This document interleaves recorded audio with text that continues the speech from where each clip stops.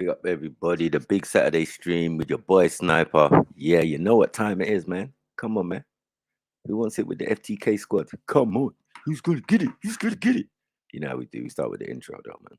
Normal. Big up. JD, Luke A. Already lighted up the place in the building. Hit the like button on your way in. You know what I mean? So we can give you a holla.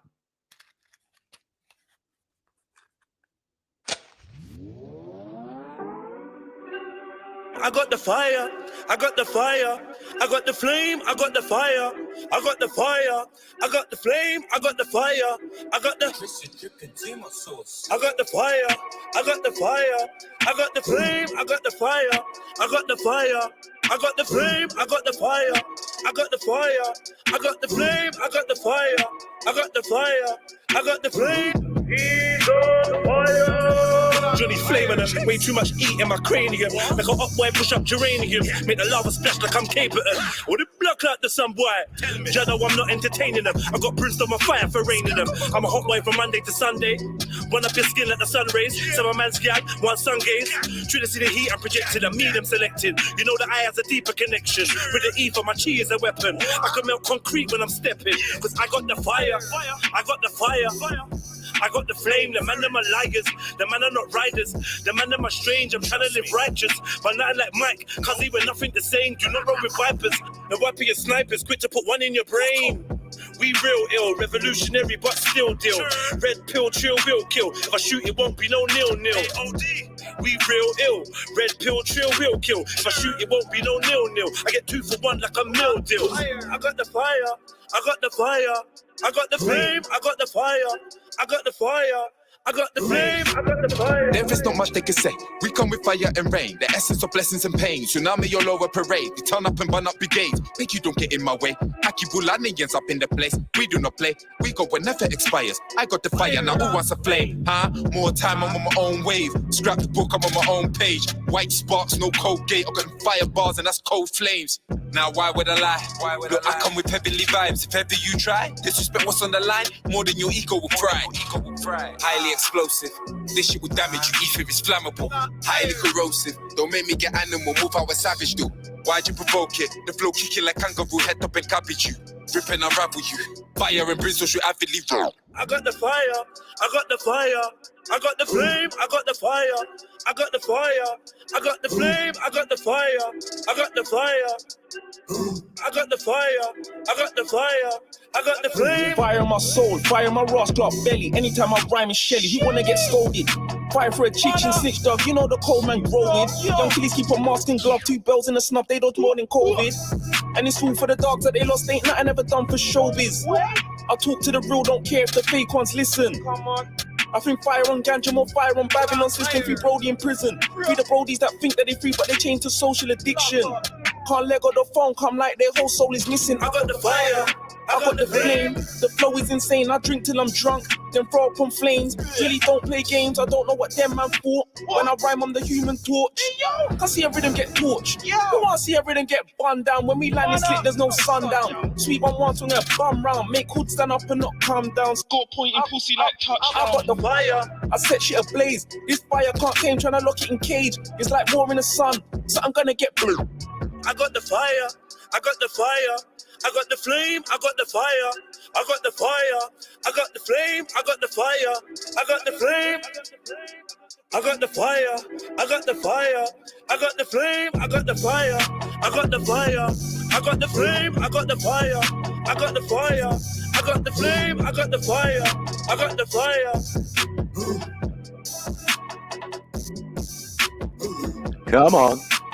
Big Saturday stream, big up everybody in the building. Drill East Side in the building. Come on.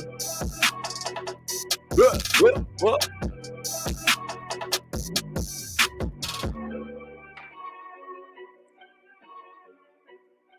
Come on, you know what time it is, man.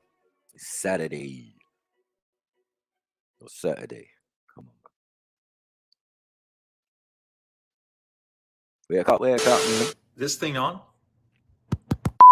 Hey, I want to show you something real quick, but you're only going to see this once, so don't skip. Look, it is Monday morning right. Shut up. Let's go. You done know. Yeah, Todd's on Red Pill Trill. Venom and Carnage. SMFY, Dirty Woke. You know what fucking time it is? Alliance of Defiance. 2000 or something. Let's do this. Doggies, Venom and Carnage. I'ma show them the fire a man's armed with. I must have done about 20,000 24s. Eyes bleeding, dog. I'd have caught a body for some sleep. This lifestyle's fun, but it's dumb. Bagging all night till I lost feeling in my thumbs. Of course, this money's filthy. Hard to keep a clean heart when more time you're working with scum. This is Carnage and Venom. Something through the side of your car and your denim. From my charge, I'll get them. One blast, a carve off half of your melon. Scream peace, peace, peace, but doggy, I'll shell them. We ain't about the game. Made a song about whips and chains, but ain't about the slave. I love your baby mum for knowledge, but it ain't about a brains. And screaming fire upon Babylon, but ain't about the flames. Anytime I rhyme, it's vomit.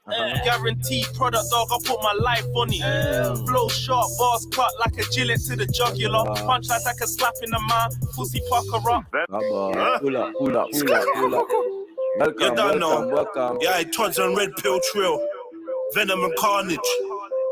SMFY, Dirty Woke. You know what fucking time it is? Alliance of Defiance. 2000 or something. Let's do this. Let's go. Doggies, Venom and Carnage. I'ma show them the fire a man's armed with. I must have done about 20,000 24s. Eyes bleeding, dog. I'd have caught a body for some sleep. This lifestyle's fun, but it's dumb. Bagging all night till I lost feeling in my thumbs. Of course, this money's filthy. Hard to keep a clean heart when more time you're working with scum. This is Carnage and Venom. Something through the side of your car and your denim. From my charge, I'll get them. One blast, a carve off half of your melon. Scream peace, peace, peace, but doggy, I'll shell them. We ain't about the game. Made a song about whips and chains, but ain't about the slave. I love your baby mum for knowledge, but it ain't about a brains. And screaming fire upon Babylon, but ain't about the flames. Venom. Anytime I rhyme, it's vomit. Guaranteed product, dog, I put my life on it. Flow sharp, bars cut like a Gillette to the jugular. Punch like I can slap in the man, pussy pucker up. Don't pass the mic, cause that's a body. Real speech, I'll leave a mess that you can't cover up. Venom. I know that everybody thinks they cruddy till Keely's run up in your yard while you think it's safe to cuddle up. Make your girl's legs spread faster than Corona. I see a man's aura, disregard his persona. Violate the fam, I put your marge in a coma. Loud the same colour as the arm of an ogre. Every bar's a sting, it's like a bite from a cobra. Venom and Carnage, I'll pull a shellings from my brother. Cause it's a massacre. Every time this spread of bars, I'm like the dude with a chainsaw and leather mask. They wanna know where I'm from, but they never ask. I'm from where it's forever green, but never grass. Man will cut you up and hide your body parts.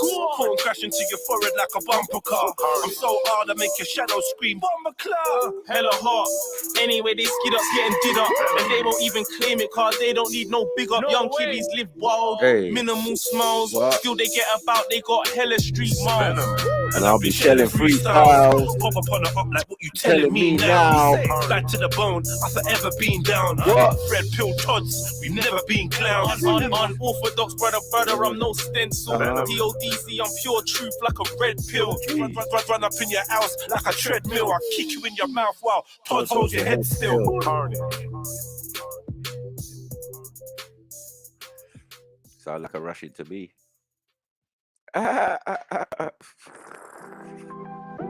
Yeah. Everyday sticky. Yo. Todd. VDGSO. Everyday sticky. You know how it go, dog. And you know how they stay. Anybody can go, dog. Anybody can go. Drive the 4-liter 4-wheel drive like a go-kart. I know it's broke, oh no lavish. So point to where the cash is and watch me go and grab it. I'm just trying to keep my feet on the right path. I was trying to keep my hands off that yayo and bike hard. Life's hard, but we knew that.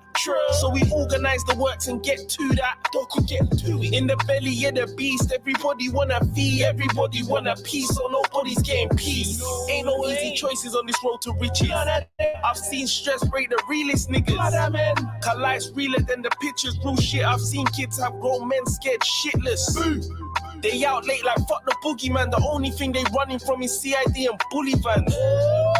So dog, you can't debate with them, cause if you don't relate to them, they ain't hearing what you say to them. Every day sticky, you know how it go, dog, and you know how they stay. Anybody can go, dog, drive the 40 or 4-wheel drive like a go-kart. They peter at the pan, them boy don't grow up, they just show up. They are with a ram busy trying to take a man's soul. Fuck like they want pussy and dog. So they robbing or they tow up anything to dodge these struggles trying to hold us. Anything to dodge these struggles trying to hold us, hold us, hold us.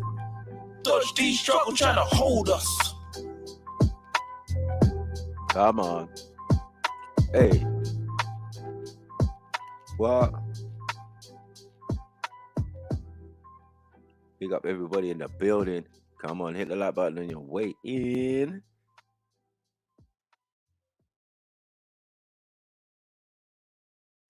You're an amazing person, Ellie. I couldn't ask for a more incredible daughter. Are you actually trying to parent me right now? Jeez. Baby, your body banging like Like a shotgun cartridge. Baby, your body banging like a fresh garments, matching your varnish. Baby, your body banging like a shotgun. Baby, your body banging like a shotgun. Fresh garments, matching your varnish. Baby, your body banging like a shotgun cartridge. Walking a party, looking all stylish. Hey. Trying to introduce you to carnage. Come on, big up Anthropomorphic in the building. Your ex-man was too soft, he was garbage. I make your old knee rub off on the carpet. She a ball for the chocolate. The whole time me I'm started. Hey. Look what you started. Bend up your face like somebody farted. Right in the bed I said I'm wicked and I'm heartless. I just wanna boom boom shoot up the target. Mercy and nugget. And you not even asked yet. The sun I run, I'm in, I finished my task yet. Been I done a rum in, I make glass yet. I'ma put that pussy in a casket. Oh shit. You can catch me in the morning. I ain't ever with the silence, so call me darling. You can catch me in the morning. Come over my place and show me something. I cannot stay, baby. Don't get upset and go crazy. I ain't got no time for no play. Get mine and do what's right, baby. Baby coolin' said she want that morning wood. What? Want me set her morning good. What? Told her get ready to sit down on this hood. She said, yes sir, understood. She don't Yeah. want a title, she want twerk it. Bring it while I pipe it just to show me how she squirt it. Hey. Dogger, What? body strong, she don't ramp. What? Said her body's banging like a shell from a tank. She don't play no games, she know she worth it. She love balling out my name while I'm bending up her cervix. Wow. Everything I give her, she deserve it. She go wilder than a circus. She want it on the bed, floor, sofa, and the kitchen surface. She want it full service. They're not sure if it's loving or murders. All of this before the work shift. You can catch me in the morning. I ain't ever with the silence, so call me darling. You can catch me in the morning. Come over my place and show me something. I cannot stay, baby. Hey. Don't get upset and go crazy. I ain't got no time for no play. Get mine and do what's right, baby. You can catch me in the morning. I ain't never with the silence, so call me darling. You can catch me in the morning. Come over my place and show me something. I cannot stay, baby. Don't get upset and go crazy. I ain't got no time for no play. Get mine and do what's right, baby.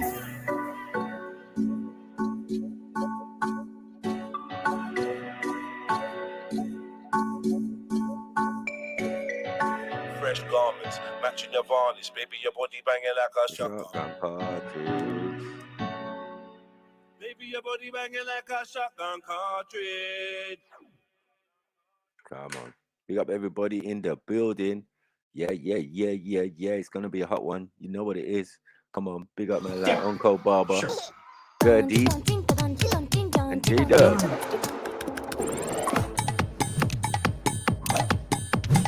What? This is your captain. This is your captain. This is You your know. captain. This is Come your on. captain, This is your captain. This is your captain. Now every time chat shit online. Come on, let's do this. Let's do this. Venom. Put on my black fist, serve up white bits.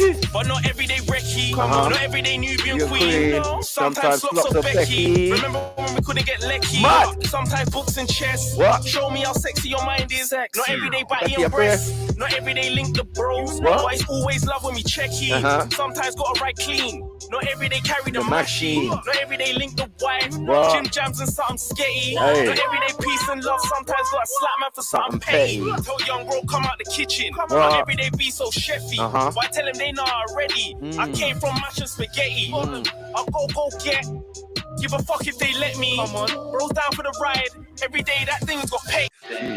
Let's go. Better know. Big up everybody in the blood clot, pussy clot, ras clot building.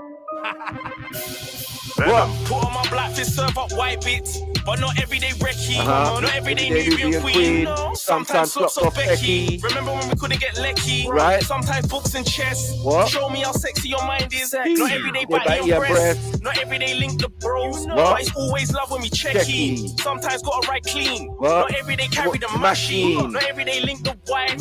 Gym jams and something sketty. Not everyday peace and love. Sometimes gotta slap man for something petty. Tell young bro come out the kitchen. Not everyday be so chefy. Why tell him they not already? I came from mashing spaghetti. I'll go get. Give a fuck if they let me. Come on, bros down for the ride.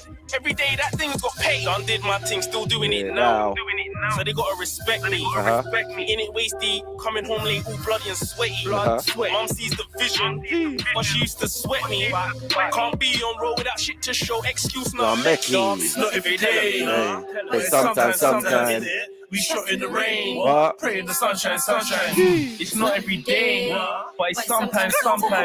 These youth to the future pray that they live through the knife and the gun crack. Not every day dirty, sometimes woke. Not every day calm, sometimes old. Not every day loud, sometimes smoke. Sometimes nudge, sometimes poke. Sometimes fudge, sometimes cold. Sometimes I kiss as though I stroke. Sometimes I grab that bitch by her throat. Not every day club, sometimes home. Doing a flatmate with my crow. Doing a roommate with my nine. It's not every day that I work with a youth. Sometimes I'm just trying to get mine. It's not every day if you watch my business. In the rain, pray in the sunshine. It's not every day, but it's sometimes. These youth to the future pray that they live through the night and the gun crack. Not every day dirty, sometimes woke. Not every day calm, sometimes vote. Not every day loud, sometimes smoke. Sometimes nudge, sometimes poke. Sometimes fudge, sometimes cold. Sometimes I kiss as though I stroke. Sometimes I grab that bitch by her throat. Every day club, sometimes home. Doing a flatmate with my crow. Doing a roommate with my nine. It's not every day that I work with a youth. Sometimes I'm just trying to get mine. That's right. Every day if you watch my business, sometimes you should just live your life. That's right. The big 4-5 pimps your ride. Still big red pill never went soft. Man told you that I did day live. No stop working, no days off. I will split for my wings and fried. Man tried done my dance and they died. Tryna clock my pattern, hammers random as they come. Making habits in the slums where they're scavenging for crumbs, pushing packages for fun. I found magic in my tongue. Bars sound classic over drums. Man's erratic, you don't want static. Sometimes I would just pull up in traffic, acting a fool with a matic. But every day kill your own. Sometimes let the real ops have it. It's not every day, but it's sometimes. We shot in the rain, pray in the sunshine. It's not every day, but it's sometimes. These youth to the future pray that they live through the knife and the gun crack. Jeez. You know that track's fire, man. Sometimes. Not every day. In the sunshine. Hey. There was this one time. We got everybody in the building. Bob McCloud, Ralph Clark. Jeez, big up Goddess in the building. Nico, big up yourself. Come on. Silverside, done now, family. Always, every day. Every day.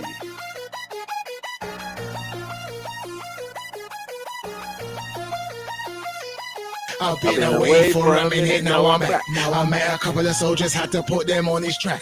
Fresh new artist, brand new swag. There ain't no competition if there is where they at. Someone give me credit, I had manners when I ate it. Our bangers are the realest, so your gang of fucking relics. I'm a savage, someone panic, clown just vanished, he just jetted. He can keep the records, we can leap and keep the checkers. Capiche, we be the killers on the street like sneaker stepping. We lead the league, you repping. There's need for me, we legend. We breathe for beef, we squeeze the eat the G's before I step. You phony, don't forget it. The chromies on the dress, I think I'm Tony, not Montana, man Soprano, take your cargo.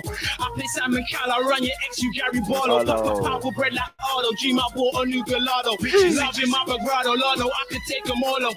J-Lo, Beyonce, no A-Lo, just come spray. Block, I put a ring on it, married to the gunplay. Twist the mind of my pitch tonight. Pure for granny, getting left behind, we moving. You statues, we trooping, you lads full. Where I'm from, we don't mix business with benevolence. Right. We mash works, we lay low and clean the evidence. They don't even mention them niggas, they ain't relevant. I'm light years ahead and I ain't even in my element. Me and my brothers weigh up food and do the measurements. And we ain't stopping till we're balling like the president. Trying to be flyer than a pelican. Looking for betterment in a better residence. Right now I'm in Spring Hill. Spit sick like I've been ill. Allah forgive me, I sin still, but I praise a lot on my wings still. Kept calling my arse cheeks. Officers walking past me. Touchdown last week, what I got up to, dog, don't ask me. Drama rule in my city, but I guess that's just where I came from. These avenues are so gritty, but I guess we all sing the same song. Can't believe that the Wayne's gone, so can't believe what Big Shane's gone. So act up on these sheets and they'll leave half of your face I've gone. been away for a minute, now I'm back. Now I met a couple of soldiers, had to put them on this track. On this fresh new artist, brand new swag. There ain't no competition, if there is, where they at? Where they at? I've been away for a minute, now I'm back. Now I met a couple of soldiers, had to put them on this track. On this fresh new artist, brand new swag. There ain't no competition, if there is, where they at? Where they at? When I'm spitting on them tracks, all my raps got an elegant feel. Most these niggas straight fish, and they're trapped in a pelican's drill. I'm constantly on the move, covered like to get a man killed. I'm a star, like the logo up on Captain America's shield. Ill enough to break into a pharmacy. Pardon me, nobody's harming me. Can't you see it's in my artery? Start with me, I finish it. Witness this, a lyricist whose skill is just building this spliff. Insidious, them idiots can't deal with this like Guinnesses. I'm dark, you get sparked for talking that hard shit. I'm laughing hard at your car, cause you bastards passing the casket. Arson is blasting the grass in arms to its partners. I've mastered the art of sending teeth to sharp and shark through my target. Ain't come to lose. If I run into you, you done to doom. Leave tons of bruises, cause I don't scratch like the ones and twos. It's fun to prove what I flop, I'd rather my lungs removed. When thunder flew, bet you jump like fire was under you. Donga man, call me Trevor man, it's all the same. Who? It's all the same. Dong. They call me Donga man, call me Trevor man, it's all the same. Who? It's all the same. Dong. Feels great to be home, fam, there's nothing like freedom. Got no time for hellos, there be things that I'm needing. I grind all year round and I hustle all season. I got no time for a party, I'm taking baths on the weekends. Went away for some years, come like nobody cared. Hit the game real aggressive and now they wishing they shared. When they plead for forgiveness, I ignore all their tears. And when they put in their hand out, I just think of them years. I see in red, I feel to pop like a flare. Bullet wedge in his head, you smell the burners is here. Now they got the audacity to ask how I'm doing. And they never did jack for me when my life was in ruin. I've been away for a minute, now I'm back. Now I met a couple of soldiers, had to put them on this track. On this fresh new artist, brand new swag. There ain't no competition, if there is, where they at? Where they at? I've been away for a minute, now I'm back. Now I met a couple of soldiers, had to put them on this track. On this fresh new artist, brand new swag. There ain't no competition, if there is, where they at? Where they at? For time of vacation, we get tight to gauge and lace it. I'm on this track. Tight league ways, I like my fan base so hype in the rave. It's red to the cover up the eyes with the shades. I'm five in the blaze line, so we're transferring the game again. Trying to come by for the fame. I'm trying to come by for that cake. You get me gifts, not your well. Gonna mixtape set free, cause I'm the one. Gently, I'm something like a march on the way that I set leads. That's me, so the haters say my ice on the best seat. Do I lay piece down? Technique, kill the force and the spray. Jackson, one of the best, my bits, one of the best in the mids. But I ain't been around for some time, but I'm back. I'm that black cloud up in grind. Yeah, I've been grounded at times, but I'm back proudly a flight. Before I went. Man, I can't in the building. We ain't gonna avoid them, like I put down on the mind. Oh, we get that side, cause it's mine. Soon you'll see why I cried it revive. You won't wanna get right beside, cause I'll man shake the time with the hype. Shout with lights. Leave my face looking similar to what it would look like if I was gone, but in the nigga down with the nine back to the point. Why am I announcing the eye? Hey, having it like, why did it try? Hey, I'm a silly boy, tip this shit. I'm straight up hanging my ass in the dry. Yeah. We're mining the cube, bro. It's not private. We're my track in the cube. Like my watch, what? Bitch full of veneers, so she like to smile a lot. Man, I passed down the building. Yeah, she come likes on, my brother. Fuck, so she busts one, then busts two. Stop niggas, I see you. Russian, German, coming twos. Don't forget the China too. Are you saying you best boat? Undertaker, tombstone. But Levy says, don't approach the aftermath. Death row. Got your mama now shedding tears because you was gassing with your peers. Now looking like a silly sod. Smoked fried potato cod. Now take me with a pinch of salt. Pepper red, Tabasco sauce. Politics don't discriminate, especially when in that gunplay. But every show know there is a rat. For every pussy there is a bat. For every snake that you can catch, cremate them, plus the ash. Cause every G should was stashed. Every hater get thrown in trash. Every thread go down masked. Give us back what he once had. I've been away and they've been asking where the killer's at. Surprise, surprise, now I'm back like Cilla Black. You know what does this, I ain't Stanley Buckkiss. We got the country, boy. Witness, I get your touch quick in the flash. Black tea, orange, brown. My kicks clean, my shit don't stink, bitch, I'm a piss clean. They call me GK, I'm in jail on weekdays. I love you wife, you play my mixtape on replay. She got it off eBay on prepaid. The gals in boxes, GK, GK, GK, GK. When I see a gal, I'm like BJ, BJ. If you don't know, let me show you what it really is. I'm about making money and gal that wanna eat my jizz. What? I've been locked down in the system, don't Come wanna on, see me big up live. John So roll with BBBBB. Peter and put it in the wrist. Watch out, watch out. This track is a travesty. What? I'm banging out these beats while I'm working for Her Majesty. Little sniper, come on. I churn them out casually. Oh, broski. Atlas is the name, but Atlas Sounds is the bakery. What? I've got the vital recipe. I rounded up the troops to swoop like a pack of Gannisby. There really ain't no stopping them now. So what it's gonna be is a bag of hungry goon bags manning up the industry. You MCs don't want it now. I can smell your fear. I can tell you ain't on it. Where you going now, bro? Why the hell you running? You a gangster on the mixtape. I guess you man were fronting. It's a big man thing now. So tell me what the deal is. Many men Fucking banger, bro. That's great. I am sending out a message cause the game it needs a cleaning. And now been relegated. So I'm bringing a new team. I've been away for a minute. Now I'm back. Now I met a couple of soldiers. Had to put them on this track. On this track, you are. So this is my brother's track, you know, Cage. Bro, yo, send me that in the private chat. I need to add that to the fucking queue, bro. That shit's crazy. Yeah, it's all right, Chin. Still, it's all right, Chin. Yeah, it's my brother.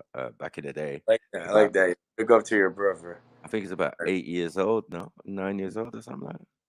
God damn. Yeah. Music was better back like around those times. Right, it sounded like it could have been just made the other day, though. Yeah, the track I said, it's mad, isn't it? track I said you in the private like 8-9 years ago too. That's kind of funny how you said that.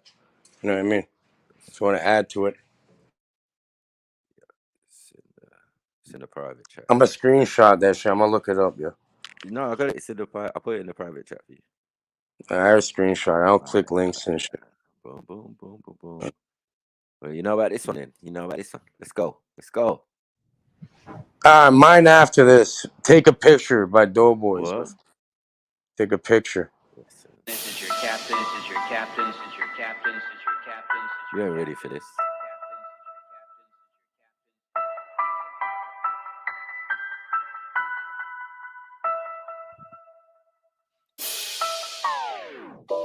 One of my favorite tracks still. Taking in the ear closely. We got man like Red Pill Chill. Giving niggas guidance, alliance to defiance. I'm on freedom or violence. Speaking my truth, no one's keeping me silent. Sling shots like I'm David when he was beating Goliath. Catapulted into my life, I collided with giants. With a mind deeper than a trident. Held in a palm of Poseidon. I'm like a tsunami to pirates get drowned in my way, but I fly like a pilot. Haters can't cope, my aura's revive. But girls wanna show me their private. More time, I wanna live alone on an island. I know when I close both my eyelids. Look close, you might see a ghost in my iris. Please don't approach when I'm like this. I had a kiss, I mix DMT with some cannabis. Not sure if I'm woke cause I write this. Would I ride for my G's? Is my phone on silent? Do I despise the police? Is Kobe's last name Brian? I know some activists, I know some lifers, man, I know some savage shit, man. Come on, man. Come on, man. You know, big bad heads. Done now. Come on. Right. My broski. This is your captain. Yeah, before the man got waffled in a little helicopter, he was writing books for little children about spells and witchcraft. He got killed in a helicopter. But yeah, go search out children's books about witchcraft and spells and shit. Go look at Kobe Bryant made children's books and shit, bro. Go look it up. Yes, sir. Some weird shit going on. Giving niggas guidance, alliance to defiance. I'm on freedom or violence. Speaking my truth, no one's keeping me silent. Sling shots like I'm David when he was beating Goliath. Catapulted into a life I collided with giants. With a mind deeper than a trident. Held in a palm of Poseidon. I'm like a tsunami to pirates get drowned in my way, but I fly like a pilot. Haters can't cope, my aura's too vibrant. Girls wanna show me their private. More time, I wanna live alone on the island. I zone when I close off my eyelids. Look close, you might see a ghost in my iris. Please don't approach when I'm like this. At an kiss, I mix DMT with some cannabis. Not sure if I'm woke cause I write this. Would I ride for my G's? Yeah. Is my phone on silent? Do I despise the police? Is Kobe's last name Brian? I know some activists, I know some lifers. I know some savage shit, man living righteous. I know some duns only rough in the cyber. I know some thugs that I actually ride. I don't know my destiny. But my past says I'm a survivor. My probation officer says I should be in an asylum. Cause I said the queen that's witchcraft. There's no curve when I watch the horizon. If life is a game, at the end you face the last boss like bison. Clipping a grabber, kick like a ladder. Riding for a block full of pythons. Dodging a slammer is hot in the manner. We are not stopping for sirens. My son's friend got stabbed in the heart. I could not stop him for crying. Hope he knows he's a king with bulletproof wings. No weapon to stop him from flagging. The air is so toxic, it's frightening. AI and robots are rising. They're studying, man, and investigating. Alistair Cardi, we're shotting for diamonds. What? Shopping for items. What? Besotted with icons. It's true talk whenever my mic's on. Blood bath in the streets, keep a tool in my waist and my heart on my sleeve. Why is that the magi? Following the star of the east. When the rich get fat, man, is starving to eat. I think cryptocurrency's the mark of the beast. I can smell blood like a shark in the sea. Michelle was a man in a apartment to breathe. Let it spark in the park after dark. Look what the shotgun done to the bark of the tree. Sometimes I wanna ask if my seeds inherited negative karma from me. It's getting harder to sleep.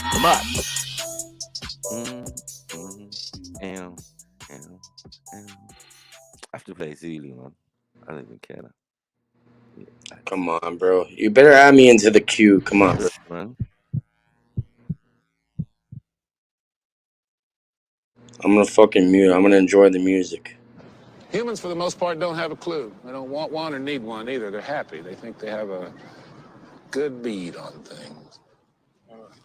But why the big secret? People are smart. They can handle it. The person is smart. People are dumb, panicky, dangerous animals, and you know it. 1,500 years ago, everybody knew the Earth was the center of the universe. 500 years ago, everybody knew the Earth was flat. 15 minutes ago, you knew that people were alone on this planet. Imagine what you know tomorrow. Red pill trip. My bronze heel crushing the head of the serpent could never be a servant. This I know for certain. This is not a sermon. I am not preaching. This is just conversion. I am just speaking. Tearing down the curtain. I am not peeking. Looking past the veil now.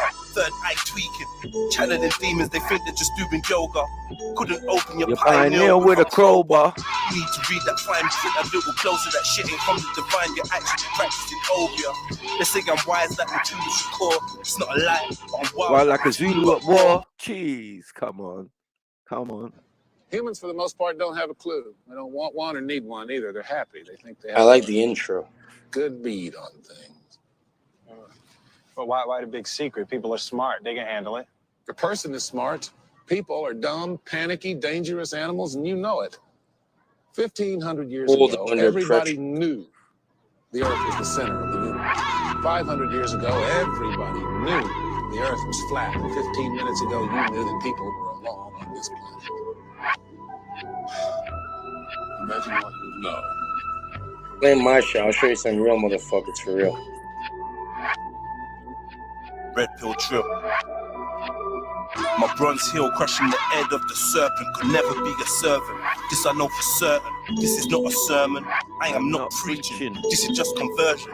I am just speaking. Tearing down the curtain. I am not peeking. Looking past the veil now. Third eye tweaking. Channeling demons. They think they're just doing yoga. Couldn't open your pioneer with a crowbar. You need to read that fine print a little closer. That shit ain't from the divine. You're actually practicing obia. They say I'm wise like a Jewish core. It's not a lie, but I'm wild like a Zulu at war. Hide my own mind. I got no root for their lord. I got some juice in the drawer. I make that music that's raw. I'm down to boot in your door. I know some shooters and some youths is distributing the raw. A couple 9 to 5 dudes, a man that's fluid and fraud. But I ain't sure, but none of them was really doing the war. So I say my highs and bias, and that's usually all. It's usually all. The answer where I'm from. And I don't really know, cause I've been everywhere. I never felt at home.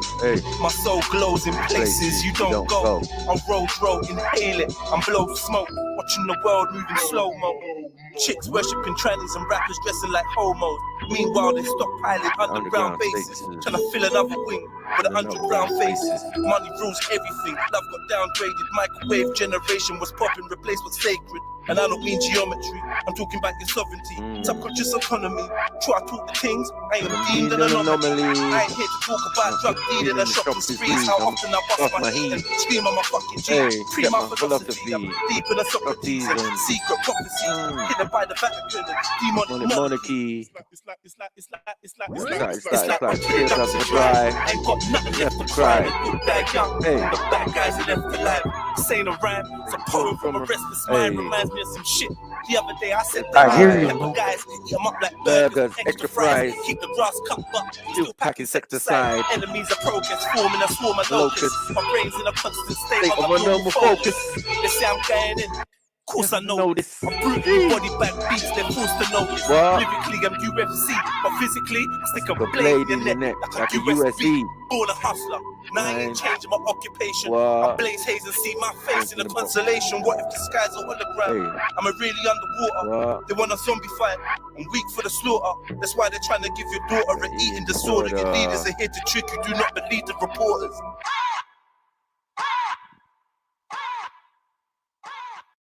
God damn. All right. God damn. How many tracks until Jesus is How many tracks until Jesus is cage, man. Relax, man. I'm not gonna relax.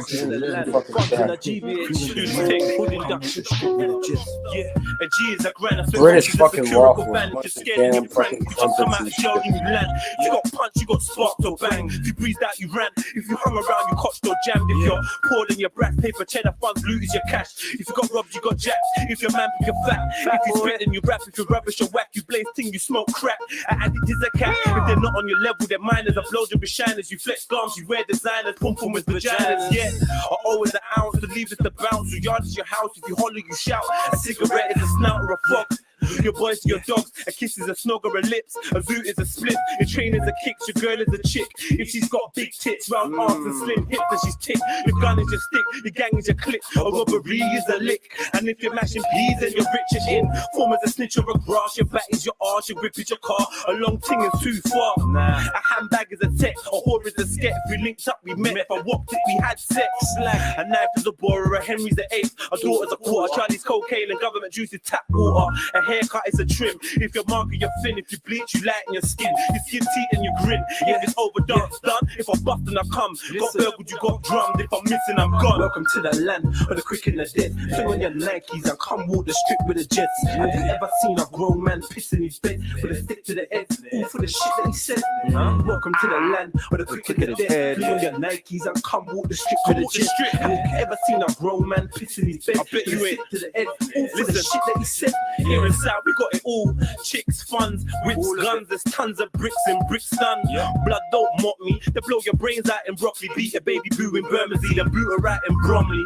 Get your wig twisted backward. For busting joke like Richard Blackwood. It's sick King Catford. And crazy coons clap their hammers well in Camberwell. Got CCTV to make the cameras fail. You disperse metal. Why is you talking about CCTV? With your minister. Dirty devils and dollars don't delay with their dealing. Just deserve the medals for courage. They aim and get sinister. Them dogs down in Deptford ain't really in a star, but that's irrelevant. Let the eagle echo an elephant. Escape through estates and leave no evidence. Get all down in Gypsy Hill. Them guys are really gar. There's a greasy gang of go-getters. Man really want to say hooligans in Herne Hill. I try to earn mills, flip bricks and turn pills. Same colour as Smurf grills.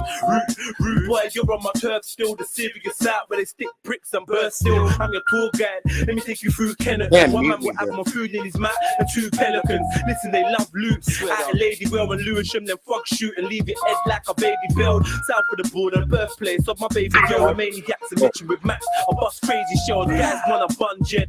I'm with my cousin Nunhead, funny skunks in my eyes, come plum red. My niggas in Aubrey and Negroes in Norwood, down to bust like orgies at heroes in Yorwood. Guns out for Rolex gold, not stopping me. I got dogs on Oak Kent Road. It's not Monopoly, the game's fuckeries. To play a please, tack a pump or a powerful pistol in Peckham. It's not Putney. They pop shells and stuck well. Villains with the weapons, there's some soldiers up in Sydenham, gorillas up in Streatham. Your gums better stop beating or your pulse real. Them troops in Tulsa will have you looking like roadkill. Welcome to Fortin Heath, aka Fortin Greaves. We've got a kids walk with heat. You don't want that sort of beat. It's kinda sick like a blade in your daughter's cheek. So put your Nikes on the pavement and walk with me. Welcome to the land of the quick and the dead. Put on your Nikes and come walk the strip with the jets. Have you ever seen a grown man pissing his face with a stick to the head?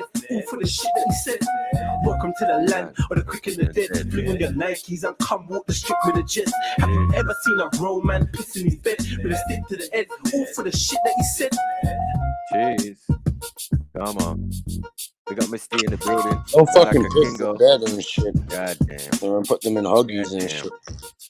Play the fucking track. For God's sake. Are you fucking mad? Yes. You know I am. You're Hurry up, crazy, play it. Relax, Hurry man. up. I'm not trying to get copyright strike on your shit. You're not gonna get copyright strike. It's my friends that created the song. Yeah, whatever. Play it. Welcome to the Woods, Volume 8. This is my friend. My youngest. Yeah, big man. You know about the Woods, bro? You know about the Woods, bro? Listen. What? Niggas need to recognize what the life's life's worth. Walking at the cracks out, looking at the earth. Niggas that I rode with, niggas from above. Niggas in the hearse right side with the fucks. Fucks bust them slugs for love from above. Three dogs fly by, everybody cry. Rain from the sky, blood puddles in my veins. I smoke the grains, my pain in the drains. I can't obtain my man's that I lost. One cuz two bloods gone like dust. Shit gets worse, no kids left for birth. No hidden diamonds lying underneath the earth.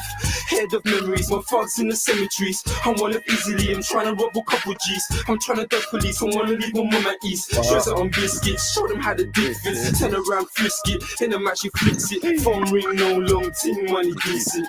7:30, nothing long. Like my brethren, I've got a lot of memories. Brother locked down, brother in the cemetery. My brother gone mad. Tell him again. Who wants to tell me I'm not up for the fight?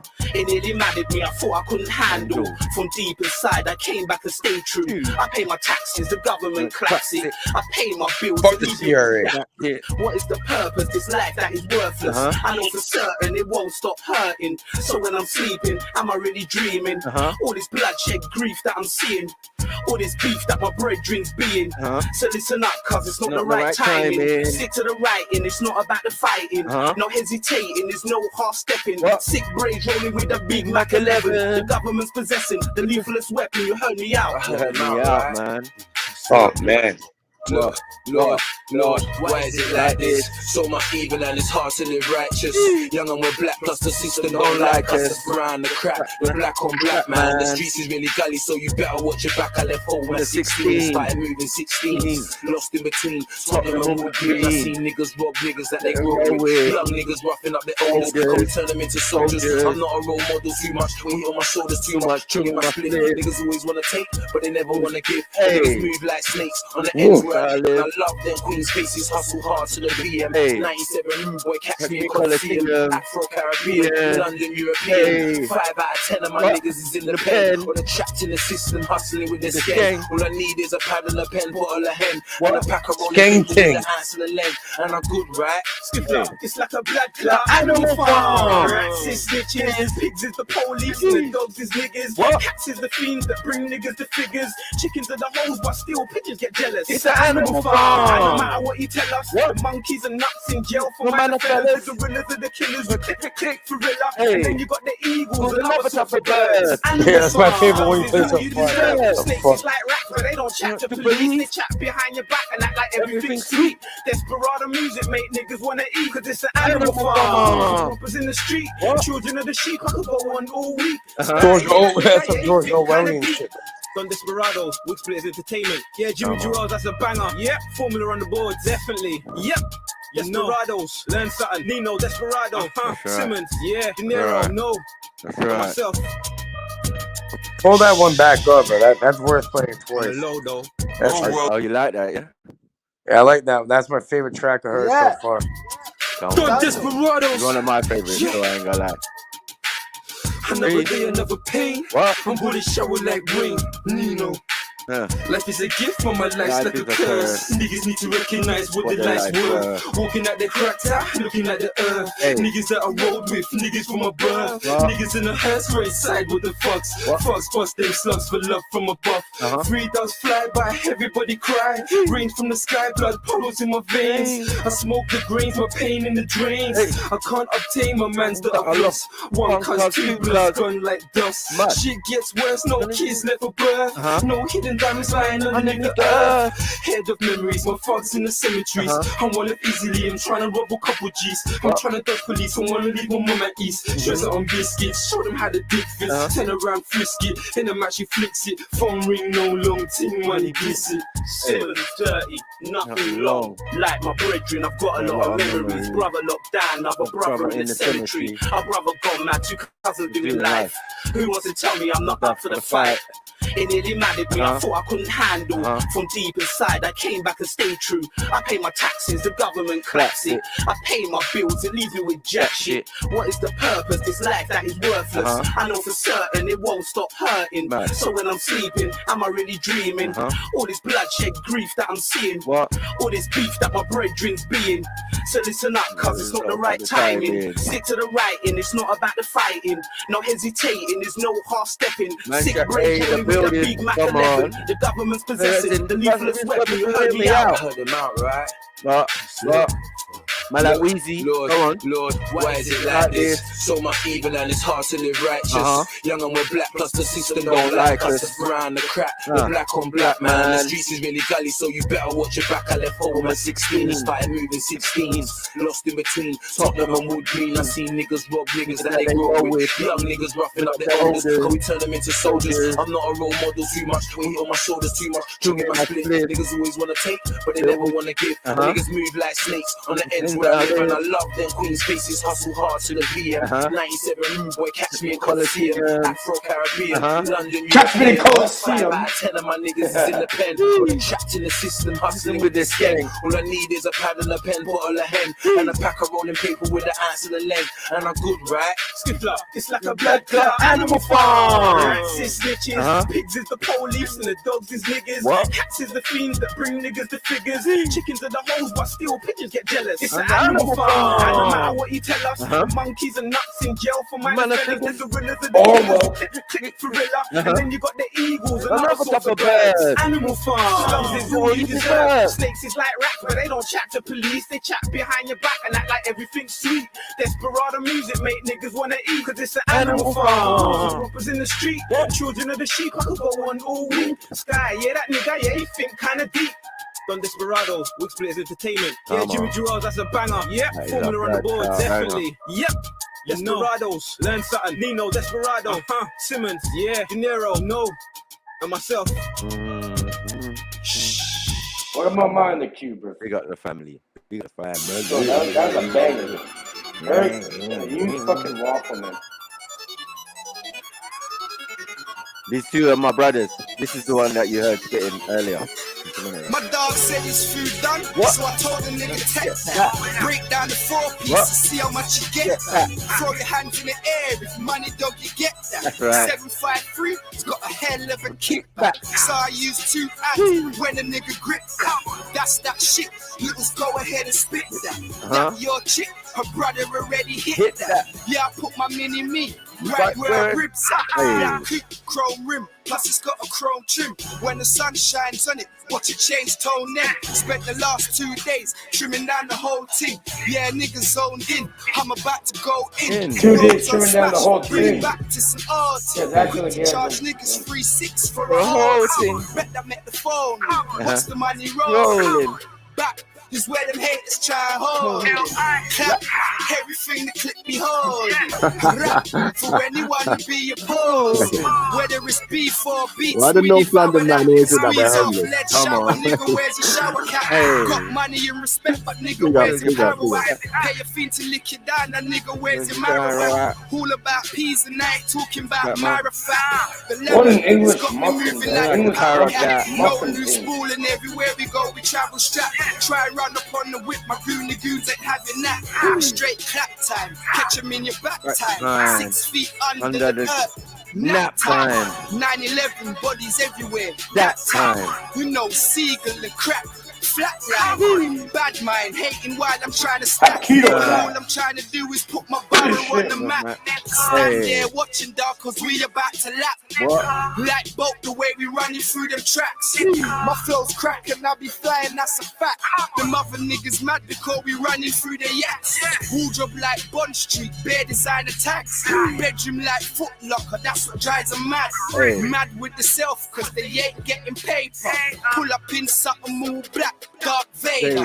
Yo, the Kush and the Henny's got me waved up. I'm from the hood where you can get blazed up. We got Glocks now with infrared lasers. Love for the fam, but we ride out as strangers. Fucking with the unknown these days is dangerous. I don't wanna flip and do something outrageous. I'd rather make it flip and just count my papers. Grind till my creps lean, shine to the haters. I'm gonna keep it real. I'm fed up with the fakeness. I'm rolling with my team and our destination's greatness. I've got a little youth, so I can't be on this baitness. But I'm young, black and ignorant with no inch of patience. But I don't wanna see the station or the bin. That's why I do my thing and then I'm gone with the wind. That's why they're always asking where he's gone, where he's been. But I just wanna get in these tracks and go in. I came for the knockout, I came here to win. If I can't do the fizzy, then I let the barrel spin. Cute long nose ting, you can ever sing. And I ain't saying I'm a killer, but I do my thing. Don't fuck with a nigga, fam. I ain't saying I'm a killer, but I make it blam. Pissed at the world and I don't give a damn. Never hang your head, stand up tall and be a man. Opportunity, commit a crime without a plan. You never know, I might get lucky, lick a couple brands. If you're from where I'm from, you say fuck the police. Eyes out for the demon with the mark of the beast. Come on. Yeah, that tune got progressively better. That was nice. Yeah, man. These are my brothers, man. Real life stuff. You know, some of them North London guys just look like they've had such a hard life, bro. Like that. No, man. These men are hard workers. These men are like, one's a paramedic, and the other one works youth offending team. You know what I mean? So like, this is what I want this is what my younger brother is like to do. Like, that's what I like to fucking hear. Yeah, but this is years ago. This is like a decade ago, 10 years. You know, it's like 10 years. Now, that's one thing about you see where they came from. You see how much they've improved. You know what I mean? They're trying to give back to the community. I'm saying the guy who even filmed it is one of my youngers as well. So all the way around, we keep it in house, right? So this is what we do in North London. We help each other basically to get better. Oh, okay, yeah. You know what I mean? So it's like joint enterprise on any type of level. So even though man can rap about thing, that what they're actually doing in real life doesn't reflect the thing, but they've all obviously lived through those experiences. Like when we grow up, we've been through certain things and and how we made a little money on the side and and all of that. That's life, isn't it? But you can't be afraid to get your hands dirty. No, but a man's actual 9 to 5. Some of them are civil servants and like work for the government and shit. You know what I mean? Because that's what we want. We want them to make money, do things. They've got families, you know, multiple children and all of that. My little nieces and nephews. Let me be now. honest with you. You know what I mean? Maku, you know people that of like people who like that. They're probably the best people to employ when they're on point. You know what I'm saying? Because when you've been through all that shit, you're not going to take any type of shit from people talking. You're just gonna, you know how to deal with it. Go on. If you was in North London, any injury and probably, we'll go to the switchboard where one of my brothers is sitting there dealing with how the ambulances go out. You know what I mean? He was a paramedic for first and then but he's also worked for the council. I don't really want to talk his business, but I'm just saying, like, my youngers and my people around me were all progressive. So we'll all come together and sit down in the Well, life and and reality. Can I say something, please? Or no, sorry for interjecting. But life and reality is very cyclical in nature. This is what martial arts has taught me. It's called the circular principle, and then you need the water principle. Pretty much, these are just stupid words, but pretty much it boils down to thought, emotion, and action. Right? So the thoughts you have, the emotions that are elicited, that's a tool. And then you create actual action. You put your fucking foot down, then you create reality. You can create anything. Right, bro. See with that. I'm just saying that was old school, man. I mean, this is old school stuff. And as I said, man have progressed in where I'm from. We're not accepting. Of course, it's a circular thing. It's like a relay race. I'm gonna I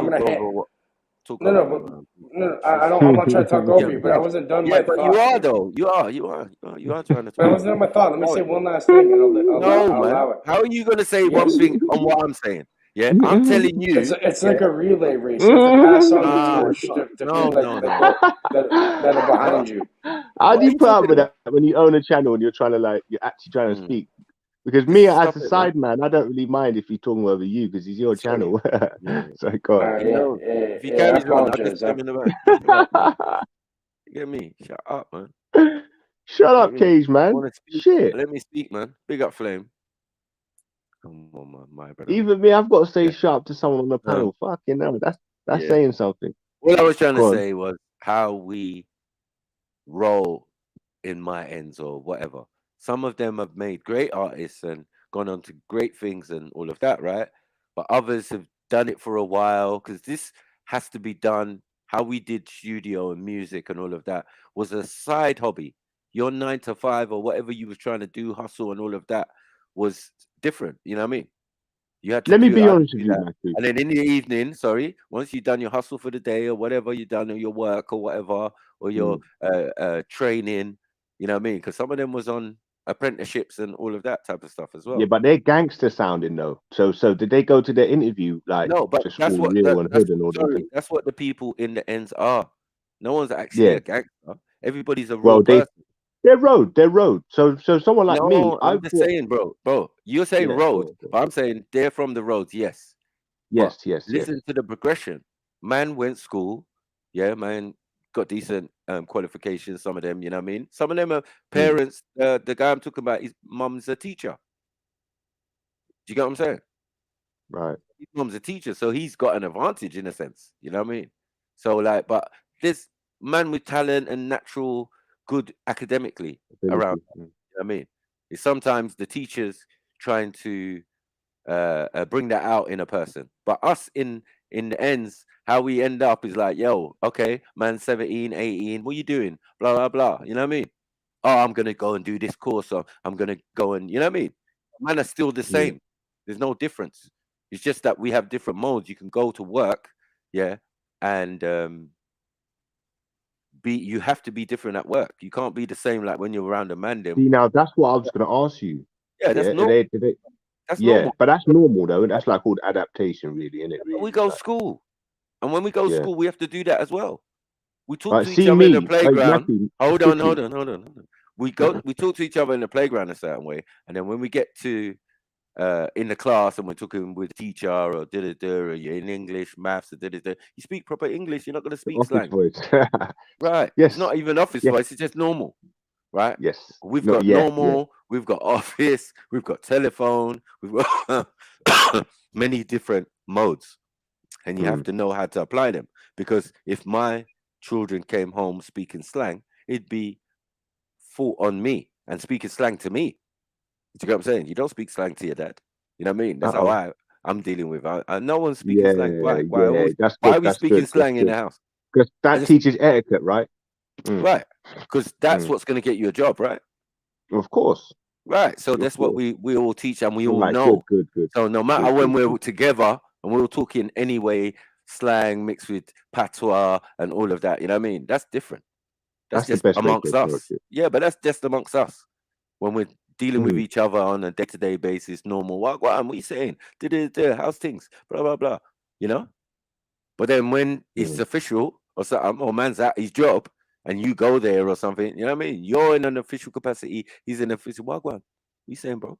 Yeah, can I point me to the office of? Yeah, you're gonna have to go Speaking to left Mr. Williams, how and can go I and help you today, sit sir? down and blah blah. You know what I mean? Yeah, everyone's different. You got to have different modes, otherwise you're not gonna progress at all. 100. You And that's understand? one thing I was going to ask you. You are gonna be a road monster. I don't know what that is, but still, Did there's they not get to many their people out there positions like all that. thugged out? Sorry, did they get to their positions all thugged out and that, like going into the I can only imagine certain roadman going to the interview like in a sense, in a sense that some men are educated, right? They've got the qualifications, yeah, but they might be lazy with the etiquette. Like the other one, I don't know how he does it, but no, because he's got that mode, he can do that. He might see lazy when he's talking to the man. They're like, "Wow, go on." He's not that at work. He's not that when he was working for the job center, or you know what I mean? Like all of these different modes that the brothers are in, and we're happy for them. We might go into the building. Oh, what on? You saying you good? Yeah. What, you work here? Yeah, man. It's good money and I might move on to a next thing though, and blah blah blah. And all right, safe. That's how we work. You know what I mean? But you're yeah, man. Never later gonna get on, a job. but man, later on in the evening is making music video. Do you get? Yeah, that's what you I'm get how saying. we You're never work? gonna get a Yeah, job. that's what we do. You're No, never we gonna got the get a jobs job. already. We got the jobs in those capacities, and what you were seeing there, man, have jobs already, good jobs at that time. So it's just a music video. It's just an expression of the talent they've always had, right? They've been doing music when it was just in a record shop kind of video, and now you can see the full glossy. But the full glossy is because one of the youngers who's reached to a certain age now, yeah, is into filming and camera. So 2 birds, 1 stone, right? Yeah, it's like You're teaching getting the big Ebonics. brothers. Yeah, you're getting the big bros doing a music video, and the young man filming the music video that gets his rep up as a filmmaker because the quality of the video is good, right? You know what I mean? Right. The aesthetics of it. Because I've had my best friend that was last doing video, the yeah, that videos. wasn't bad. Yeah, but my best friend was doing videos for them prior, yeah, back in the day from this. You know what I mean? This is more recent to as I say 10, yeah, but what 15 years ago they were doing, it was slightly different. But they were still trying to do videos and all of that, but it was all shady and couldn't even go on channel U type things. Or that channel U level. That was it, man. But everyone was trying to be entrepreneurial, make their own videos, make their own CDs. Right. I designed Who was the coming CD out cover. of North London though? No one was really coming out firing out of North London. Yeah, we had loads, man. We had loads, man. We had loads. Wait, yeah, listen, you know Ben Jose. You know Ben Jose. Basically, these guys were one of them. So anyway, you know what I mean? Because I rate my little brother, little D, highly, bruv. He's a paramedic and all of that, but he was our Nas. We was like, he's that cold. You know what I mean? I got tracks where he's just spazzing out. He's crazy. He's bad. You know what I mean? And yeah, we no, I was the ones like that sat down. Last, we sat down, but we did the English thing. Like, let's not try and be American and do. We had to work out the kinks of that in the studio in my yard. Oh shit! You know what I mean, back in the day. So I'm not a music maker. I was just a muse, as in I can rap, innit? I can freestyle rap. So I give them that inspiration. Some man but what is the American flow? That. What's the American flow? Is that like 21 it was everything Savage? we was exposed to? No, there was no 21 Savage then. It was everything we were exposed to, and all we had over this side was Rebel MC, Demon Boys, London Posse, right? We had a few, but they were still in the style. Some other than them, everybody else was trying to be American. You know what I mean? And we was getting Wu-Tang then, and even some people was trying to do in a Wu-Tang style. Some of my youngers as well, and continued it, and it worked for them, but everybody couldn't do that. You still have to do it like English style on mixtapes. Because our thing is that we are the holders of the language, right? Americans is a broken form of English. So you who holds English and English literature in your, as standard in your country, you the masters of this language they call in English. How are you not better than everybody else at rapping? Because you have all the words, right? No, I mean you have all the words, right? Dictionary, thesaurus, you have all the words in English. I'm not talking about any other language. I'm talking about English. So how are we how can we not be lingual when it comes to things like rap? Well, Akala did well with that, innit? He kind of showed you how you can use even old English and it make it sound good. But yeah, no, I hear what you're saying. But they, how are they overdoing us? How are they outdoing us like this though? Like, what is the? Why have they got this extra? I think it's the. Oh, sorry, I don't care about that. I don't care about music, man. Come on, stop that. Yeah, I don't care about none of that. Well, you're talking rubbish. You know what I mean? I don't want to hear none of that. You get me? Things I don't entertain. The entertainment industry and all of that. I'm not into it. Yeah, no. My part's like that. You get me? People want to talk about Kanye and da. I don't care. Slow grade. People who have sold their souls already. I don't. It's not my issue. You know what I mean? Sometimes they drop some gems. Yeah, out of the programming. You know what I mean? Well, a little Manchurian candidate. They break the program and then they start splitting out stuff. Some that we already know and all of that. But it's nothing. What is it? What about Alicia Keys? You can't holler from the other side. My dad said, I said, what do you think about Alicia Keys? He said, nah, she works with too many fucking weirdos. She's and I think that's what the problem is with music today. They're doing all sorts of weird genres and here a are lot of three these of the stars sales funnels and why you should not be using are kind of gay as well, man. This is what's putting me off the whole black celebrity type of tier. Is that it's just. Is it me, or do you reckon they've lied about a lot of it? And I don't want to talk about it because it's not worth talking about. It's been rinsed. Life is. Conversations about entertainers have been abused beyond abused. Do I care? No. How does it affect anyone's life around here? It doesn't. Yeah, there are more important things going on in the world that we should be concerned about rather. Just quickly, Matthew, you know, celebrity, man. Yeah, no, I know. I've never been into celebrityism, bro. I'm not gonna lie. I'm saying, Matt, do you know Bent Nose Jose? No. Why would I know Bent Nose Jose? No, I'm saying he's quite common. He's known kind of in North London, innit? But not like that. He's like a bad man, but I just thought if you knew him because Bent Nose what? What's his name? Bent Nose Jose. He's kind of Mexican. No, I don't know. I know Mexicans. You don't know Mexicans and South Americans moved to the area only just recently in the last like decade, 15 years. And I don't live around them areas like that in my area that I grew up, you know what I mean? So things change. I don't care.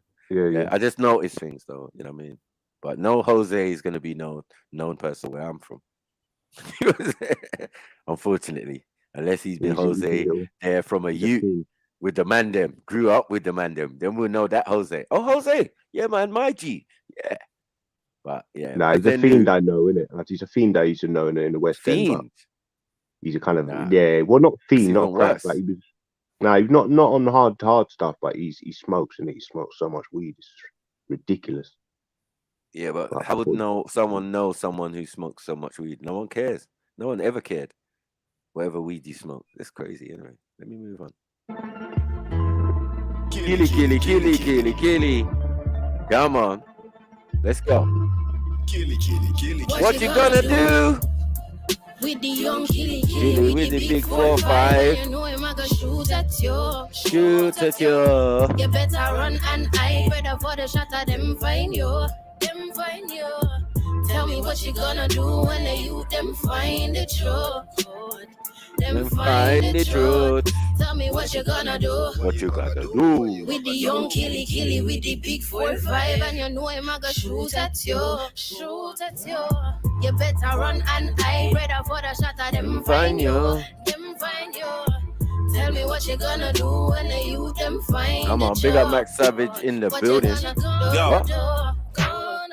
What's the lion to a dragon? Don't make me open fire with this cannon. Are you going to Zion or Jahannam? On your CV, just put liar as a talent, lord of the frauds. You ain't I or your gammon. You ain't hustled Nathan on these troubled pavements. Undercover brother got the fragrance of agent. Profiting off pain. The game you play is dangerous. You never had to activate a stain. Never move and I just hear a snake hiss. You switch faces and shapeshift. Generating fame from estate kids. And one day you have to pay for that fake shit. Man, I catch a rocket from a spaceship. Don't be a silly Billy, no my killies. Keep it drilly in this gritty city. As a kiddie, I was lonely. Can't take bad man for pretty Ricky. Major never DB, made the keys Lizzy. Vicky wants a hickey on an itty bitty titties. But shit is sticky, kids get hit in bricky with a blickies. Hey, somebody's praying for these pickney. Jeez. Mud. Rewind that. Come on. Wait, that's got energy there. I've got to admit. What you gonna do? With the young killy, with the big 4-5, shoot at you. Come on. You better run and hide, better for the shot of them find you. Tell me what you gonna do when the youth them find the truth. Them find the truth. Tell me what you gonna do. With the young killy, with the big 4-5, you know him a go shoot at you. Shoot at you. You better run and hide, better for the shot of them find you. Tell me what you gonna do when the youth them find the truth. What you gonna do? What's a lion to a dragon? Don't make me open fire with this cannon. Are you going to Zion or Jahannam? On your CV, just put liar as a talent. Lord of the frauds. You ain't idle, you're gammon.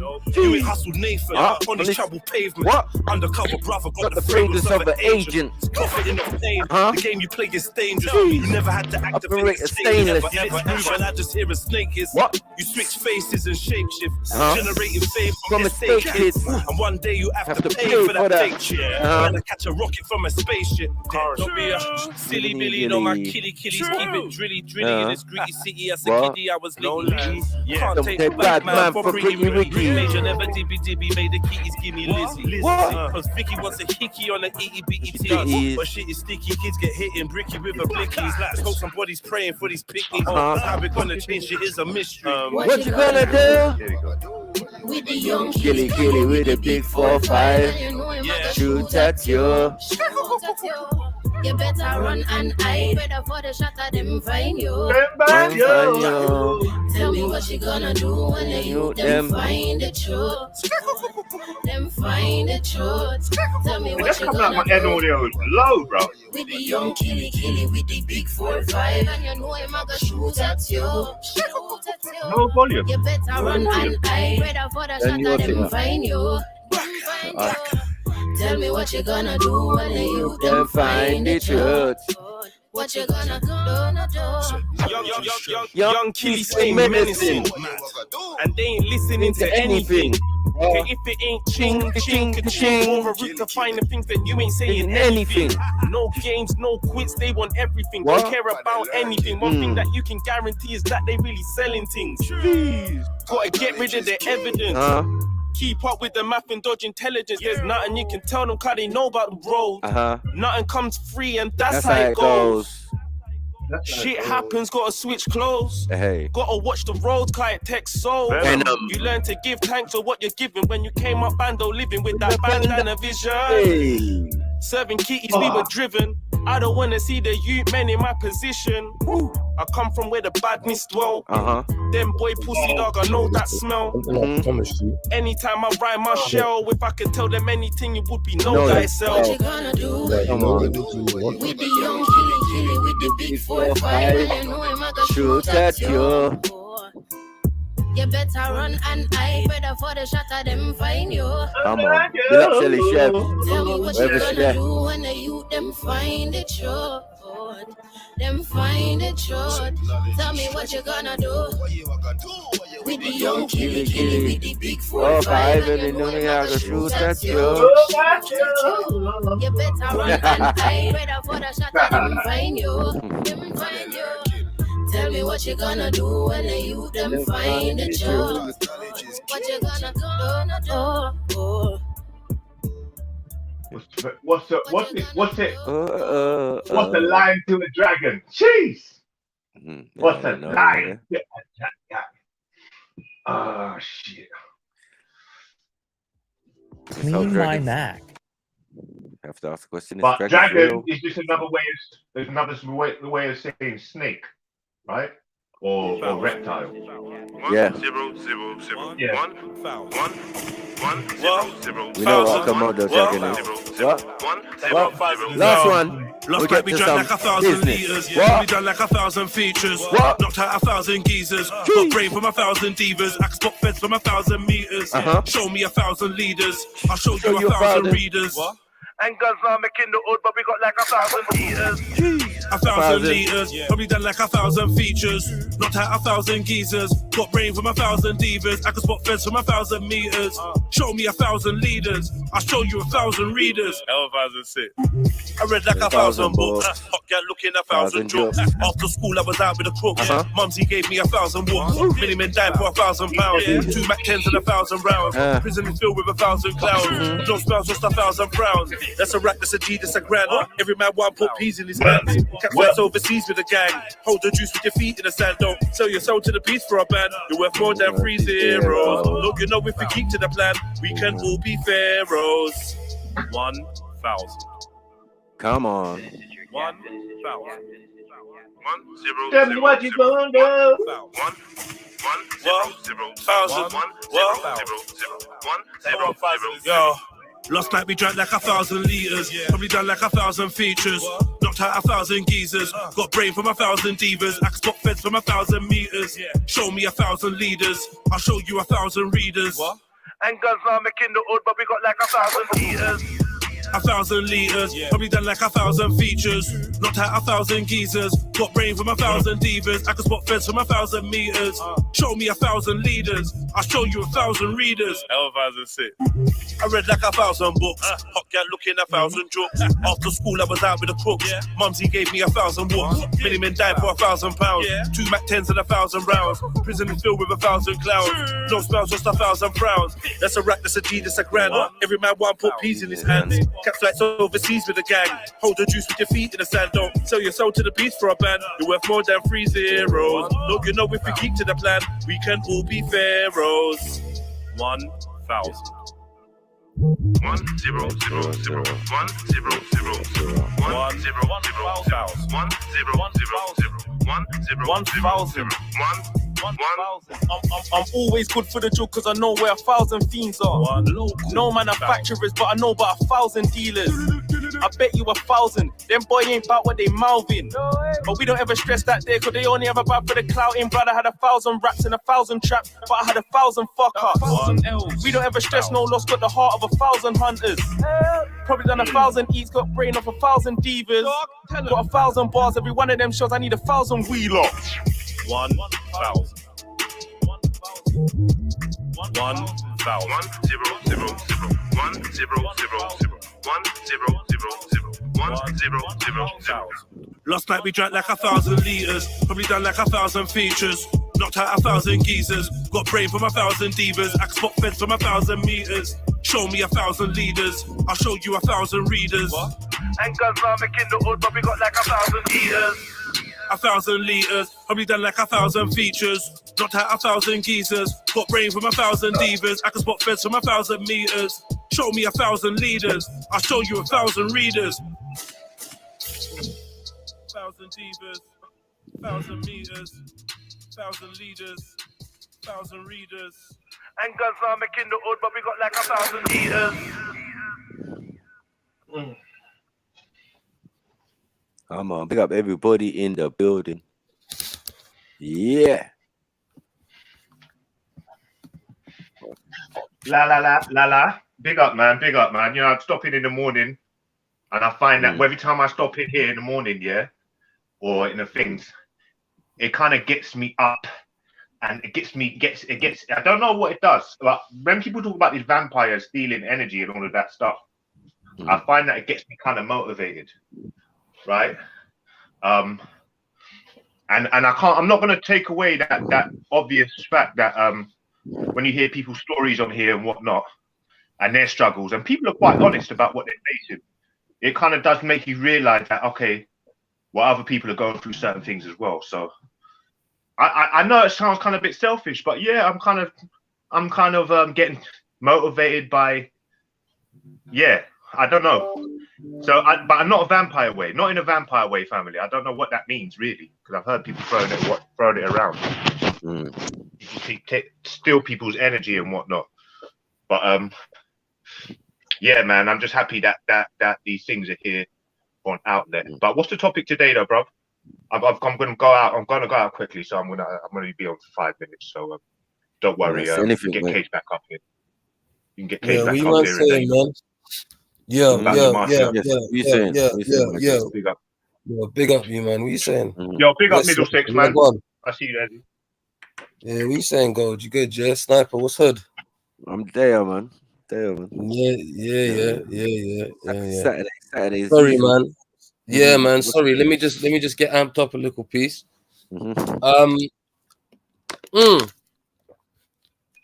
Who's watching the thingy bob, man? I just see in the comment section that there's a big fight today, innit?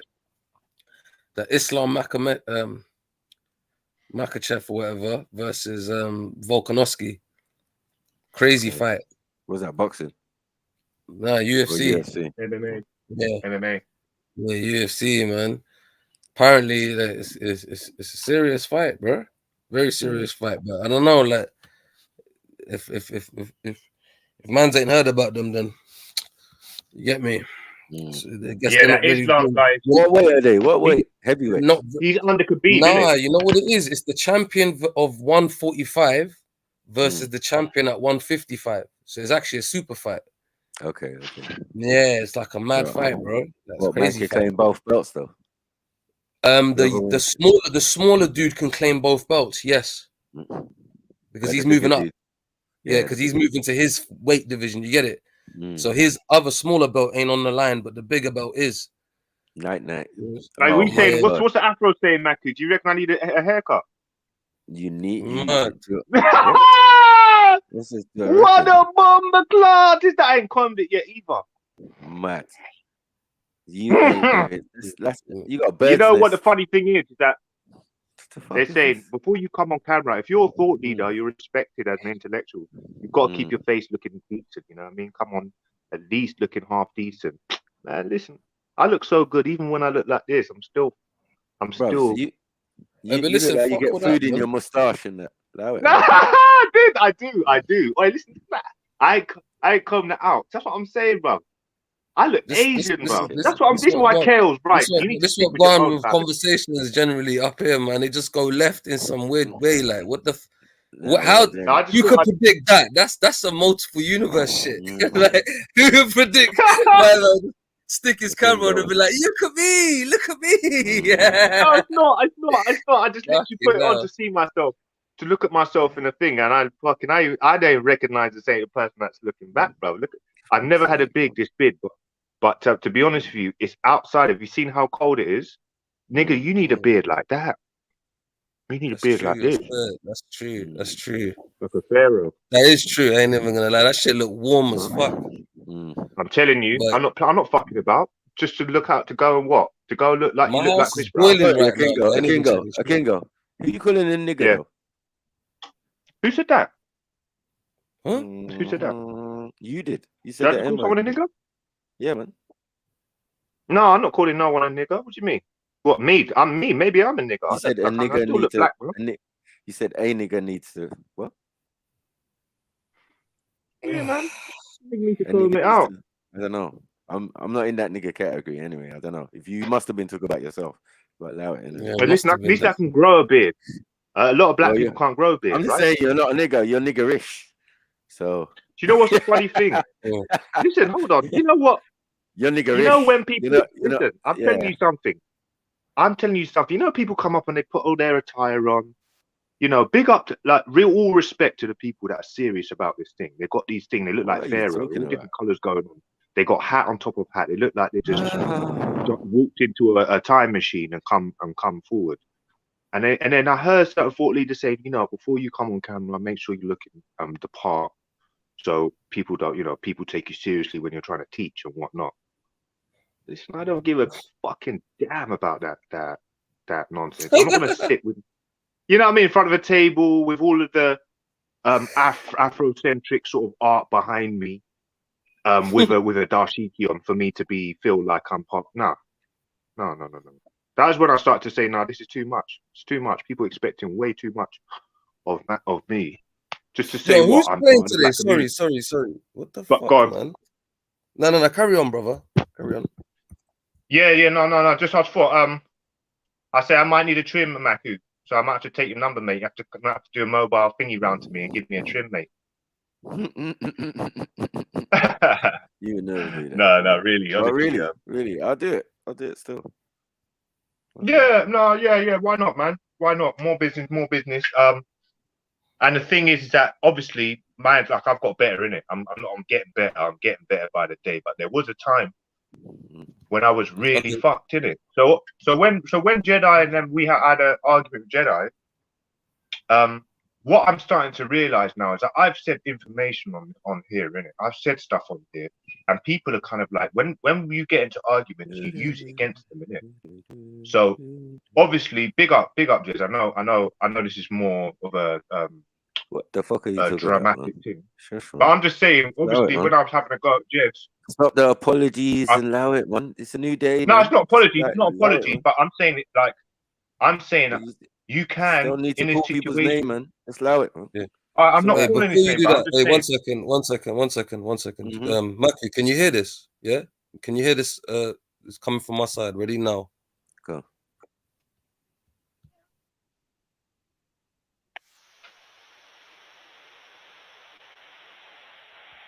Did you hear any of that? No. Okay, cool. I just said. Yeah, you heard like there was something. Yeah. Wait, hold on 1 second. Wait. Let me try it again. Ready? Now.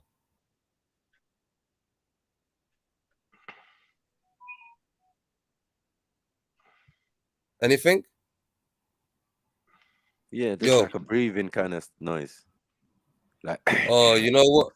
Yeah, that's because I was playing a match on when I open up another tab, but some feedback's coming through the mic, so I'm gonna have to mute my mic and I'll just mute my mic. No, there's no feedback, as in like the game. You mean I can fully hear it? No. Nothing's coming through the game. No. Noise cancelling. Oh, okay. Got the noise cancelling on. So I'm gonna mute my side just in case, bro. Yeah, so I don't mess up the show or nothing. Yeah, it's crystal. Man. All right, brother. Yeah. Go on. All right. What you saying, Kingo? Sorry. No. I'm just saying, if you come up here seeking guidance and comfort, it's not going to work. People are going to use your shit against you, innit? People, whatever you said in confidence, it could be the most sensitive shit that you expect them to sort of empathize about. But when the shit hits the fan, they're going to throw that in your face. They're going to throw that right back in your face. So, it is what it is. And I've got to realize that. Like, some people got to realize that. People are heartless, bruv. People aren't going to mollycoddle you. You know what I mean? But they're going to say what they're going to say, bruv. Yeah. All right, I can go. All right. Relax, man. Yeah. Right. Yeah, let me play the tape, man. The question of ET contact, paleo contact, a populated universe have been completely taboo. In the beginning of Christianity, it was not. There were very significant church fathers who taught what I'm teaching in my Eden series and believed in a populated universe, also believed that our development as a species was aided by interventions from ET demographics. They read the Hebrew scriptures, the Old Testament, through that lens. And they had learnt that from Plato, who was writing nearly half a millennium before Christianity. So when Christianity began, it was a kaleidoscope of experiences and ideas and theologies, and it included this narrative of ancient ET contact. Unfortunately, as the Roman Empire hijacked Christianity and morphed it into the Department of Religion, the Imperial Department of Religion, it silenced some of these more interesting narratives. That's a deep bar still. That's what the Romans did. Yeah, we know what the Romans did, man. Still, you go lie. It's true stories. And it narrowed Christianity down to this orthodoxy with God and the emperor at the top, the bishops and the senators in the middle, and then the priests and the people at the bottom, praying and obeying. And some of these more empowering texts that spoke about these more interesting phenomena were excluded from the canon. And it became such a hostile environment for those kinds of views that not only were key church fathers anathematized, excommunicated, their work destroyed so that we have no record of some of the writing of these key people, but some of these key documents were literally buried in the desert to protect them from destruction, so that information about paleo-contact, for instance. What did we say? I said, what in the Augustine is going on here, man? Burning books and all of that. These are lies, though. I don't know why. What they say. So he's only putting the information out there. Instance, and higher cognitive powers would survive for a later generation. This interview left me speechless. It's bigger than natural selection and the theory of relativity. Oh, is it? And from that time to this, it is just known. This is a taboo. We don't talk about these things. And I think I was very fortunate that I did the research that led to the Eden series when I was not leading a congregation. If I'd been leading a congregation and doing that research, I don't think I could have published, because it would have split my congregation in two. Half the people would have read the Eden books and said, oh, thank you so much for putting this on the table, because I've seen this in the Bible too, or because I've had these close encounter experiences, and finally we can talk about it. But the other half of the congregation would say, Pastor, this is heresy. You can't stay here. So I was very fortunate not to have those obligations and to have the freedom to follow where the data led. But the power of taboo is very strong, and it's not just happened within the churches. Our governments had official policies of debunking the UFO and ET contact phenomena for best part of 70 years. We have been culturally habituated to laughing at people who describe close encounters or abduction experiences. And it's only really in the last 3 years that that policy has changed in the US, with the Pentagon finally coming forward and authenticating the UFO phenomenon. And that led last year to the Senate briefings. So I hope there's a bit of... Yeah, I hope people know that, because yeah. Yeah, them man have been confessing for a while, talking about, sorry, man. Unidentified flying objects, those are really unidentifying. Yeah, we don't know whose they are. They're not ours. Remember that phrase? They're not our ones. So that you've got them, yeah? You've got UFOs. All right, say now. Keep moving. Of a culture shift happening right now. Certainly, we're hearing from authorities on the subject of contemporary ET contact in a way that we never have before in my lifetime. So we have people like Haim Eshed, the former chief of space security for Israel. He was the brigadier general, held that position for 27 years. He can come forward, as he did a couple of Christmases ago, and say that on the basis of his work, his belief is that we are already in contact with a number of spacefaring civilizations who make up what he called an intergalactic federation. And we've been in contact for some time, but they've chosen not to self-disclose until we have a better understanding of space. Now, in years past, you would never hear anything like that from someone in authority like him, and nobody above him came in and debunked him. And he's just one example. We've heard from Alain Juillet, the French security chief, who has authenticated the work of ATIP as investigating metamaterials retrieved from UFO crashes. And so he has endorsed what Luis Elizondo has said, who headed up that unit within the Pentagon for 10 years. All this is coming out. The Pentagon has authenticated the footage we've all seen of the Tic Tac encounters from 2004. The USS Nimitz engaged to follow these incredible, UFOs, to use the old-fashioned name. And look, there are other senior figures around the world speaking about these things and not being debunked, which is new. So there has been a culture shift, but there is still this bias towards ridicule when people talk about UFOs, ET contact, abduction phenomena. But I hope that with my books, we're making it more a part of mainstream conversation again, and more people are opening up. You're late, man. You're making it for white folks. Now, the truth of the matter is that everybody's been talking about this stuff for time, yeah? And you're just making it palatable from, I don't know what perspective, what, a religious perspective, church leader, ex-church leader, don't know. He's probably trying to show it from an academic standpoint. You know? Well, it's just more information now, you know what I mean? More information, so you can remix and do whatever you want. Anyone can. You know what I mean? But what's everyone's position though? I'm still on the fence about this one. What about aliens? Yeah. I'm saying angels are aliens. Well, are they interdimensional or are they what are they? What do you think? For What's me, your position of an angelic being? For me, I would say that, and the word is angelic being. Even jinns and all of that come out of the sky. Remember now, yeah. Remember now, yeah. Yeah. But we got to understand what the actual definition of extraterrestrial mean. Do we mean something that ain't from this planet, that's contained within the universe, or does that also fold? Does that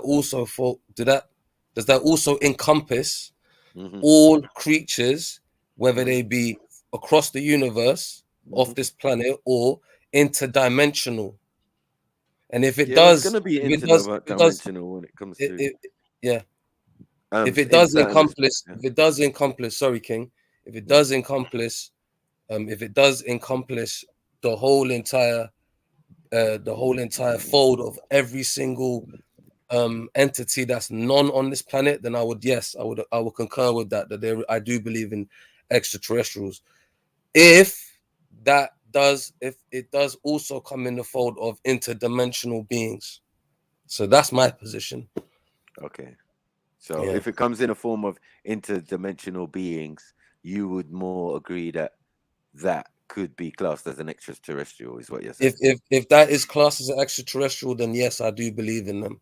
Well, that is one of the things that extraterrestrials are supposedly able to do on this planet. Yeah, are they? Walk around invisible. Hold on a minute, King. Walk around invisible and all of this stuff. Yeah, remember this though. Well, hold on a second, King, because remember this. If a piece of bacteria is found, a microorganism, fuck bacteria, any microorganism is found on Mars, for example, even within this solar system, that will be considered a fucking extraterrestrial. Right. Right. Okay. So we see extraterrestrials all the time. Bacteria is from where? It's out of space, isn't it? It's just wherever. But they can't. They say that they can't find. But they say that they can't find one piece of bacteria or microorganism outside of the Earth. So they went to the moon. They took samples. They went to this place, that place. They say that they didn't return with any. There's no life. Outside of this thing. I think that's what extraterrestrial means. Outside of what? Because you can only go a couple planets along. We can't talk about outside. We haven't done that. Yeah, that's what I'm talking about. The planets. No, we haven't even done the realms fully. Let's talk our solar system. No, we're just keeping it. We're keeping it local. Let's say. Yeah, let's keep it super local. Let's keep it to the moon then. No. We're not going to do just the moon. We're going to do our solar system. The length and breadth of our solar system, the distance from us to the sun. Bruv, these things that can't be measured, and we can't do as humans. We ain't been to Mars. We send cameras and shit around planets and all of that, and say we know. Supposedly. But then how are you gonna know there's bacteria? Are you gonna know there's bacteria on the surface of some planets? You're just still trying to look for water and certain things and and know that Mars had our environment at a particular time. Don't get lost in the point I'm trying to make. Because you might get lost. You know what I'm saying? I'm just saying that would encompass, if it's true what they're saying, that would encompass any type of life that don't exist on this planet. Is that right? Yeah, but that would encompass every microorganisms. Every life that exists on this planet, we cannot even be certain on. And then when we get the DNA of some of the things we're not certain on, hominids, they're calling them, things that look like us and not necessarily us, but then don't have no DNA link to us. Where did it come from? And it has no DNA link to any animal or any other species on the planet. That's extraterrestrial, right? So they put these claims to Homo erectus. This is why these things that they keep talking about ain't us. Yeah, there's no link between us and Homo erectus. There's a gap. There's another being supposed to be in between. Genus Homo. What's where we going? Genius. yeah, genus Homo, but they can't find him. So there's a problem in that little pattern. So there are other beings on the planet that we don't know about. There's Sasquatch. We've dealt with the Sasquatch or the Yeti and all of that, and the idea that those beings might be extraterrestrial. Could we be extraterrestrial? So there's a lot of things to say. That there's a lot of things here that is, extraterrestrial. You look in the sea, some of them things there, they look. Yeah, I was just about to say, when you look into the wait. Them shits, they're out of the planet, bro. Come on, guys. If you don't think there's like, come on, man, like it's crazy. Maybe we are the ETs. Maybe we. And you know what's even crazier? Hold up one sec. You know what's even crazier? Yeah, just to build off that thought. It's like this is the actual shit that fucks their shit up. What I mean by is, because they're so. When I say they, like the people that's pushing evolution and all this other weird shit, Right. This is the shit where they're baffled themselves. They're like, okay, how are we gonna? They try to explain everything away rather than saying, you know what? At certain points, a few new beings were introduced that are unexplainable. They don't. They try to explain away everything, and it just they leaves them like, oh shit. Like maybe some of their shit is true, but they flopped. They're flopping basically. They only know 1 pixel of the whole picture. Right. So I'm saying within our solar system, who's telling us that there's no life within our solar system other than us? And we're in a section of the solar system that encourages or, is perfect for life, right? So we're like, But just because you can't see through an atmosphere, just because that giant thing up there is called a gaseous giant, so you don't even know if it's got a surface. You can't see beyond the atmosphere of it. Do you know what I'm saying? Which is dense and poisonous and all of that. So you never personally go there. Yeah. But it doesn't mean beings can't live there. It doesn't mean reptiles can't live. The reptiles live in the harshest environment. There are environments on the planet that are similar to other planets. Easily. Do you get it? So we don't need to go anywhere to say, oh yeah, this is like Mars. Yeah, nigga, just go to some desert somewhere. Do you get me? In Namibia or thing or South America or wherever, Sahara, and yeah, you can match those situations. And sometimes they do. That's what they do. They're filming on Earth. You know what I mean? When you go on Google and you see the little camera, like, oh shit, you got the little rover. What's the little rover doing there? In the middle of nowhere. Middle of Mongolia and that. The last Mars expedition by Elon Musk, actually in Greenland. They put the landscape in Greenland next to the rover. It was perfect. Mars. They were filming in Greenland. Mars. What's that? The moon. Sorry. Whatever. The Beefy, what's your position on Mars then? Like, I don't believe in those things. Well, you don't believe it's there, the planet? Bro. Yeah. Bro. I can't believe something I haven't seen. You know what I mean? Right. So is that your position? Like you went a bit extreme with Occam's razor there, don't you think? You know why, boys? Even NASA will tell you. NASA, I go for what they say there. I don't go for what they say. They've never left the Van Allen belt. They say, not me. So where have they gone? No, but I'm saying they have mapped other celestial bodies. They have mapped them. You know what I mean? Like if you go on to Google Earth, it's not just Google Earth, it's Google the moon and Google Mars. I hear that. You share the same position. You share the same position as Brother Beefy. That Mars don't exist. Yeah. CG for me, CGI. CGI. That's foolishness. That's foolish. CGI. No, it's not true. But what I'm saying is what they use with the cameras and all of that, that's what I'm more focused on. You can say you sent a rover there and it's running around on the surface, whatever. You get what I'm saying? But man has not gone there, so like allow it. That's as far as. And my position is their position on that is exterior because it's from a distance, right? That's how I see it. I see that they can see it. They can look through a microscope. They can send a satellite or whatever, Hubble, round it and do whatever. You know what I mean? But all the rest, more than that, what are you telling me? They're not telling me nothing. There's structures on there. So your position is that there is a sorry to interrupt, brother. I keep There's doing this. structures on there, my brother. So no, I'm saying you're saying it is there, but you don't feel like they've entered the atmosphere and landed on there. As humans, no. Why? No, Why? no. With drones and shit like that. Well, shit, I'm dubious about the drones. You're dubious, yeah. Okay. As I said, they could have done that. Why is that? Is it impossible? Hold on. They could have done that, but no, none of that. They could have actually sent drones, and I kind of semi-believe them. But what I'm saying is, it could be too strong in the drones, right? They make them the rovers. Sorry, they would test them in the environments that are similar. So there's nothing wrong in that. That could be the reason why there are some rovers around the planet. Do you get it? Okay. I didn't think of that at first. You know what I mean?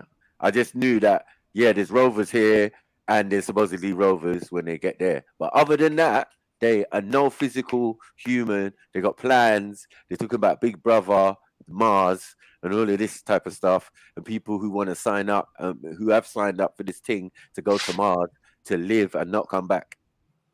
Can I ask you, what did it say is further? What did it say is further? Stars? What's further? Stars or planets? Stars. Stars are further than planets. Yeah, because stars are suns, right? But this thing, yeah. But I can go outside, right? And I can see stars. I can't see no Mars. I can't see no Saturn. I can see stars. No, you can see them as stars. You can see Venus, can't you? No, you can see them as stars because they shine and they emit their own light. Some of them. They look crazy. They look crazier than stars. They look like diamonds and shit, like changing colors and that. So like, is that just me? Yeah, that can see every single color in the sky on some of the stars and that. The only thing I was going on, you see it changing from green to red to blue to. Can you see that? The point I tried to make was for me, I think stars are nearer. I feel that stars are nearer than planets. And how come they have never been to no star? No, you're saying going to a star, but it's going to the sun. The sun is our closest star at 93 million miles away. You get what I'm saying? Like, so like that's what is our closest one. But there are other ones around us. You know what I mean? All this Sirius and all of these things. Some of these things are not planets. They are actual suns or actual stars. You know what I mean? That's how you get the Orion's belt. Those are 3 suns in Orion's belt. Yeah, 3 suns. And one being Sirius, the dog star, which is a sun that is bigger than our one. It's just at a further distance. You know what I mean? What? Like raw. Because I've seen that chart where they do the suns. And ours is one of the smallest in our galaxy, man. Most of the other suns like Polaris and all of that, they're bigger. But for me, all this galaxy, even the galaxy thing, how do they map this galaxy business? How do they map it? And what is the galaxy expanding into? It doesn't make sense. Well, how do they map? Listen, but they cannot send, they cannot send anything. When I say anything past the Van Halen belt, this is not me saying it. Them, not a camera, nothing. They cannot send anything past the bottom of the radio. Nothing can go past. So how are they mapping all these things outside there? I don't know about that. Makes sense. Beefy. They got Hubble out there. They got some things that they're sending out. Man, as far as they can and all of that. It's what they're saying, but at the same time they're saying that, but at the same time they're saying they don't put anything past the radiation. But they don't said nothing can go past there. That's what they're saying, not me. Yeah, but they an object like a satellite or what do you call it? A big super camera like the Hubble or whatever can go. Cameras cannot go through radiation. They can film past one time. Film cannot go through radiation, Michael. Check it out. Cannot go through radiation. Film. Who's carrying film? This ain't fucking old school. What are you talking about, man? Everything is digital and thing right now, right? Oops. And the ship's protected with supposedly lead, melanin, and gold, right? I don't know. I've seen one of these cameras. I've seen any of them. I don't know, but they just don't send space shuttles, right? But they do send rockets and all sorts of do all different things. I don't know what they're doing out there. And then there's all different space agencies doing all different types of stuff or claiming to have done different types of stuff. You know what I mean? The space station is in the atmosphere. It's in the Earth's atmosphere. It's not outside the atmosphere. So it's not in space. It's not. So if they're saying it's space station was in the atmosphere is space then. No, but I'm saying they can have it both ways. I mean, no, I'm saying not you. I mean, they can have it both ways. They tell us that space is outside the atmosphere, but then they got a space station inside the atmosphere. How does that make sense? If you map a particular planet, have you not done that? That's what I'm trying to say. Like, you've mapped it with a camera, with a satellite that's, supposedly orbiting the planet or whatever, and it's taking photos or doing whatever, right? So that's what I'm saying. That is obviously not necessarily true. When we come to spacecraft, I think it was more that Van Halen belt was restricted. And we don't know this guy Van Halen, and when they came with this idea that there was a belt around the Earth protecting it, it's all nonsense, bros. I can't believe one or the other.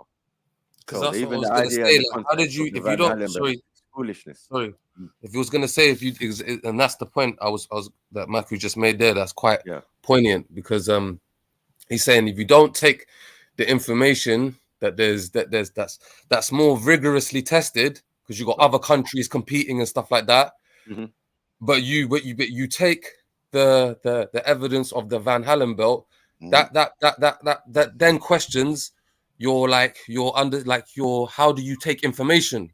Like, you take information so a bit strangely. Yeah, it's contradictory because you're using half of their technology and science and what they say is happening, and then to debunk other processes that can even give that kind of result or equation. Someone's going to have to send out a satellite first to see if it can go past. And I think they've been doing that. Remember that science is not exclusive, or going to space is not exclusive to the NASA. NASA is a new concept. No.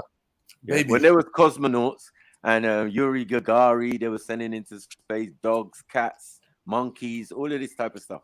Russian, yeah, they would have encountered Van Halen belt or something. And now, the modern day version of that is these two are competing differently.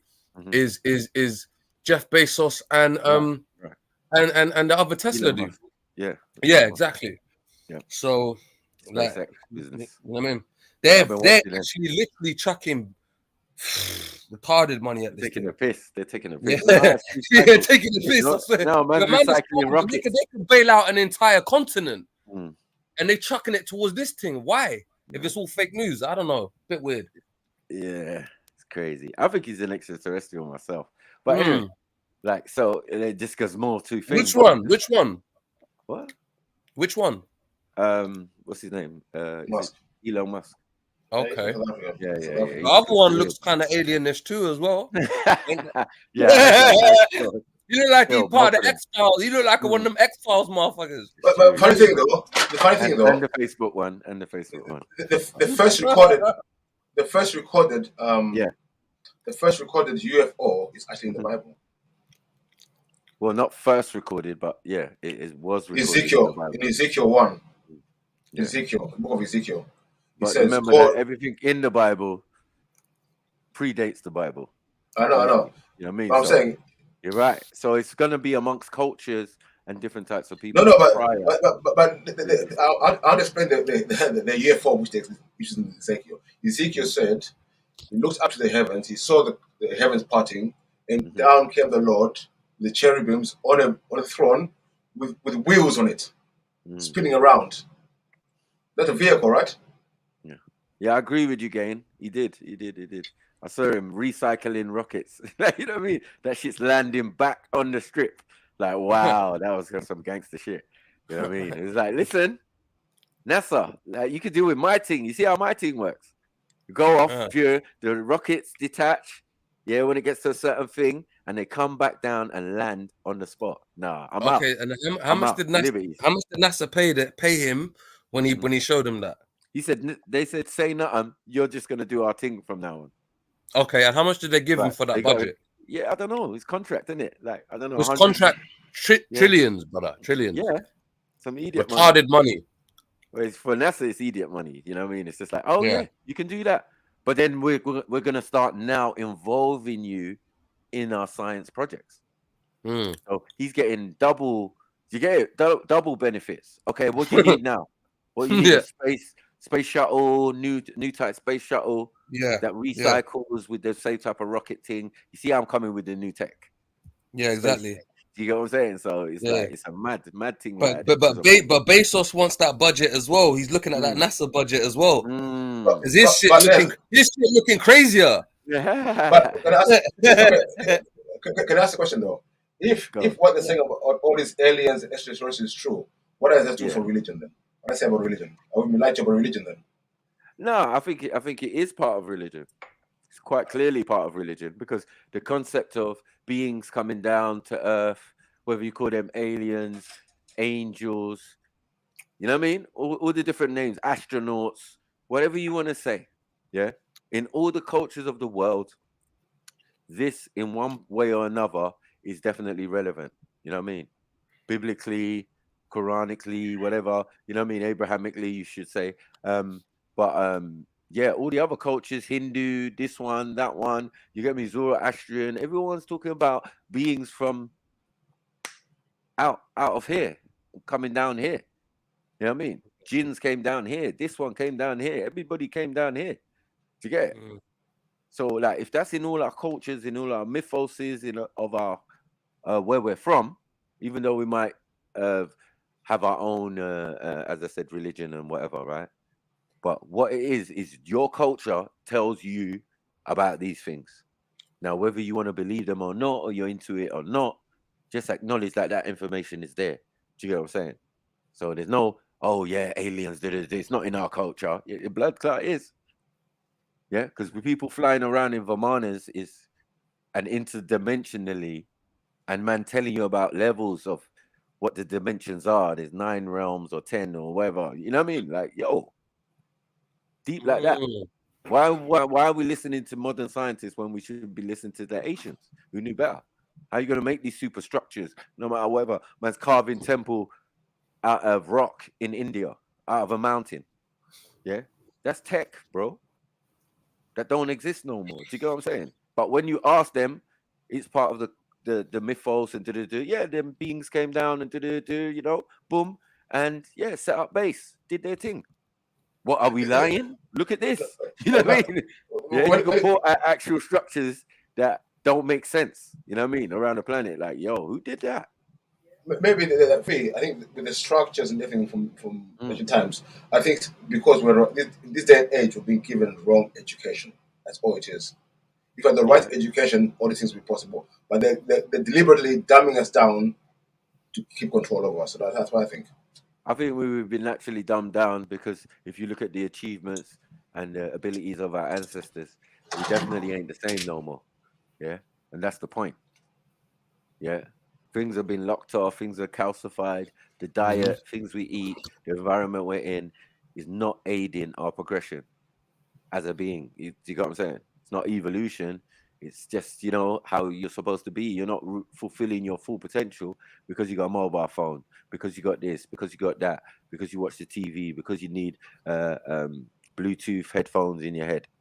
All of these things are dampening in your natural superpowers. So now we're going to get to the next generation who are just going to be extremely digital. You know what I'm saying? Going to have microchips implanted in them and so they never get sick and all of this type of stuff, and then special badges and boosters and all of this type of stuff that's going on.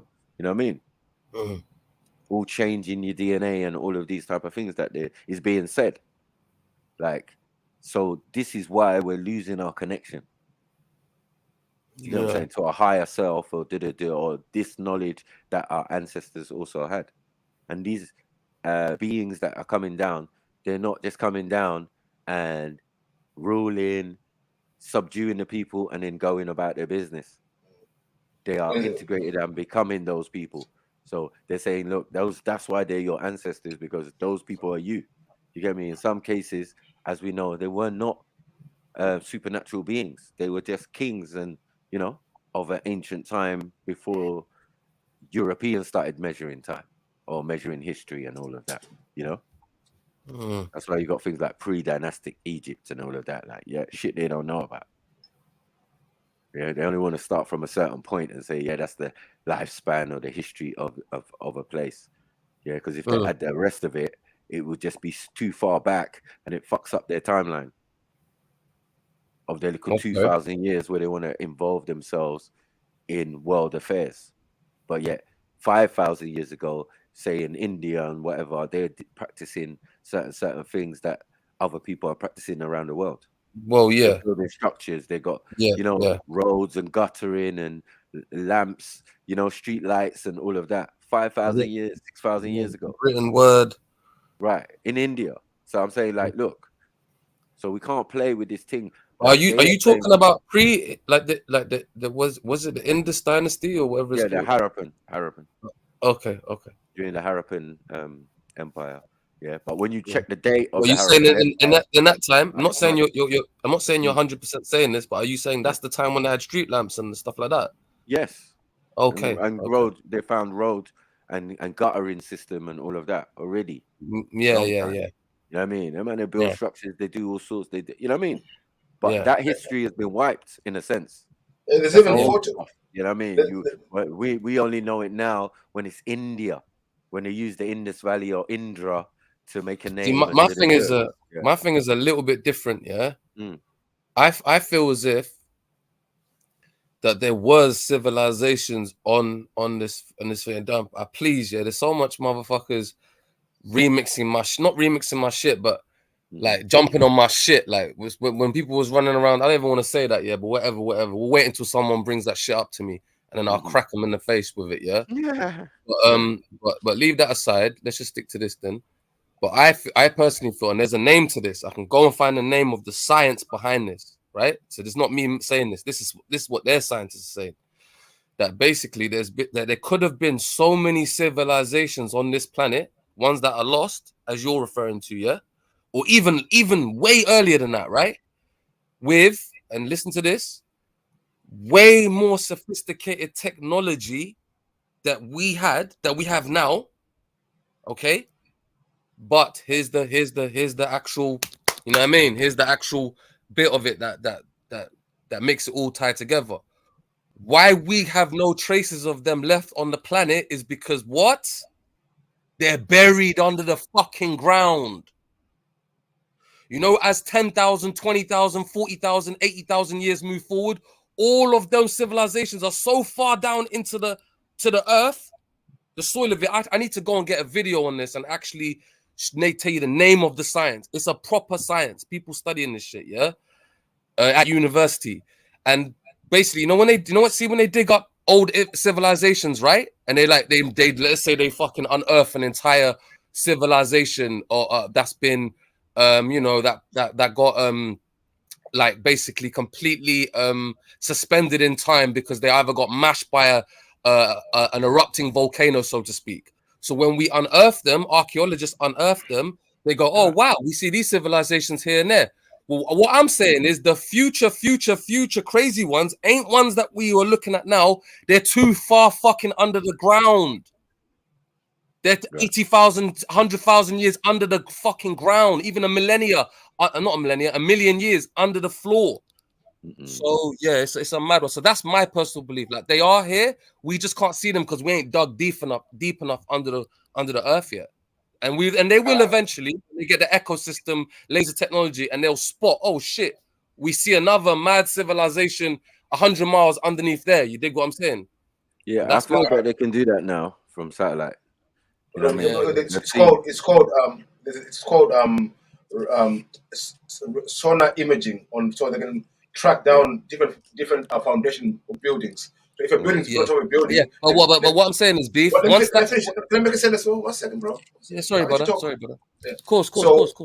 So with this technology now, let's say if something is built on top of something, they can see what's going to be on top of what. So if you knock the house you're living in now, if you knock it down and build another house, they can still see the structure of your old house underneath that structure. Yeah, of course. And this just to add on to your point, G, not to go, but to say that when that technology that they got, that they use that sonar technology that they do now for shorter depths, when they enhance that and that gets more sophisticated in about 50, 60, 100 years, and they can see thousands of miles and like I'm talking about like an X-ray, thousands of miles. You dig what I'm saying? Yeah. Then it's gonna be popping. Then we're gonna really discover some shit. Then no, they've been doing discoveries all the time. It's called destroy and cover up. They've been doing that for a long time. Discovery. They've been destroying and covering up stuff for a long time. Everything we're walking apart, we walk on the ancient ground, the same ground, but they destroy things, cover up things, say there was nothing there. Move people around, so you get mass migration from here to there, get people confused about where they were before. You know what I mean? It's all about getting you confused, knock things down with wars and everything, and say there was nothing there. And a lot of the shit they steal as well, when there's remnants of it, like in ancient tombs and whatnot, that shit all stolen and taken somewhere, bro. None of that shit in the museums. That's all reps. AAA reps and that. A lot of time. Even with the dinosaurs, eh? Oh shit. Fucking dinosaur. Fucking idiot. I mean, how can you think? Anyway. Yeah, so yeah. Oh, okay, we've got the three of ours interpretation. Well, yours mainly, and Beefy's about extraterrestrials. My personal thing is that yes, they do exist. Yes, we could be them. I think a lot of references are made throughout the biblical, historical, and whatever to beings that come from somewhere else. So there's nothing to say. But the funny thing is that I think what is misconstrued is that why do we assume they don't look like us? How do you know they never left out here one time and came back? You know what I'm saying? What makes you think we're talking about extraterrestrials, talk about they're from somewhere else. Well, they might not be from somewhere else. They might be from here, just in a time where you never existed. And if you could travel interdimensionally, can you bend time? Are you of the are you from the school of thought that believes that there was I mean, are you now slightly hinting at what was going on in Samaria and that? No. Okay, cool. Well, yeah, even that.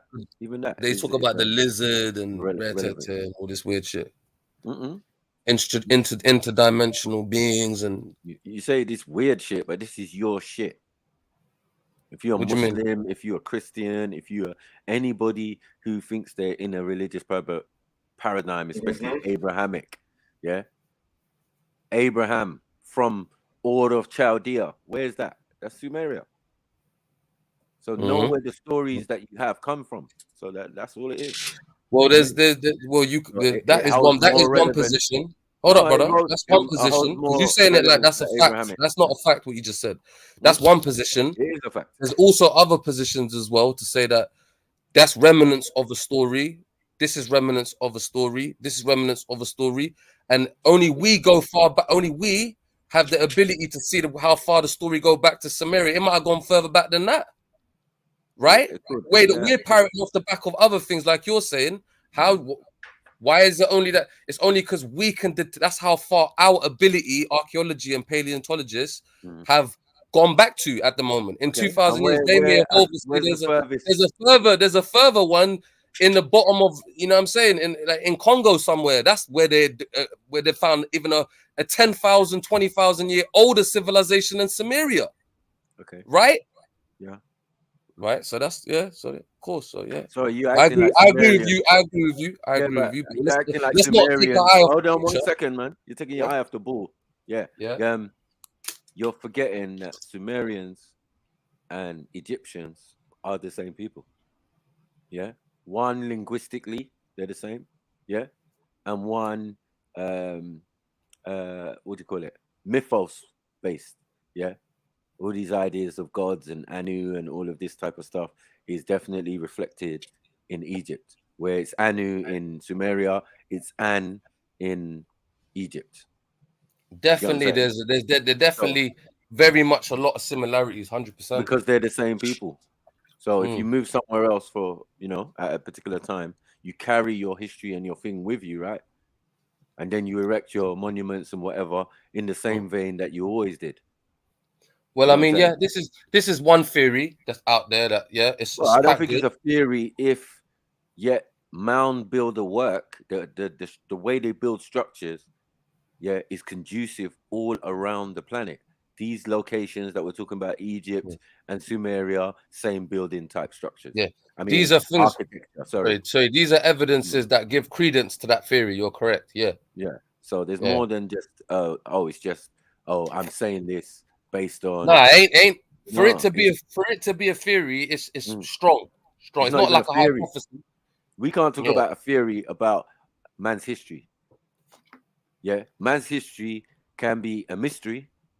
Yeah, my story is always a mystery or myth or mythology or whatever, according to them. Right. His story is history. It's different to his story. Right. Okay. Right. Yeah. So we're not going to go against the original concepts or the thing of these people. These people are the people of the book. Yeah, are the people of any book that you're talking about, because all of the ancient texts, when we go back, lead back to texts from around this region and beyond, as in Egypt and all of that, like the oldest written religious text or anything mentioning heaven and hell or underworld or whatever. Yeah, that would make sense from an Islamic point of view, because we believe that religion has always been there from Adam. So it wouldn't have just come into existence when Jesus was around. It wouldn't have just come into existence when Moses was. You know what I mean? It makes sense. Yeah. But Fits as a line. again, these books is only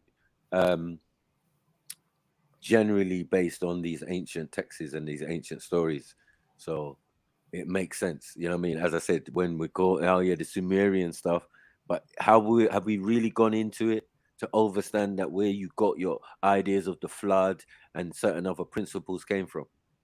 Do you get what I'm saying? I keep mentioning them, but people just like some get it and some don't get it. You know what I mean? I think the more religious ones don't get it, like Christians and that. You know what I mean? They're fighting against it. Well, the thing is, a lot of people have narratives they want to push, and it clouds like a real conversation like we're trying to have now. You get me?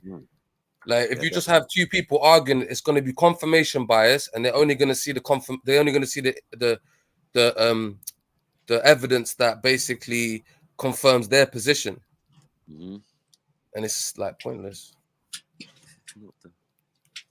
I don't even think this was the video, because the one I played last time was all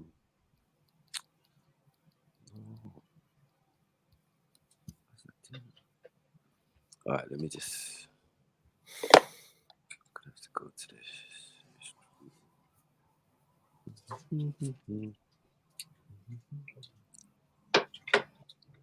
I played that video a couple of weeks ago. Let me take that off screen for a minute. What's that about? No, it was about that same information we're talking, that the Bible and all of that, and all of what you're talking about, the Abrahamic, just came out of the Sumerian story. So he was given another perspective on the Sumerian story. So, but we didn't get through it because I don't know what happened that day, but something else took over. So we're going back to it. We'll get this work. This is another video talking about aliens. Yeah, I hear that. Well, I'm not really. I think a lot of subjects on aliens have been covered, and how it works in religion. There's clear indications that ancestors agreed some of the same principles. We just don't know if the kidnapping was on. If the kidnapping was on point.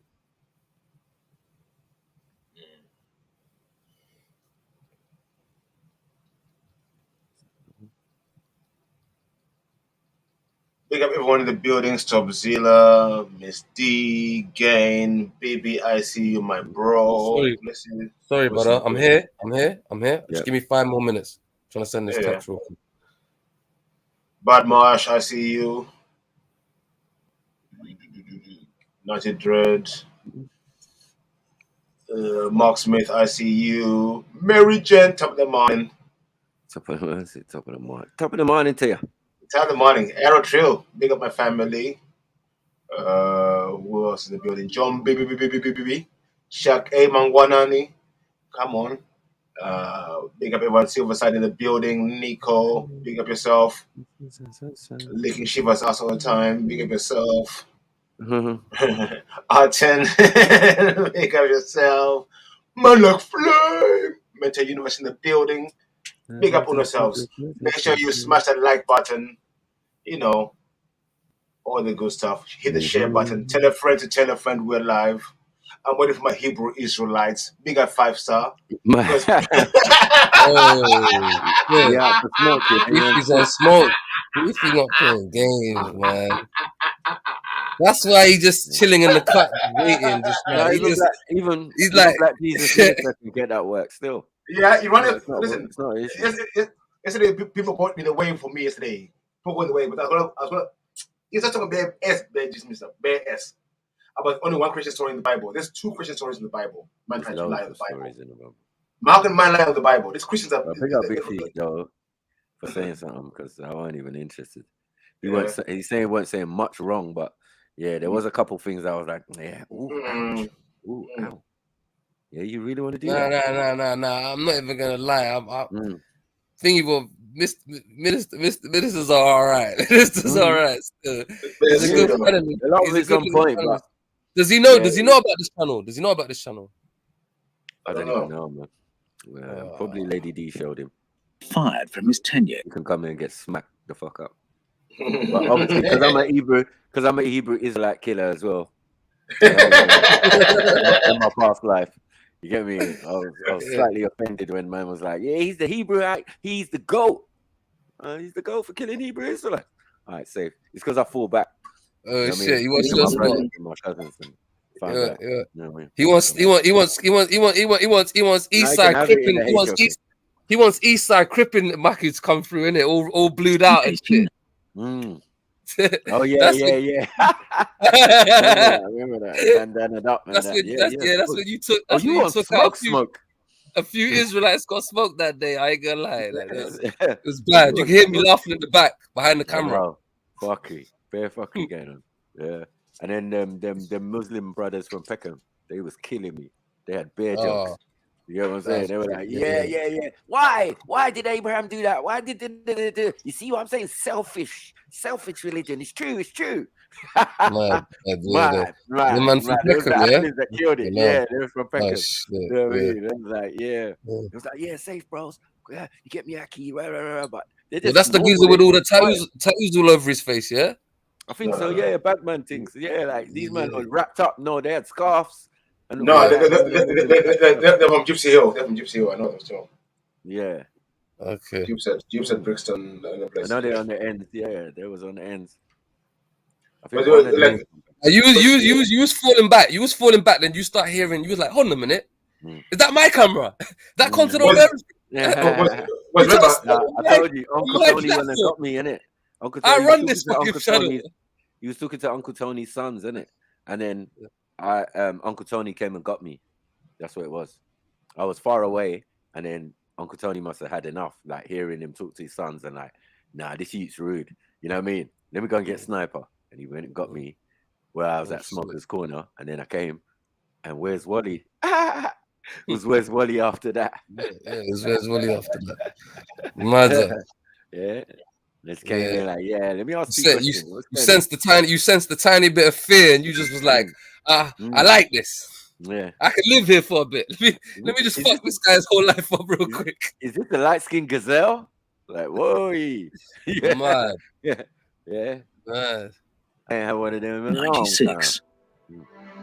Though a devout Christian and a Baptist pastor, the authorities considered that his recent theological papers had struck at the very roots of 2 world religions, Christianity and Judaism. What Nathaniel Schmidt had done wrong was read the Sumerian and Babylonian and Assyrian texts and notice that they were full of fascinating parallels, stories that occurred there that were uncannily similar to all the stories of beginnings of the Bible. Stories like Adam and Eve, the fall, Cain and Abel, the flood, the limiting of human life, the event at the Tower of Babel. And Schmidt's work demonstrated that the Sumerian accounts and those that followed it from nearly 6,000 years ago were in all probability the source of all those familiar biblical stories. Now, that was a problem in the 1890s, because if you think about it, the church was still reading from the after effects of Charles Darwin's On the Origin of Species, and it was busy putting together new doctrinal bases and new doctrines of biblical. How many punches do I want to give out? Like, come on, man. This is a problem. Yeah, I find like who's following this? Veli, innit? Veli, and Khan. Veli and Khan. There you go, Khan. Yeah, sorry, let me play again so you can see it. Still reading from the after effects of Charles Darwin's On the Origin of Species. Oh, Origin of Species. And it was busy. Huh? What was Darwin doing? Nah, he was doing something else, right? Come on, man. Come on, man. This is what they're telling us, man. But you see, the thing as well, they show you that, yeah, but there's a lot of missing links in that as well. No. From rat to elephant, from elephant to monkey, from monkey to pig, pig to monkey to listen. No, but the Darwin thing came out in the 1800s, so I'm saying it would have been like this. First, it would have been like this. Then later on, it progressed, and they added more hominids as discoveries were. Do you get me? Unearthed. So-called discoveries to make their fucking theory make sense. Right. But look. This is the problem though. They try to include every single being on the planet into their theory. It ain't gonna never work. No, can't you just look at a fucking jellyfish, a crazy one in the abyss, and go, this motherfucker ain't related to me in any way, shape, or form? Why do they think that there couldn't have been interruptions into maybe some things did so-called evolve, but why they got to include a human being? Are you fucked? I don't know, but you see, wait, listen. There's nothing in the last million years has changed species. They say evolution takes 1 million years, yeah, right? But nothing has changed species in the last 1 million years. Mad. Why? Well, evolution is changing of species from one species to another. That's evolution. Wow, that's crazy. You know what I mean? From one species to another. So even because you can't explain how we went from this, because this still exists, yeah, right.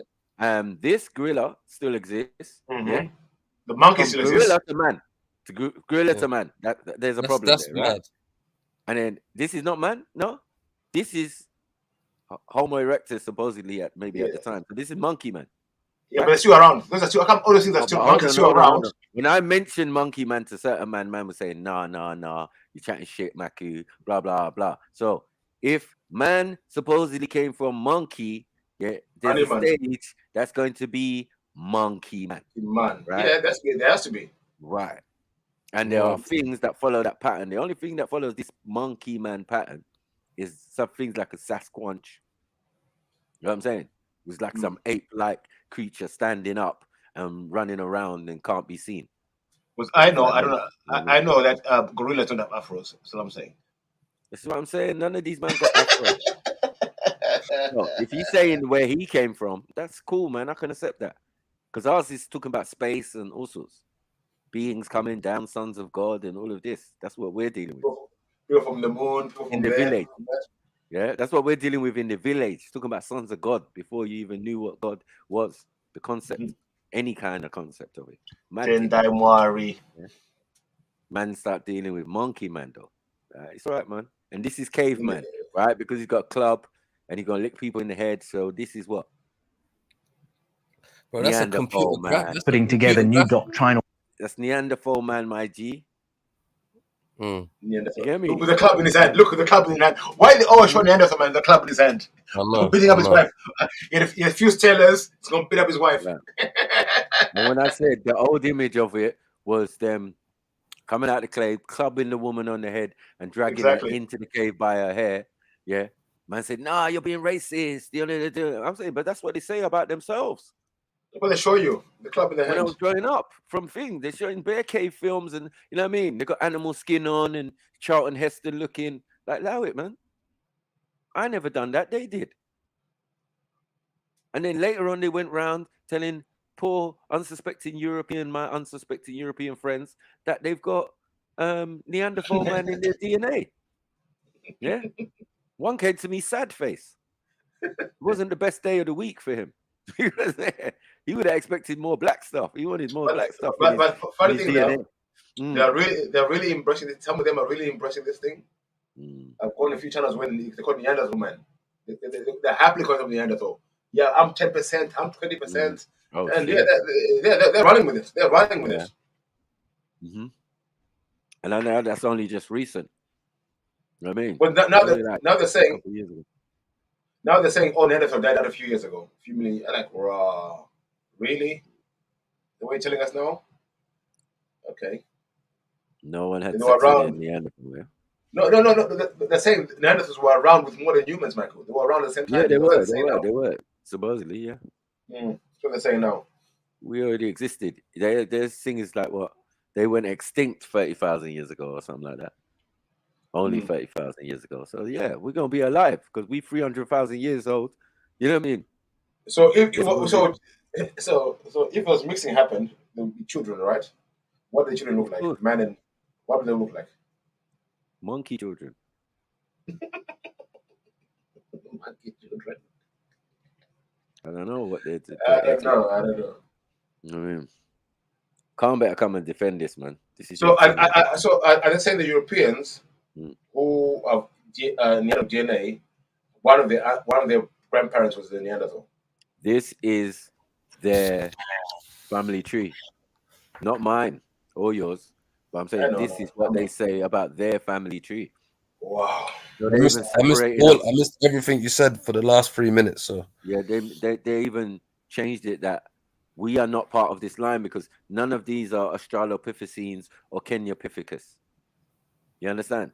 That's us. That's what led to us, as in Homo sapiens sapien, the first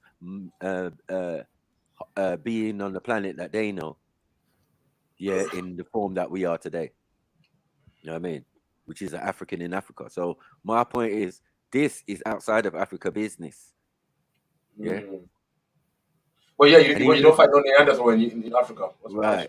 That's right. They just left quick. Whatever they did, they wasn't at their origin.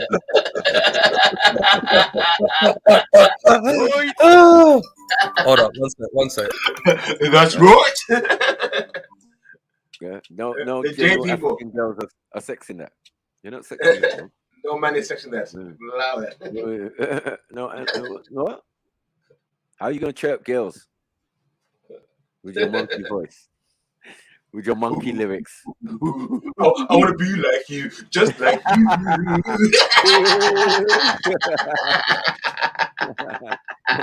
What like you? Darwin like you? Yeah, what the hell? Yeah. Oh, well, man. And then look, the first one's hand, you should just put a gun or something. But bases and new doctrines of biblical inerrancy to shore up the ship. So the idea that the Bible might actually be based on somebody else's stories was a bit of an embarrassment. It shouldn't have been, because Judaism and Christianity both find their roots in the story of a Sumerian family, the family of Abraham and Sarah. Abraham and Sarah grew up and spent the best part of their lives in Ur of the Chaldees, a Sumerian culture. And so when they emigrated from there, it's hardly surprising that they would carry with them all the stories of beginnings that they had grown up with and sow them into the foundations of what was to become their culture, their religion, and their Bible.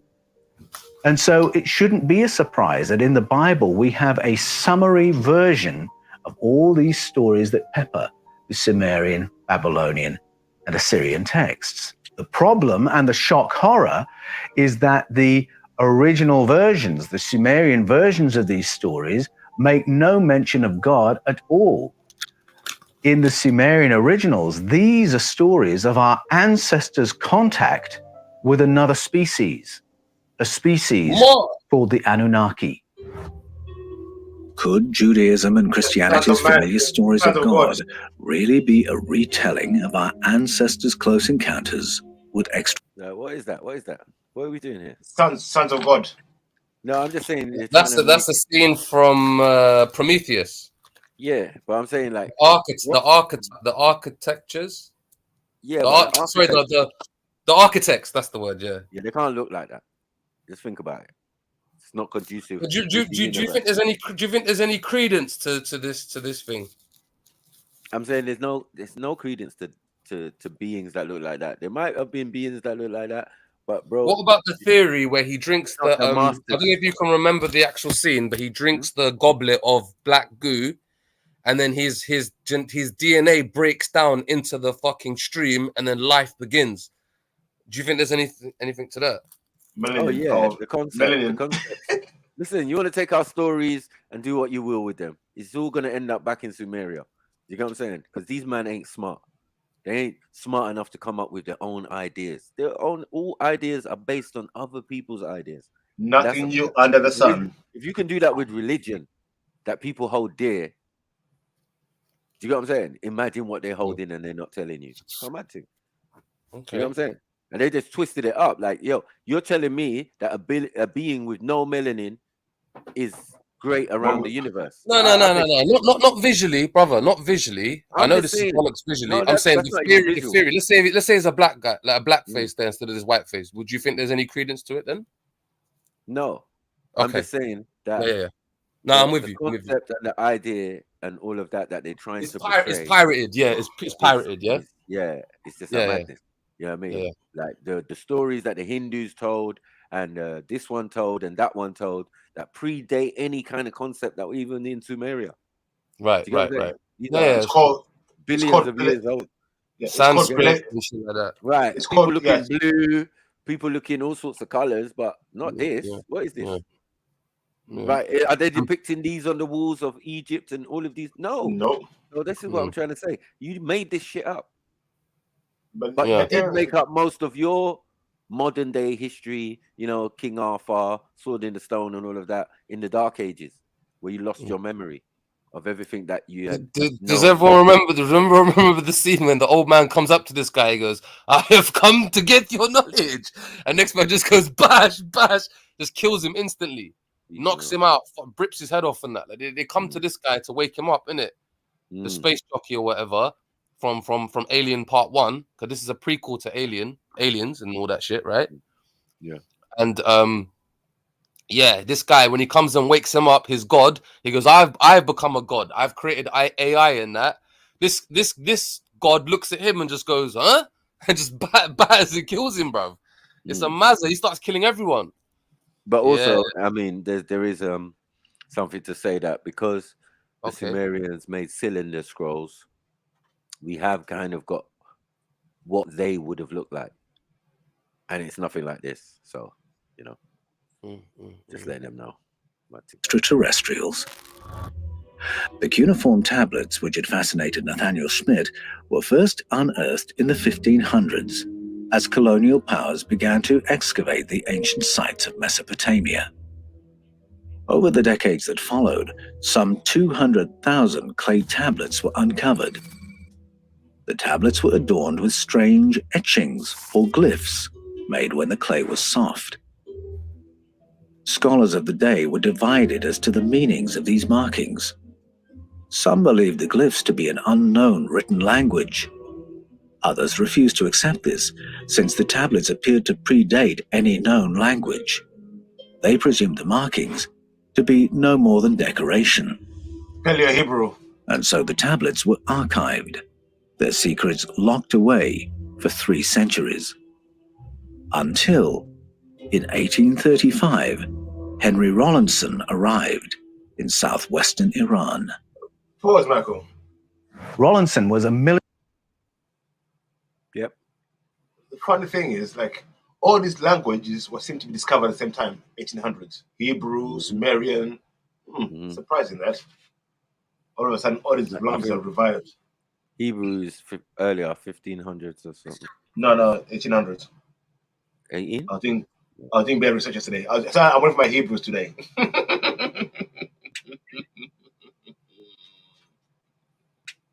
1800 was revived.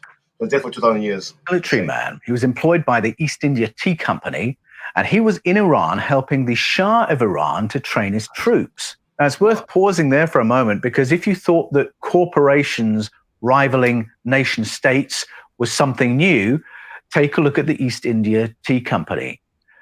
A tea company that is able to move a standing army around the world and that trains the armies of nation states. Right, that's not even a tea company, is it? The army, man. It's not even an organization. It's an organization. East India Company, we know them, man. It's powerful, though, man. Yeah. It's powerful, man. Wow. King Jess's company, you know what I mean? That's quite a tea company. In fact, Rawlinson's presence in Iran wasn't part of a quid pro quo for trading rights. He was there for access to the district of Behistun. He wanted to find the Behistun inscription. The Behistun inscription was an ancient royal proclamation carved into a cliff face.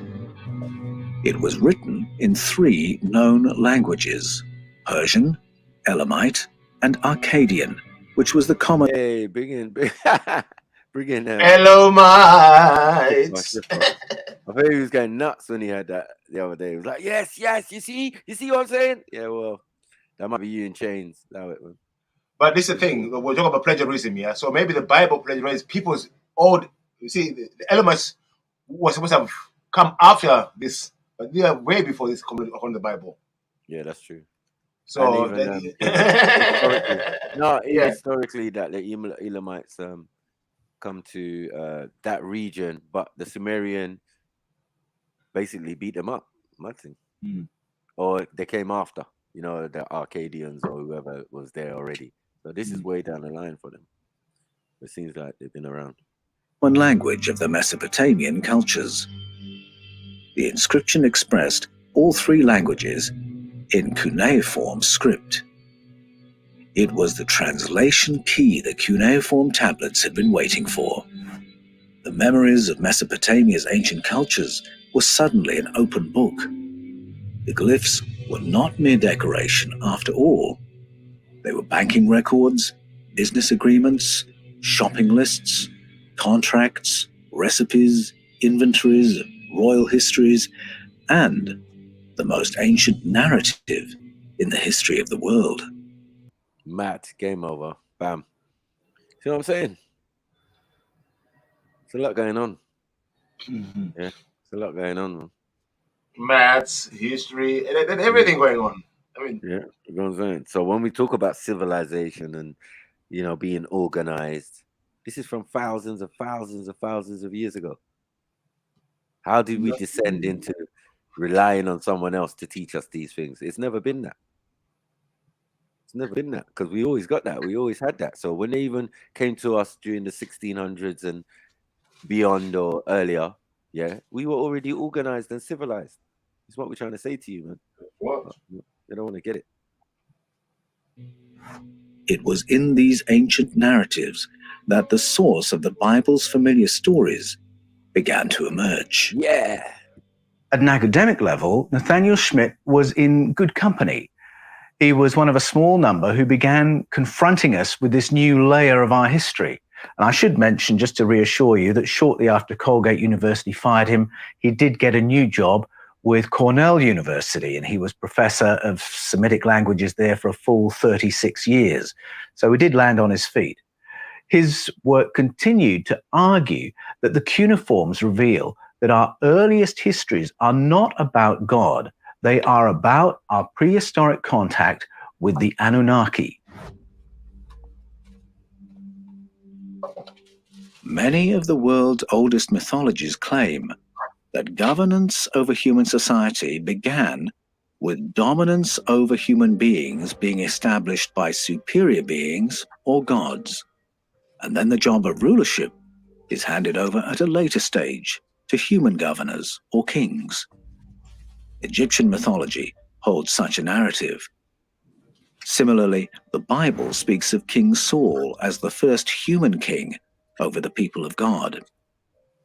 The Sumerian cuneiforms also named their first human king, Gilgamesh. But the thing, Michael, Gilgamesh is a... the guy made a big mistake there, because if the guy who was the first king of the Israelites, but when Abraham went to Egypt and went and met Abu Malik, a king, so there were kings before people of Israel. Yeah, we know that though. No? Yeah. There's already kings. The The Pharaoh's a king. He's a king. Yeah, but the way he said it, the first king was Saul, whatever. Like, stop it. No, the first human king, he's saying. According to the Bible, right? I don't agree. I believe that the first human was named Enos, which means mortal in whatever language that is. You know what I mean? So that's like kind of, after Noah, kind of, I think so. Yeah, somewhere around there. Yeah. So Enos, not Enoch. Yeah. But Enos, it means mortal. So that's when mortal men, they became from demigods and half Anunnaki, half this, half that. You know what I mean? So, it's mad. A transition king. Did you know that there is one tool that if you... Yeah, that's why he can be a transition king, because he's like perfect in his generation. That's how he's described. And in the biblical, that's how a lot of the other ones are described. You know what I mean? Noah. You know what I mean? They're perfect in their generation. Abraham, perfect in their generation. So amongst his people, he was singled out. You know what I mean? With Abraham. Doesn't mean and then on top of that, people don't know what the Chaldeans practiced or whatever. They don't know. Like, So we know funny thing, you know what I mean? We know his dad was an idol maker, making many god idols. But that's what they would assume. But we don't know. Because they might be just doing this. They were writing this and retelling this story as part of their thing, you know what I mean? Because you're in the same region, right? Makes sense? Yeah. Of human and Anunnaki. His name appears on one of the most famous of Mesopotamian artifacts, the Sumerian Kings List.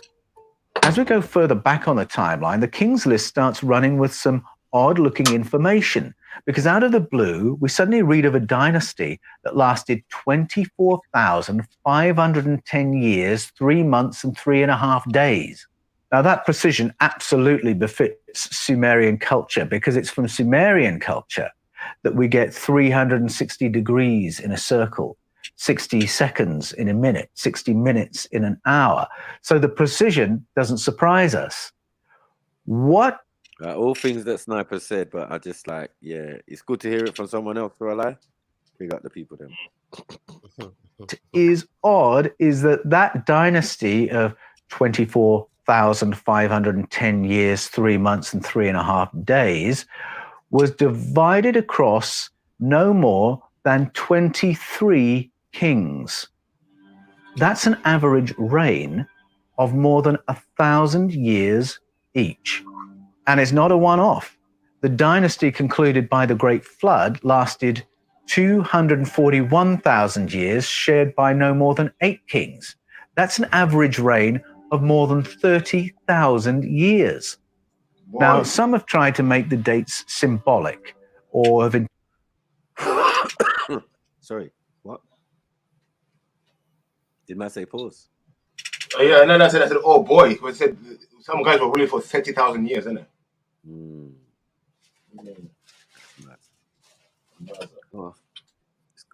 Interpreted their unit of time differently, but that doesn't quite work when it's an unbroken record of 6 to 36 year reigns to 36,000 year reigns, all in the same unit of time, all in the same narrative. The narrative begins with non-human kings who then hand over to human kings. And this elasticity of the length of their dynasties is another suggestion that the non-human kings are something quite different to human beings. It's like comparing the lifespan of a human being with the lifespan of an ant. The King's List is not the only evidence pointing to an extraterrestrial hypothesis. The Sumerian version of the Tower of Babel speaks of 50 technicians who employ mysterious technology to dispatch 300 observers to their stations in the stars. Read alongside the Genesis account, the two narratives confirm one another and paint a vivid picture. Babel was a stargate, providing the observers rapid access to space stations. The thing that got me into this whole field of research was an anomalous word in the book of Genesis. I've been a preacher for more than 30 years. I've studied and taught through the book of Genesis many, many times in churches all around the world, and I've trained pastors in the skills of interpreting texts. So I've long known about this anomalous word. Well, he's got some credit still. We can give him his flowers, so he's not just chatting shit. But yeah, come on, man. Yeah, even a learned man knows you got to read the Sumerian stuff. You know what I mean? It's just normal. You know what I mean? I wouldn't be as gangster as I am if I didn't do my due diligence and I read the holy texts. You know what I mean? We call them holy texts. No, man, these men are behind. Compared to me, they're behind, man. It's late in the day. Come on. I've been saying this shit. They just get into it now. The last couple of years, like, yes, the Anunnaki. Because I told you, you lot was haters. You lot didn't respect Zachariah Stitchin when he was saying it and all of this. Now, years later, after his death, he's the top when it comes to the Sumerian thing. But they weren't saying that when he was alive. He was just calling him a dickhead. And he's chatting shit. He's mad. He's an old man. Word. Well, finally, I allowed myself the time to sit down and really drill into what was going on. Genesis uses two words for God. One is Elohim and one is Yahweh or Jehovah. Now, Yahweh is the holy name given to Moses in a time centuries or millennia after all the action described in the stories of beginnings. So the fact that the word Yahweh appears in those much older stories, that clues us that we're not reading the original version of the stories. The stories are being retold by someone after the time of Moses. Now, there's a broad consensus among... Paul.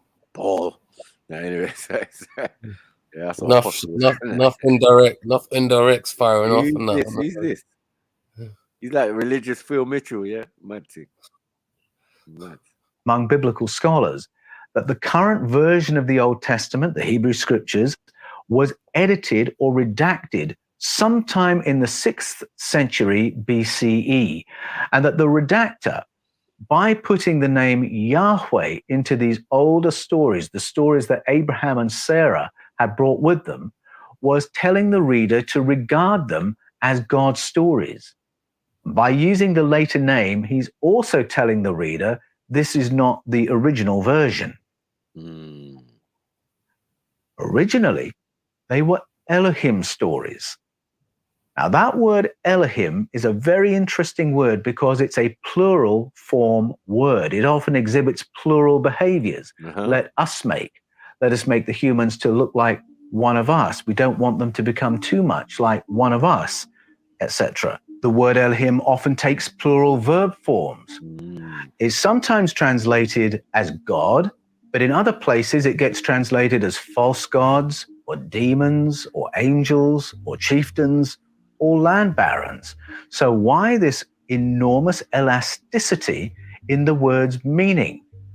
Well, again, we have to go back to the roots of the word and ask, why is it used that way? And why does it behave like a plural? When you look at its component parts, the word Elohim means the powers or the powerful ones. Now, when you read Genesis translating the word that way, the texts change and suddenly line up with the Sumerian texts. One by one, they confirm each other's stories. And it's very clear they're not stories about gods. They're stories about the powerful ones in the Bible and the sky people, the Anunnaki, in the Sumerian tablets.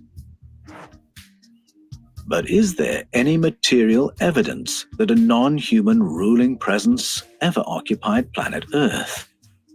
One might reasonably ask, why have no physical remains of Anunnaki been found? Firstly, I would note that the more we dig up ancient sites, the greater a diversity of ancient peoples we're finding. If you think about the hobbits that were found in... You see what I'm saying? So mad thing. Yeah, there's different skulls, there's different beings, hobbits, tiny people, big people, all sorts. They always talk about one side, innit? Giants and that. But they never talk about the little Duwanis and all of these type of inner earth beings, porcupine-looking beings and all of that. Mad. That they hold in museums and everything. It's crazy. Why didn't you put that on your evolutionary? You get it? Your Charles Darwin thing, because it wouldn't work, right? Tiny skull of a tiny person, but it's still Homo sapien like yours. Mad. Yeah, man. Indonesia, we called them hobbits. I think the proper name is Homo florensis, or the giants of Noble County, or the red-haired giants of North America, or the long skulls of Paracas, etc. There's a great range of people that we're beginning to come across as we... Inner Earth, your cube story. Anyway, let's move forward. What in the Indiana Jones and the Temple of the Crystal Skull is going on here, man? This is your thing, man. I know. I know, bro. Around the planet, these stories match up. That's what it is. You know what I mean? No matter where they're being told in the Americas and blah, blah, blah. They tell you of Quetzalcoatl. Quetzalcoatl in Sumeria is Enki. So, like, you can get these things, you know? He's someone else when he's in Kemet. You know what I mean? It's all part of the same story and the same system of things and information. Because once they've got this technology and this ability and whatever from the ancestors, they keep writing shit down and putting it in stone and that. And that's what's holding us in good stead. To say it's not pseudo and niggas ain't chatting shit. You know what I mean? Because they're not just going off a book that someone wrote about it and thing necessarily, because the actual tangible it's there. Yeah, you know. Yeah. That's crazy. We dig into our ancient past. So how would we know if we found an Anunnaki? Well, one obvious possibility is by DNA testing. So if Gilgamesh really was a human Anunnaki hybrid, then all we have to do is find the royal tomb and DNA test him. Well, I believe that's exactly what happened in Iraq in 2003. A team went in protected by American troops at the beginning of the 2003 Iraq invasion and found Gilgamesh's tomb. Fassbinder spoke to the BBC. You can go on his website. You can read all about it. Now, the official story... Matt. Oh, my goodness. So much pillaging and robbing, man. It's fucked.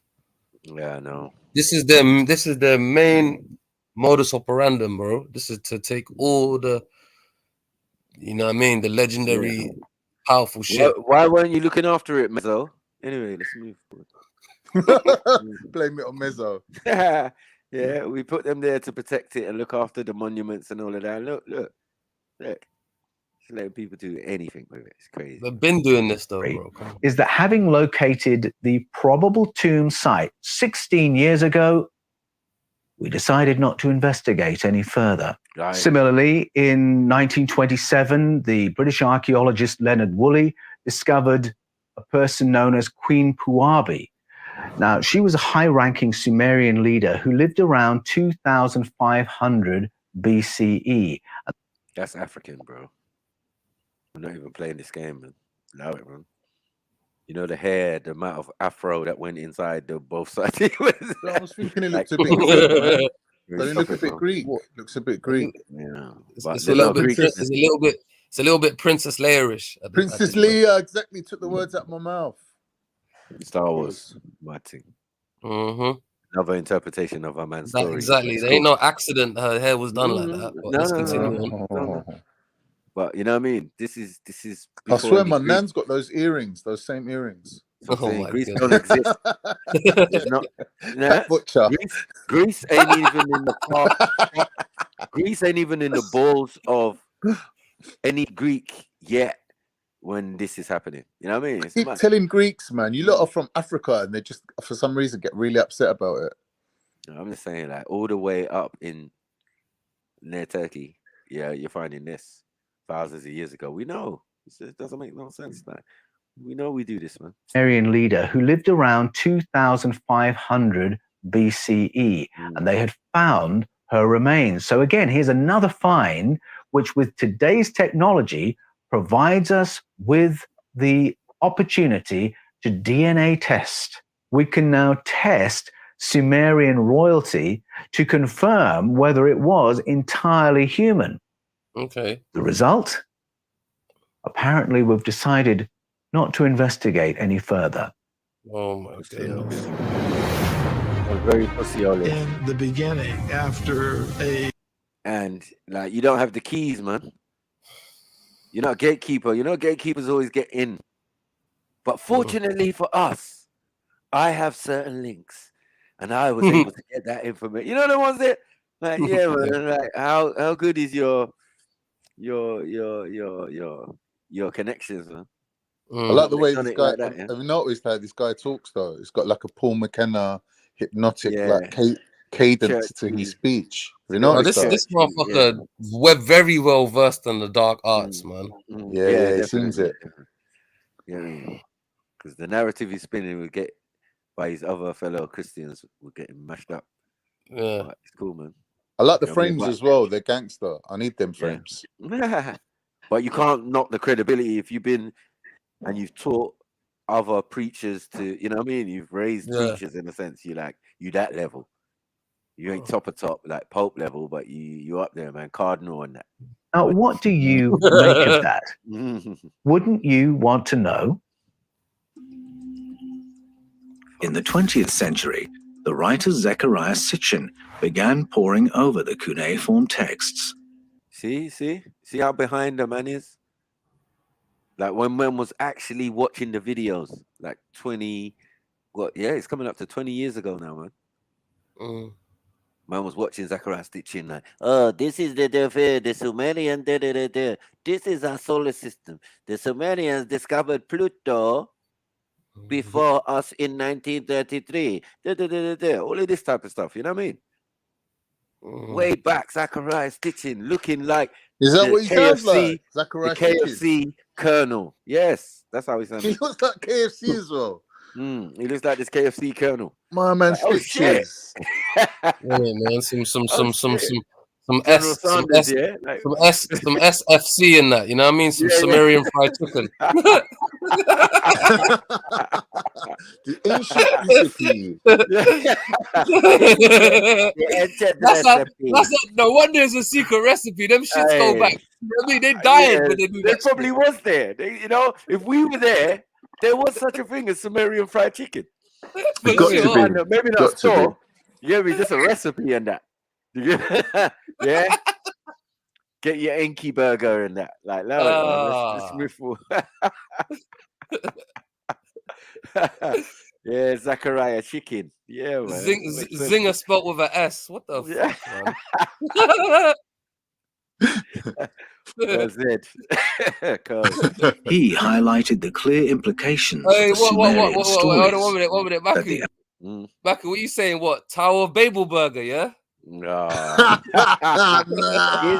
Is our Tower of Babel. No, that was a good one. Yeah.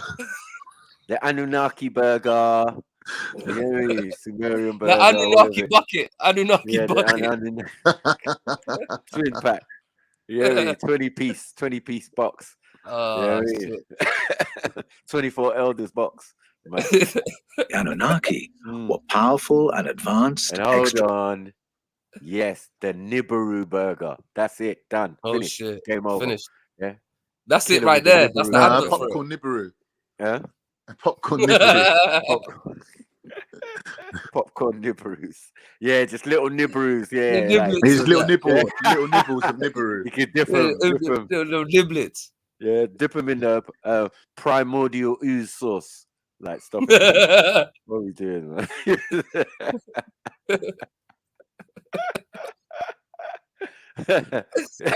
Wait.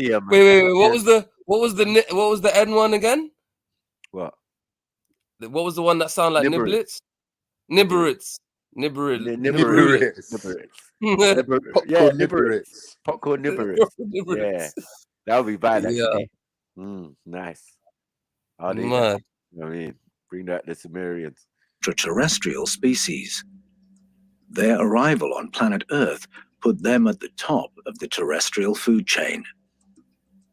To create a local workforce, the Anunnaki used sequences of their own genetic code to hybridize a primate ancestor into a human, ready to put to work for their Anunnaki masters.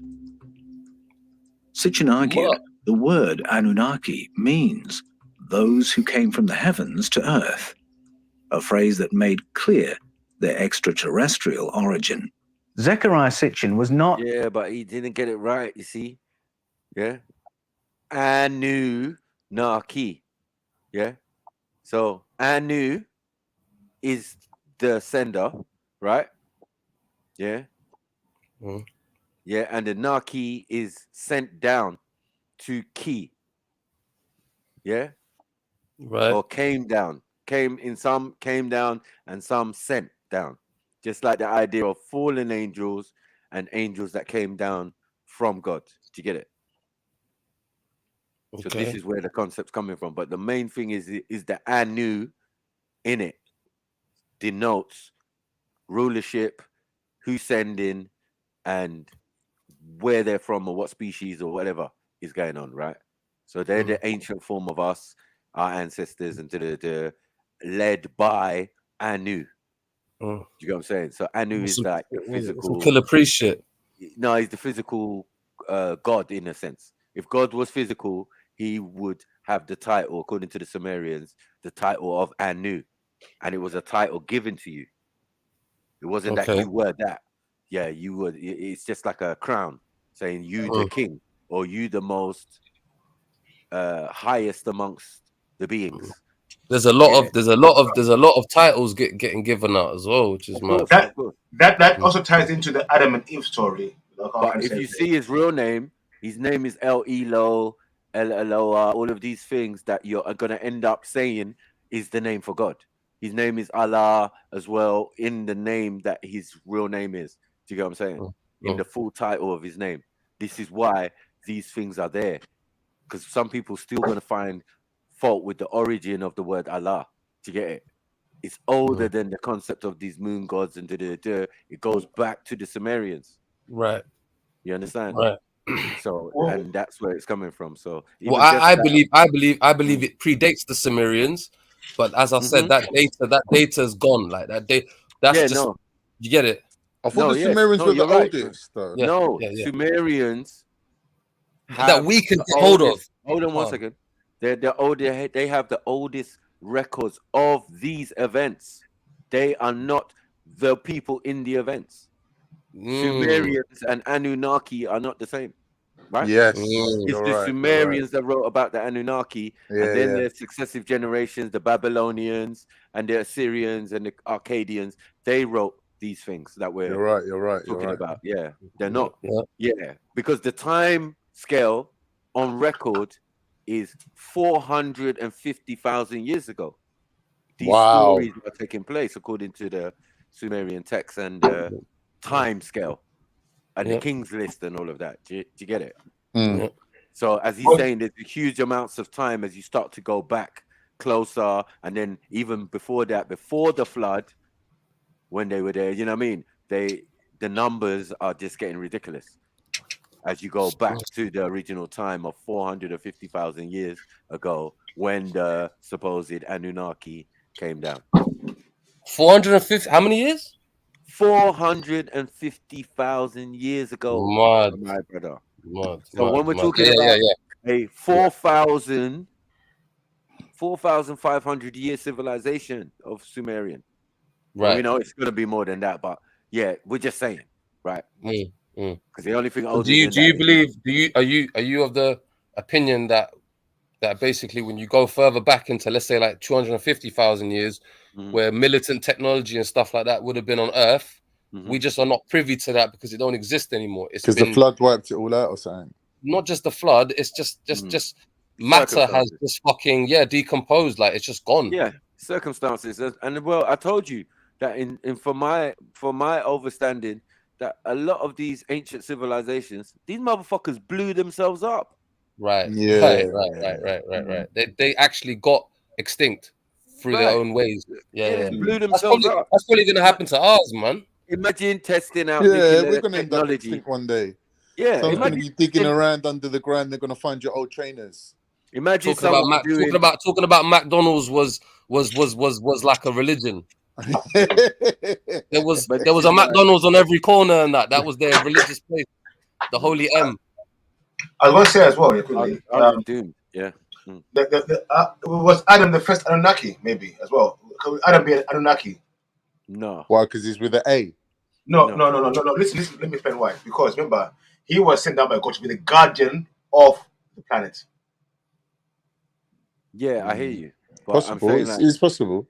The Anunnaki have been here several times, and in not every time, you have to come here first, mix with the inhabitants. So they do not create the inhabitants that are already existing on the planet. This is what is definitely true. What they have done, though, they mix with those little people, to give you what you're calling their descendants. So later on, when they come back, these who came from the pygmies and the interaction with the Anunnaki, who are a sub-tribe, who are giants and lived inside the earth and did it in that time, right?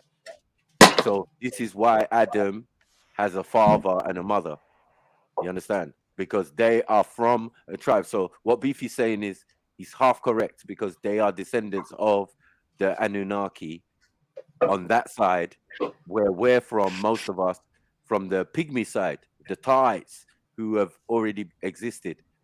You know what I mean? Because for you to record in man landing, it's going to be weird for them to say that, someone landed, the Anunnaki landed. Who's writing that? Someone's writing. There's people in existence already. Do you get what I'm saying? So it's not a case of the beginning of man, but it is the beginning of the Adam story, because Adam is a special project. They made these Lulu Amalus, primitive workers, to work and mine gold for them, right? And then Adam, and then later on, they went to the two tribes that resided between the Tigris and Euphrates, one being a pygmy tribe, where Anef and Tar were the leaders, and then they went to the Watutsi tribe, of giants or whatever, their descendants, right, who was Queen Lilith and King Atum. You understand? And they went to them to appeal to about both of their children and say, listen, one's in the womb, Eve or Hawa, is in the womb of her mother, and they did some experimentation. But with Adam, he was already a man of a certain age. They took him away, put him to sleep, and did some bone marrow type of transplant.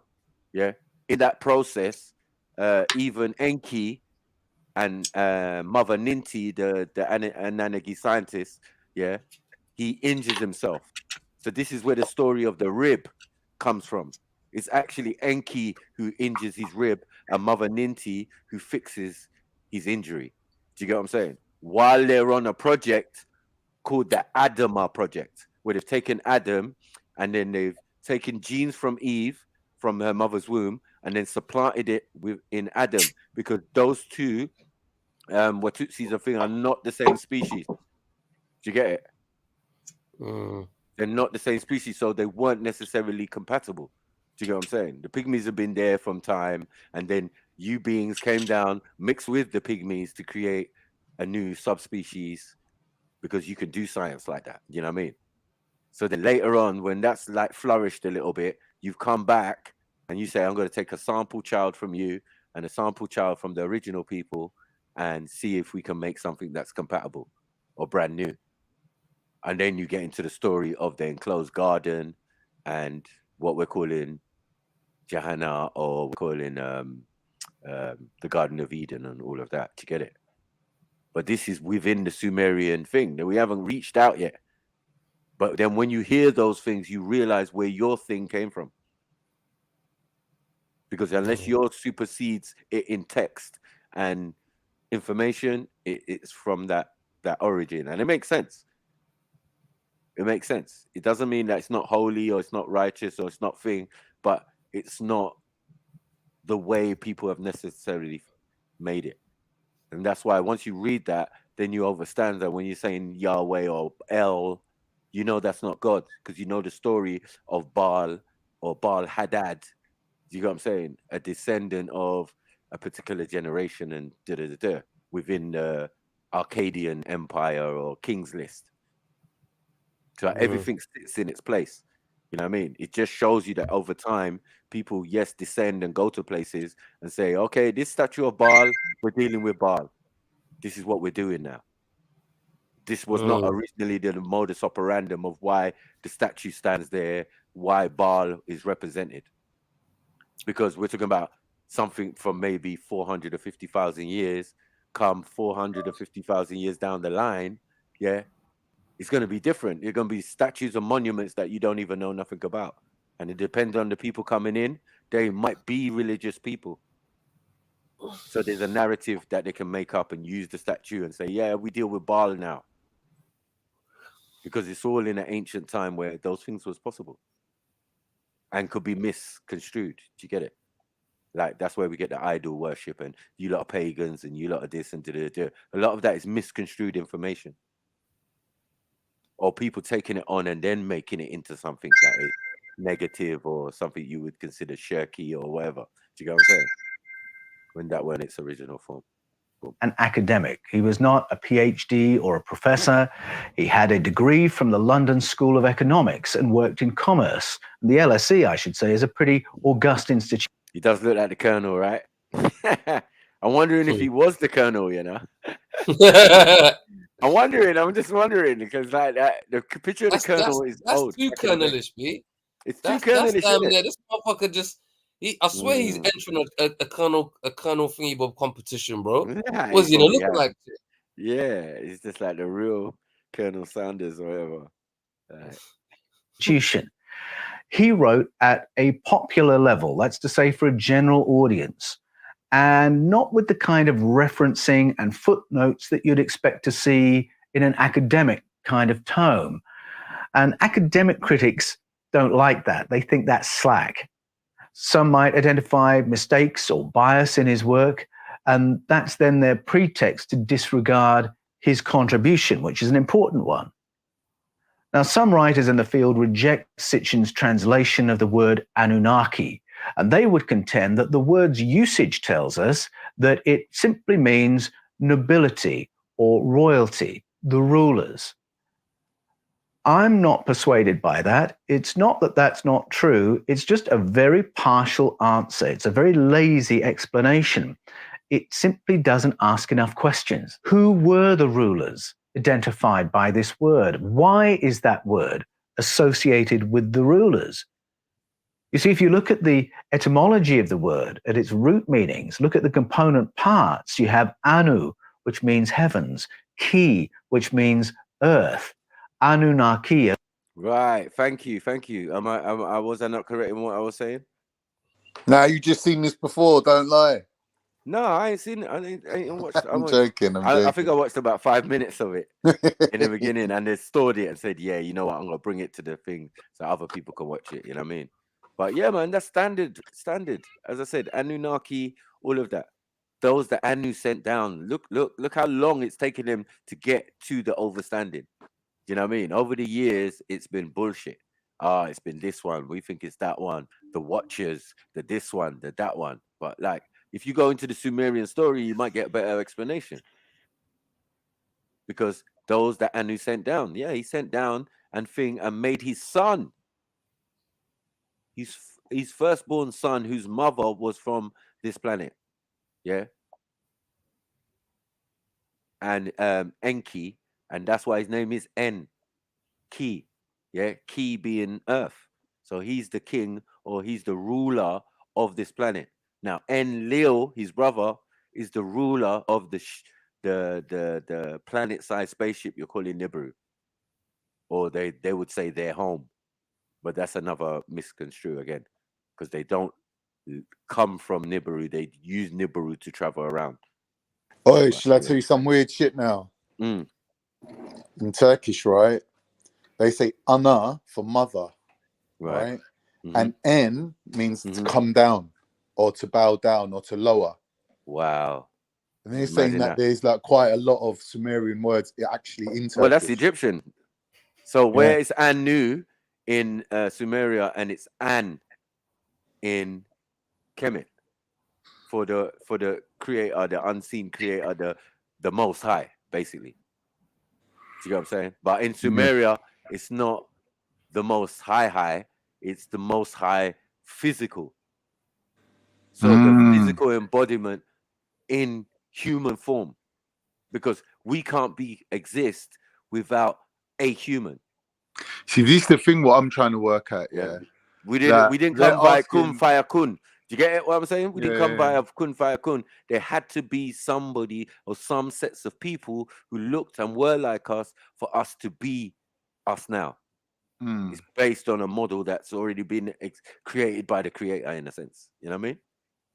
Exactly. And what's he created already? He's already created these angelic beings. So it's something along them lines, more in a physical form, where they haven't got the abilities of the angelic beings of being beings of light or smokeless fire. It's something in between, mixed with what the components are of this planet itself. So that's why I said the physical body is not really what we're talking about. It doesn't matter how that was comprised. If it was part dinosaur, part this and part that. It's more about the soul, right? Or the essence of a person. Yeah. Right. That's what we're saying. Yeah. I get you. That's nice. Yeah, those who came from the heavens to the earth, you can follow the logic. But even if you didn't have that narrative embedded in the word itself, as soon as you read the cuneiforms, the stories themselves unpack that is exactly what was going on. Right. And the glyph that they use to indicate the rulers who come down from the heavens at the beginning of the story, that glyph simply indicates the sky. So these Anunnaki are from the heavens. They're sky people. But why would an extraterrestrial species be interested in governing a human population on planet Earth? Why would advanced beings from another planet have any interest in interfering with human evolution and managing? I don't think it was that. I think it's more, as the story progresses, it does tell you that the atmosphere of their planet was depleted. Yeah. Someone let off an aerosol bomb, into the atmosphere when they were warring, on their planet, and mashed up the atmosphere. So even though they're survive and they're living there, they constructed a planet-sized ship, which we're calling Nibiru, and obviously they created these things that you're calling greys, and these greys are like navigators. They basically use animal materials like a cow and something and this and that to make these biological robots that you're calling greys and that, and to send them out as navigators to go and find resources on different parts of the universe. Do you get what I'm saying? So coming to this planet now, this planet's got better resources, right? There's gold in the ground, right? And they need gold in its thinnest form. What they're going to do is put it in its thinnest form and throw it and coat it across the mashed up part of the atmosphere, and it will create a protective barrier from their sun's rays, which their sun or the star constellation where they come from has three suns. Do you know what I'm saying? So their depleted atmosphere would be a problem, right? If you got 3 suns, you know what I mean? You need your full atmosphere. You can't have this fuckery, but they've got that technology to say, this is how we repair it. We need some of that gold material to do that. Now, the story is that they supposedly sent Enki to do that, and Enki gets drawn out. He comes here, he's from here, he he lays out the waterways, and then he gets drawn in. Yeah, they get lazy, they make a primitive worker, which they were not assigned to do. Yeah. And so they could mine the gold, because even with the Anunnakis, there's a hierarchy, right? There are ones that are directly birthed from Anu, and then other beings like Anu are also involved in the thing. So there's a higher order and a lower order of Anunnaki before you get to something like Elohim, which is still the same thing. It's just said in a different way. So those references to made to Elohim and all of that is the same. Basically saying you're saying Anunnaki. That's why it's all close, and you know what I mean. And even if you, because the word what's it, Elohim, yeah, is Allahumma in Arabic. You understand? So there's different words and different processes, and you say, well, why is that there? Why is the word Allahum or Allahumma? Why is it there? Why is what is that? There, it's more than thing. It's plural as well. So then what you say, the word Allah can be plural, but it says it there. It says Allahumma. So yeah, and then you go to the root of where that word came from. It came from the Aramic, Ashuric, Syriac, yeah. And obviously that's where the connection is, because it's coming out of a form of ancient Hebrew. Arabic comes out of a form of ancient Hebrew, which we're calling Aramic or, you know, Ashuric and Syriac. They're all Semitic languages, and that's how it works, basically. Rather than Muslims taking their thing from modern day Hebrew. Do you get what I'm saying? It's not modern day Hebrew. It's the original Aramic that they created the Arabic text from. So, yeah. No, good rather to know. Than saying, good to know. Yeah, rather than saying the Jewish modern day Hebrew, because that wouldn't be correct. You know what I mean? A human population. Why would they teach prehistoric humans about mathematics, reading, legal and banking systems, contracts of employments, money, and see, prehistoric humans? Do you get it? They are already beings on this planet, right? So what we're saying is the existence of us is already here on the planet. Yeah, via pygmies and also via them mixing with the pygmies on this planet. That they can keep going and coming back and going and coming back. There's large amounts of times between the times that they've appeared here on the This is one of the most recent times that is being explained. But there's also periods where they've been here before that, where they crashed into the planet and that. So that is a previous time or previous cycle, thousands before that 450. Because that 450 is not the first time that they arrive on this planet, obviously. They already got descendants, right? pricing mechanisms. And why would they then withdraw? I wonder if our own behavior as a species on our own planet might give us an insight on what such colonization might look like. Because when we colonize, we go in with force, we show our superiority, and we take over. We provide the police, we provide the army, the education, we put the locals to work, we cream off the profits, the natural resources, and basically enjoy all the benefits of sitting at the top of the economic tree with a powerful, visible presence to keep control. But after a while, you want to tell? Yeah, I'm sorry. Someone asked me a question. Where am I getting this information from or interpretation from? Is the same Sumerian texts, but I've got a different translation. Like mine ain't Zachariah Stitch's translation, right? So yeah, and that's what's contained within the realms of things like you're calling the Holy Tablets, which are obviously I have a copy of. So within the Holy Tablets, you're going to find the Illumerlish, the Atrahasis, the Epics of Gilgamesh, all of these texts that I'm talking about. So I'm referencing from those texts, yes. That's where I'm referencing from. Like he's referencing from, but he's referencing from his interpretation now and Zachariah Stitchin and other scholars. Because you've got to understand, Zachariah Stitchin was the 36th person to translate the cuneiform text. So you don't have to go via Zachariah Stitchin.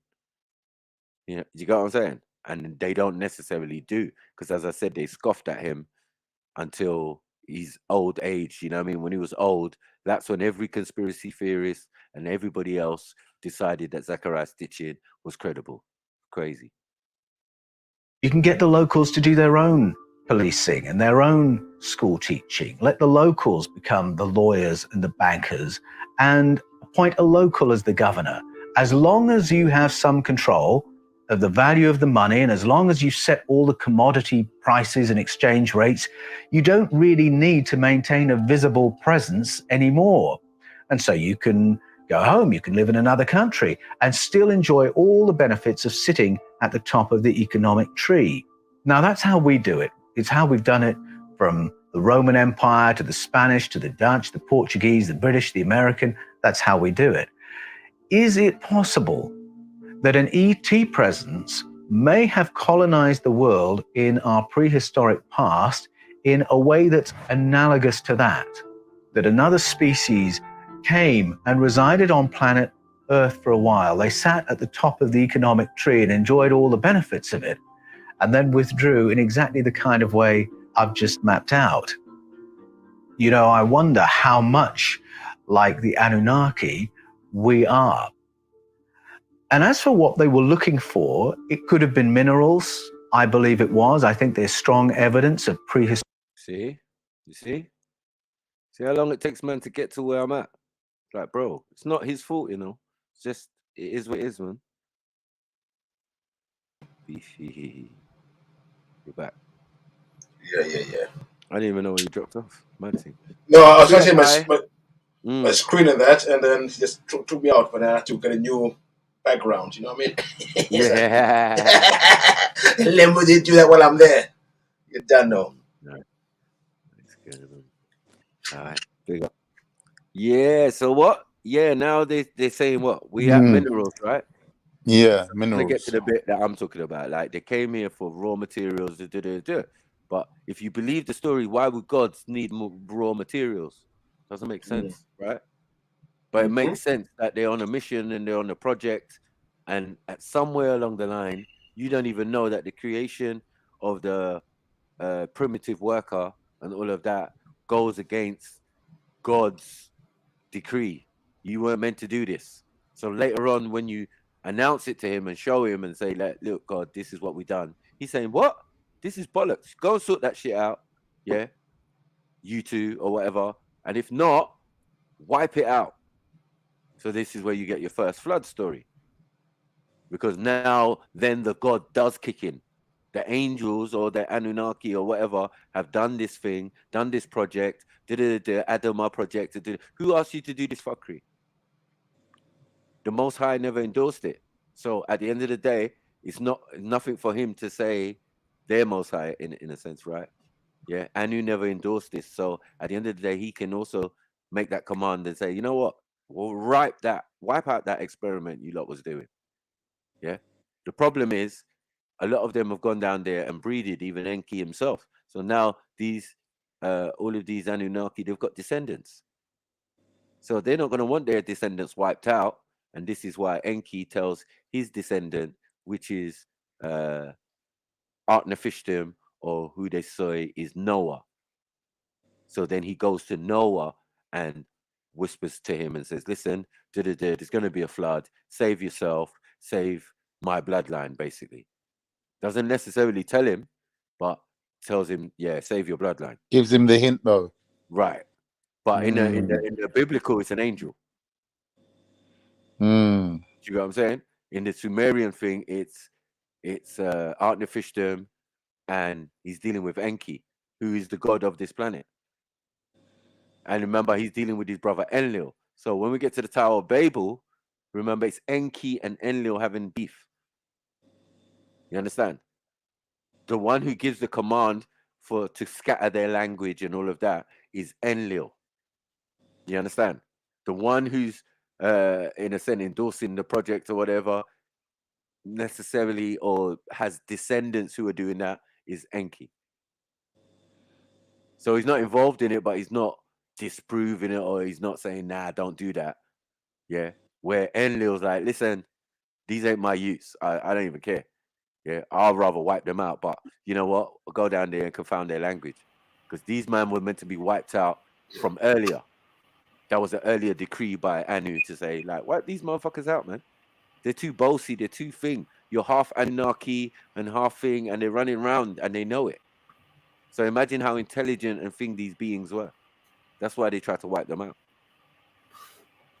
Which were see, this Anu, is this Anu or whatever, Anunnaki or what his name is, whatever they said it was. Anu, is this someone who's mentioned in the Bible? The Bible. The Bible. The Bible. You're getting your Anunnakis and your Narkis mixed up, mate. Yeah. This So is right there. This is where you get Ra, Amun, Ra. So I'm just trying to remember what I'm saying before I get trolled by Khan today. So you say it all the time.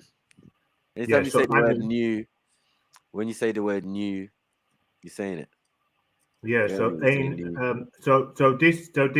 this the same reference? So is it? So are they referencing the Anunnaki then, which gives some sort of validity to the Bible? No. They're saying that the Bible came from these Anunnaki and these Sumerian or ancient people concepts. Yeah. Yeah, the religious books they're plagiarized. We know this. As I said, like if I'm talking about gold and they only just get into minerals, listen to the, you know what I mean? And I'm only saying that because I read the thing. If I didn't read it, then I wouldn't have the information to give you to say, this is what it says in a Sumerian text. It might seem blasé the way I'm saying it, but I'm quoting supposedly ancient texts. Now, unless my translation is wrong, which can always be checked and verified. You know what I mean? I don't have to have it in the holy tablets. Once I know it's the Iluma Elish, I can look it up online, find the Iluma Elish. I can find the original version, which will be in cuneiform, which none of us can read. Allow it. You understand? So we're only going to get translation of the cuneiform text, because when we look at them, it's like, it's two triangular or rectangular kind of tablets. Kind of shit that Moses had, but let's leave that alone. You know what I mean? It's crazy. Historic mines in southern Africa, it may well have been minerals. Whoa. You see. Whoa. This is why I said that what you're calling the city of Zimbabwe or whatever, the greater city, is the city of Enki. Because that's where you find the oldest gold mine in the world. Right. And what was his capacity? He was here to mine gold. And his capacity also, between him and his brother, they created 7 cities each around the planet. And that's why, like I was saying, remember I told you before, like you find Zimbabwean gold in ancient China, with the emperors of ancient China. Makes you sense. find Zimbabwean gold there.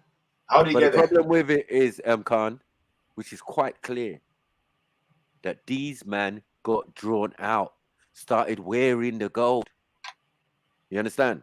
This gold is for shipment to somewhere else to get it. Yeah. And then Enki and them, they got drawn out, man. They want to start wearing it. Their grandchildren are worshipping them. Do you get it? Some people get drawn out. Yeah. And then this is where Anu kicks in, because he's like, bro, delivery's not getting sent. What's going on over there? Oh, we made some primitive workers and it's their fault. Hold on. I didn't ask you to make anyone to mine gold. Like, what are you lot doing? Do you get what I'm saying? This is how the story kind of goes. You know what I mean? I'm just giving you a layman's term of it. Like, what are you lot doing, man? I sent you on a mission to go and do my eldest son, and your mom's from here. So you, the ruler of this, your brother's in charge of the ship. Yeah. That's why they say Enki is ruler of the skies, but the sky is the space or whatever. And, you know, they're moving around in it. Yeah, in a planet-sized spaceship that you're calling Planet X, Xena, or whatever you want. Which they only just discovered how long? 100 years? Mad. But it could have been something else, something to do with the properties of planet Earth. And it might have been something to do with ourselves, our uniqueness as Homo sapiens.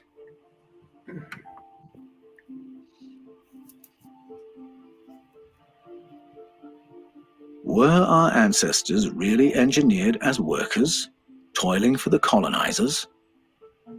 Were the Anunnaki only interested in our planet's resources and coldly indifferent to the progress of the human race? Other ancestral narratives speak of our human origins in exactly the same terms, and yet there are other strands to the story. The Greek-Babylonian narrative of Oannes and the Apkallu speak of the visitors helping and educating our human ancestors. Native American memory reports interdimensional and extraterrestrial visitors. Myrmidons. Yeah, the Myrmidons are real, man. Myrmidons are real, man. I just don't know how man is saying he's that though. But yeah, they do exist. They did exist. Well, Schiffer's on crack. Schiffer's on crack, man. I don't care what anybody says. Wait, listen. What's Dogon? What's the god? Yeah, Dogon. Yeah. Dogon with a fish head, yeah? Yeah. With the pop ways now. Mad! Wait, does Schiffer take crack cocaine? But the story, it relates to the Nomos, it relates to Kemet, it relates to, you know what I mean? It relates to the Dogon. It's all the same story. Any Myrmidon story is with some African tribes. Let's put it that way. Yeah. Mama water, mommy water, we know that. Mommy water. Wait, you know what I'm saying? Like, yeah. Yo, family. What? But you see, with these origin stories and these origin stories, right? Yeah. They differ, right? So some of them will say differ from what? Sorry. Well, so okay, so I'll tell you what they differ from. So you'll have the Bible, right? Believing that everything started with Adam. Is it Adam and Eve? I don't know. Some people. I think the Bible doesn't say that. It doesn't say that in the Bible. It doesn't say that. Right, but they have. Let me learn. Go on. Their beginning stories all differ. Some of them say they come from the water. Some of them say they come from Sirius, Sirius B or Andromeda, whatever they want to say, right? And then you'll say some of them, you know, all came from one woman, and it came, you know, or I've heard a couple. But when I say that, because I made a reference when someone said to tell us about the Ordinani and your belief system, I know that the Igbo people have a belief system that kind of differs, right, from the religious doctrine, right? Because if you go to a normal tribe member and say who, you know, they have a different origin story, but if they're into the Ordinani or into so I'm trying Obia. Is it Obia? No, sorry, I'm trying to think of what Shaka's into right now. It's your guys' stuff. It's either the Ephas or the Orishas. Which one? Yeah, sorry, the Ephas, right? Okay, cool. I think I believe that they have a different origin story from what certain Yoruba people believe, right? Right? No, it's not different. Yeah. Well, because the Igbo people believe they come from Erie, right? But when they say, "Oh, where did Erie come from?" It's kind of a bit, you know what I mean? It's a bit, it's a bit sketchy, right? And then you'll get some elders saying, "Oh, okay, well, we all come from the mud." But then you look at the Ordinani, and then there's an explanation to how the universe comes around, right? And where they believe people come from. But it differs from, there's two different stories, right? Yeah, but where does it differ from? Like, what are you putting it against to say it's different or it doesn't match? What are you putting it against? Oh, I just feel like there's I mean, all of the stories, none of them really align up to where, okay, there's all these, okay, so you know, there's in none of them were all mentioned. None of these belief origin stories have similar sort of like origin, basically. They all do. That makes sense. No, they all do. I think the most similar thing I've heard. You haven't given us one. You haven't given us one. Okay, so coming from match up to each other. I told you the Orishas and the Ifa similar, right? Then those two similar to the Dogon. The Dogon similar to the Kemet, yeah. The Kemet similar to Sumerian, and it works verse back forth whatever way you want to look at it, it's all us anyway. So if it's slightly different because of the dialects and all of that, but the processes and the idea and the thought system and people coming from an egg or and all of this type of stuff, is still with us. It's all, it's this, there's no monolith in the idea, even within Africa, of our origins. Just some say we came from the sky. Some say we came from the water. From the moon. Some Some from say the moon. we came from the mud. You know what I mean? So I agree with you, but all of those theories make up what you're calling later on Kemet.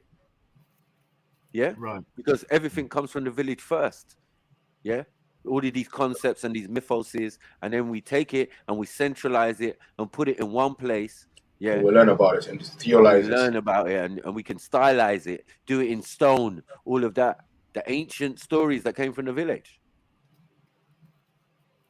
So it makes things more palatable and understandable rather than this superimposing civilization kind of idea. Yes, we're civilized. Yes, we invented mathematics, everything you could imagine. But with that, we had a process of school, university, studying studying nature, right? So yeah, study nature. Study nature, study self, study astronomy. There's a lot of things to study. A lot of things to study. And you can never study enough. Yeah, and as well, you never study enough to know the whole knowledge of the earth in one lifetime. So it's a constant thing. Yeah, but go to those who know, like your ancestors have been doing that. Using my knowledge, refined it. Yeah, they've refined it, and then say like, listen, you can find it at home in our village, but you can also, when you go to Kemet, you can learn more about it, more in depth, and listen to the other mythoses from our continent that match up and give that more validity, and will make more sense for you, depending on what realm you're trying to go into. You want to be an alchemist? You want to be a scientist? What are you trying to do? You want to be a warrior? You want to know tactics? This is what Kemet was for. Sorry, man, I haven't come up with It was like a laboratory first. Good talking about bro. Adam and all of that. Then some laboratories are mentioned, even in the Sumerian. So how are you going to have a laboratory named Shinti? Like, what are we doing here? And then they say Shinti was on Mars. So they're telling you that they took Adam away to another planet, to another situation that looked like Egypt. Do you get it? With pyramids and all of that. So showing you it's a laboratory. So even over here on this side of things, on this planet, it's also would have originally would have been a laboratory. Then a place of learning, then a place, and all of these things came later. Yes, bro. Well, even go on. Yeah, just gonna say, I'm gonna jump out. I'm gonna fly back around in the piece. Tune in, man, and listen. Salute, brother, man. Yeah, I'm definitely tuning in. Come on. Peace. But that makes sense as well. But even like, did you say? I would say as well, like the Garden of Eden could have been a lab as well. Because remember, they were placed in the garden, formed the garden, then taken out of the garden. Right. But all the animals, everything is in the garden.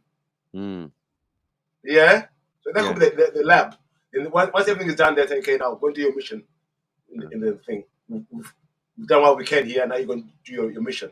Whatever made you for. H, this is very relevant to you because a lot of the Sumerian writings and later on from there travel to India. So they're the basis of your thing. They know about Anu in India. They got Anu people in India. How are you going to explain that? Let me ask you a question, Maku. Yes. You know, in your origin stories of is it Obia or Ife?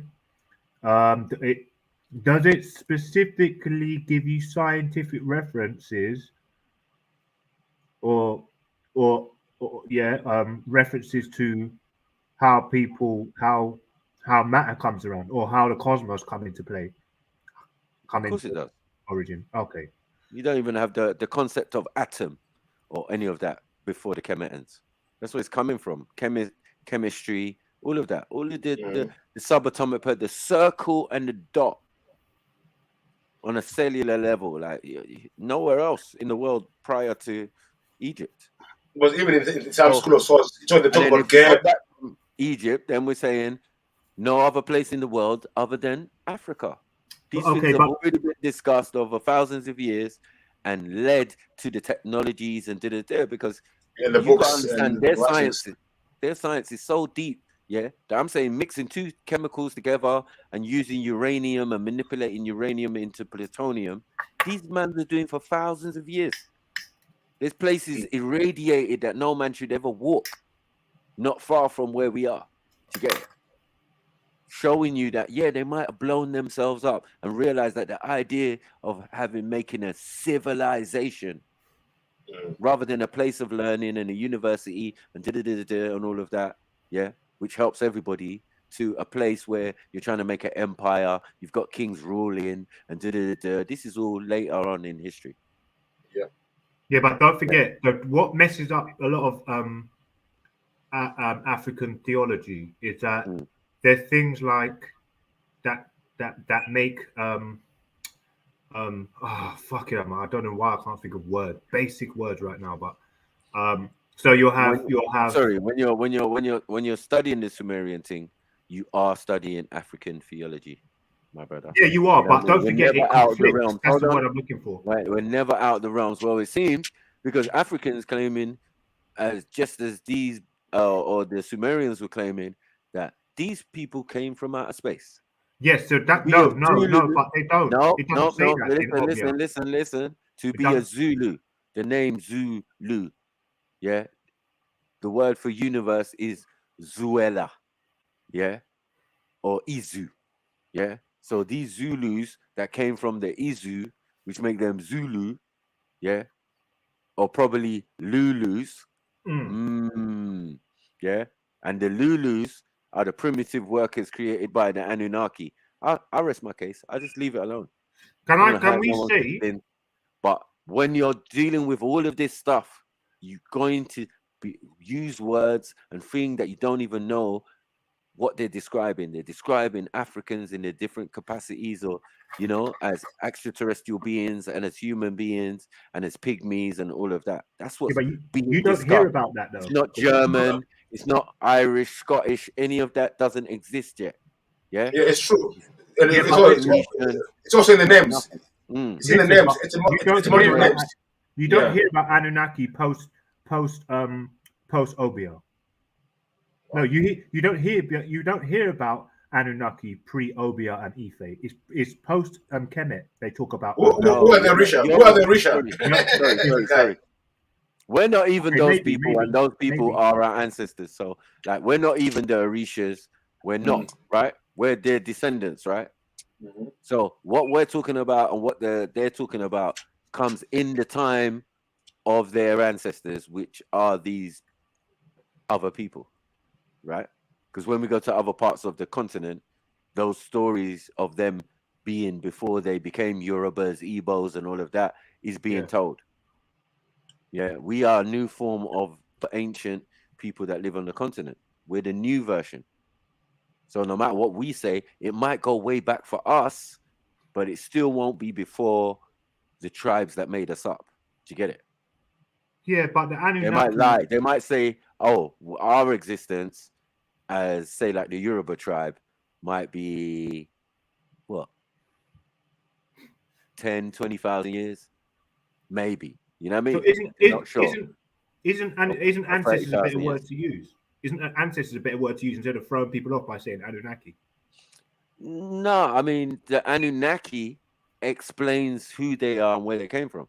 In their dialect, that's all it is. Sorry to cut your wisdom, but Maku, man. So if you came from a people who were sent by a person named Anu, then it holds you in the realm of that theology. So we're like, what does that theology connect to? Where is Anu's home planet? Because he has a home planet because he's a physical being, but he's just of the holy or the older people in the universe that made you up. But they were definitely black. They definitely had 90 for woolly hair. Do you get what I'm saying? And were highly melanated. Okay, I can give you a good example, of a word. Leprechaun. You know, the Irish myth about leprechauns. But if you break down the word, it's leprosy, akan. The akan was a pygmy tribe. So you put leprosy, akan, what do you get? A small white person. A small leprous person. Okay, wait. Let's break that down. Let's break that down. Akan, the akan part is akan people. I'll give you a couple of minutes. Akan. Okay, but listen, Akan is Africa, Ghana. Yeah, exactly. So the Akan tribe, the Akan people, the 12 went to Ireland. When they were made into a myth, they were turned into white. But back in the days, being black, from white to black, had been leprous. So the word leprechaun. Oh, okay, all right. So that makes sense when there's places like because what they're called? They're called we know them as deficient, but what are they called now?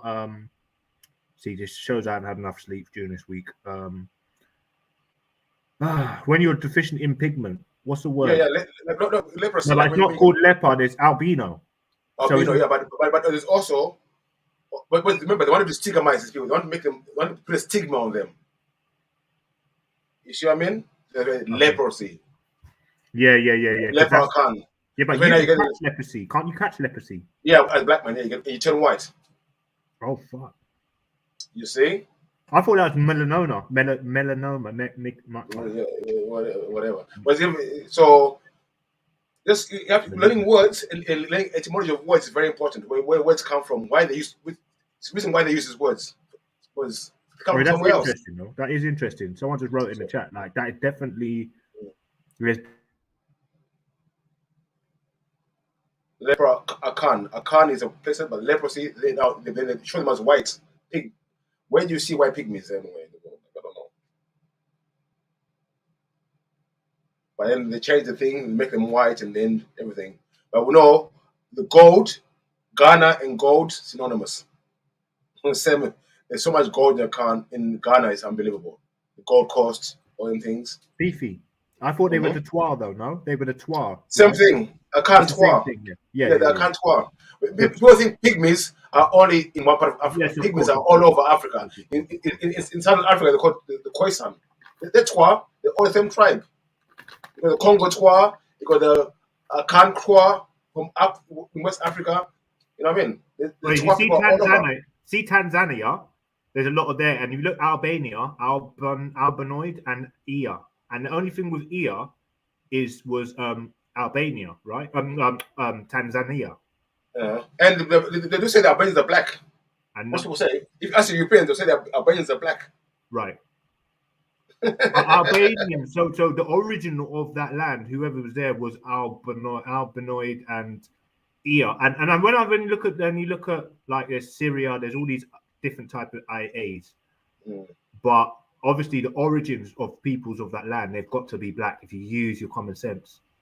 So I don't know. So you probably European word to call Albania or that geographical It must be a reason. You could be right.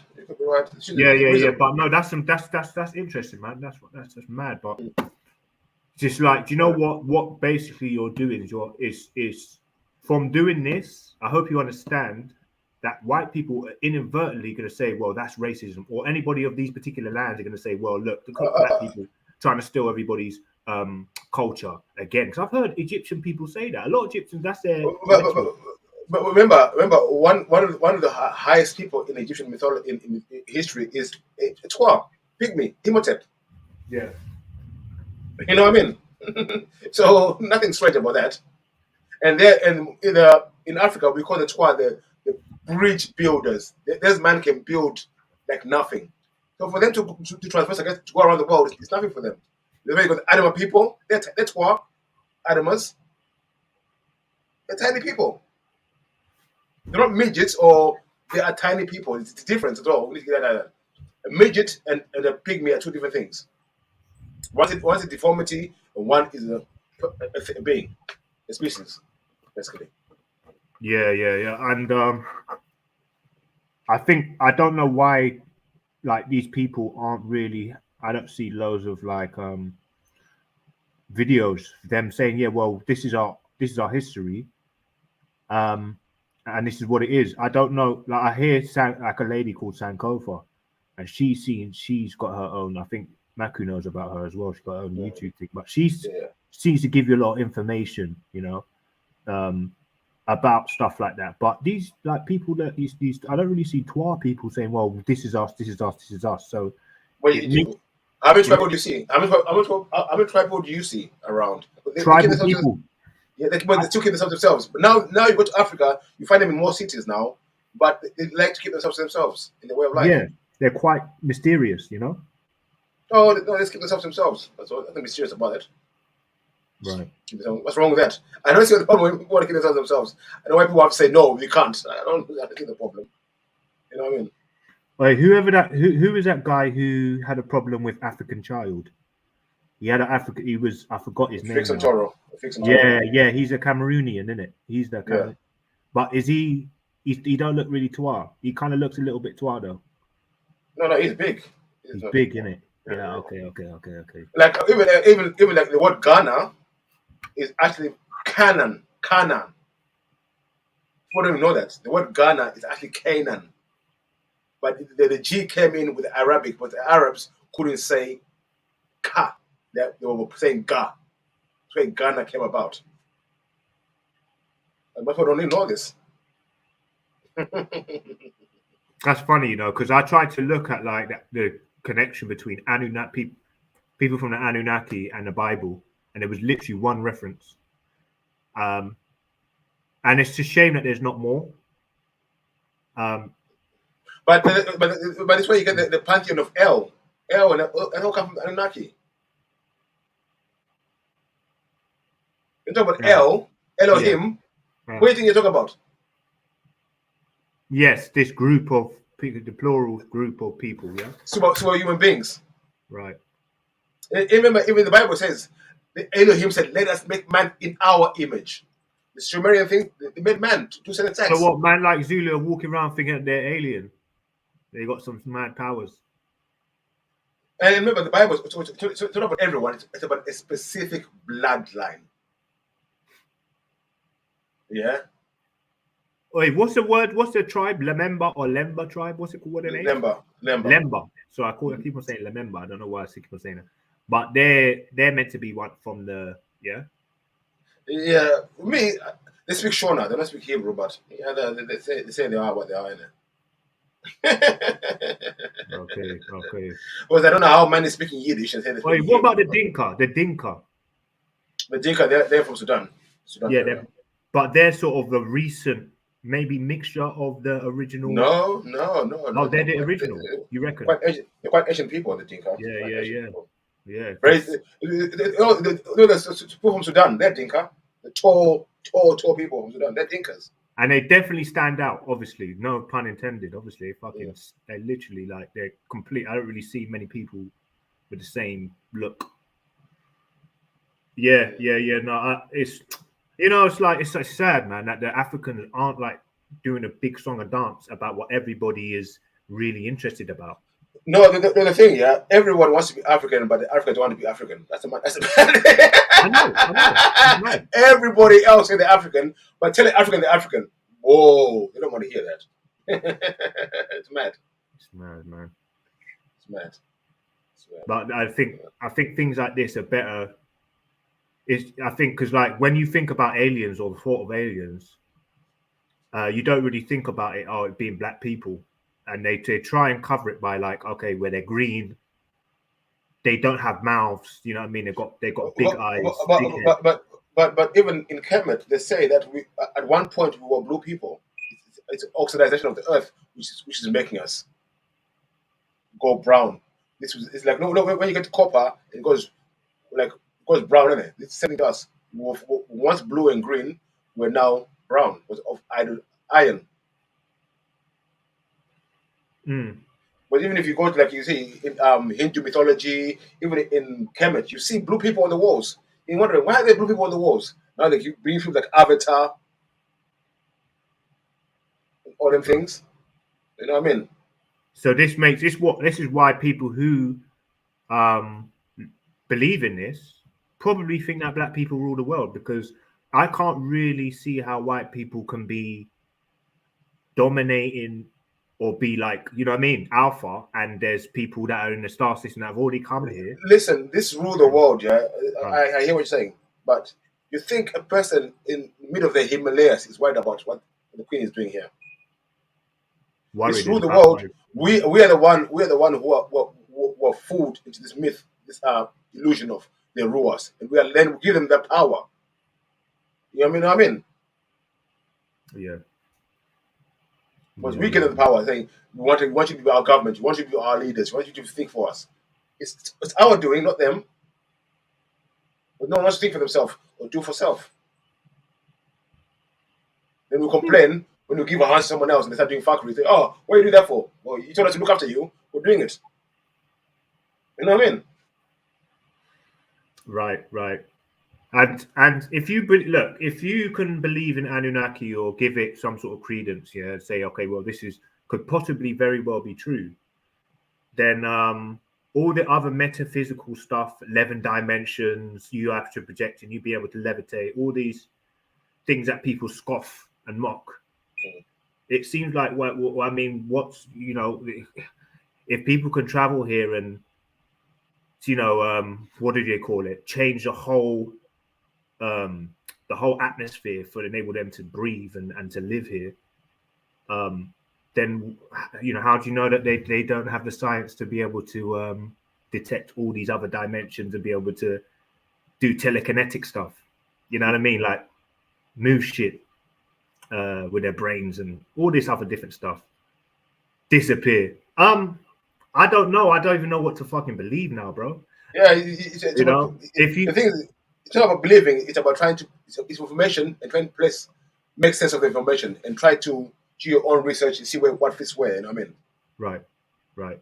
Because if you look, right, like what I mean by that is, if to be more specific, I think when you look and say you look into spirituality now or the conscious community, they're talking about harnessing you know, all your particular chakra energies for you to, you know, come into your God body, so to, you know, for lack of a better word, and be able to do stuff that's not really humanly possible, you know, by how we perceive is what is possible, you know, for a human being to do. And I think, you know, for me as a person who wants to know and not believe, and like very scientific and skeptical, even me, I'm starting to get, are these guys okay? You know, I don't know. They're taking a lot of LSD, DMT. I love it. I love the you know, you know, I don't know how to say it, but it's a creative mind for you to believe such unprovable sort of metaphysical theories and science, you know, that they're speaking about now. Yeah. And it's kind of a little bit kind of in that sector, I think. Bismuth, your mom was running around naked, but the Zulus were not running around naked when the British arrived. Were actually. But let's be honest. Listen, we're not running around naked. We were running away from war. So every time you see a picture, we had kingdoms. Where are the kingdoms? You think we're living little huts on the run? We were at war. Our way of life has been destroyed. First by the Portuguese, the Dutch. By the time the English came, 300 later of fighting the Portuguese, my G. So please, know your history. Your mum sucks dick. You know what, yeah? Let's be honest. If there was if Anunnaki come here with, I don't know, something the size of Nibiru, and Nibiru's a big spaceship or something, wouldn't there be remnants of like buildings and structures they built that was like steel and all of this stuff, as opposed to just being a pyramid? And this is one thing, and then you do see people who are mentioned as being part of this whole Anunnaki, right, and a legacy, and then I'm not saying that they're running around with bare feet, but right? I'm saying to you, no, but look, how many wars have been? Remember, there's never been a time when I've known that the war has never been a war. When there's wars going on, things are getting destroyed. Yeah, Yeah. When you go to war, you destroy stuff and rebuild. So these wars, some of them are planned to destroy stuff in history and cover up stuff in history. Remember, a few years ago, the so-called ISIS were blowing up stuff in ancient sites in Babylon. So these are all pagan stuff. They're blowing them up.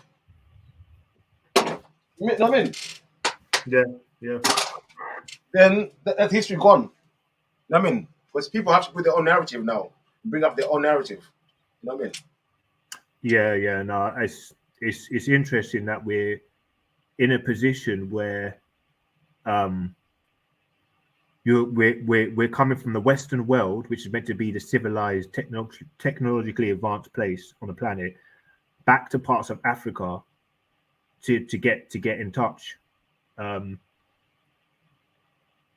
with, you know, this one, jump on. And I just feel like, boy, whoever's got this information, they definitely can't be black right now. And does anybody believe that? Do you reckon this is what the 200,000 people that are coming back to the planet are meant to? That they're who they're referring to in the is it Bible? I have no idea. Yeah, 200 or something. Yeah. But I haven't got much. Do you know what? I need to study a bit more about this. Otherwise, I'll be able to speak on it more. But right now, I'm kind of like a student in this, so I can't really give much about the Anunnaki. Yeah. Like I was saying as well, the people who are writing these stories are writing stories which are before them. So what they are writing is what happened. It's their history they're writing. You understand? Yeah. So it's not the Sumerians themselves who are doing these things. It's people before them who are doing these things. Bismuth, we know him here. We know him. Don't worry. He had gone missing for a little while. He's come back. My Kikuyu brother. My Kikuyu Bantu brother. Jesus Christ, Muhammad. Yeah. No. Well, I'm gonna fly back to the thing because I'm not really in the mood to be speaking today anyway. It's too long, man. It's waiting for Sniper. He's going to play the. Yeah, I'm gonna wait for Sniper to come back. Someone jump on. I see you're on Born Rich the whole night. You guys are crazy, bro. Oh yeah, I was on Born Riches. With Shiv. The whole night. Shiv's funny, man. Shiv's funny, man. But yeah, man, he's stuck to the Bible. Him, Robbie, whatever his name is, was on the thing. It was on his show. Like once I've realized people are mad into their doctrine, they have to start preaching at you. And I noticed this when I was dumb, young, and even now, and got the same energy vibe about it. It's not really engaging. You can't get much conversation about it. And that's the only thing. That's the sad thing I find with a lot of Christians or people who talk about the Bible. Bismuth, I beg. Do you want me to embarrass you on YouTube right now? I know your tribe. They are Bantu. You got some admixture in you. But they're Bantu. Your people are Bantu. I don't know why you want to deny it.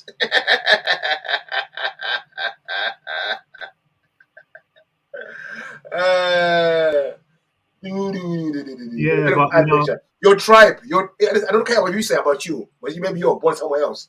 But your tribe. Put your tribe name. So everyone can look for themselves.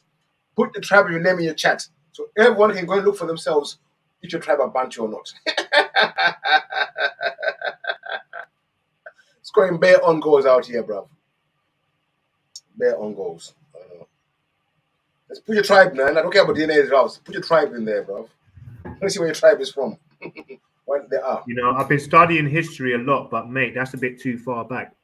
I could tell you about anywhere from the 7th century to now, like 400 AD, maybe a bit before then, but nothing about Anunnaki, all of these times, how they looked, blue. I heard they were green.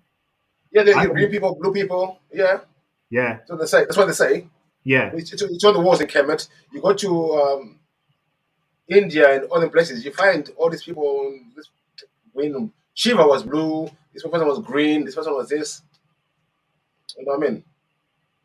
So sick. And now you see the movie Avatar and all that thing coming out it's now. interesting, but we don't have any, but we don't have any throwbacks. So it's not like there's blue people in the DNA now. Boys, remember the animals. Remember we adapt, innit?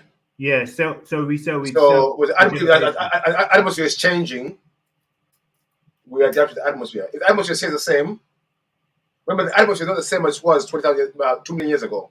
Atmosphere has changed now. So you're telling me it terraforms all of the cellular biological. Yeah. The atmosphere will do that. Yeah, atmosphere will do that. Yeah. I don't know. I don't think DNA works exactly in that way. Unless the atmosphere has changed from then to now. Well, remember, we have to be able to live in the atmosphere. If we don't adapt to the atmosphere, we'll die. Simple as that. Right. You know what I mean? If we don't adapt, to die. Nature don't fuck about, mate. Adapt or die. Right. So basically, the brownness is death, pretty much. Not death. It's not. We're adapting to the atmosphere. Degeneration. Yeah. Right. It shows the degeneration of the mitochondrial DNA. No, not what's it called? Black. What do they call black DNA? They call it the mitochondrial E gene, right? I don't know. That means. With DNA, I don't know. I can't. My memory bank is gone on me. It's a bit. All the new sciences, yeah. I don't know about. I know blood types. I don't know about DNA. What's your blood group? Right. Simple. I don't know about DNA. For me, it's blood. It's blood. It's all to do with the blood. What's your blood group? You know what I mean? What's your blood type? Yeah, and that's something as well that I'd like to look into more. But I think first of all, you should really try and look at the layer of migration, war, geopolitics first before you look at genetics, because then you need to see where people have gone, where people have traveled to and whatnot, and where they originate from. And it's interesting. That's why. One second, I want to teach my boy something. Samburu. Do you know what nilotic means? Most people, I think that they get caught up these terms. Nilotic just means someone who lives along the Nile. It's not a people group. It's not a tribe. A term which came around 20 years ago, 30 years ago. Nilotic. It's not a group people. It's a people who live along the Nile. Yeah, you got bare people live along the Nile. Who call them, I mean, like, bro, I need to wake up. These days. You are Bantu. Okay. Nilotic. Yeah, I'm back. Sorry. Yeah, go on, man. Yeah, let me play this thing, man. Show you how to conversation. Nurturing the beginnings of human society. Zulu mythology speaks of our ancestors being nurtured by advanced beings. What? What did he say? Did he say Zulu mythology, yeah? Huh? What? He said Zulu mythology, right? Did he? I think so. Yes, he did. I think he mentioned it, yeah. That's what I'm saying, man. We've been saying this from time. Yeah? Zulu who believe in the stars, and people who came from the stars, and the Nomo or the Nomos, and the Nomos are the same as the Dogons who believe in the Nomos too. Do you get what I'm saying? And then you've got the Kemits who believe in the Ogdogs, and the Ogdogs are older than the nine Needs, but they came from the water. Do you get what I'm saying? So there's a lot of similar stories about kind of Dexter, jump on. Type building beings. Who? Dexter. Honor. He said the correct term is honor. You talk about the Zulu thing. The correct term. Yeah, they said the correct term is honor. How about you? Yeah. When you talk about the Zulu thing, they said you mentioned Zulu. Yeah. Yeah. Like my friend, I'm going to give it a rest. Yeah, I'm knackered, man. We'll go to the chat and listen in. Big up, man. Big up, man. Get some rest. Take a nap. It's been up the whole night, bruv. I woke up in the middle of the night and I saw Boris's live. I saw King Gordon there, Kel. On the whole day. Shabbat shalom, Zulu. Yeah. Big up, Z's. Anunnaki have had a more generous motivation. Mythology speaks of our ancestors being nurtured by advanced beings. Might the Anunnaki have had a more generous motivation towards their human workforce? My book, Escaping from Eden, argues that our ancient texts recall a range of species that bumped up against our ancestors. And the stories in our world mythologies tell of conflicting ideas among the visitors as to how conscious and how intelligent they wanted humans to be. Now, certainly there are some cold agendas towards humanity that play out in our world's stories of beginnings, the limiting of human life, a flood to kill them all, a neurological interference to take the power of speech from us and dumb us down, a bombing that destroys our engineering and technology, a neurological interference to lower our perceptual and cognitive abilities. Now, in the Sumerian version of these stories, it's the scene. Interesting, huh? Isn't it, Beast? Interesting. Yeah. Shit we've always said before, man. Yeah, this is one and the same story. It's all us. It's all the different tribes of us. And some of the tribes of us don't have earthly origin. Facts. Yeah, that has always been true. So I don't know why anyone would be surprised when we tell you that these stories are based on us and our people and our ancestors. Facts. Yeah. So whether it's a spiritual concept, metaphysical concept, any kind of concept, we already been there already. You know what I mean? It's just the locations are confusing people. Don't be silly, man. Yeah. People, listen, if Bantu, once again, Michael, if Bantu are sub-Saharans, where's Kenya? Where are all these places are? They're sub-Sahara. Duh. Bro. Carry on, Michael. Senior Anunnaki Enlil, who actions and pushes all these negative agendas that are somewhat hostile to human beings. But there is... I did say that earlier, right? That he opposed every ruling, right? There's no jurisdiction over here. But what he has jurisdiction over is because he's from the sky. He's the one controlling the ship. This is all Enki's domain. Because they're brothers, they will fight and argue and disagree over things. You know what I mean? Which would make both of them disagreeable to an extent. And agreeable as well. Because they're responsible for the spell of sleep. Yeah, this and Inanna. So Inanna and Enki and Enlil create this spell called the spell of Leviathan. But it affects both their descendants. So dumb. Oh, Nana. Was Nana a female or male? Yeah, she was a female. And whoa, okay, I'll leave it there. Nana Maru. Yeah. Nandi, Nana. Yeah. Let's carry on. All these African words we're hearing. Is another agenda in the Anunnaki community. There is a figure called Enki, who appears to be the leader of the Earth Project, and he is junior to Enlil. He's described as Enlil's brother. So in the Sumerian story, I know. Sniper said it already.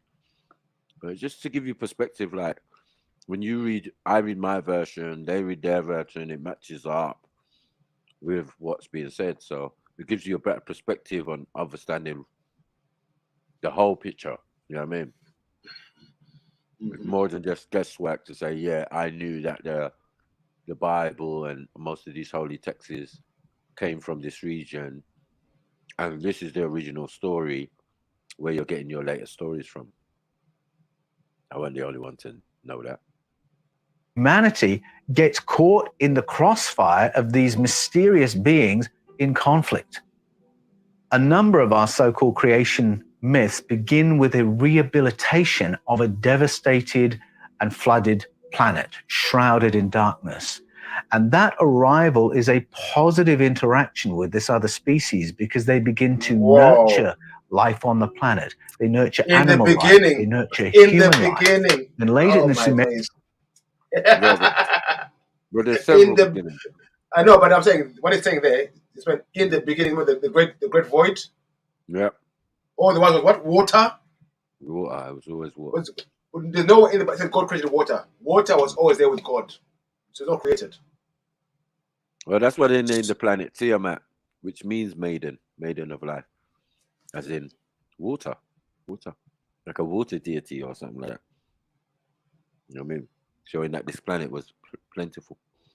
The Bible even says it. So in the beginning was God and the Spirit hovered over the waters.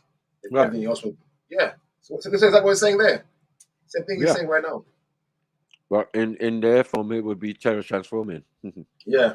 Sumerian account, it's Enki, the one who's in charge of the Earth Project, who wants to upgrade human beings for a more enjoyable, a better, a more Stop. You see, human beings exist. Right? Human beings exist. One, they're recording the event.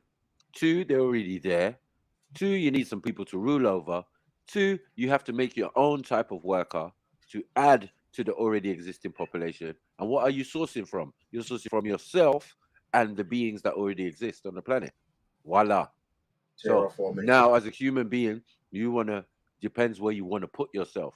Do you want to put yourself as the beings that were created, the Lulu Amalus, or do you know that your ancestry goes further back than even any Anunnaki?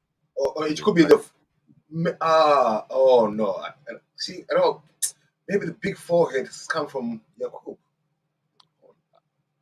Well, makes sense. They're out of the same species, but where they went straight into the inner earth rather than on the surface. So one came to the surface and one went in the water. And then the other, so you say the hairline set in the underground, the hairline set behind them. Makes sense. Inner caverns and all of that. Let me see this guy. And then the radiation from the inner sun is what affected their genetic makeup. Why their heads are big, because they were not that before. Conscious kind of life. And there's a conflict between Enlil and Enki over whether that should happen. Enlil, the CEO, does not want that. And so Enki breaks ranks to achieve that upgrade for us.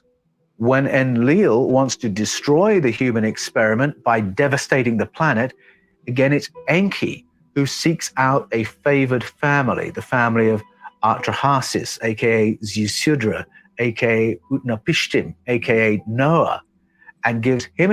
Told ya. What I'm saying? Where you get your flood story from? It's from Artrahasis, man. Yeah? It's a Sumerian story. I put respect on the Sumerian's name. Bow down. Instructions as to how to construct an escape pod for his family and his farm so they can reboot the project. So I think we can say the Anunnaki presence is a mixed bag for humanity. We're really... This is Webflow. Meet the design...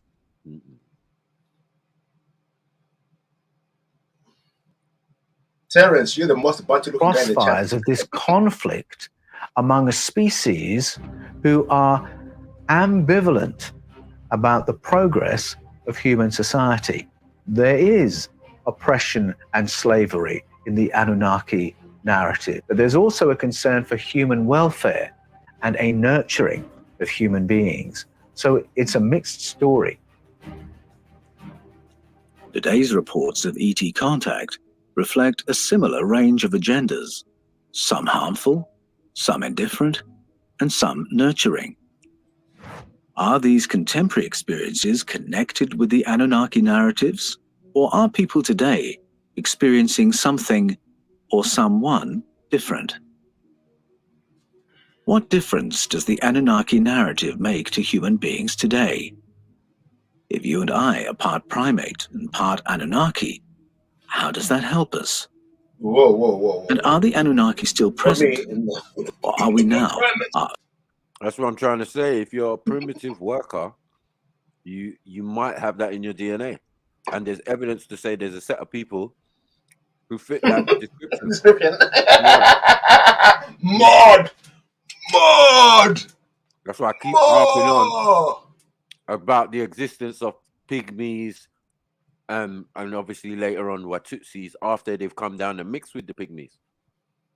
So do you think maybe the Neanderthal was a genetic experiment gone wrong?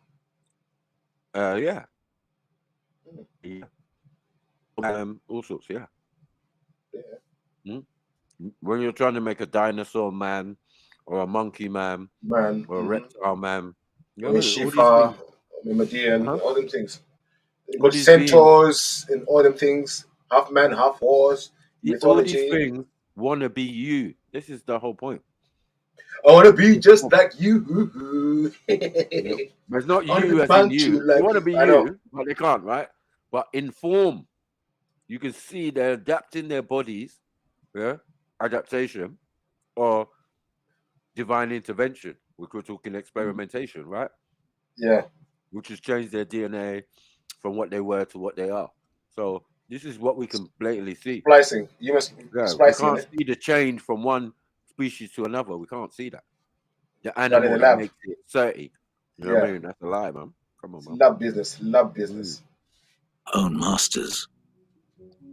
Does the Anunnaki narrative give us an explanation of our original separation from all other animal forms on planet Earth, but leave us with no word about our future? My hope is focused not so much on external interventions as on our own capabilities. Our ancestral narratives all speak of higher consciousness being downgraded in our prehistoric past. And to my mind, that raises the possibility that our cognitive abilities can be upgraded and our consciousness can be heightened. Our mythologies speak of our perceptual field being limited. Now, to my mind, that suggests we might be able to expand it. The Anunnaki narrative speaks of us laboring for superiors, and you can see that we're hardwired to do that. But what if we were able to break down that programming and start working for one another instead of those above us? What if we de-engineered all our neurological slave settings and allowed ourselves to live freer, less fearful lives? What would that look like? Something filthy, muddied is being dragged through the streets of Rome as crowds of people look on. Armed papal officers stand at the street corners encouraging the crowds to cheer as the object is dragged before them into the market square. The object is a naked man. He has been in prison for 7 years. Few would recognize him as the charismatic scholar and speaker who had dazzled Europe only a few years before with his speaking tours. A friar of the Dominican order, his public demonstrations of phenomenal mental skills and his books on mental self-improvement and mnemonics had made him a popular figure in a Europe hungry for new ideas.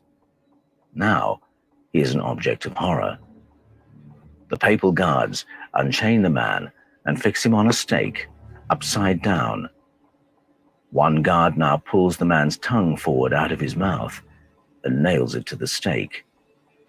Next, he draws a knife from its scabbard and uses it to sever the man's tongue. Other officers of the church now step forward to ignite the pyre positioned below the man's head.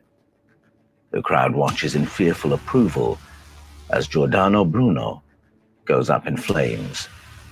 It is Ash Wednesday. Giordano Bruno had been held in prison for 7 years without trial in the vain hope that he might recant his heretical ideas. Such a recantation would break the spell of his popularity among a public who had flocked to his lectures and demonstrations of mental skills. It would serve as a warning to Christians throughout Europe not to stray too far from Catholic orthodoxy.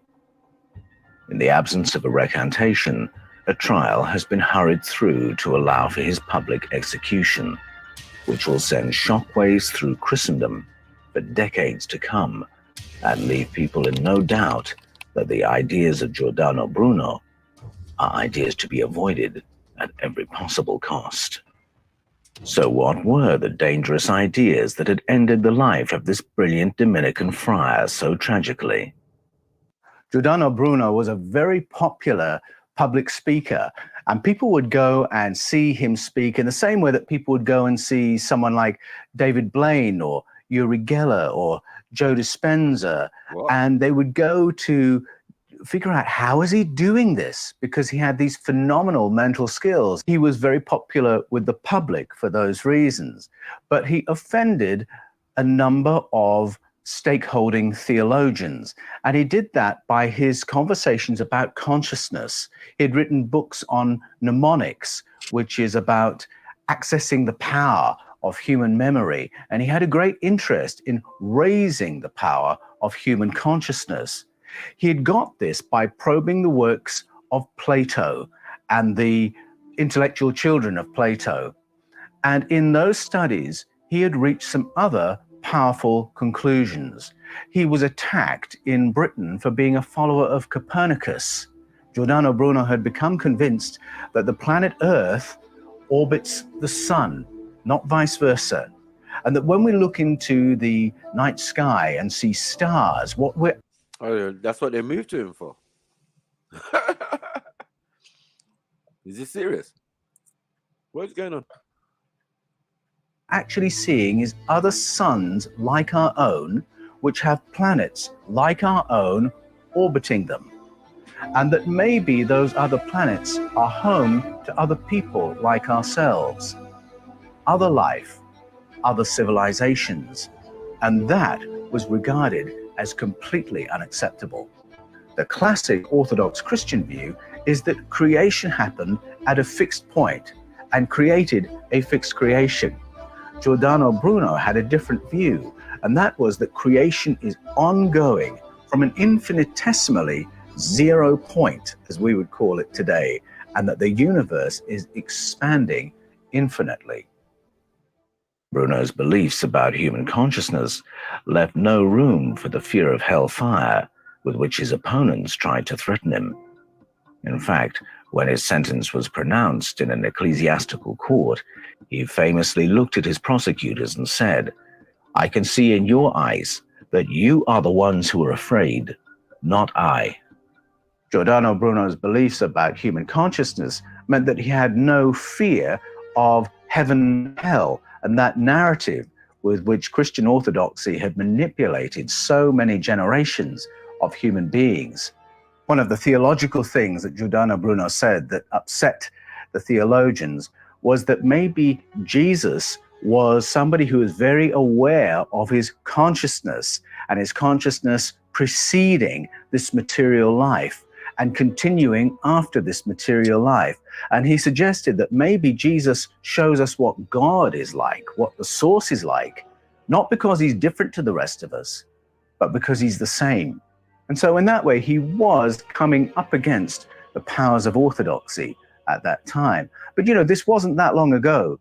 That execution was after the Reformation, after the Renaissance, after the birth of modern science. And yet here was this heavy-handed suppression of more speculative thought. And it sent out a powerful signal to all his followers. They'd kept him in prison for nearly 7 years in the hope that he would recant, because that would diffuse all his popularity and his following and tell his followers to stop chasing down these rabbit holes. But absent of that, they put him on trial, they executed him in this brutal way, and put that out as the warning not to read forbidden texts, not to study forbidden languages, and certainly never to bring ETs into the conversation. It's a pattern that continues through history. In 381 AD, the Roman Emperor Theodosius took a decisive step to explain to all Roman citizens the world over which narratives were acceptable and which were not. In 381 AD, what Emperor Theodosius did was to step into a theological debate. He really wanted to establish orthodoxy, move beyond this era of violent debates between factions within the church, and that really meant political factions within the empire as well. And he settled a theological debate that might sound like a really fine point, but what it did was have an immediate impact on all those groups that were supposedly on the fringe of Christianity, the Gnostic groups and the indigenous religions and priesthoods and sects that existed. It said that all that was fake news and that the teaching of it was to be forbidden. And so that meant that the priesthoods of those other religions, the curators of those other texts, had to hide those stories. Texts literally had to be buried in the desert to keep them safe. Others would be shared secretly in underground meetings of esoteric societies. Other information would be hidden in plain sight, encoded into literature in the form of poetry and codes. In that way, these narratives were able to survive the orthodoxy of the empire, because the emperor wanted to be quite clear that it was the empire that determined what was true and what was false, what was news and what was fake news. And that power could not rest with unofficial indigenous priesthoods. There had to be a right and a wrong, and it had to be him who decided which was which. It's a pattern that continues through history. I've been a preacher for more than 30 years. I've preached on the book of Genesis in churches all around the world, and I've trained pastors in the principles of interpreting ancient texts. And so I've long known about these anomalies in the Hebrew scriptures that point to another, more ancient story. When you read them in parallel with the source narratives of ancient Sumeria, Babylonia, Arcadia, Assyria, you realize these ancient stories are not about God. They are about other beings who've arrived on planet Earth from elsewhere and have had a hands-on involvement in our evolution as a species. These other entities, in my book Escaping from Eden, I call them sky people. The glyph indicates the sky. They're people from the stars. That becomes clear as the story rolls on. They are people referred to as Anunnaki. In the Highlands district of Chichicastenango, a young Dominican friar by the name of Francisco Jimenez has arrived to serve as parish priest.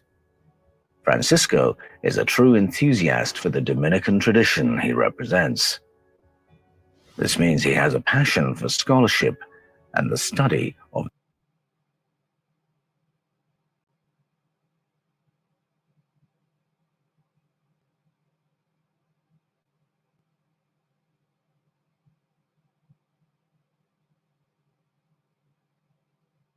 That's never. Yo. Sniper. Oh shit. Yeah, man. Big up everyone, man. Hit the like button. Yeah, man, I did. Sorry. Hit the like button, hit the PayPal, Cash App, all that good stuff. Get me to support the stream. You know how we do on a Saturday, man. This is about information. You know, it might not all be believable, might not all be true, but the sheer fact that there's arguments and information out there, we definitely investigative reporters when it comes to this type of thing. So, you know what I mean? A lot of things that I've studied myself, so can corroborate some of the stuff he's saying. Other stuff, he's just making it up, man. Mm-hmm. Yeah. But yeah, we don't mind. You know what I mean? Big up everyone, man. And yeah, we're just gonna play that shit. Ancient books. An avid linguist, Francisco relishes the opportunity to sit down and listen to the stories. Easy Wheel started as my college project, and we now sell our wheel covers all around the world.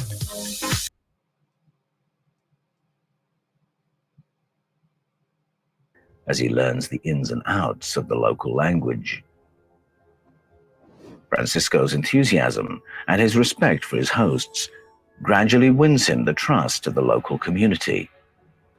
They are the successors of the ancient Mayans, whose culture once dominated this country in Guatemala. One day, Francisco is presented with an unfamiliar text written in the indigenous language of Quiche. The priests of the feathered serpent, descendants of an ancient Mayan priesthood, explain to the young Francisco that this ancient Quiche text holds their story of human origins. Somehow, this text has survived the banning, burning, and burying of the 15th century. It is a story which has been told for at least 100 generations, detailing the Mayan succession of kings and explaining how the human race itself came into being. 7 years pass as Francisco navigates the nearly forgotten Quiche language and emerges with a translation into 18th century Spanish.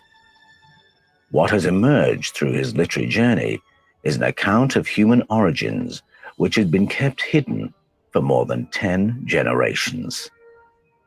Francisco Jimenez's translation becomes known as the People's Book, or the Popol Vuh. When the Catholic forces of Portugal and Spain invaded Central and South America, they did what all colonizers do. They took over. They established themselves with a strong military force. They provided the army. They were the army. The rest were insurgents. They provided the police. They provided the education. And they shut down all other authorities within those lands. And that meant extinguishing other religions, extinguishing other priesthoods, and burying, burning, or archiving their books. So it really was an amazing turn-up when Francisco Jimenez was handed the Quiche text that told a totally different story of human origins. My book, Escaping from Eden, talks a lot about the Popol Vuh because what emerged in that text was a creation account that was strangely similar to the Genesis story. And when you read them side by side, you realize what you have is a picture of a devastated planet Earth. Some kind of cataclysm has happened. It's now flooded and shrouded in darkness. And then these entities arrive. They orbit the waters and they consider how they can re-nurture life on planet Earth. And it becomes clear that what we're looking at is a planetary reboot. The story that emerges of the creation of human beings is very different from the one with which Christians of that generation were familiar. This was a story of other beings arriving from elsewhere and engineering our ancestors from the animal life that was already here. That was the story that the Catholic authorities wanted to extinguish, and yet it survived. It survived in the unknown Quiche language, and it was Francisco Jimenez who brought it back for posterity. Escaping from Eden argues that this knowledge was there right in the roots of the Judeo-Christian tradition, but that it was suppressed. And you can see this story of suppression beginning within the pages of the Bible itself. The Ten Commandments famously begin with the commands, "You shall have no other Elohim before me. You must not bow down to them or even depict them." A great forgetting is being commanded. Moses' successor Joshua repeats the same command as he inherits the mantle of leadership. He says, "This is what Yahweh, the powerful one of Israel, says. Long ago your ancestors, including Terah, the father of Abraham, and Nahor, lived beyond the Euphrates River and served other powerful ones. Now fear Yahweh and serve him with all faithfulness. Cut yourselves off." What did it say? This is in the Bible. Right. Wow. This is a mad scripture, you know. All faithful ones, you know. I'm telling you, man. All they're just talking about the Anunnaki. They're just talking about our ancestors. Beyond the Euphrates and in Egypt. Right, exactly. Like everything man said, you know, just brought into light in the texts. That's what I said there. In the scriptures are that. They're giving you locations, places, so it's quite clear to see where all of these circumstances are taking place. And unfortunately for most people, Yeah, it's Africa. It's an African story. From the powerful ones your ancestors worshipped beyond us, for Wam and Nahor lived beyond the Euphrates River and served other powerful ones. Now, other powerful ones, right? So that means that the gods are, the other gods are there. They said that in the house of Tammuz, when Tammuz dies or something, like that's when this Yahweh came into play. This is on a biblical sense. I'm like, can't remember the exact phrase or whatever they said, but something in the house of Yahweh or in the house of Tammuz, which also Tammuz, his father Damuzi, and his mother Ishtar. You see what I'm saying? So like he's the holy child, he's the Osiris. Osiris is Damuzi, Ishtar is Isis, and Tammuz is Horus. You get what I'm saying? So like when they say, "Oh, it's a different culture," no, it's not. It's just the same thing. The names are different, but the thing, the depictions, everything is the same. But you think they're two different people because these Europeans bucking up on one first and then going to the other and then confusing everything by saying, oh, Kemet is the oldest, and then later on saying Sumeria is the oldest, but then have to reverse that again because Kemet seems to go back much further. So you're just embarrassing yourself, man. And another fun fact for people, another quick fun fact for people, not giving out information here, do not believe me or not, but Yahweh was one god in the pantheon of gods for the Canaanites. He was a god for Saturday. Whoa, Shalom Shabbat. I'll leave it at that. Shabbat. In the Anunnaki story, there's such a thing as the Yahs and the Wahs. You had the Yahwehans and the Wahoans. Now that makes more sense, right? Yah for Yahwehans, Wah for Wahoans, right? They're two different species of hierarchy to before you get to Anunnaki. So Anunnaki down, where you're calling about Elohim and what do you call it? Yeah, Nephilim and all of this. This is what's being described when we're talking about Yahweh. So the Yahwehans are much younger than, much older than human beings and all of that. It's still not human beings they're talking about, but still talking about those ancient beings. But somehow it's got confused, and now two have become one. Instead of the Yahwehans or the Wahoans, they're just Yahweh now. Right. fear Yahweh and serve him with all faithfulness. Cut yourselves off from the powerful ones your ancestors worshipped beyond the Euphrates River and in Egypt. You cut yourself off. Beyond the Euphrates River and in Egypt. Come on, my brother. Because Who's that then? Who's that then? Because when we go back to the story, then we talk about Enki, Enlil, thing, Damuzi, Tammuz, and all of that. That's what we're talking about. Yeah, and then before that, we're talking about Hawa and Tammuz, which is Adam and Eve. You know what I mean? So like the names are different, but the story is the same. It's crazy. And serve Yahweh. Choose for yourselves this day whom you will serve. Will it be the powerful ones your ancestors served beyond the Euphrates River, or the powerful ones of the Amorites in whose land you are living? As for me and my household, we will serve Yahweh. Joshua 24. There's a wide consensus that the current form of the Hebrew canon received its last major edit in the 6th century BCE, and it was at that point that it... Whoa! Beefy! What's going on 6th century BCE, man? Oh, 6th century BCE. Wait, what's going on 6th century BCE? Drop in some more there. I'm confused. I was just having. Sounds like Greece. Sounds like. Oh yeah. Greek times. Yeah, that's fine. That's fine.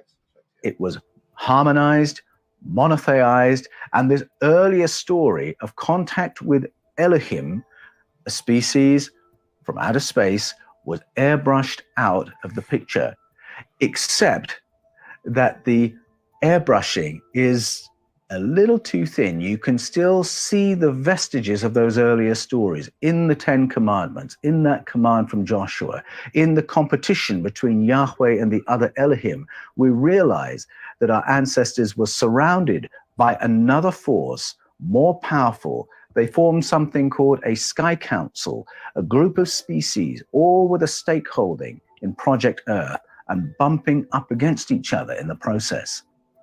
This knowledge, repeat. That's a good analogy still. It would be something similar. You know what I mean? Even though there was a federation or intergalactical federation, and then there's an earthly federation or an earthly council of 24 elders. That's why there's 24 elders of the inner earth, and there's 24 elders on the ship that's called Nibiru. And the 24th seat is empty. Do you get it? Yeah. So it's filled by all legends and people of history, you know what I mean? Like Jesus and all of them, they all are part of the 24 elders. So some of the stories of some of these individuals that are prophets and all of that are basically one of the 24 elders. So one of the elder, they're higher than Anunnaki, right? They are them, but they're higher. You know what I mean? Each one of them represents a tribe or thing or or a planet or you know what I mean? A species. But with the Anunnaki, with the elders, they're all nine for woolly hair beings. Mike, can you rewind it? I think I missed a little bit. Oh, what did you mean? Do you know where he's saying what land they're living in? Was it the land of the Amorites? No, it wasn't, was it? No.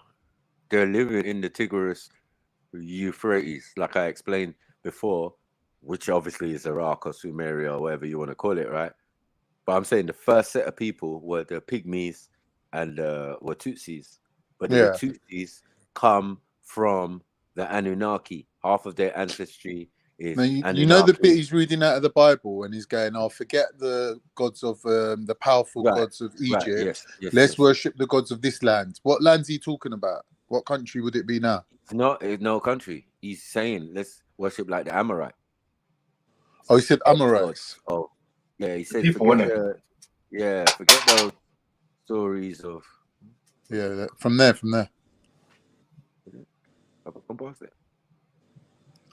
Hebrew canon received its last major edit in the 6th century BCE, and it was at that point that it was harmonized, monotheized, and this was a story of other beings arriving from elsewhere and engineering our ancestors from the animal life that was already here. That was the story that the Catholic authorities wanted to extinguish, and yet it survived. It survived in the unknown Quiche language, and it was Francisco Jimenez who brought it back for posterity. Escaping from Eden argues that... you know what? He just said the Quiche language, and the funny thing about the tribe of Pygmies, they were called Kishites. Wow. Not Kushites, they were called Kishites. Yeah. So when he says the Kishites, like, okay. Right, you're not about to take a big, giant, super L. Do you get what I'm saying? Compared to what I'm saying in the ancient times and those ancient people, them Adamites, you could call them, as in anyone, came after that, the descendants of Adam or Hawa and Cadman, but they're all part of tribes, right? Because they have parents. So that's why it's difficult to separate the two. It's just that one from each tribe has been manipulated, and that is the story. So it's at another stage. To make a Lulu Amalu, that was prior to making Adam or dealing with Adam. So that the Lulus they made are what we're calling the Watutsis because. Oh, Mike, do you remember? Do you remember a guy called Reactionary? Do you remember him? Yes. Yeah. He done a freestyle. He done a rap on your thing, I think, once. Yeah. Reactionary. Yeah, I had a conversation with him. And I was saying to him, Islamically, we're not allowed to believe in the existence of other deities other than Allah. And he basically said to me, "No, you're wrong because you haven't understood it properly." Because when it says there is no God other than Allah, he's saying there is no God that's worthy of worship other than Allah. So he's saying that basically it's indirectly saying there are other deities other than God that you could be praying to, but you shouldn't. Right. Basically. It says it in the Christian version. But I don't think most people understand it like that. When they say La ilaha illallah, they're saying there is no God but Allah, really, that would suggest to a person that all these other gods and all these other deities don't exist, that they're just fake, they're just made up. And he was going to me, "No, you're wrong. Because don't forget, he's went and studied under proper scholars, isn't it? So they teach them like the real meaning, like the proper meaning." And like he was going to me, "You're wrong. That doesn't mean that." He goes, "Well, I would look at it this way. What is to say if Christ is the Son of God in physical form, that God does not have a celestial family? Would it not make sense? I mean, the physical God, not the creator of the heaven and earth, the Most High. That doesn't make sense. Yeah, he's still outside the realm of what he creates. And I'm saying, what, according to the ancients, they're saying that God created himself in the physical. Like, let me enjoy some of this creation. I'm outside of the creation, the whole universe, and let me make something that appears in the universe. So it wouldn't have appeared as a man, it would have appeared as energy first. But even going back before Jesus, like Mike, to let's say Adam actually knew God, right? He knew that there was only one God, right? They walked in the garden together. But when you look at Adam's children, you can see that some of them were doing this angel worshipping thing from even then. Yes. From the beginning. That's why out of all his sons, only one of them is the righteous one that becomes the prophet. That's right. From Seth's bloodline, right? All the prophets come from Seth, not from any of the others. Not from Cain or not from Abel, and not from the other children after that fact, because it's like they have Cain and Abel, and then they're split up for some reason, and then when they get back together, they have what you're calling Seth. You know what I mean? And why were you saying Seth? It's really Set. And it's a Kemetic name. So like even in the beginning of the texts, you're speaking Kemet. You're speaking Kemet, or you're speaking Akkadian, which is Sumerian. You know what I'm saying? When you say Adam, I keep asking, man, what language is that, man? Go on, find out. You think it's Hebrew, but hold on, these mans pre-existed what you're calling Hebrew. You get what I'm saying? It's just obvious. That's a fact. Where you got it from, So that's why. That's why as well I asked yesterday, Black is I said, Black is Mr. Is Yahweh a physical being or a spiritual being? Right. Yahweh. He said it was a physical being. No. Who said that? And he was right. He was correct. BGM, Black is Mr. He was correct. Yeah, like a supernatural being. So supernatural beings are in the realm of Elohim, Anunnaki, and all of these beings, and Nephilim, and all of that, being the descendants of them. Now, this brings into the realm of, angels can't have children. Angels don't have sex organs. Well, you bought that lie. The European taught you that. They taught you also that they had wings. Ain't no one out here trying to teach you that angels had wings. Not even from the Kemetic side. They tell you women had wings, it's just a representation of knowledge as well. Knowledge and flight and all of that, you know what I mean? Seeing over. Let's like saying overstanding. Put some wings on it.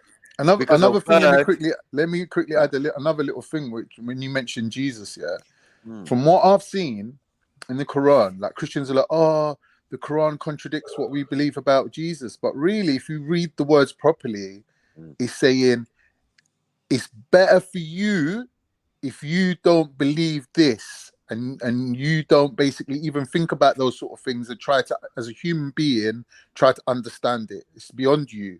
So like when we were talking about Jesus and his nature and who he is and Christians and Muslims got two different point of view on that, right? But in the Quran, from what I've seen, it doesn't say Jesus isn't this and Jesus isn't that and to that extent. It just says don't believe in these sort of things because it's not conducive to a religion. It's just going to create confusion. Hold on, wait. They're telling amongst you a people. story. They're telling you a story, but they've changed the location. You got Forget the location for a minute. No, what I'm no, saying no, is, no. Hold on, according to what this guy's saying here, he's saying that when the Torah was rewritten, there's an emphasis on airbrushing certain things out of the story, right? Right. And if you look at the Quran, that tradition sort of carries on where they're saying, forget about these sort of things. Like, it's better for you to not even look at that thing. Well, I get what you're saying now. I get what you're saying.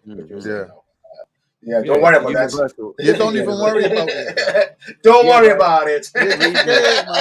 Forget about it. The reason it's a universal behavior pattern is because the hands and the root of these things that we're calling religion or the Abrahamics have been usurped by these non-believers. By these non-believers, kafirs, whatever name you want to put on them, or they would say in the negative, because they were that before they became Abrahamic. This is one thing that is clear.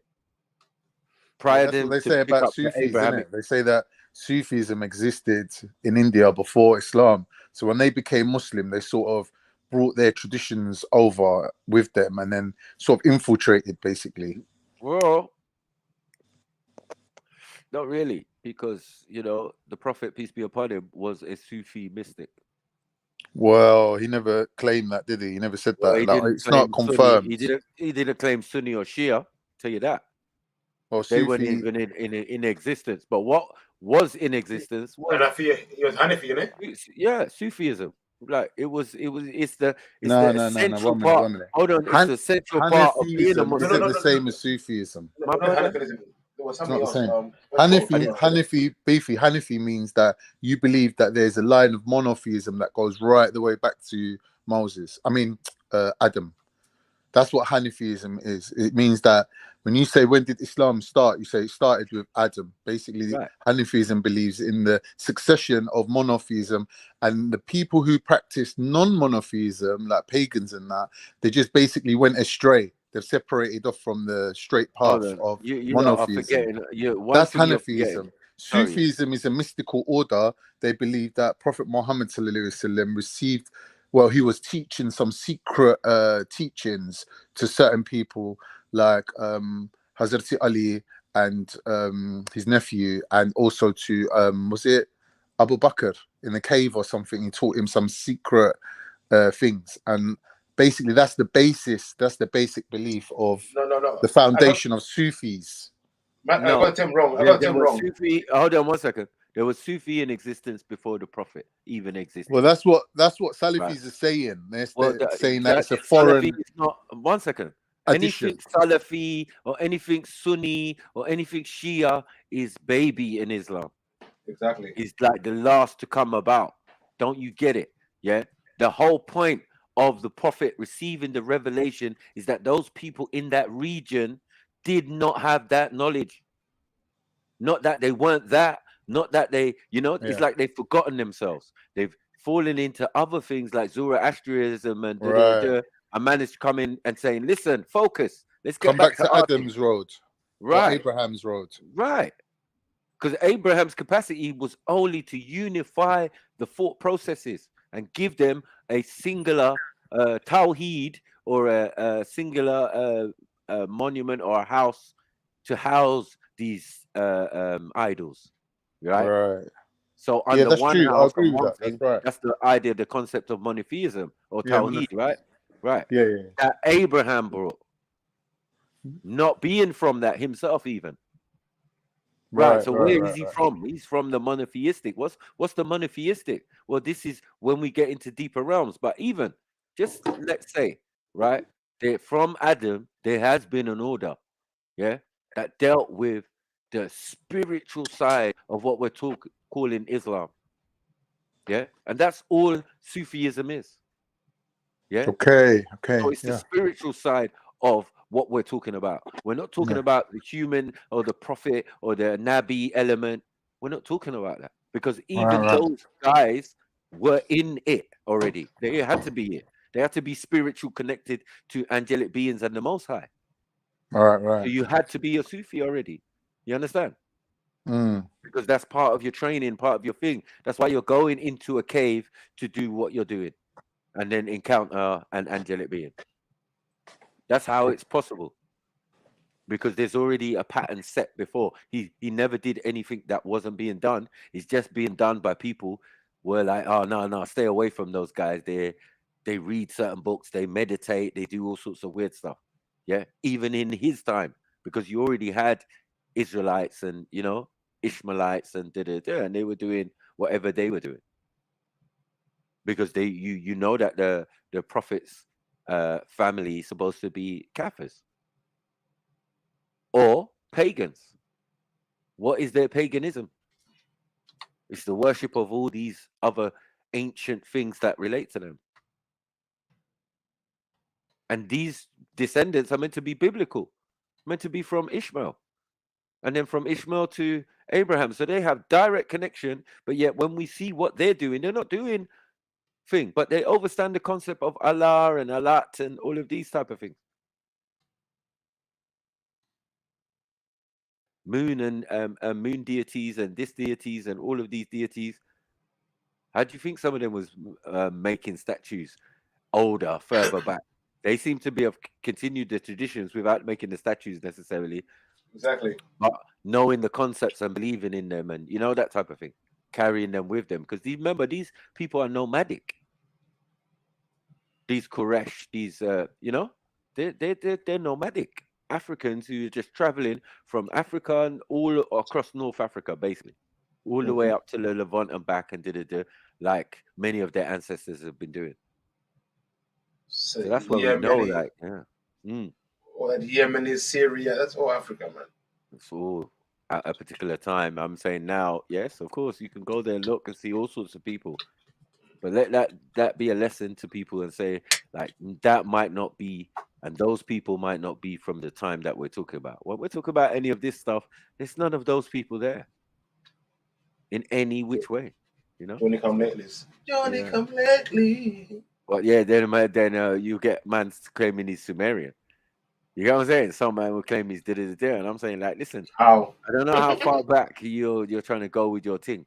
Man can claim Ottoman because that's all the way from what, the 15th century to the 1800s or even into the 1900s. So that's reasonable. Yeah.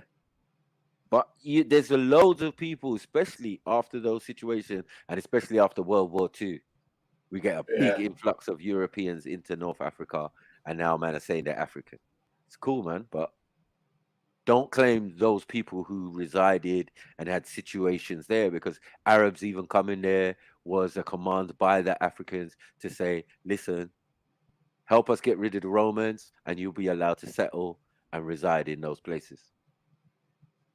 And that's exactly what happened. You know what I mean? They dealt with the Romans, got the Romans kicked out, some settled, Then later, invasions of different people, Mongolians, Turks, all sorts, you know, have come into the region. But that's still not a lot of people's story in North Africa and other places. It's not your story, man. You came there later, man. Yeah? 2 generations French. Stop it, man. So this knowledge was there right in the roots of the Judeo-Christian tradition, but that it was suppressed.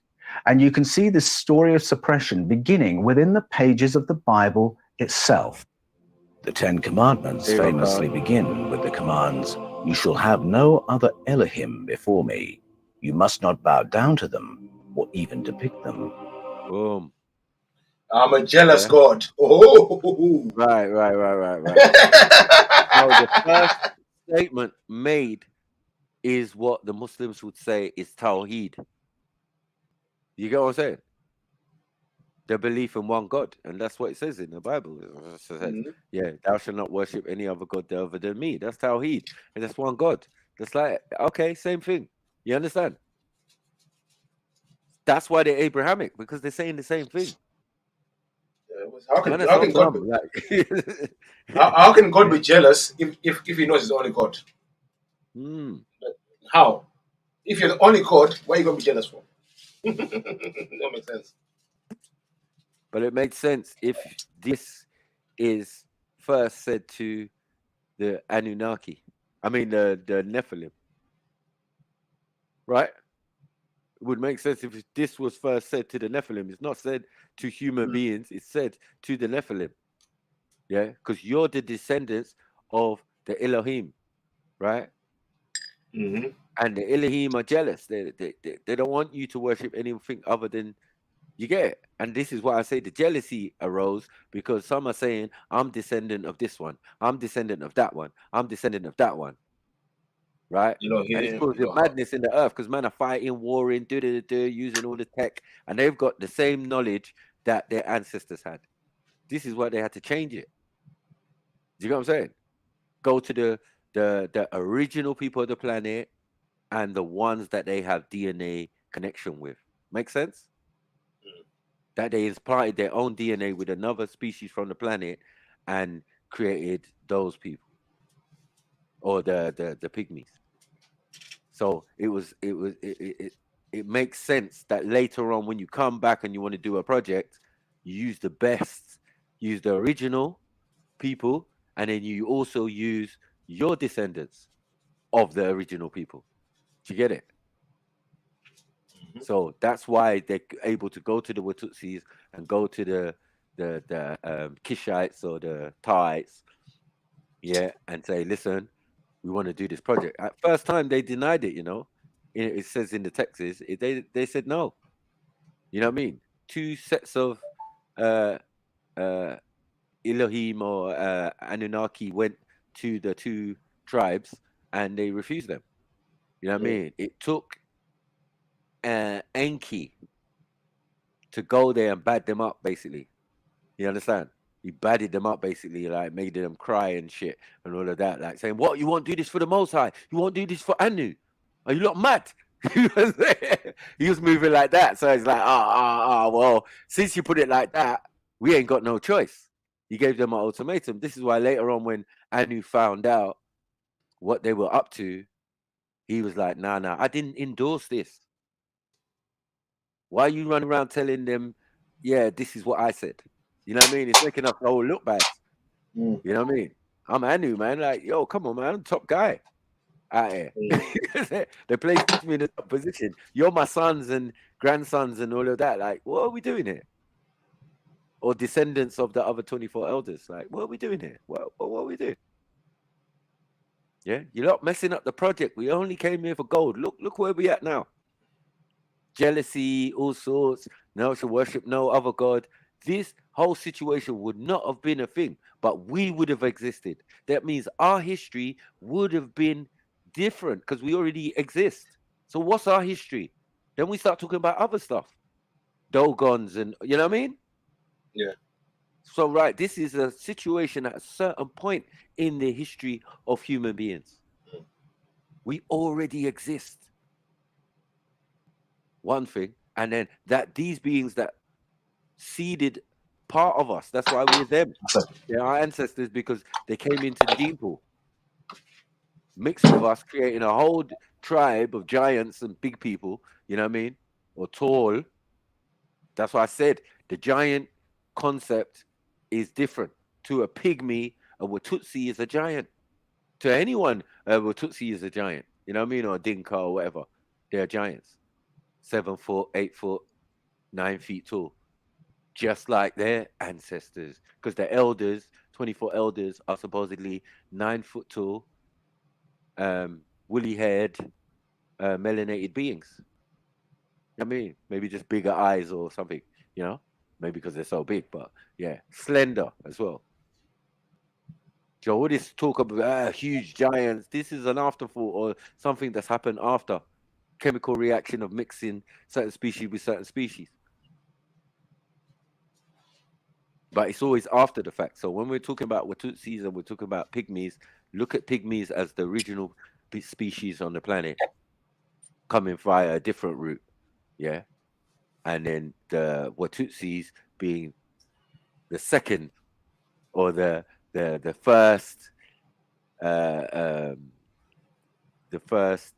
born on this planet, in a sense, with the mixture of the pygmy. So this is where we get the difference.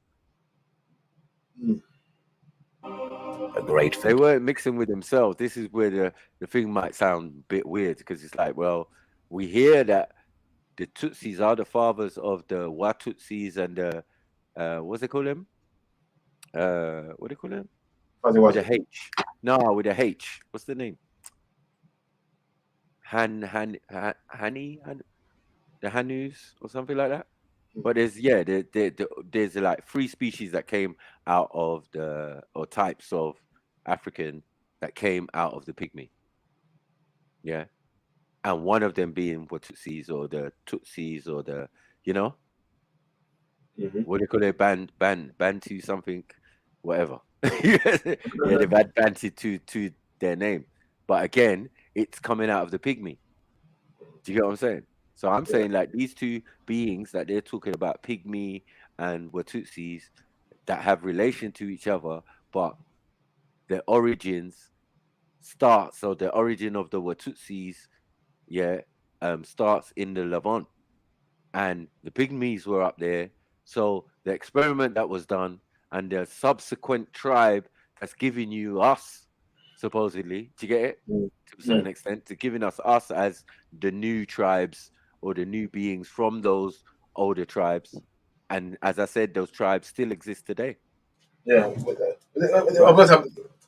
you're saying all this, all that came in my mind was a passage. The sons of God were on the earth, and they saw the daughters of men, and they're sex. Yeah. Yeah. So and it makes sense, the sons of God, because the Watutsis would be classed as the sons of God, right? Giants, Nephilim. What? Yeah, but they're the sons of God because those Anunnaki came from outer space. Listen to play on words. As you say, you're not seeing it like, we're not supposed to be seeing it like gods. Yeah. But just look at the play, or Anunnaki or astronauts or angels or whatever. You see what they've done with it. This is the same beings we're talking about, but these are all the titles that go with them. Angel, alien, you name it. You get it?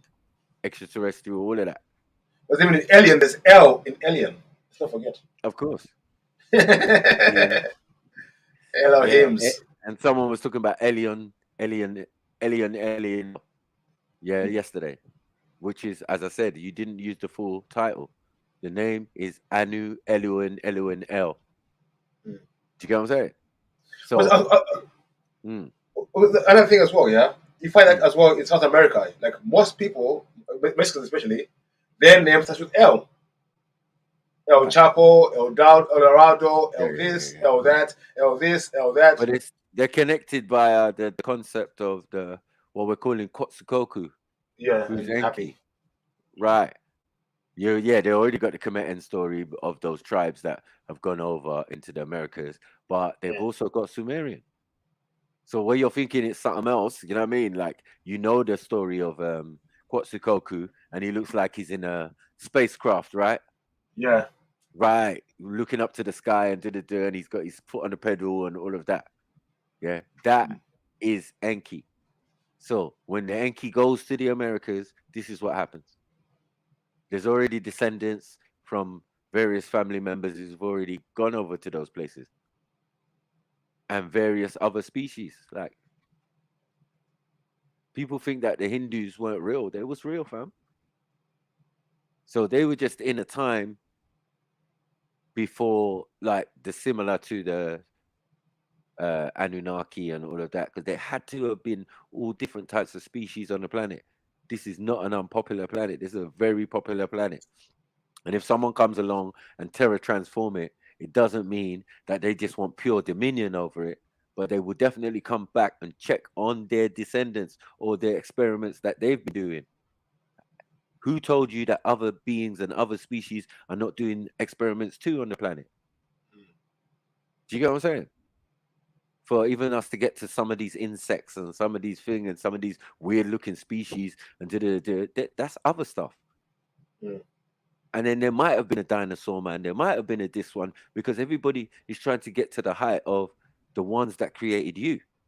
And if what is said is correct, then those beings, those 9 ether woolly haired beings, yeah, are the eldest species. Do you know what I'm saying? On this part of the galaxy. Right. And we're saying the eldest species are black folk with woolly hair, with afro hair. That's what they're saying in these texts. You know what I mean? Like these beings, you think you must have excess melanin if you come from a place with 3 suns. Yeah? But yet you're building, huh? Orion and Orion's belt. Is that not it? Might be. It's the only thing we can find in this part of the galaxy and that is anything similar. And one of those 3 stars has a planet around it, orbiting the 3rd one. That's why it's off sync. Come on, man. Yeah, a planet you can't see, but it's making the 3rd one flicker. Do you get what I'm saying? So they know something's orbiting it. So when they've looked in modern times, they've seen like, rah, but the Dogons knew about it. How did the Dogons with no telescope and know about this planet that's hanging around Sirius C and, is black, basically? You can't see it. Yeah. But when they bring it up, you can see it when it goes past. It's making the sun even flicker and seem off sync in the order of how they're in the sky. And then they built the pyramids the same way. 2 pyramids the same, and then the first sync slightly. Shafts in the pyramid connect. One goes to Sirius, the other one goes to Pleiades. And then we haven't even started talking about the Pleiadians and because this is the root and the thing of the Hindus. Do you get what I'm saying? And that's how the Hindus feel. And then their story goes back a long time too.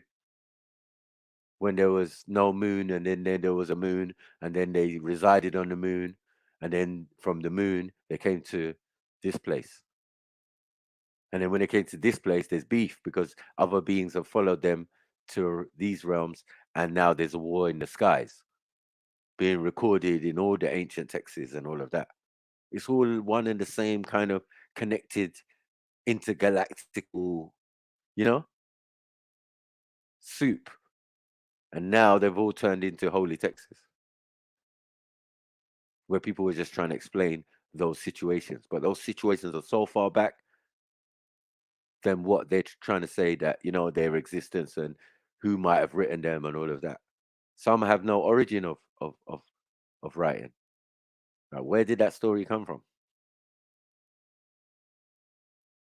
And how do you get it so precise, thousands of years before people start explaining the story and because these people would have supposedly lived. This is what brings into contention the 6,000 years and 300,000 years, where I'm questioning it and saying, nah, man, it's closer to a couple million on this planet, fam. Tell you. Getting is being commanded. Moses' successor Joshua repeats the same command as he inherits the mantle of leadership. He says, "This is what Yahweh, the powerful one of Israel, says. Long ago your ancestors, including Terah, the father of Abraham, and Nahor, lived beyond the Euphrates River and served other powerful ones." Are you there, Khan? Because I know this is what you wanted to hear still. Is he there? Oh, it's Cowboy. Cowboy is there. Big up, Cuzzy. Big up, family. Hey. Sorry, man. What's good here? Yeah, man. It's all right, man. We there, man. We saying about dropped this. in the Anunnaki knowledge, yeah? Nah, loving it. Like, it's both way around, innit? Because my man's explaining it from his Eurocentric kind of perspective. And I could give you my perspective, having the holy tablets. You know what I mean? My translation. It's important we do that. You know what I'm saying? Right. When we put the two together, they're very similar, but obviously when you deal with Europeans, they always put a little spin on it. Yeah. They make the story seem more farcical, not truthful. You know what I mean? When they added little spice on it. Yeah. You know what I mean? Yeah. You can't have story seams without a rivalry, without disenfranchisement of their position. You know what I mean? Inheritance and all of this type of stuff. This is modern concept. The beings and the things we're talking about are void of, not really intellect. And my man's talking about people sound like they ain't got no conscience or no soul. They're beings older in the universe than you. They've got more tech, more technology, more spirituality. These things that you think of and can sit down and ponder about, they've already mastered it. Yeah, I think that's the thing. Is like a lot of these things we're reading them from. We're trying to understand them as human beings, innit? And it's far fetched. But now I'm loving this though. Yeah, but you might be original, but then, I mean, Terence, but if you're from the Horn, then, bruvs, we're saying you're original of the same people. So you more got direct connection to the Watutsis than the Pygmies. That's all. And then if you have that connection with the Watutsis, then you have Anunnaki in you. That's what that's telling you. So you're from a set of beings that came from inside the earth. You see, what pseudo are we gonna believe? Yeah. What made your head big? No, it's facts. What made your head big? And even gave you a tribal name, the Assini and all of this, the conehead ones, and then you big heads. But yet they can find the conehead ones, in the Americas and all of that, remnants of them with their coneheads and that. And they got Africans in Africa who's doing conehead, tying their own head to replicate these beings. Yeah.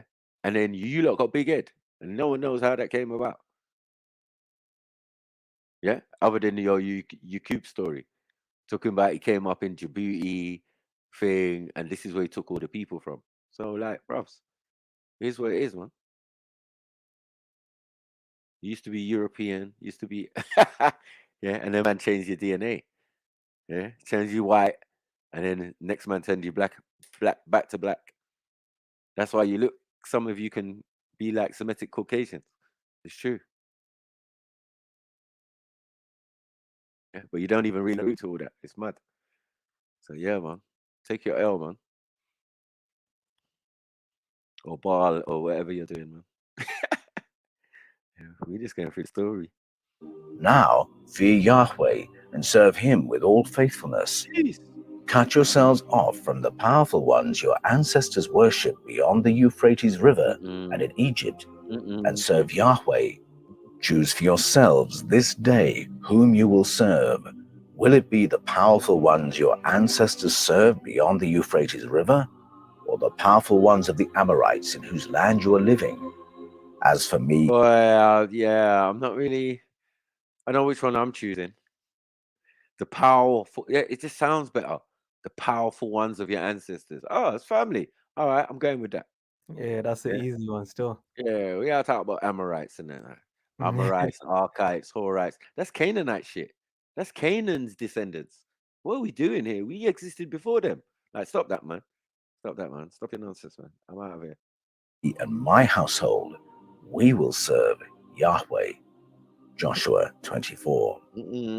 There's a wide consensus that the current form of the Hebrew canon received its last major edit in the 6th century BCE, and it was at that point that it was harmonized, monotheized, and this earlier story of contact with Elohim, a species from outer space, was airbrushed out of the picture, except that the airbrushing is a little too thin. You can still see the vestiges of those earlier stories in the 10 Commandments, in that command from Joshua, in the competition between Yahweh and the other Elohim. We realize that our ancestors were surrounded by another force more powerful. They formed something called a Sky Council, a group of species, all with a stakeholding in Project Earth and bumping up against each other in the process.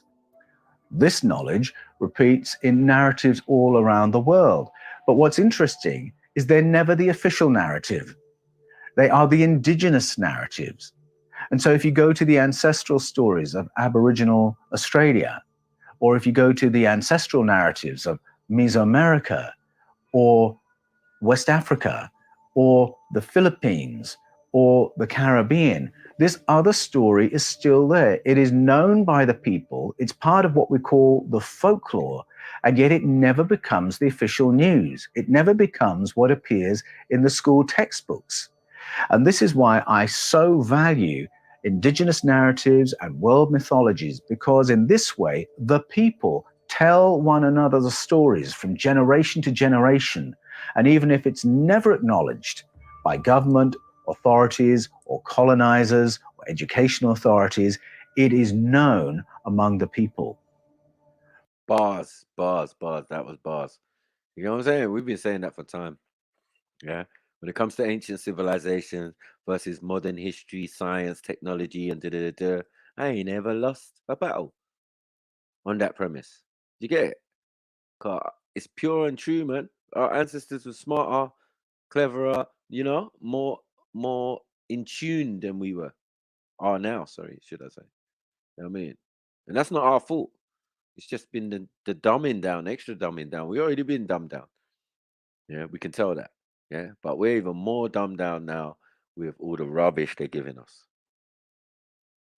and the rewriting of history and religion and all of these type of things. They're like, you know what I mean? It's not fair, man. Yeah, let people be and let people know their truth, because the truth shall set you free. Yeah, if it sets you free, that means you're in prison, man.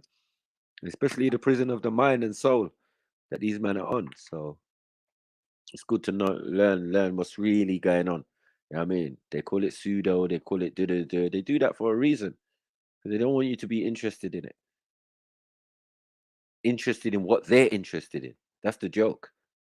Because if you think they're interested in something else and they ain't got time for this, they've got time for it. They've got time to put out fake videos. They've got time to put out fake information and fake narratives and all sorts. They've got time. They've got time to tell you about space and all sorts and this one and da and give you computer generated image of anything you want. That's what they've got time for. Meanwhile, they're focused on other things while they got us fighting over religion and other thing and who's real and who's not real and who's telling the truth and is this peer review and like all of it is meaningless, to be honest.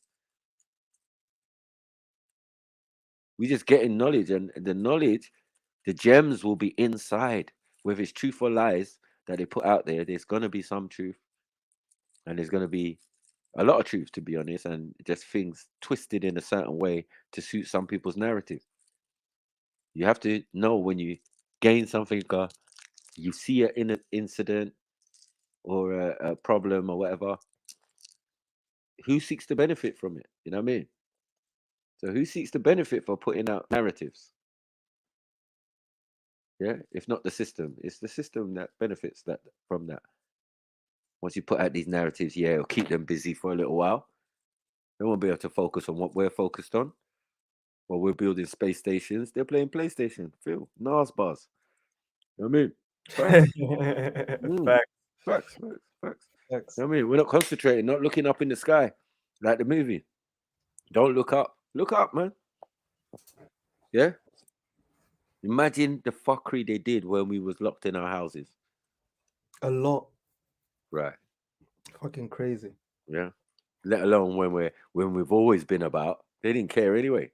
They just did whatever they were doing in private, CERN, whatever. There's no way you could stop them doing certain. No way. They just tell you, right? Oh, we're doing this with the Hadron Collider. Like, okay. Is that morally, is that ethically correct? Can we oppose you doing that experiment? Because from my understanding, that the ancestors is smarter than you, and they would have tried some of these experiments and created some of these machines and all of that.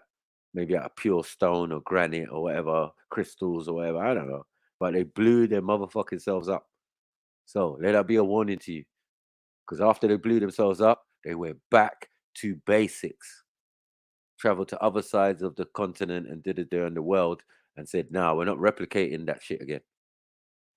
Not for those reasons, to have a civilization, to work things out and the unseen and all of this. This is what blew you up, man. That atom shit. Yeah. Crazy. Where I live in Australia, the government is still destroying Aboriginal sites that have hard copy of the ancestral narratives that talk about our ancestors' lives, that talk about their interaction with other kinds of being. Even today in 2020, that heritage is being destroyed. At the time of the 2003 invasion of Iraq, the world looked on, uncertain about the motive behind the war. Was it simply about access to oil? Was it to insert a new regime more amenable to US interests?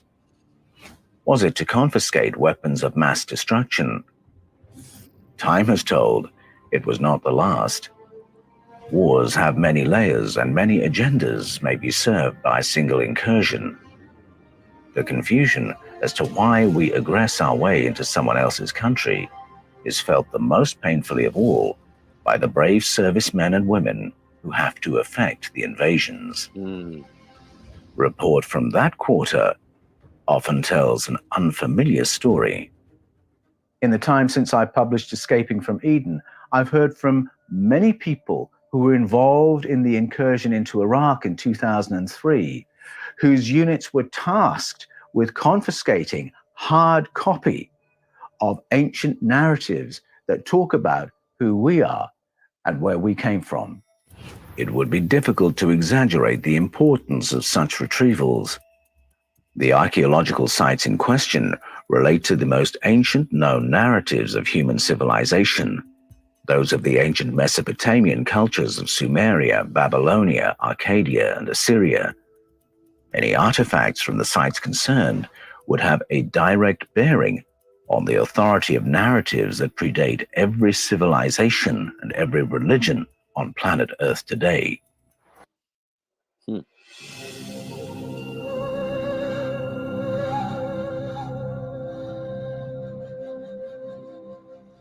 The Edo people of southern Nigeria and Benin tell a story from the dawn of time. In it, the sons of Osanabua arrive on planet Earth. They are beings who arrive from outer space to a planet that is entirely covered. Nigeria! They have landed. That's me, man. I'm part Edo. I'm part Shakiri, of course, because the Edo people were there before us, right? And then the Shakiris came, met them, and intermarried, and And the Edo we people created know their shit when it comes to the magic stuff as well, and just man. We're judge, man. We're judge. You are the judge. You don't do judge. You are the judge. We are the judge. That's what I said. It's in my blood. It's in my bones. It's in my. You get it. When my sister went back to Nigeria and they was explaining her name and everything and her family lineage, and they were like, "Listen." Even with my great grandfather, who was the king, right? In the late 1800s, early 1900s. Yeah, he was known to do magic because they're saying, "How did you escape the barrage of cannon fire in the palace?" Did you get it? Yeah. Not knowing that a nigga dug an underground tunnel as an escape route from a long time. Straight. Just in case of some eventuality, they built these high walls, in it. They're saying the walls of Benin. Were longer than the Great Wall of China. So yeah, I don't know how far it's true, but I do know that they found an escape route, but them man they licked them with boat. Get me? Yeah, it makes sense. 21 cannons, blah blah blah blah. Oh, you're gonna kill a whole platoon of us, yeah? Blah blah blah blah blah. Hold this, you know what I'm saying? And then they raided the palace, and then they got the bending bronzes, but the king wasn't there. They executed some chiefs and all of that, you know what I mean? And then the king heard about it, and then was forced to come back, and then they exiled him to Ghana, and somewhere else for 6 years basically. And then he came back and then ruled the place again as normal, because what the British wanted was the trade link. But if you destroyed the trade link or destroyed the city where the trade is brought to, then you lose that connection. Yeah. And you don't have the connects with the tribes to say, yeah, can we get some stuff from you? No, it's not going to work like that. That's why they had to think about what they done. Because this is one of the most wealthiest men on the continent at the time. Because he's a merchant trader. You know what I mean? They're selling all sorts of stuff. But it means also that other tribes and other things where the raw materials are coming from, or the food sources and all of that, they're wealthy too. So when we talk about the Edo and the Shakiri or whatever, you know what I mean? They're just, it's just a moment in time, because that has a history in itself of the Yorubas under the guise of Shakiris going over to that land, because their Yoruba land stretches into right on the doorstep of Edo. You understand? Yeah. And then above it is Igbo and Abibio and all these other lands. So Igbo land is not far, but it's up. It's above us. You know what I mean? Yeah. So it's above us, yeah. And then above that is, you could say, the northern side where the houses are as well. That's why it is Igbos and Hausas kind of live in the same place all the way down. And they mainly, a lot of them reside in the Delta. So yeah, Igbo land might be somewhere else, but yeah, if you come to where I'm from, it's pure Igbos, and Igbos like to reside there. So even though they might not have originally lived in that bar, they'll come and live right there. Yeah, that's one thing I've noticed. There's a lot of Igbos that live amongst Yorubas and other people, but you don't find Yorubas like a lot of living them. in Igbo land. Yeah. Even with the food as well, like the Igbos I know, they're not big on Yoruba food and things like that. But some Yoruba man, like if you try, but some of their dishes are the same. Yeah, this is it doesn't make sense. You yeah, know what I mean? but they'll Because, ask you like straight, like, yeah, is this Igbo, like, is this the Igbo recipe? Version, yeah. But it doesn't even matter. As I said, like either or. When I make food for Jedi, you know what I mean? Being a Yoruba, this is what he's used to eating. Jedi Yoruba. You know what I mean? No, he's Igbo, isn't it? Igbo, yeah. So when I'm making him certain dishes, like you're saying, a goosey and thing, he knows that because he ate that. So there's some dishes that it seems are universal. Do you get what I'm saying? Some stew and thing and ground rice and pounded yam and all that. That's universal. Do you get what I'm saying? The way you might prepare the dish might be slightly different, but I doubt it. Because we're so integrated like that, it doesn't make sense, because the vending stall that you go and eat from mainly is Yoruba based. You're right next to it, yeah. Yeah, you know what I mean? It doesn't matter what thing you are in Nigeria, you're used to eating everybody's food, basically, in one way or another. And then we forget that we're coastal, so a lot of our thing is seafood. You man put fish in everything, guys. No, we can have fish with everything. You man put fish in every fucking thing, bro. I'm just saying, like, when I want a whole fish, when I get a whole proper fish, like a sea bass or something, like, yo, it's a proper one. You know what I'm saying? It's a proper thing. You have to put the sweet potato chips around it, normal chips, salad, everything is placed around the fish. Yeah, and that cost me like, boy, that's like 1,500 naira. That's a lot. Yeah, you know what I'm saying. But it's so nice that I didn't mind going home and getting what was it, 2 bags, $2,000, because everything's done in the grand. Like A grand is like a tenner to me. Yeah. You know what I mean? It's like a tenner or less than a tenner, but yeah, it's a tenner. So anything under a grand, usually, yeah, like Guinness, 250. So you know that a grand even could buy a few things. You know what I mean? Like if you went out and you only had like a 1,000 naira on you, yeah, you're That's a good. night out. Yeah, it's a night out. Yeah, you can enjoy. You know what I mean? Buy drink for gal, show off. You know, I used to give people 1,000 naira just because their baby was cute. Yeah. When I first landed. Yeah, by the end of the holiday, none of that shit anymore. I just started being tight. I was getting shot by everybody like a bottle of Coca-Cola. You turn back into Nigerian after a while. Yeah, proper. Like, what? My money's low, man. Fuck's sake. Nah. I'm not doing this. You get me? All of a sudden, yeah, your baby's cute, but that's it. Yeah, might even all ask for my 1,000 back, man. Okay. I gave a girl 1,000 one time to go shop. Yeah. We ended up sitting in their yard watching a movie. Yeah. And she's like, oh yeah, later, bye. Kiss on the cheek. Like, what? I ain't getting no symptom. And you think you're keeping my 1,000. You give me my 1,000 naira. Yeah. Let me get some change. You know what? Have it. That's how I'm balling. At first, because when you're at first, you change up your money and you're like, oh shit. I've got 45,000 naira on me. Like, come on, family. You know what I mean? Quick change, like a little quick 1/5 English. You know what I mean? Like 45,000 naira. Yeah. All right, cool. You know what I mean? You understand? So yeah, at first I'm balling. I didn't realize at first. Yeah, I'm like going to the shop with 1,000, and then I'm asking for change. Like, don't try it. We have no change. Well, there's a queue here. I'll wait. Yeah. just speak Yoruba when you're there. Yeah. Otherwise, you get finesse, man. Yeah, you'll get finesse easy, light work. Like, no fucking way. Yeah? Even in some cases, just don't even open your mouth because your Yoruba won't sound correct. Because they can even clock your Yoruba as not. Yeah, they'll clock it like, huh? Yeah. What is this? Are you Canadian? Canadian, Nigerian? Yeah, I'll be saying it like Jupiter. You know what I mean? Adaba. Like, rah. She's going right though. Like, it's funny how of the two of them, the only Yoruba I've ever heard is from Jupiter. That's mad. Yeah. All the classes, all the argument. Yeah. You get me? From Benin tribe, right, all right. Hey, Maneru, show around. Maneru Tribo. Who's from what tribe? Who? Hector. He's from Benin tribe, isn't it?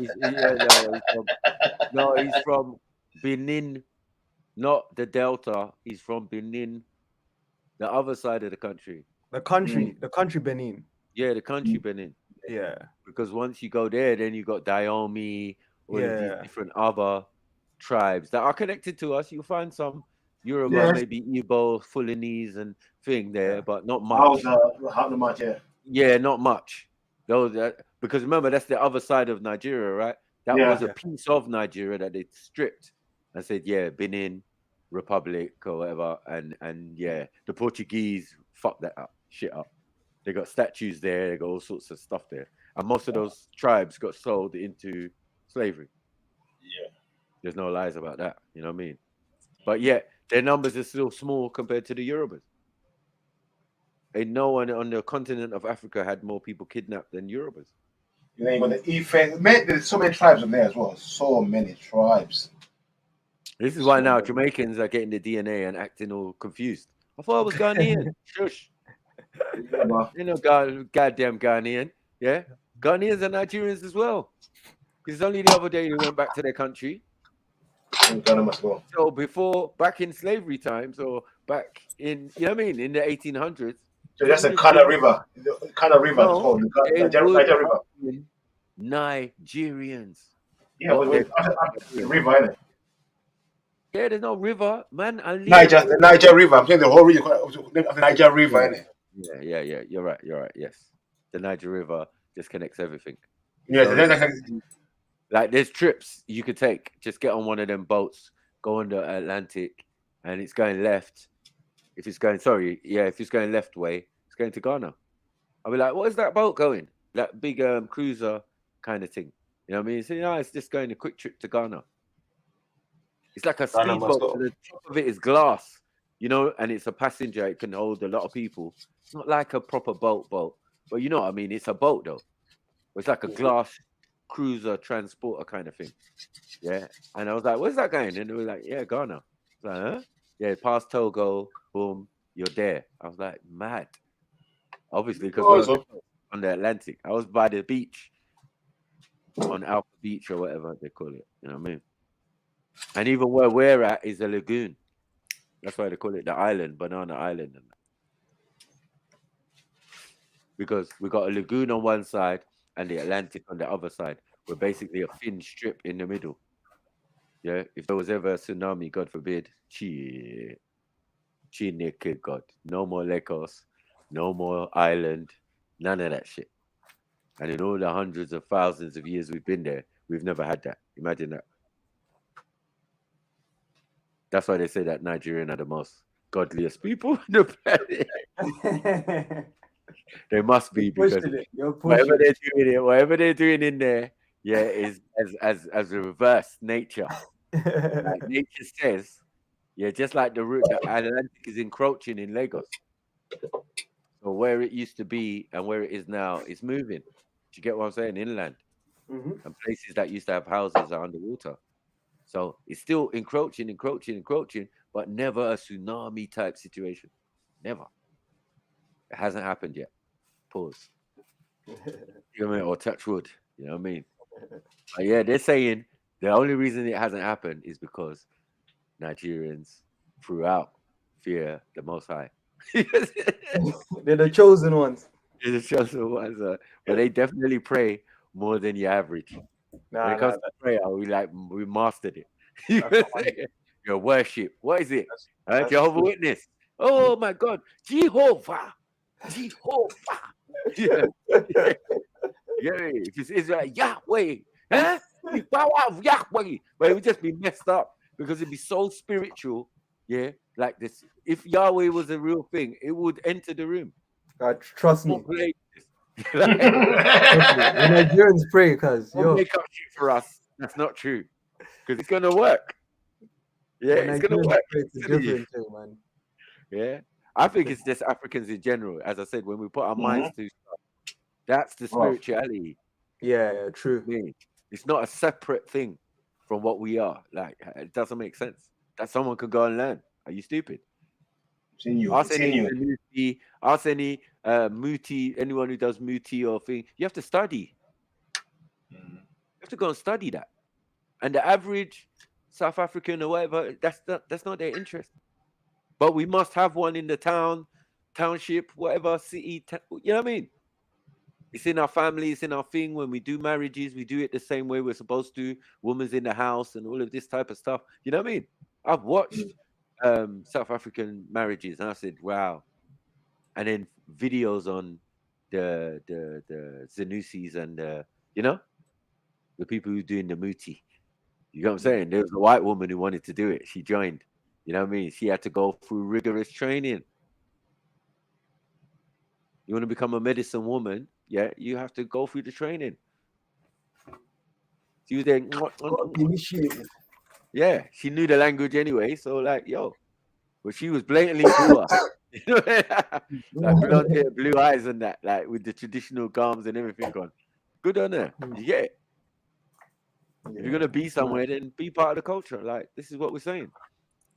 Yeah, don't come here and start talking nonsense. Are we African? Is it? Or you were Dutch before? Like, shush, man. Yeah, go back to Holland, man, and don't blame that Black Pete. Don't blame that Black Pete stuff around here. Yeah, that Black Pete, that Santa Claus No business. Black Don't Pete bring it around around here. Yeah, we deal with Unkulu and all of that. Like, leave us alone. Worry, like, just straight up. Yeah, straight up. Well. But by water, their task is to terraform it. After they have cleared the waters from the higher ground. Wow.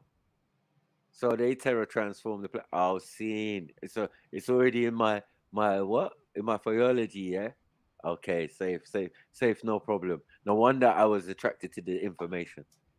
When I'm reading it in the Sumerian and all of that, I'm saying, I watched Star Trek one time, and and it was the one after that one was Search for Spock. Is the one where Spock dies, right? And they send his body to this planet, right? Which they're terror transforming. This is where I first saw the concept of terror transforming. Well, I thought I did, but it seems it's in my DNA. You get it?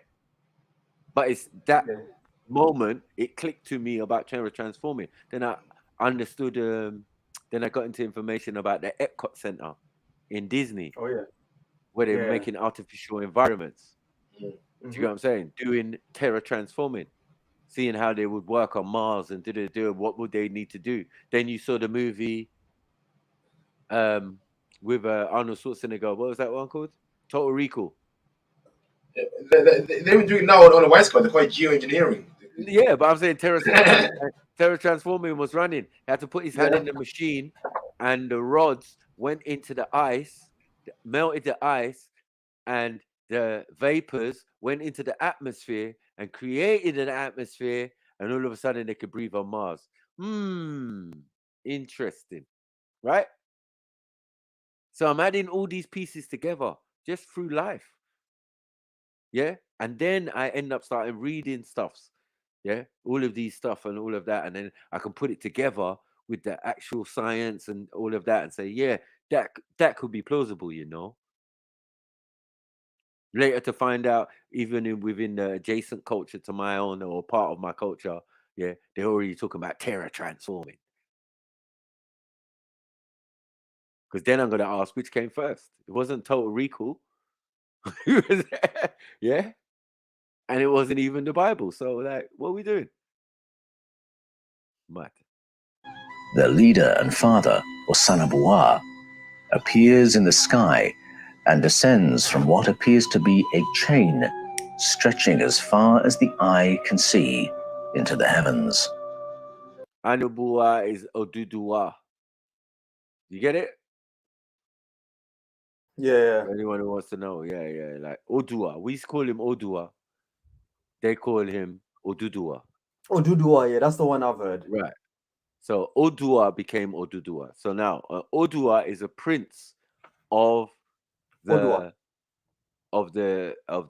Benin people. Okay. Who went and they said he never came back. Right. Now, from the Yoruba point of view, yeah, he came from out of the sky on a golden rope, yeah, from the direction of Kemet. He came from Kemet, where his father Nama or Omradu, which is Nimrod or Nimradu or Nama. Do you get what I'm saying? So he came from Kemet at that time himself to the Orishas who lived in the village of Ife. Now the Ife, the Orishas also came there from leaving Kemet at an early time. I'm telling you, those people who were doing high technology blew themselves up and ran to the other side of the continent, yeah, to another part and started basic again. You understand? Now, the descendants that were still there, later on, one of them, named Odudua, is going to come from there to that he's been prophesied he will come and he will lead them. So he has to be kind of related to them. You know what I mean? Or they have to kind of know because they're just getting prophecies. This is Ogun coming with the prophecy telling you, listen, Orishas, yeah, us elders, we're going to get this new leader. His name's going to be Odua. He's going to come out of the sky or he's going to come from somewhere else, right? But the mythical or whatever story says he comes out of the sky with on a golden rope or out off a cloud or something like that. Anyway, some monkey magic type business. Yeah. But it's interesting. Yeah. To see how there, even within Nigeria, there's two perspectives of that story.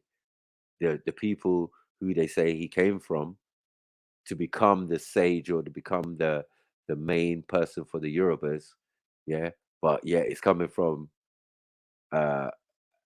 their people who had migrated down to that region from early. So the people always exist. That's what I'm saying. So the Orishas and the people have always existed. And then they've all, even though they were supposedly had like powers and superpowers and were supposedly gods, but it doesn't seem so according to the folktale story. It seems they were just powerful beings living in a village, very basic. And this Oduduwa came and taught them about clothes and making material, fabrics. Then from then on, everybody started wearing big clothes and all of that in that region. You know what I mean? Because they can't be gods. You know why? Because there's bits where in the story where Igbo men raid their village and take their women. So I'm like, what? Igbo? So if you already talk about Igbos then with the Orishas and when is this? This ain't the beginning of time. This is just a blip in our history, which explains the expulsion or the leaving of Kemet or the Nile Valley and coming to this region, but not knowing that there's a history all along the way before we even get there. That's recorded and probably seemed like it was other people, but it was basically the same people. Mad. Osanabuwa then delegates to his sons all the subtle works of terraforming the planet, ready for human society. There are a number of things that are really interesting about the Edo story of creation. And the first is that planet Earth already exists before any of the so-called work of creation. It exists, but is flooded with water. And that is a detail. Mad, innit? We would have got that in our story, bro. Don't tell us about no floods and we already know. You go to Kemet, they're going to tell you the same thing, flood. Why? Because we're all the same people and all our stories and all our folk tales and all of that already there. Just refined and put into different, mythoses. That's why there's one of Kaloum on the potter's wheel. There's another of man coming out of the water or coming out of dolphins and all of this type of stuff. Clicking, yeah? Like dolphins, yeah? I wonder who's doing that. But anyway, let's leave that alone. So we have different origin stories. This is why we say, which one are you? You can't be Anunnaki and Neteru. Do you get what I'm saying? You can be either or. Which is your origin? Or is it none of those? Or is it of the original people of the planet? True. You understand? So, but we've got that. So our stories are that's why I said some of us are celestial, talking about we came from the sky. Well, then you know that you have a little bit of what? Of Anunnaki origin, right? Mixed with your pygmy, with the pygmy who they mixed with to give you Watutsi or, and you've also got the pygmies there. So over time, you're going to have variant of those two types of beings or tribes or and that shows you how far time has gone, that we're at the stage we are now, putting ourselves Shona, Dembele, do you know what I'm saying? Yoruba, Shakiri, Edo, and all of these type of things. So yeah, man, big up the Africans and their million year story. Trust or me. multi-million year story. Let's do this. Narratives all around the world. We then have the motif of the higher beings, the sky beings, coming down from the heavens, and a visual description of what that looked like when their leader, Osanabuwa, arrived on what looked like a chain. Yeah, sorry, that is, sorry, there is more than one account of the Oduduwa story, right? One account says he is a god or a supernatural being. He created everything, right? Because the original deity Obatala fell asleep on some palm wine, yeah, and was given a duty to do with a chicken and some seeds, right? And he fell asleep. So Oduduwa took the thing. This is all like, I don't know. There's so many different stories, but the one I kind of stick to is the one I kind of explained. Yeah. So yeah, if you hear that in this, yeah, that is kind of correct because some of them do believe that version of the Oduduwa story, that he's a god and The Edo people themselves do not believe that. They believe that he is a prince of theirs. You got what I'm saying? So that even the Orishas and are the sons and daughters of God. But they're not the gods, but they're the descendants in a sense. So like even Odudua is supposedly like one of the last descendants of the Neteru, for example. And if they did blend into our existence and, you know, mixed with us or the older tribes on the planet, then it makes sense, right? That's why we got so many different variants within Africa. You're like, where did you get from? It couldn't have just been 2 Africans. No, it wasn't. And then, as you can tell, stretching into the heavens. Now, clearly, the tellers of this story are reaching for a metaphor at that point. They're trying to describe what they saw in the terms of the technology that they had. So, what was it they were seeing? An ancient Filipino narrative of creation speaks of the arrival of Tagalog. Sash, where you at? Where it be for you? Where's Sash? Yeah, the god of Pag Pag. Mad thing. Mad thing. Actually, I need to go link Sash as well next week as well. I need some salt. Yeah, I know. I need some salt. Man. Yeah, I mean, actually, like, she don't like us no more, man. Sure. Girls rude. Yeah. We saying it, Hakida, man. Jump on, man. Jump on. Okay, this more stuff. It was in India. The Hindus have a lot of like, bruv, the things I've seen in India of spaceships, spacecrafts. You didn't bruv. hear. You didn't hear. Yeah, but all this. Some of the Hindu thing mentioned when they mentioned Sumeria, of course. Mm. That's why I've been saying that from time that that knowledge is intertwined, and if Sanskrit is 2 languages from cuneiform, what are we dealing with? You know what I mean? Yeah.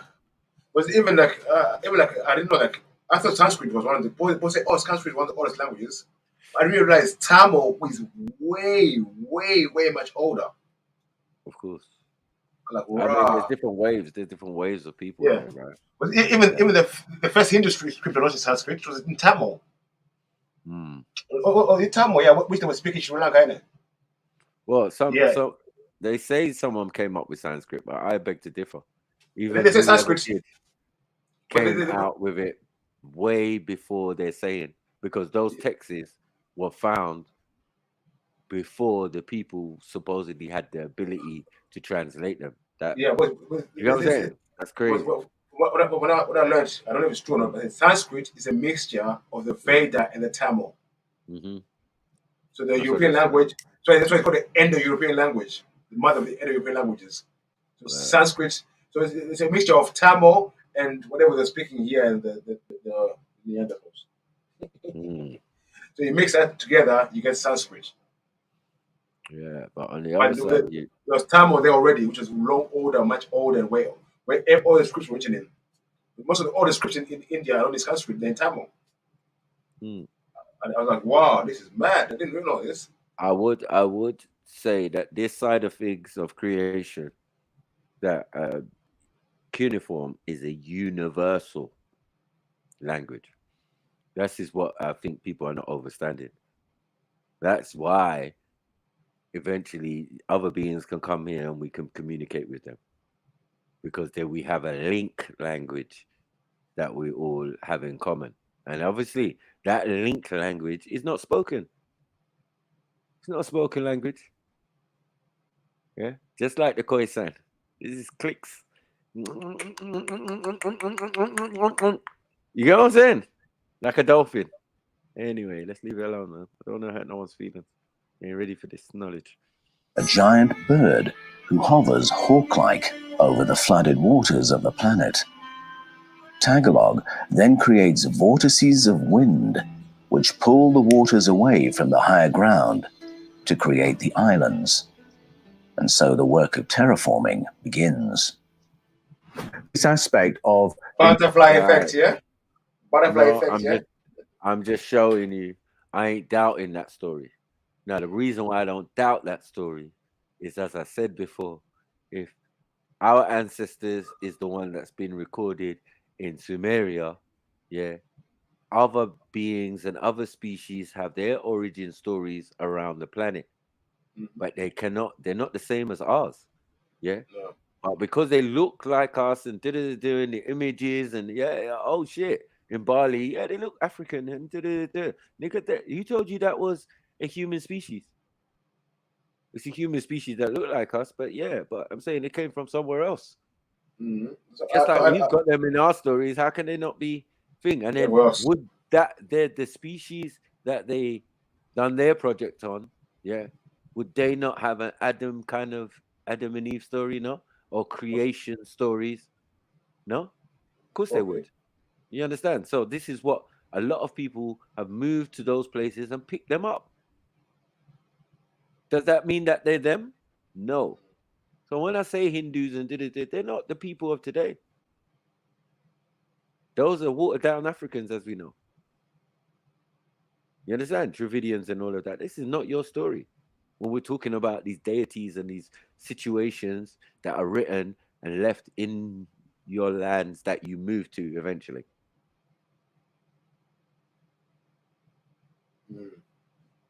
Because if a man moved there from 65,000 years ago, you've got enough time.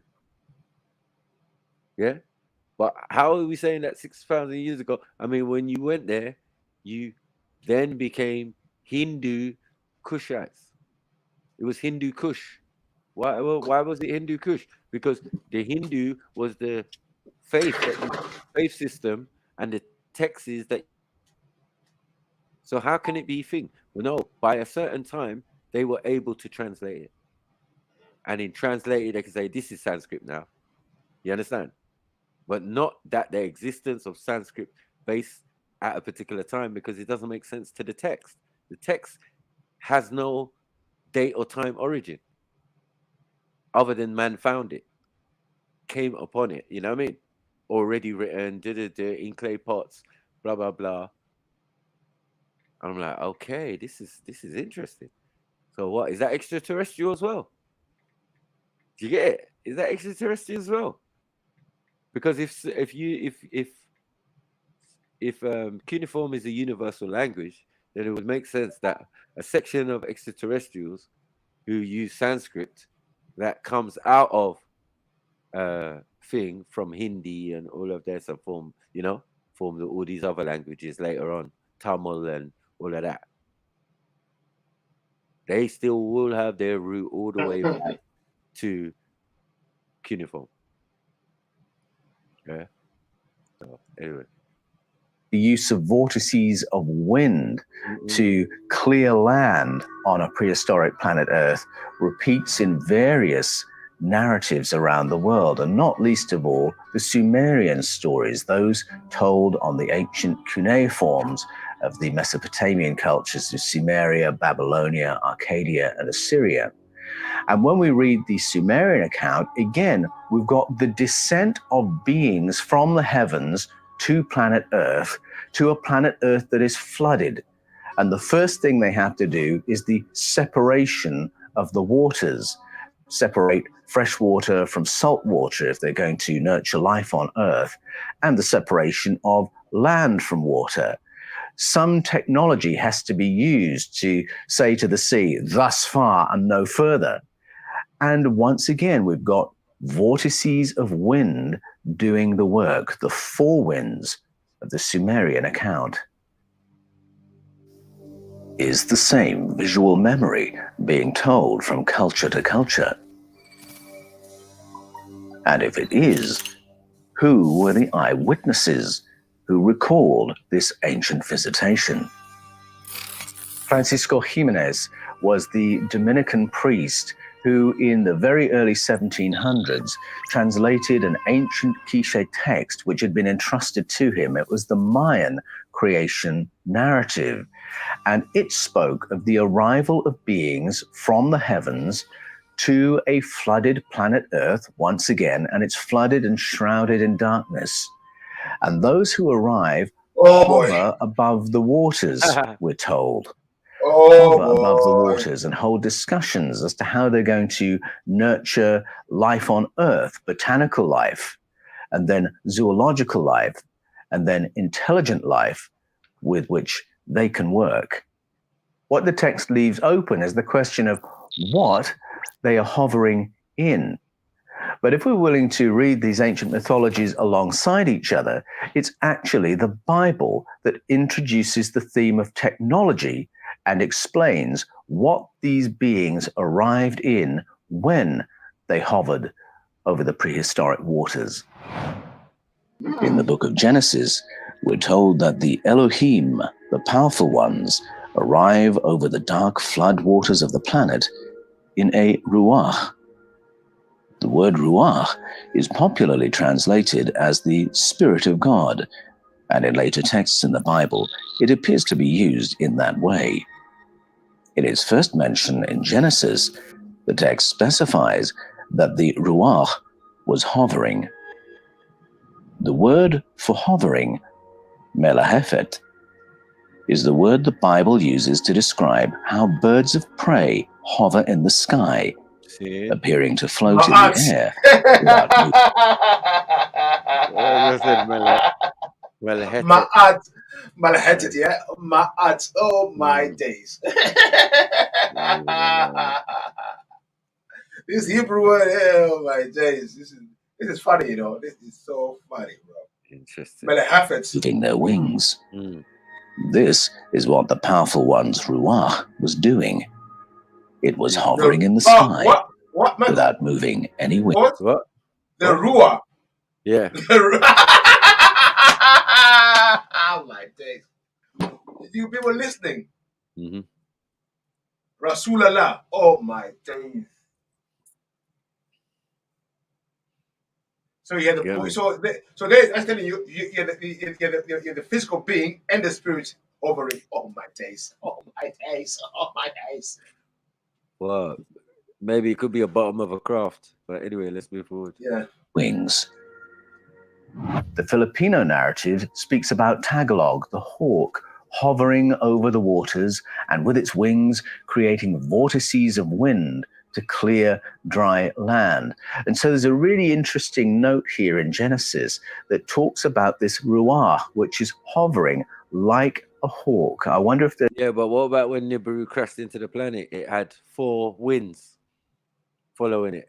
It's the way it's designed. It has 4 winds, and 2 of the winds took some of the craft and made the craft that was following Nibiru crash into the planet. Not actually Nibiru crashed into the planet. It's too big to crash into the planet. If it crashed into the planet, there's no planet. That's the point. You know what I mean? It didn't actually crash into the planet, but it made some other craft, the size, big size, still crash into the planet. But these crashed in series of like 25,000 years. Like, so you can see the other one coming in the sky. If you live in the water or whatever, I don't know, it just fucked up the planet anyway. And that's why it was like split in half. So when people say that Earth is not a ball, yeah, they're kind of right. But obviously it's filled with water. Yeah, to cover those indiscretion and to heal. You know what I mean? But they did some processes that repaired that, helped to repair it in their story. And also the fact that the pyramids, I'm saying, is like a diamond shape, right? As above, so below, right? So it's more like a pin to balance the planet. The planet is off 20, 23 degrees like that, off sync, off its axis. Yeah. And it's wobbling, right? That means something hit into it. Scientists have discovered something did hit into the planet, rip the planet to shreds or whatever, right? It's got a big crack down the middle. If you take away the Atlantic Ocean, you can see the big crack, or the volcanic line, you know what I mean? That is in the Pacific as well, where it got cracked like an eggshell, you know what I mean? And half of it just out and gave you your asteroid belt, you know what I mean? Then it went kind of like a bubble, you know what I mean? Filled with water, done a rotation, and filled with water, and they gave it time to heal, came back later, and Terra transformed it.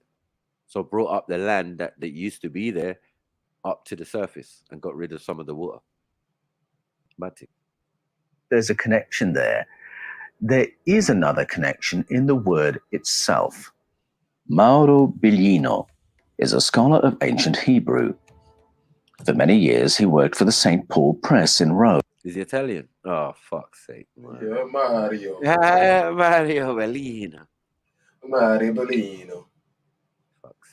Translating with great precision the literal meaning of Hebrew words, the Vatican-approved interlinear Bibles. But you know why everything is, at first all the Romans doing it, because remember they took everything to Rome, from Alexandria, when they knocked down Jerusalem, everywhere where the Romans were going, they were taking knowledge and taking it back to Rome. Everywhere they went, back to Rome. They say, oh look, the library burnt over here. Oh, it's burnt. But no, everything's right there. And when they studied the stuff, they gave us Roman Catholicism. Madness. New control.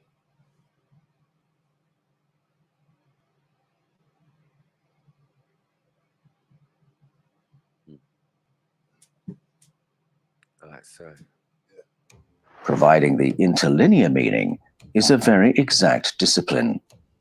The scholar must be rigorous in avoiding any kind of interpretation of the word and give only the literal etymological meaning of each word part. So it is with that degree of precision that Mauro Biglino explains in his writings that the use of the word ruach in Hebrew literature shows that the word means either a wind or something flying through the air and creating a strong wind. Something flying through the air, creating a strong wind. Nibiru, man, stop your nonsense. Stop your nonsense, because you weren't there, you don't know. Yeah, because you weren't there, you wouldn't know. Yeah, now you talk about the ruach, the breath of life, the piece of God's soul that He breathed into Adam. Oh, Michael, that's where you get, the spirit hovering like a dove above. Oh, my days. These guys are the plagiarizers, bro. I know. And remember, it's over the water. And remember, at the same time, Jesus getting transformed from being Jesus to being divine. Fuck's sakes. He was being transformed. Oh, my days. Listen, people. To the reality of who He was or something like that. Yeah, but remember, after baptism, he became Jesus, the Messiah. Yeah, that's right. So they didn't know He was the one. He was a bit like Neo. Yeah, stuck in the room with bad tellies in there. Yeah, you don't know. Wow, this is just mad plagiarism. Mad. Then we ask these people, where did you get this stuff from? Oh no, it's from God. Like, bruv, you know the stories exist before. We know they're there, alive and well, way before 600 years old.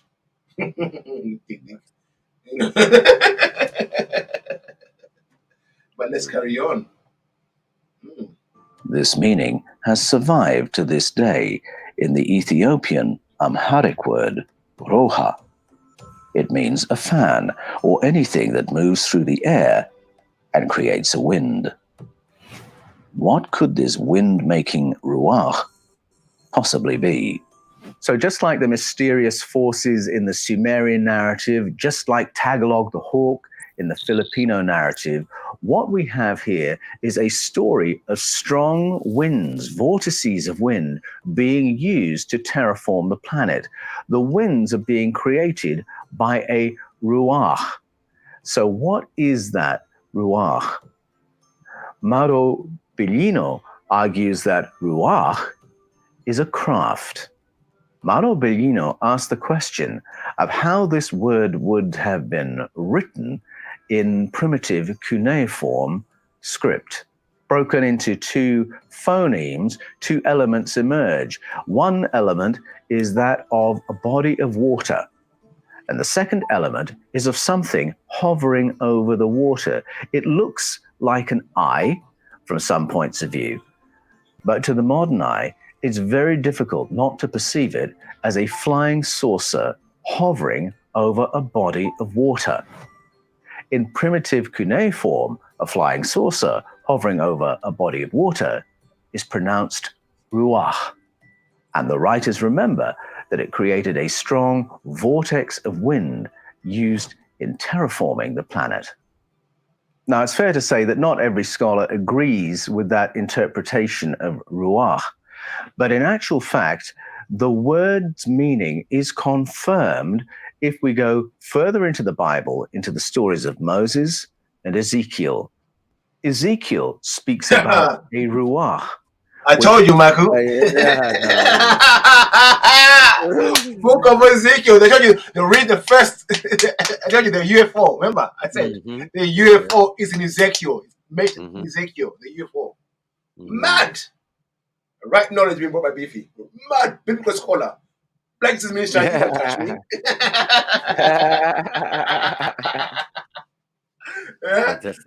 You can test this. I give some right information there. You know what I mean? Mad. Picked him up and took him on journeys around ancient Iraq, flying in the sky. He describes how this ruach appeared in the sky, how it landed, what it looked like, the materials it was made of, and what kind of wheels it had. And the precision with which Ezekiel describes this craft, this ruach, is so great that NASA actually has a patent on those wheels.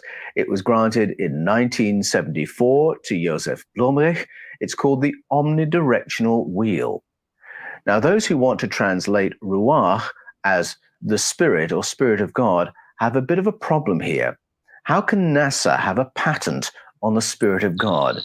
Boom. NASA has a patent on ancient technology described in great detail in the Bible. Mad. People, I let that sink in. Let that sink in. Let's take a break. Let's have a music break, I think. That's a bomb. That was a bomb. Fuck's sakes.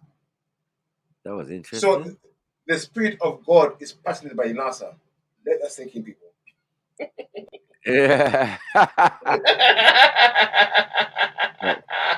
It should be blasphemy.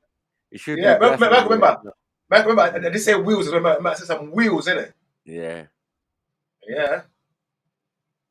Boy. That's it. Right knowledge, big side of the show. You know, we always bring the right knowledge. You know, people like short thoughts. We bring the right knowledge, man. Right knowledge. Big up Curtis Kurt, number 63. Luke A in the building. Oba. Oba, you see me breaking down the Bible, Oba? Huh? Biblically. Like Black Jesus minister. Get me? I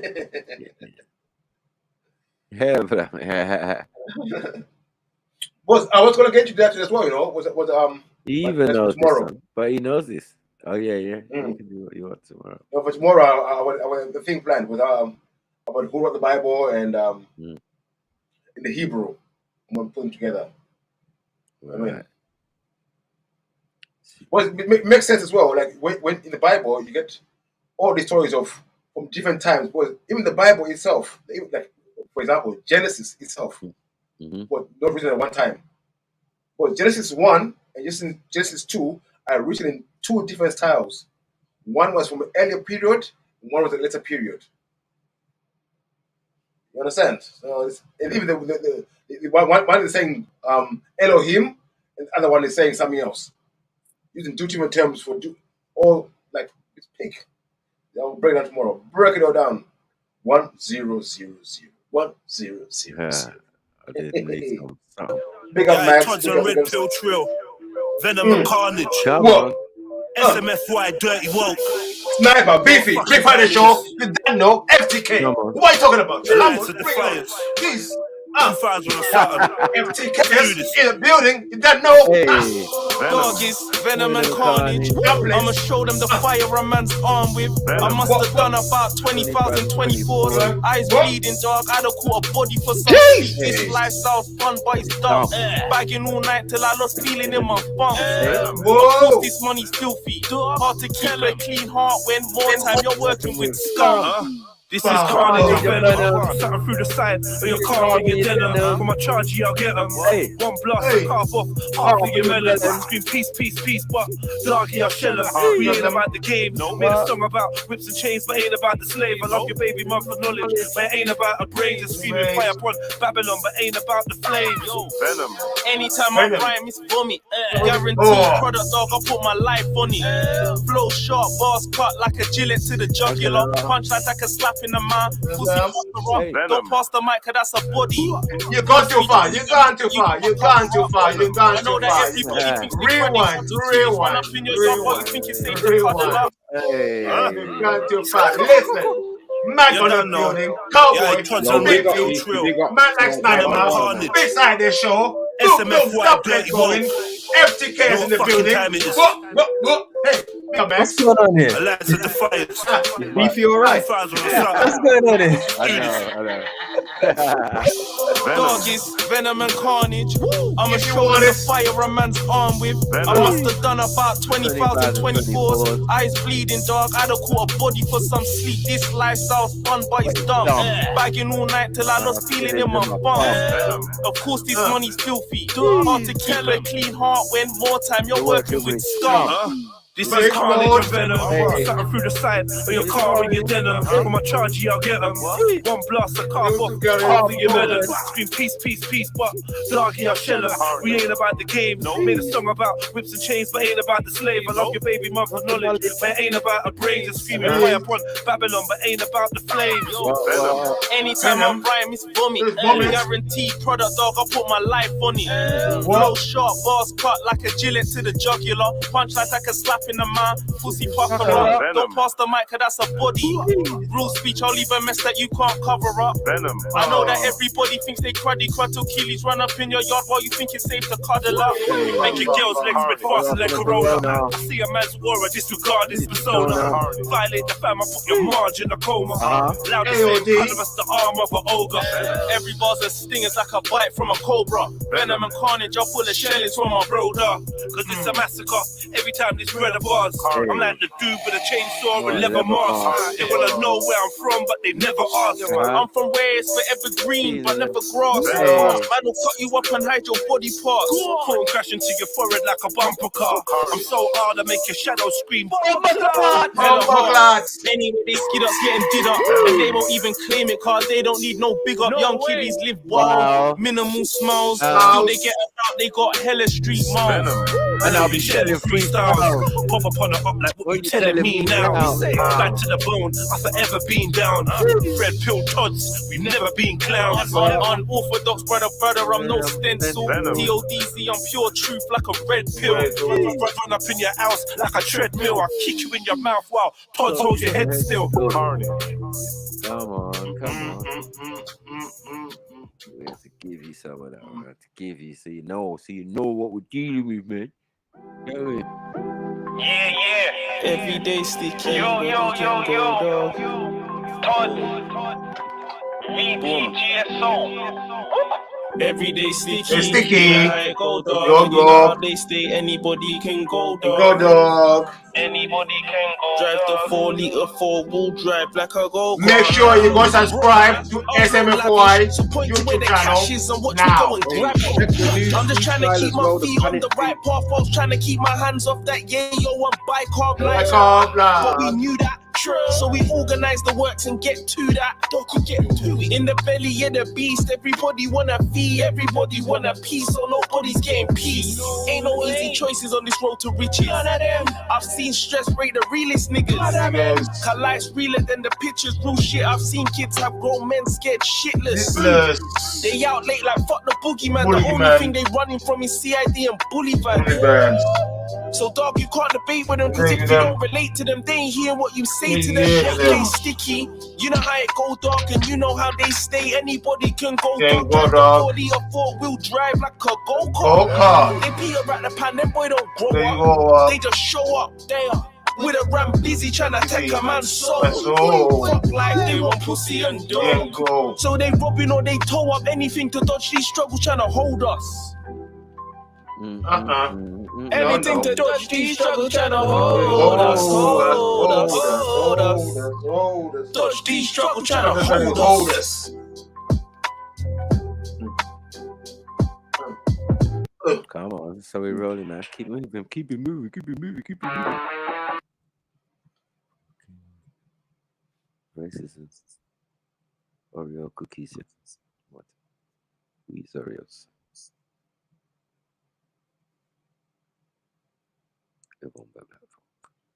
Get me. Baby, your body banging like baby, your body banging like a shotgun cartridge. Fresh garments, matching your varnish. Baby, your body banging like a shotgun cartridge. MJ. There's your gun cartridge. Fresh garments, matching your varnish. Baby, your body banging like a shotgun cartridge. Walking a party, looking all starish. I'm trying to introduce you to carnage. Baby, I'm a shark, not a starfish. Hey, Con! Too soft, he was garbage. I make your old knee rub off on the carpet. She a ball for the chocolate. The old time me a cloud. Look what you started. Bend up your face like somebody farted. In the bed, I said I'm wicked and I'm heartless. I just wanna boom boom shoot up the target. And you not even asked yet. The son of God, I'm in, I finished my task yet. Been I done a rum in my class yet. I'ma put that pussy in a casket. R.I.P. Me in the morning. I ain't never with a solid, so call me darling. You can catch me in the morning. Come over my place and show me something. I cannot stay, baby. Get upset and go crazy. I ain't got no time for no play. Get mine and do what's right, baby. Baby calling says she want that morning wood. Want me set her morning good. And told her get ready to sit up on his hood. She said, yes sir, understood. She don't want a title, she want twerking. Queen it while I pipe it just to show me how she squirted. Dogger, body strong, she don't rap. Said her body's banging like a Big up the squatters. Big up the squatters. Play no game, she knows she worth it. She love balling out my name while I'm bending up her cervix. Wow, everything I give her, she deserve it.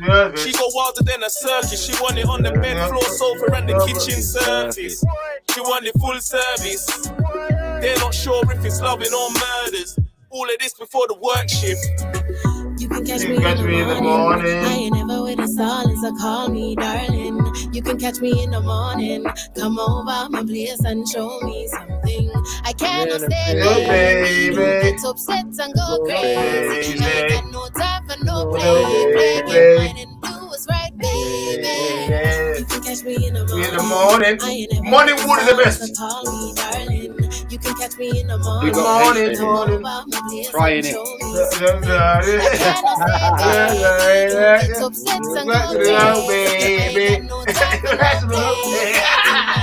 Jump on it. What time today? I got fucking time today. Beefy got time, you know. Can you see he's singing his heart out? I know. Not easy like that. Matching your varnish, baby, your body banging like a shotgun cartridge. Baby, your body banging like a shotgun cartridge. Blah, blah, blah, blah, blah, blah, blah. Big up the squirters in the building. Hear me in. Yeah, we all appreciate it out here. Just saying.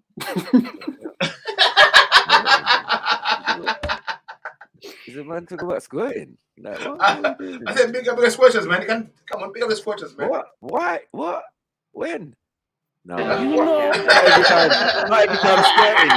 Not every time. Sometimes.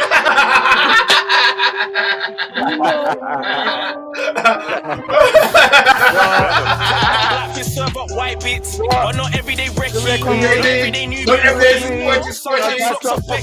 Remember when we couldn't get lecky? Sometimes books and chess. Show me how sexy your mind is. Not everyday batty and bread. Mad. What? You know. Batty and Nyash? No. So, sorry, George, I got to disagree with you. Every day it's about Batty and Nyash. You know, Nyash's life. Venom. Put on my black fist, serve up white bits, but not everyday recce. Not everyday Nubian queen. Sometimes slops of Becky. Remember when we couldn't get lecky? Sometimes books and chess. Show me how sexy your mind is. Not everyday batty and breast. Not everyday link the bros. Boys always love when we check in. Sometimes gotta ride clean. Not everyday carry the machine. Not everyday link the wife. Jim Jam Sometimes and something sketty. But everyday peace and love. Sometimes got a slap man for something petty. Tell young bro come out the kitchen. But everyday be so chefy. Why tell him they not already? I came from mash and spaghetti. I'll go get. Give a fuck if they let me. Come on, bro's down for the ride. Every day that thing's got paid. Done did my thing, still doing it now. So they gotta respect me. In it wasty, coming home late, all bloody and sweaty. Blood, sweat. Mum sees the vision, but she used to sweat me. Can't be on road without shit to show. Excuse not It's not every day. Sometimes we shot in the rain, pray in the sunshine. It's not every day. What? Sometimes.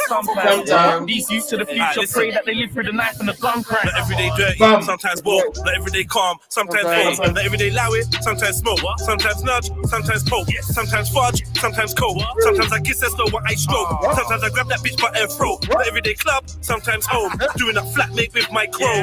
Doing up roommate with my name. It's not every day that I work with the youth. Sometimes I'm just trying to get mine. It's not every day if you watch my business. Sometimes you should just live your life. For the big 4-5 pimps, you're right. Still big red pill never went soft. Man told you that I did they lie. No stop working, no days. Not every day dirty, sometimes woke. Not every day calm, sometimes bold. Not every day loud, sometimes smoke. Sometimes nudge, sometimes poke. Sometimes fudge, sometimes cold. Sometimes I kiss as though what I stroke. Sometimes I grab that bitch by her throat. Not every day club, sometimes home. Doing a flatmate with my crow. Doing a roommate with my name. It's not every day that I work with the youth. Sometimes I'm just trying to get mine. Not every day if you watch my business. Sometimes you should just live your life. 4-5 pimps, you're right. Still big red pill never went soft. Man told you that I did they lie. No stop working, no days off. I was spliffing my wings and fried. Man tried done my dance and they died. Tryna clock my pattern, hammers, random as they come. Hanging habits in the slums where they're scavenging for crumbs, pushing packages for funds. I found magic in my tongue. Bars sound classic over drums. Man's erratic, you don't want static. Sometimes I would just pull up in traffic, acting a fool with a matic. Not every day kill your own. Sometimes let the real ops have it. It's not every day, but it's sometimes. We shot in the rain, pray in the sunshine. It's not every day, but it's sometimes. These youth to the future pray that they live through the knife and the gun crack. Come on. Sometimes. Sometimes your mate. Sometimes suck your mother. Sometimes. You got plugs in the building. Come on. You may rob them. It's fine. Listen, that's energy was needed, man. Energy. Who wants you with the F.T.Ks? Who wants you with the F.T.Ks? We need that country classic back. That's right. No. We're never doing that. Give him a Kobe. That's right. Give him a Kobe, man. Hold this. This is your captain.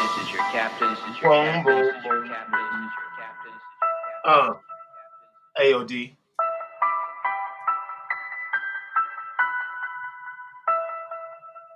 Pick up the family in the building. You don't know. Rebel Trail. Listen. You ready? I am.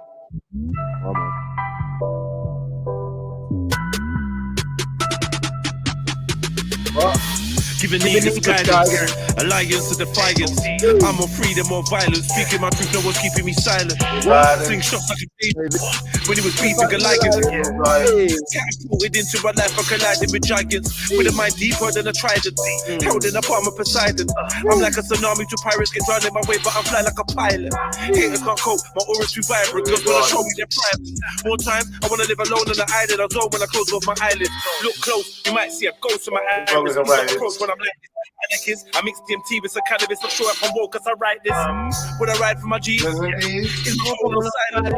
Do I despise the police? It's cold, it's out, I know some activists, I know some lifers. Man, I know some savage shit, man, living righteous. I know some guns only rough in the cyber. I know some thugs that I actually riders. Don't know my destiny. But my past says I'm a survivor. My probation officer says I should be in an asylum. I said the queen of bitch club. There's no curve when I watch the hurricane. Nah. Rising. Fucking mud track.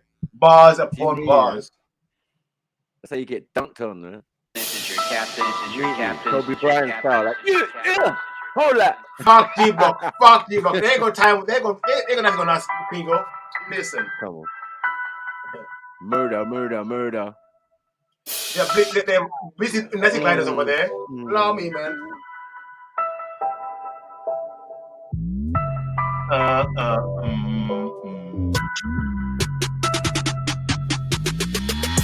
Giving niggas guidance, lions to defiance. I'm on freedom or violence. Speaking my truth, no one's keeping me silent.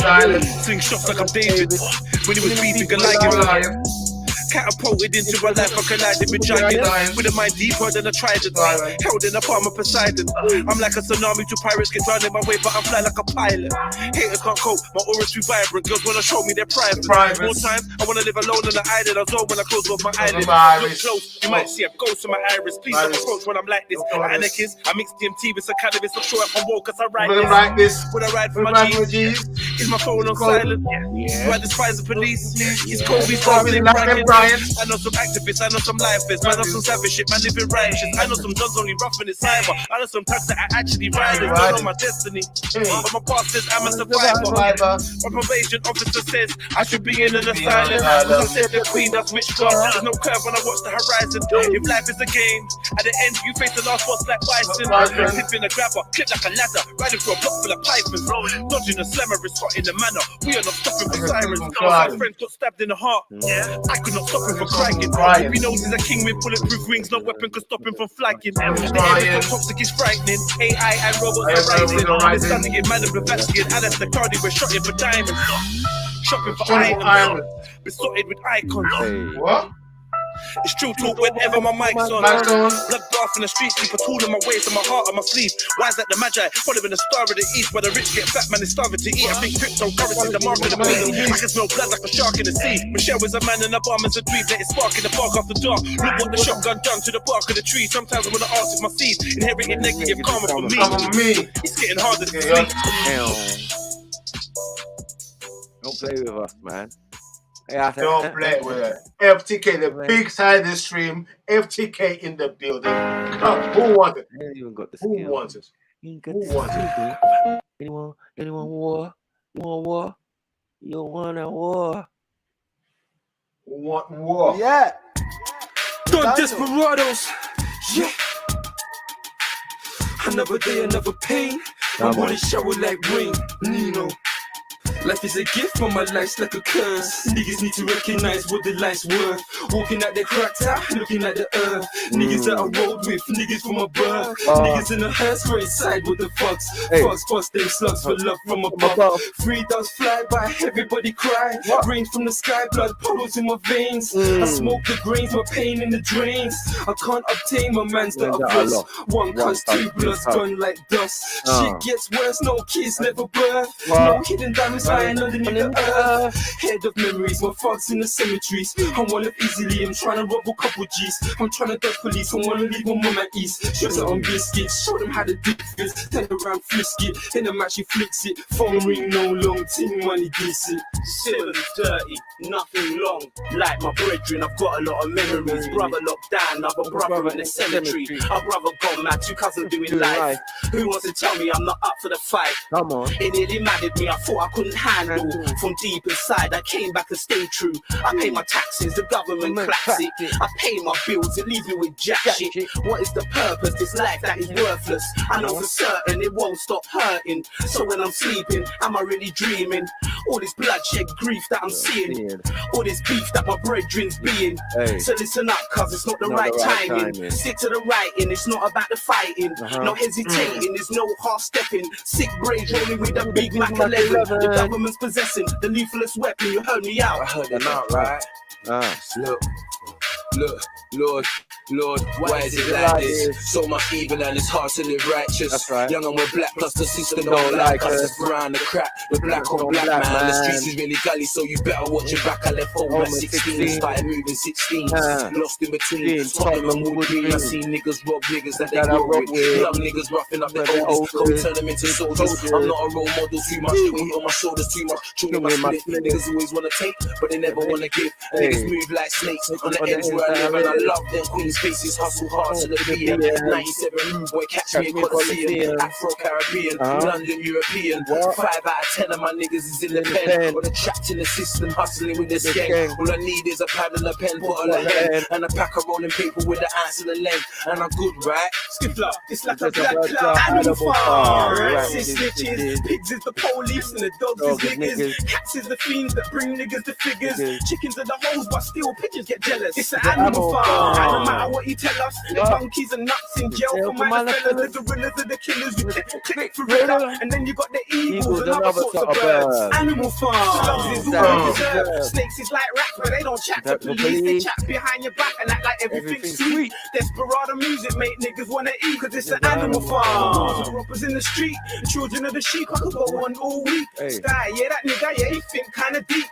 Don Desperado, Which Splitters Entertainment. Yeah, Jimmy Gerard's, that's a banger. Yeah, Formula on the board, definitely. Yep. I dropped a song in the back chat. Nino, Desperado, Simmons, yeah, De Niro, no, and myself. I dropped a song, I dropped a tune in the back chat. It's the third one, it's fire. Oh yeah, new one. It's all by new guys. It's fire. It's fire. It's in the back chat, in the private chat. Killy. You wanna get murdered by the fairy tale killer? Come on. Come on. What you gonna do?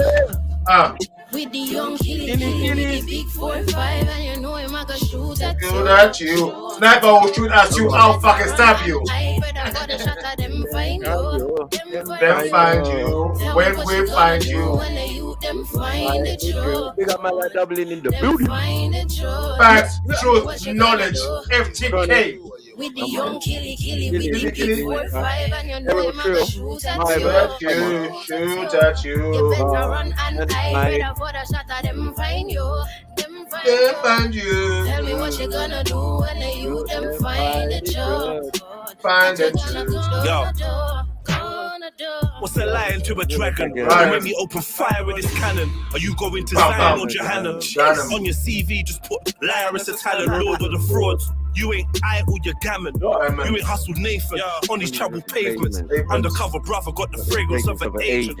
Profiting off pain. The game you play is dangerous. You never had to activate a stain. Ever. And I just... You switch faces and shapeshift, generating fame from estate kids. And one day you have to pay for that fake shit. Man, I catch a rocket from a spaceship. Don't be a silly Billy, no my kiddie. Billy. Yes, a kiddie, I was lonely. Can't take bad man for pretty. BTB made the keys give me. Hope you lot know, you know. Hope you lot know. Make you know. Tell them over on the other side, this is what we're dealing with, blood. F.T.K. killies. Stab you in the fucking heart. With the young killy, shoot at you. You better run and hide, better for the shot of them find you. When we find you. Tell me what you gonna do when they you them find the truth. Find the truth, F.T.K. Tell me what you gonna do. With the young killy, with the big 4-5, and you know him, I go shoot at you. Dead boy. You better run and hide, better for the shot of them find you. Tell me what you F.T.K. will find you. Break your fairy tale. Kill it. What you gonna do? Kill it. What's a lion to a dragon? Don't make me open fire with this cannon. Are you going to Zion or Johanna? On your CV, just put liar as a talent, lord of the frauds. You ain't I or your gammon. You ain't hustled Nathan on these troubled pavements. Undercover brother got the fragrance of an agent. Profiting off pain. The game you play is dangerous. You never had to activate a stainless. Ever. And I just hear a snake hiss. You switch faces and shapeshift, generating fame from estate kids. And one day you have to pay for that fake shit. Man, I catch a rocket from a spaceship. Don't be a silly Billy, no my killies. Keep it drilly in this gritty city. As a kiddie, I was lonely. Can't take bad man for pretty. Never dibby made the kitties give me Lizzie. Cause Vicky wants a hickey on an itty-bitty titties. But shit is sticky, kids get hit in bricky with a blickies. Like stop somebody's praying for these picnics. How we gonna change it is a mystery. What you gonna do? With the young killy, killy, 4, 5, and you know him a shoot at you. You better run and hide. Better for the shot of them find you. Tell me what you gonna do when the youth them find the truth. Find the truth. Find the truth. Tell me what you gonna do. What you gonna do? What you gonna do? Killy with the big 4, 5, and you know him a go shoot at you. Shoot at you. You better run and hide. Better for the shot of them find you. Tell me what you gonna do when the youth them find the truth. Find the truth. Young killies stay menacing, and they ain't listening to anything. Okay, if it ain't ching, or a route to find the things that you ain't saying anything. No games, no quits, they want everything. Don't care about anything. One thing that you can guarantee is that they really selling things. Gotta get rid of the evidence. Keep up with the math and dodge intelligence. There's nothing you can tell them cause they know about the road. Nothing comes free and that's how it goes. Shit happens, gotta switch clothes. Gotta watch the road, cause it takes souls. You learn to give thanks for what you're given. When you came up bando living with that bandana vision. Serving kitties, we were driven. I don't wanna see the youth men in my position. I come from where the badness dwell. Them boy pussy dog, I know that smell. Anytime I rhyme my shell, if I could tell them anything, it would be know thyself. What you gonna do? What you gonna do? What you gonna do? With the big 4, 5, and you know him a go shoot at you. You better run and hide. Better for the shot of them find you. Them find you. Tell me what you gonna do when the youth them find the truth. Find the truth. Find the truth. Tell me what you gonna do. You gonna do? What you gonna do? With the young killy with the big 4, 5, and you know him a go shoot at you. Hey. One more and we go back to the thing, man. Yeah, I'm going back. The private chat. I'll do it. Private chat. Baby, your body banging like a Chuck and cartridge. Jeez. Baby, your body banging like a fresh garments. Matching your varnish. Big up the family. Come on. Big up the family. Look at the family, man. Matching your varnish. Baby, your body banging like a shotgun cartridge. Walking a party. People's garish. I'm trying to introduce you to carnage. Maybe I'm a shark, not a starfish. Your ex-man was too soft, he was garbage. I'm in the only rub off on the carpet. She a ball for the chocolate. The whole time look what we started. When I got in the bed, I said I'm wicked and I'm heartless. I just wanna boot up the target. My man ain't real as a snake. As them boy ain't talking, they worm. Still, man, I've been bad from sperm. Man, I've been bad from sperm. I've been bad from sperm. Bad from sperm. Man, I've been bad from sperm. Man, I've been bad from sperm. Yo, you never know when them tables turn. Who we know is bad up the tree. Come on, One of the eyes. Man, I've been bad from sperm. Man, I've been bad from sperm. Bad from sperm. Man, I've been bad from sperm. Man, I've been bad from sperm. Big split for that ball. Hey, so you know what I'm saying? Brother, that before I let him hit me with the vaccine. Yeah, mandatory for everybody. You know what I mean? Little Ludi. Just be ready to die. If you got that vaccine, big split for that ball. So you know what I'm saying? My second home, you know, that's my other home, you know. I love London, you know, my big home. Everywhere's home in London, you know. Love London. Come on. That's the farmer. Home from home. That's the farmer. One the private chat, Michael. One more, please, Michael. One the private chat. That's the farmer. Yeah. See.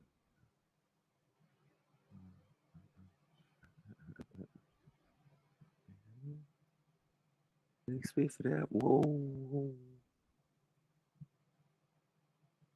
Big up everyone in the building. Make sure you smash that like button. F.T.K Saturday, you know, big Saturday stream. Original F.T.K-lers in the building, you know. 2/3 of the Triune Gods up in the building. You don't know. Oh, it's taking a trill pill, man. He's chilling.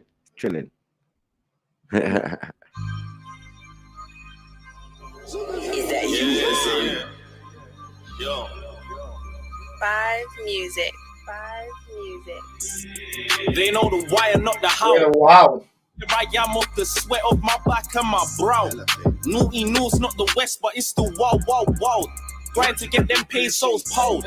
Wow. We juggling pain. Right. So round here you see minimal smiles, just heroes with criminal files and villains with badges. It's hard to stay sane through this madness. All we know is being broke. More lavish, so point to where the cash is and watch me go and grab it. I'm just trying to keep my feet on the right path whilst trying to keep my hands off that yayo and bike carb. Life's hard, but we knew that, so we organized the works and get to that.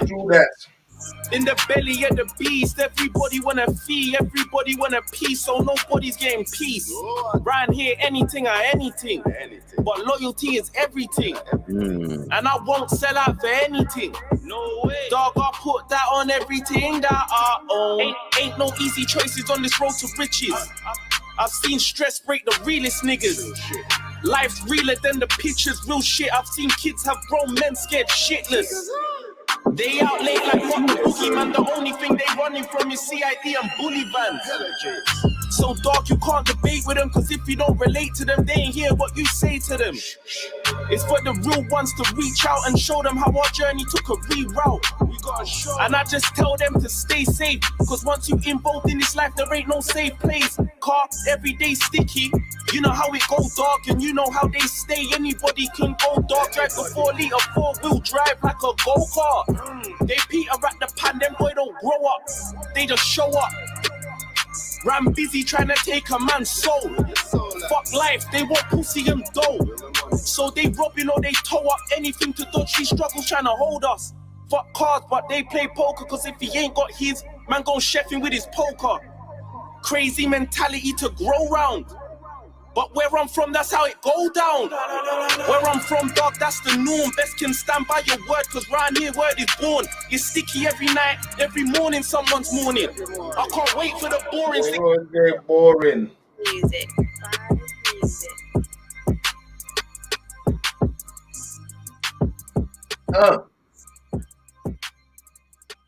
Come on. Big up Come everybody. on. Big up. Black business. Black business. Big up Shaq A, JD, South Wheezy in the building, G Trilly. Come on. Is that Evidan One? Goddess ICU, Dublin. Come on. Big up on yourself.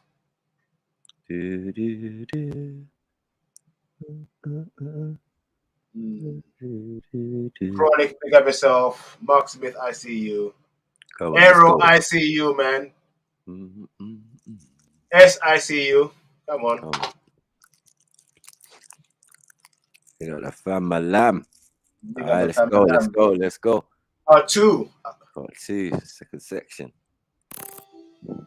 It was in 1974 that Josef Blumrich, as NASA's chief of advanced structural development, was able to obtain a patent for the omnidirectional wheel described in the book of Ezekiel. The patent, US 3789947A, was issued on February the 5th of 1974 and is used by NASA to this day. Sanskrit texts from the ancient Indian world of the Vedas have no embarrassment in describing the Vimanas and their ancient stories in technological terms as flying craft with capability for both aerial and space flight. A text from between 1000 of the Common Era and 1055 of the Common Era, called the Samarangana Sutradhara, written by King Bhoja of Da, describes the capabilities and propulsion system of the Vimana. The Mahabharata speaks of Vimanas which could fly, dispatch sound-seeking missiles, and destroy targets with what we would call lasers. And that's what Hitler wanted. Did you get it, Beefy? Beefy? Where's he gone?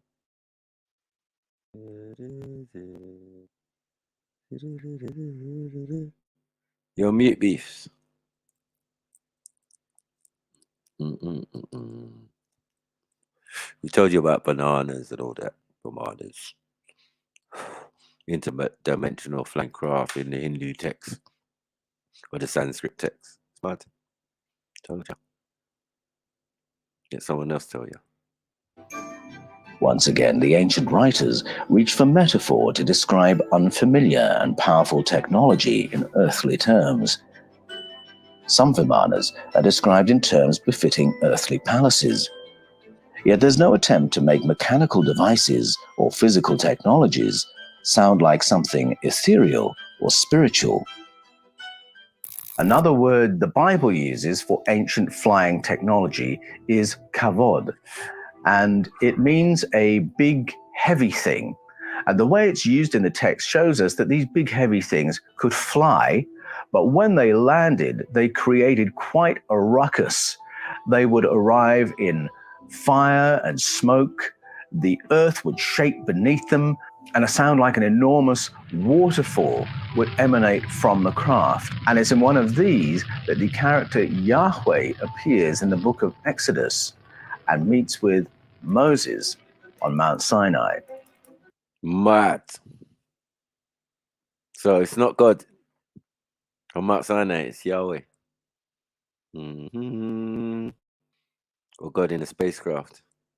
Because you can't see God, remember? Mad thing. Anyway, let's move forward. Now, the conventional translation gets into some difficulty here because at the end of this long dialogue, Moses asks this powerful one, this Yahweh, can I see your kavod? Would you show me the kavod, the big heavy thing? Yahweh explains to Moses, you cannot see the big heavy thing move because if you do, it will kill you. And the words being used are very interesting. Yahweh explains to Moses that seeing the heavy thing at close range would be fatal. Instead, Yahweh says he will cause the goods, tub in the Hebrew, to pass by in front of Moses. The goods is another word he uses to describe his big heavy thing. Moses will then be able to watch the kavod as it moves away. However, to avoid being killed, Moses will need to be sheltered by a cleft in the rock and protected by Yahweh's hand or pan. This ever so intriguing episode has been rendered in conventional translations as Moses being allowed to see God's goodness from behind, but not face to face. But how exactly can you see goodness and see it from behind? Furthermore, since Moses has been enjoying a face-to-face conversation with Yahweh for some days, how can he now be told that a face-to-face encounter would prove fatal? Clearly, something else is intended. The explanation that Yahweh gives to Moses is that when the kavod moves, Moses cannot see it paneh. And the first uses of that word paneh suggest it means on the surface or out in the open. So what Yahweh is saying is that Moses cannot be out in the open when the big heavy thing moves, or the forces will kill him. That's why he has to be sheltered in a cleft in the rock. I can remember many years ago seeing the launch of the space shuttle Discovery, and the forces of that launch are awe-inspiring to see. Discovery is the shuttle that relaunched the space program after the disaster of Challenger. So as we watched, we were all very conscious of the danger of the situation we were observing as these astronauts were being blasted into space by what is essentially a controlled explosion. And the forces of that explosion are so dangerous that the technicians closest to the launch, in operating the launch, are 3 miles away, sheltered behind reinforced concrete. What is a person's knowledge and experience actually worth? 20K a year? 50K? So that gives me a framework for understanding why Moses could not be out in the open when the heavy thing moves. Now, the conventional translations have it that nobody can see Yahweh face to face and live, except for Moses, who can do that for several days, except for when he can't. And when he can't, then he's allowed to see God's goodness, but he can only see Yahweh's goodness from behind. Now, anyone coming across that translation knows that something is off, that really is not coherent. And translators in times past really puzzled over what to do with this text because I think they did not have a technological framework to bring to this story. But now we know that a ruach is a craft with omnidirectional wheels, by the way. Now we know that a kavod is a big, heavy thing that flies. And now that we have a technological framework, we can What? There was bare times you was meant to jump in. I don't know where you were. No. Funny that. So we can say these words cannot mean what they mean in the scriptures because they're borrowed words from somewhere else, right? Mm-hmm. Ruah, this, they're all not original in the scripture. They're taken from somewhere else, meaning other things like vehicles. Boy, this is deep. Understand this text differently. We now have language that previous generations of translators did not have. We have the language of spacecraft. We have the language of launches. We have the language of wormholes, so on and so forth. We have the language of astronauts. Now, the ancients who had these experiences told us what they saw. And in between them and us are centuries of translators who had a go at this without any technological framework. Today, we're able to look at these texts and understand what we are being told. That in ancient times, our ancestors were visited by technological people from another planet who came and helped to rehabilitate a flooded planet Earth and terraform it for our ancestors. And not only that, had a hands-on involvement in our development as a species. I think one of the keys to this is to read the mythologies alongside each other. When you realize that the Edo narrative and the Sumerian narrative and the Filipino narrative and the Mesoamerican narrative. Mad. Just reeling them off one by one. One by one.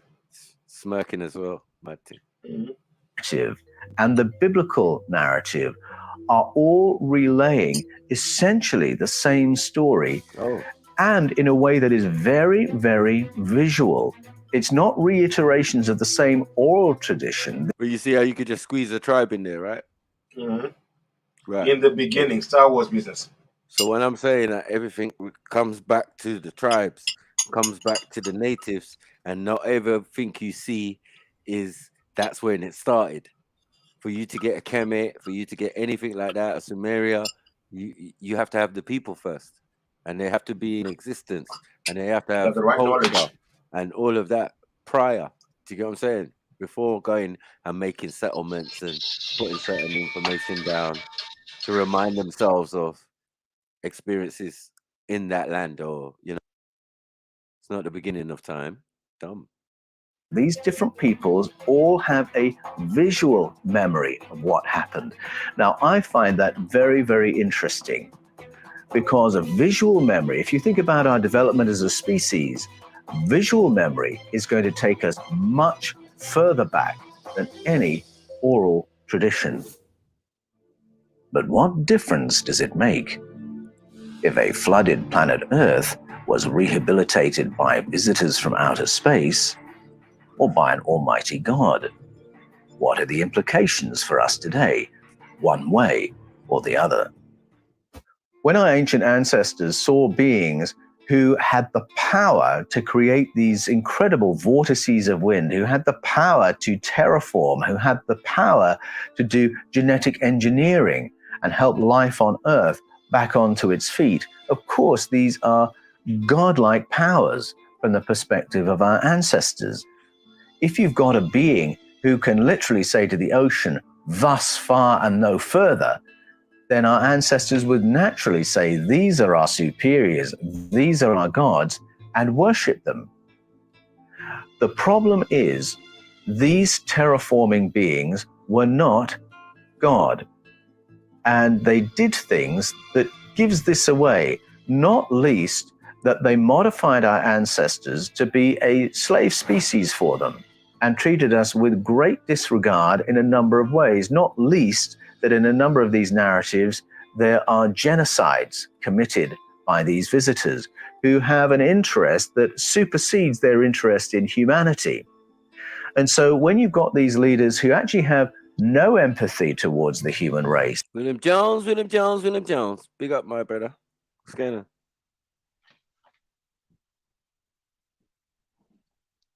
Hold on, bro, real quick. Hold on. Oh, shit.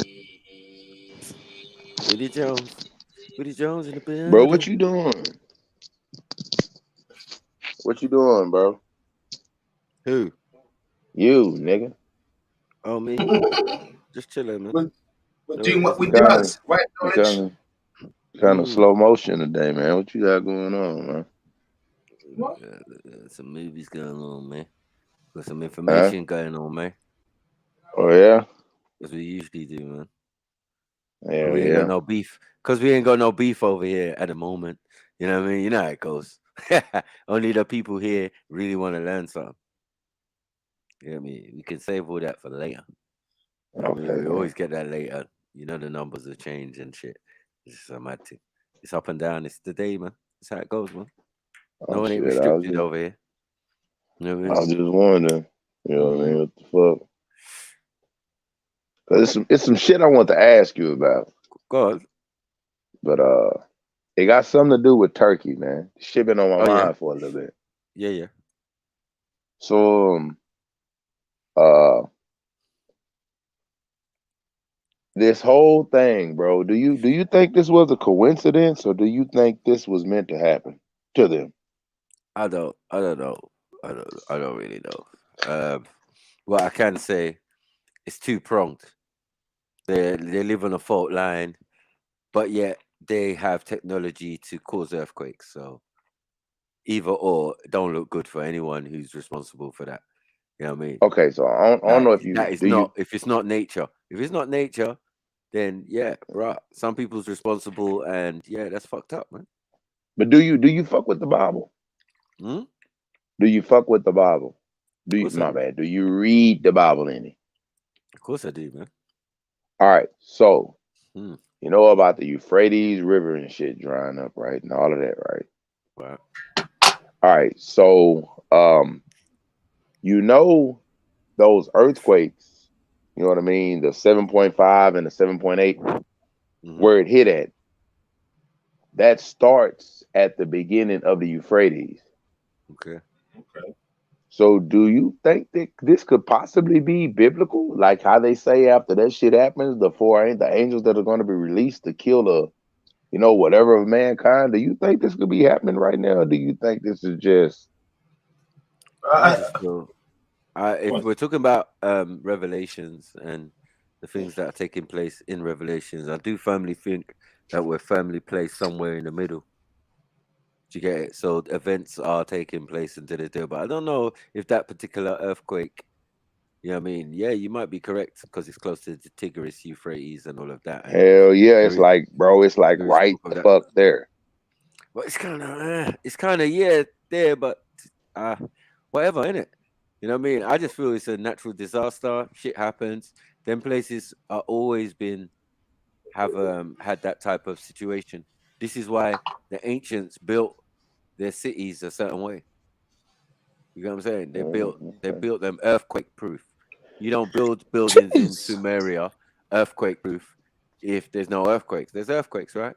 So it's always been a land or always been a region where there's been seismic activity, always been.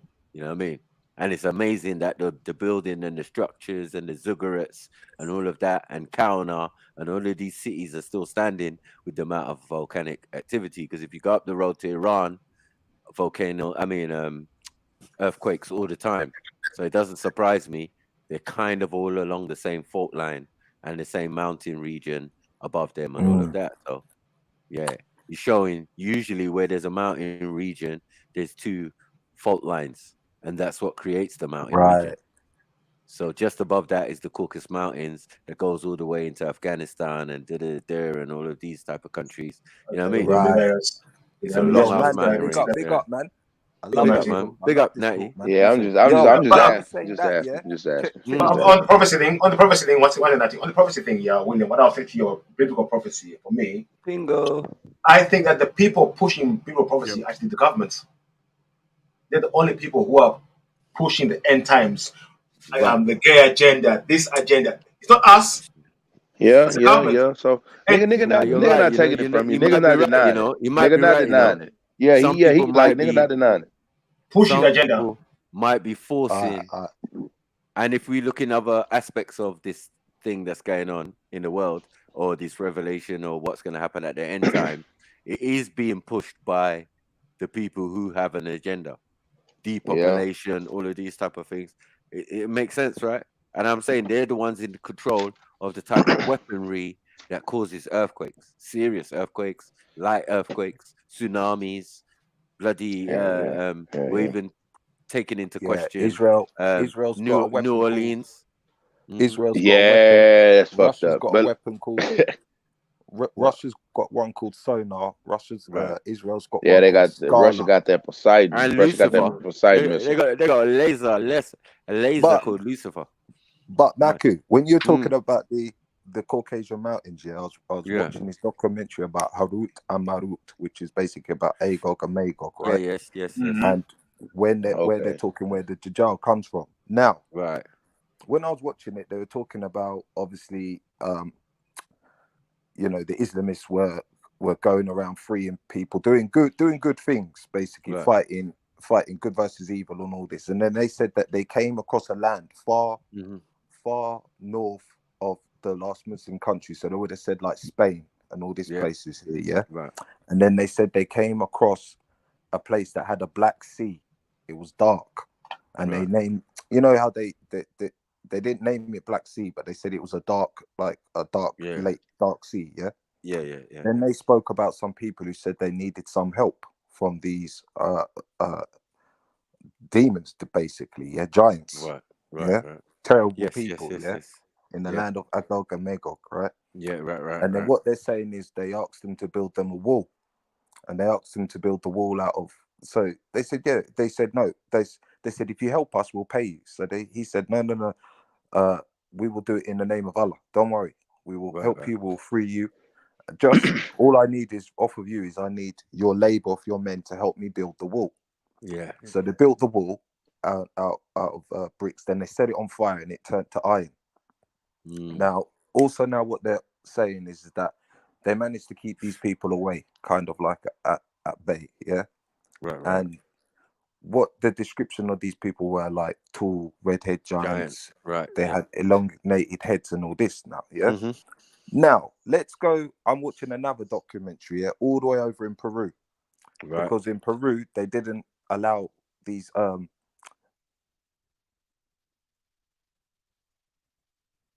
you going? What the fuck happened? You cut out. Oh, sorry. Yeah. So going over to Peru now, yeah. You've got those bodies of elongated heads, yeah. When they tested the DNA of these elongated heads, some of them come from the Black Sea area. Right.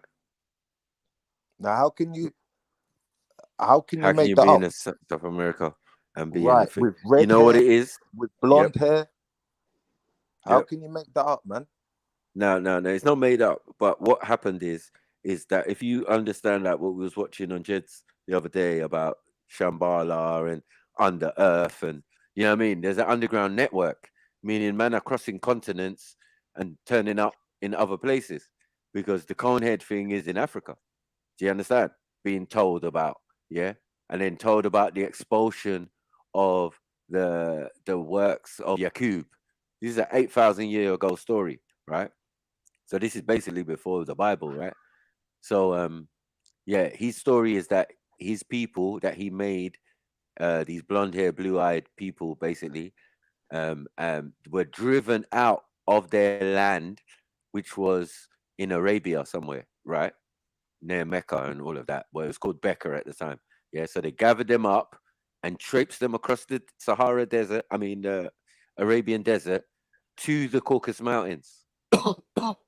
So this is what I say to people when they say, "Oh, some people they're born in the mountains." I said, "No one is born in a mountain. There's no. It doesn't make sense. You get it? That even the man they were calling caveman either wandered in there or was forced there. So if you were forced into the mountain range and and was there for maybe a 1,000 years or something like that, you know what I mean? Because No, but the what they're Abraham saying, story backs it yeah, up, but right? what they're saying is the relation to us Mm. that there's not they're trying to find the link.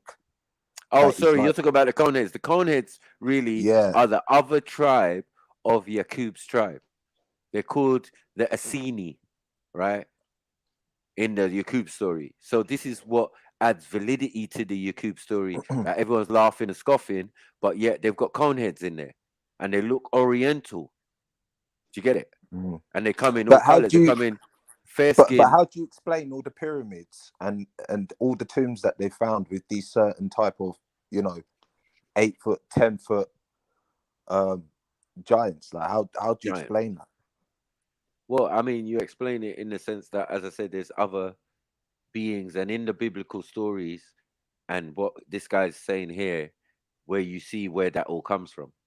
You know what I'm saying? And it matches all up because he's saying like, oh, there's Anunnaki, these sons of beings that came down here, but many beings and many things came down here, and they have their own stories. Some will be from a Hindu point of view, some will be from a Malaysian. Do you get what I'm saying? Like all of these islands and all of that. These are older stories than the people that Hell yeah. So look, Mac, you went bro. and So look, settled there. like Yeah. my bad though. Like my bad. I don't want y'all niggas to think. No, Y'all it's know fine. sometimes I be tripping and shit. I Mm. want y'all niggas to think I'm tripping. But anyways, look, like how you say, you know what I mean? Right. All these stories about the Anunnaki and everybody, you know what I mean? Motherfuckers coming back and all of this shit and about the Bible and how bro just said, the only people pushing this agenda is those type of people. So Right. is it I thought about it the other day because I've been really sitting thinking about this shit. Like, bro, are we getting Project Bluebeam? Yep, most definitely. You know Not what I'm on. saying? Like Yeah, they no. fucking with It's us, part. bro.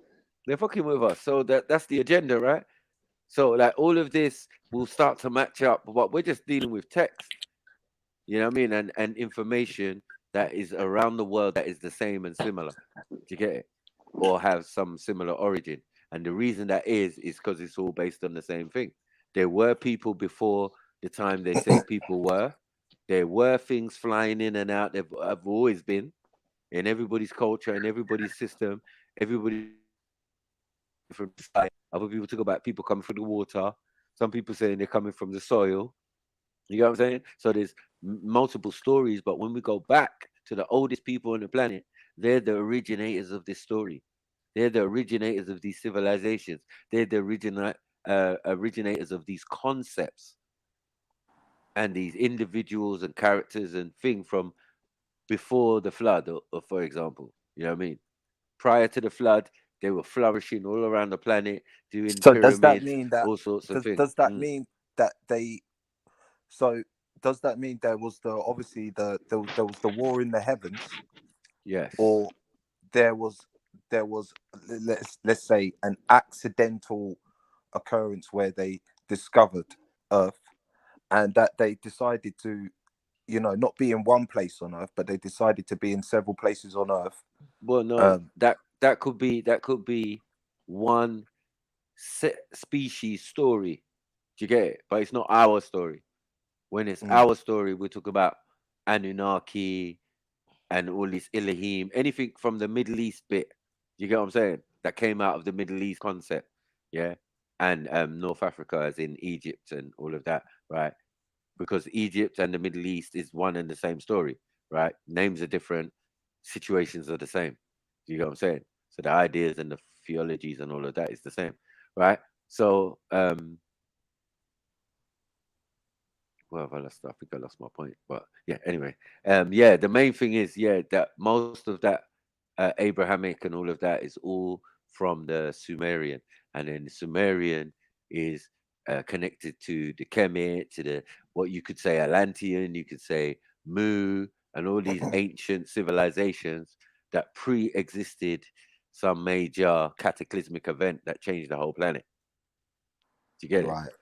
Right. So some of their things are recorded, some of their old cities will be discovered or rediscovered, and some that weren't discovered before and only exposed after the situation shows that the history of this planet is even deeper and older than we think. Do you get what I'm saying? So when we see Yeah. Petra and all of these places, we're like, Ross, what the fuck? Man's building some Yeah, fucking I mean, super monolith and all of that. And the size of the entrance and the doors and that, same in Babylon, is only for people who are at least 9 feet, 10 feet, 20 feet tall. Ain't for no yeah. normal 6 foot or 5'7", 8, 9 man. Yeah.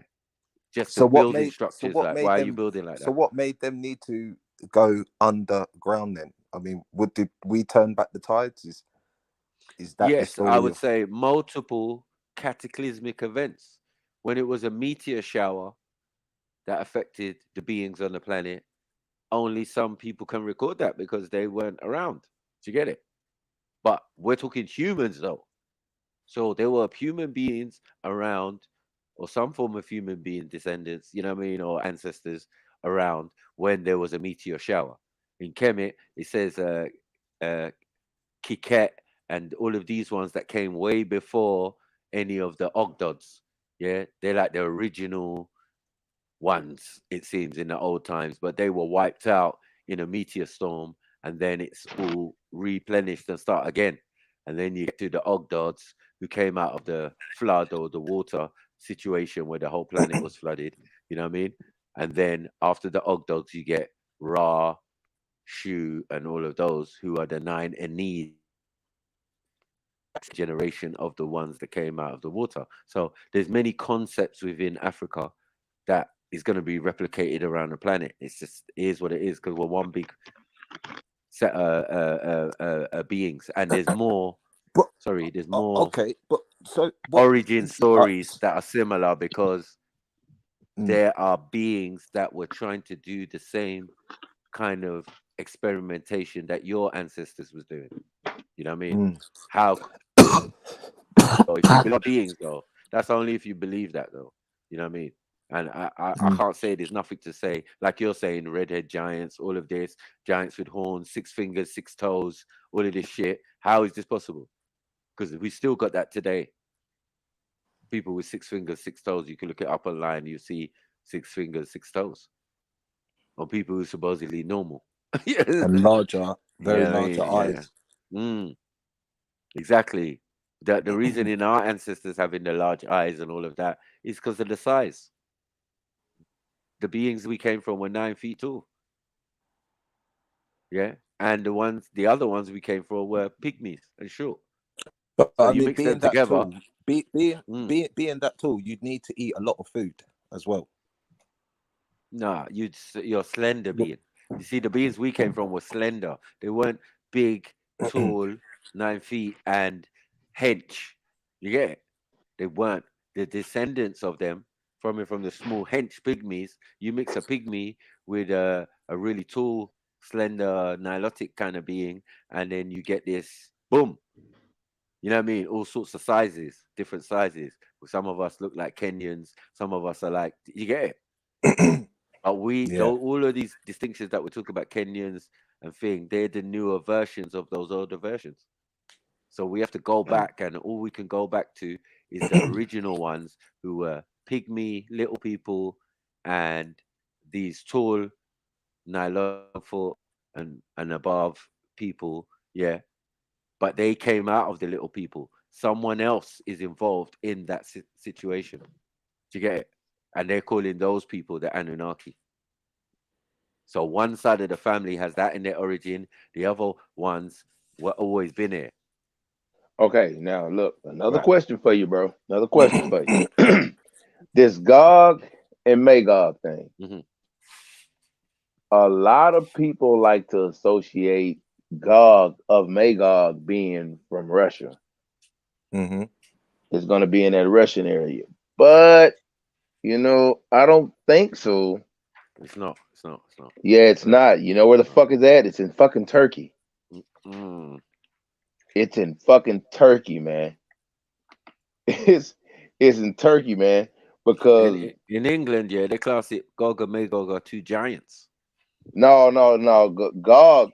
Gog is a person, and Magog is the land where this person's from or where this person sit. You know what I mean? And the fucking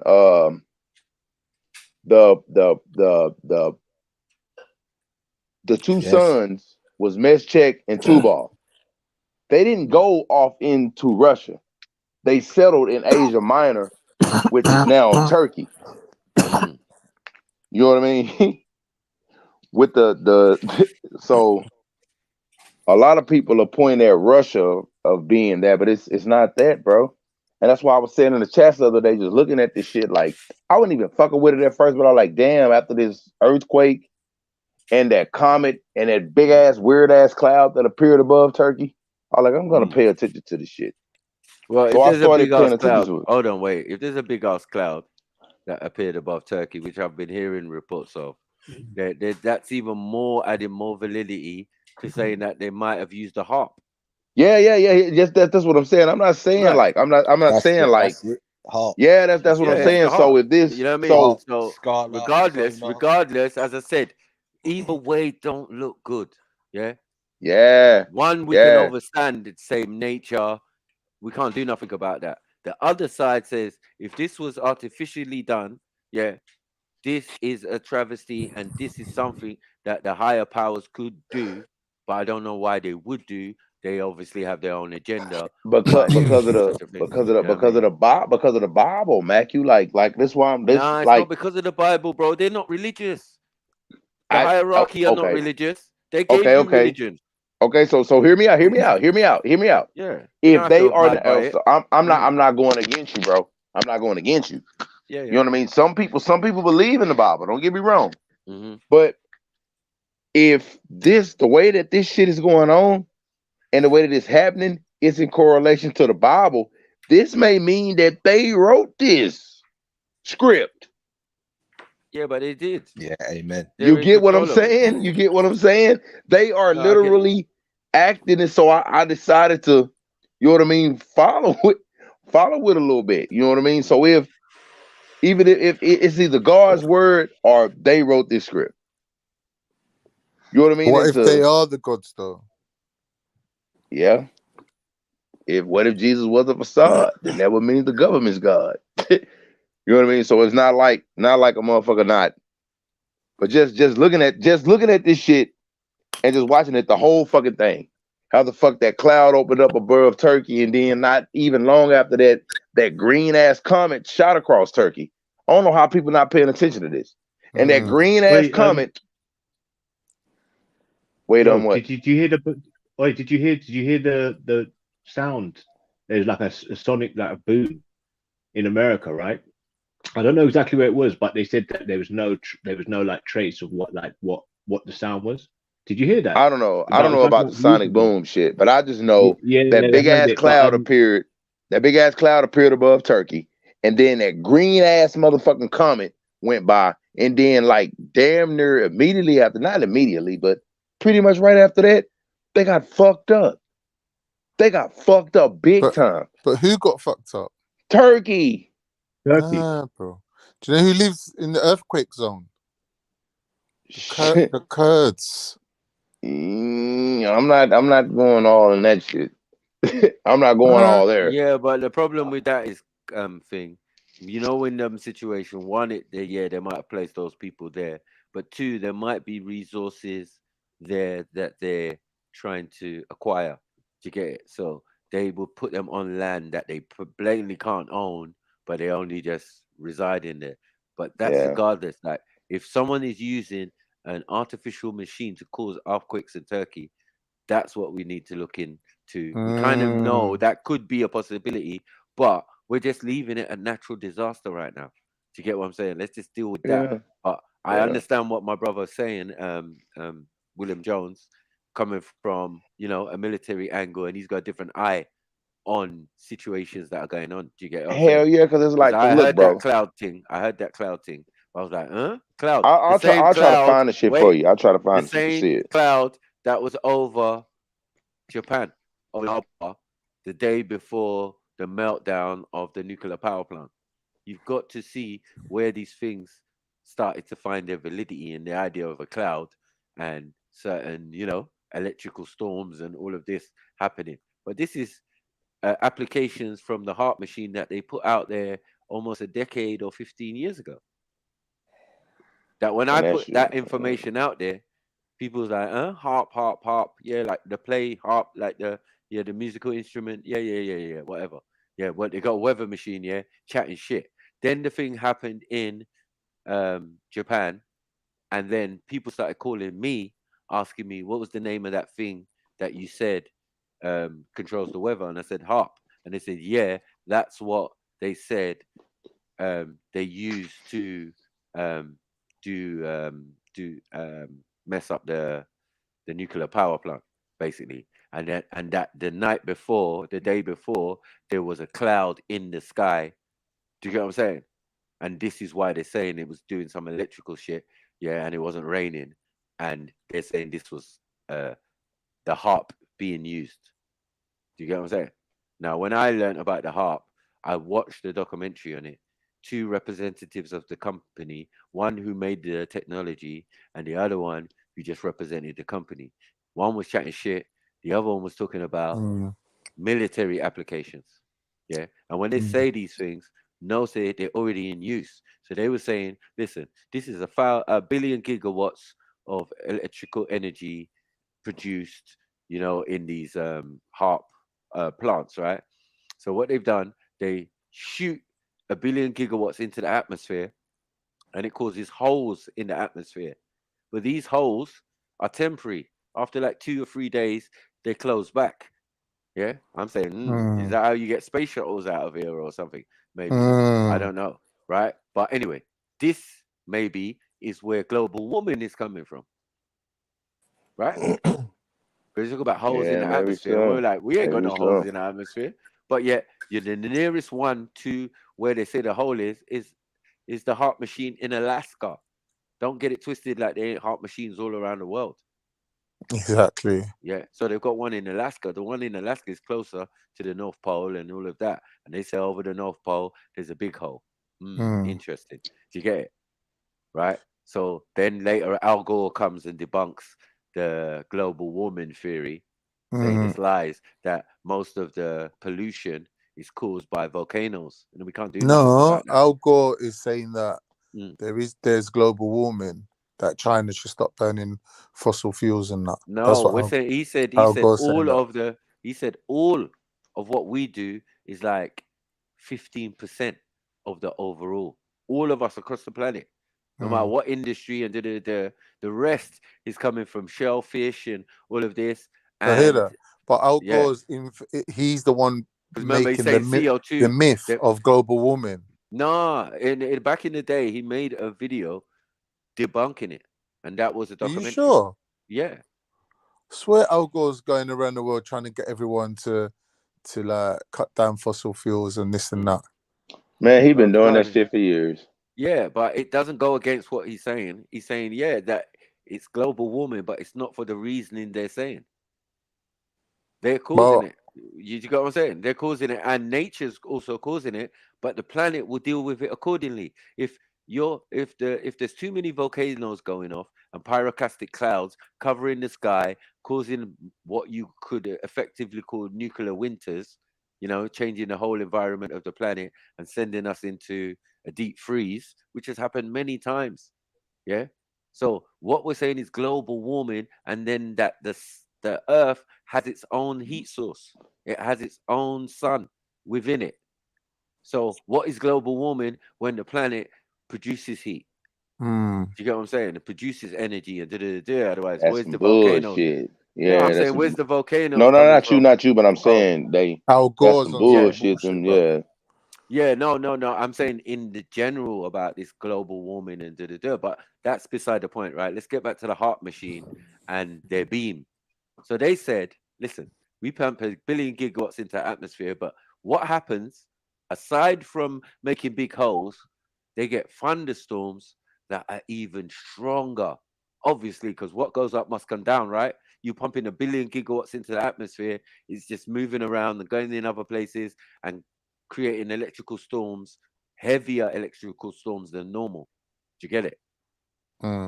So it's more powerful, obviously, because there's more electric current in the atmosphere. How did it get there? You just pumped 1 billion gigawatts into the atmosphere. Do you get it? So it makes sense that whatever storm, you can make a storm, a little storm, into a huge storm. This also goes with the concept of what we're talking about with them having a weather machine. So anyway, this guy says we're going to see if we can refine the beam, yeah, in our applications to see if that works and if we can like direct it and da. That's military applications, right? So when they say stuff like that, that means it's already done. We know that, right? It's already done. So when man's saying what is a military application or what else the harp can do, no say that's what it does. You know what I mean? So when the guy's saying, yeah, we're going to refine the beam. Now we move on to the second part. Yeah. Pumping, yeah, 5% of that 1,000 into the other way into the Earth's crust causes earthquakes. Do you get me?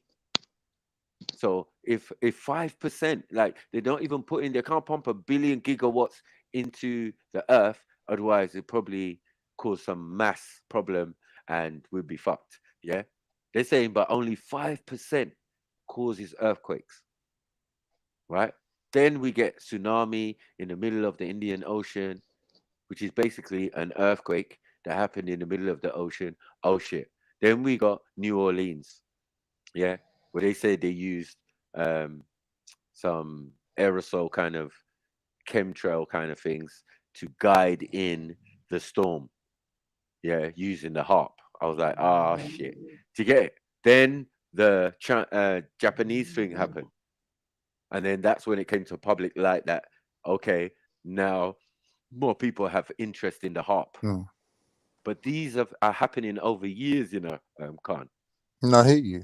Yeah, so I'm originally watching the video back in the 90s, yeah, and then in the 2000s, events are happening, yeah, that people are referring back to the harp now.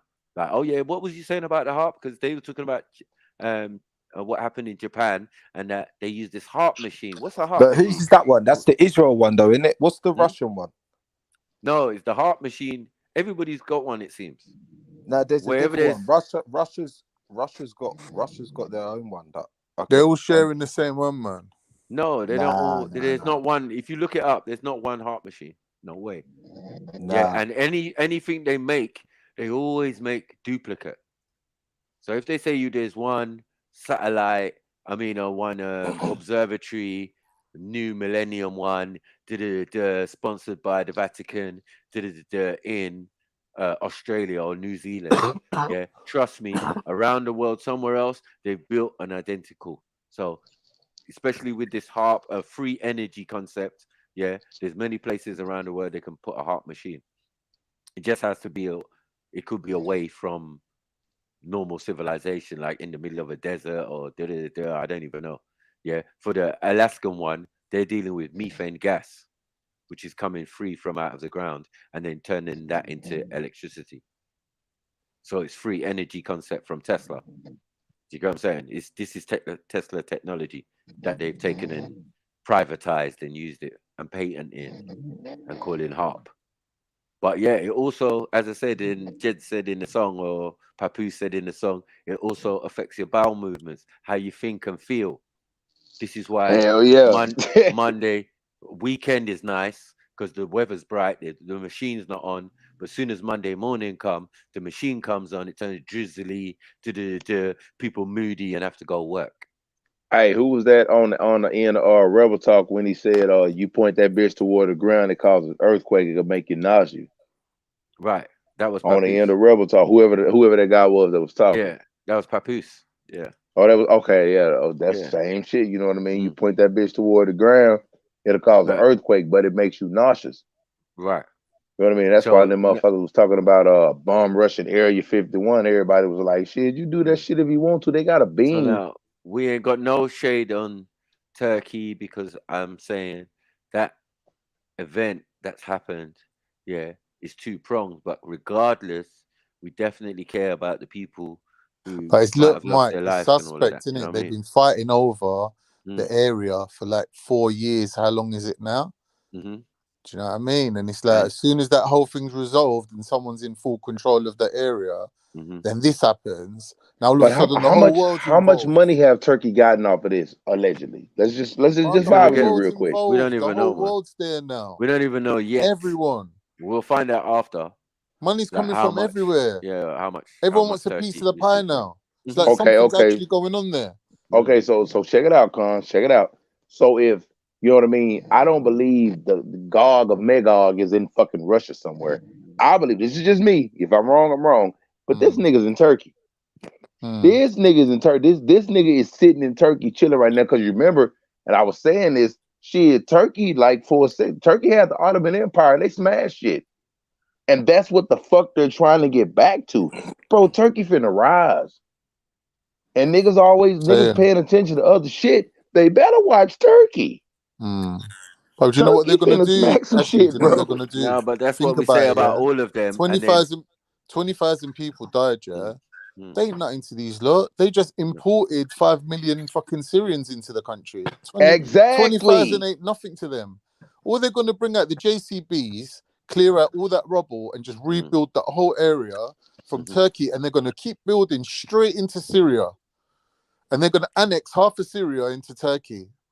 And all them old decrepit buildings built on like 1970s cheap ass fucking concrete, they're just gonna do them like fucking like Japan, where the buildings shake and they never fall down.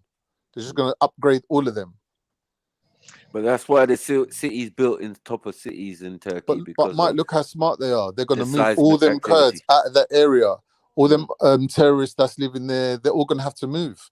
All the fucking underground caverns and hiding spots they've got, that's all exposed. Do you get me? But All their I mean, claim, the their little reason claim to that it's even land, there that's though, done now. They can't I'm claim saying the that land no reason more. it's even there, and it might be, as we're saying, there's entrances to the underground worlds and caverns and all of Exactly. that It's and all all of through that that, right? area. Even them terrorists got underground caves and that. Yeah, of course, with Bin Laden in Afghanistan, it's the same mountain range, to be honest. You know what I mean? It's just, as I said, it's on the other side as it goes through, you know what I mean, all the way to almost Pakistan and shit. Or, yeah, Suspect, all bro. sorts of places. It's very convenient now. All of a sudden, after like the whole thing's resolved of who's going to control the area, now all of a sudden all this shit starts going down. So they're going to have to rebuild it. Like, people are just stupid. They don't realize where governments actually make their money from. But natural disaster, bro. These lot have fucking put the whole world on lockdown for fucking one imaginary virus, and they made money out of that. Hey, so look, okay, look, this is another question that I have to ask you to see where y'all minds at. Israel just got some new elected people, like new elected officials and shit. Yeah. Okay, so He ain't been in for long. I don't know the name of the temple or whatever, but their Jewish people are not allowed to pray on top of this temple, but the newly elected Israeli government is for Jewish people praying on top of this temple. Well, What temple is that? Talking about Al-Aqsa. Al-Aqsa. So what the fuck so you think niggas is just really finna just allow this shit to happen? It's going to be Fuck big because no. Jordan's in control. Somebody's gonna get murked. But even though that land's under Israel, Jordan's in control of that area because Jordan is really running the Palestinians. It's Jordan. It comes under Jordan. They're protecting them, really. Yeah. Otherwise, Israel would have run them out a long time ago if they never had protection. Yeah. But Jordan made peace with Israel in 1994, though. Yeah, so, but then the Palestinians become a minority inside of Israel. Then. Yeah. Check At this. that Yeah. point. You know that Bibi Netanyahu. Yeah. Yeah, Bibi. So before, when he was first ushered in, there's a video clip. If you see it, he sees these rabbis, And the rabbis, the first thing you see, because they've done it in subtitles, they say, "Oh, we see you've been progressing, doing good things." And he goes, "Yes, Rabbi. Yes, Rav. Yes, Rav." And he goes, "But you've not brought in the Messiah yet. We need to bring in the Messiah." So he hands him over he hands him over money, yeah. So Bibi Netanyahu takes the money, says, "Thank you," yeah. And then he says, "That's for, I don't know, some kind of fucking, what do you call it?" Who's that snoring?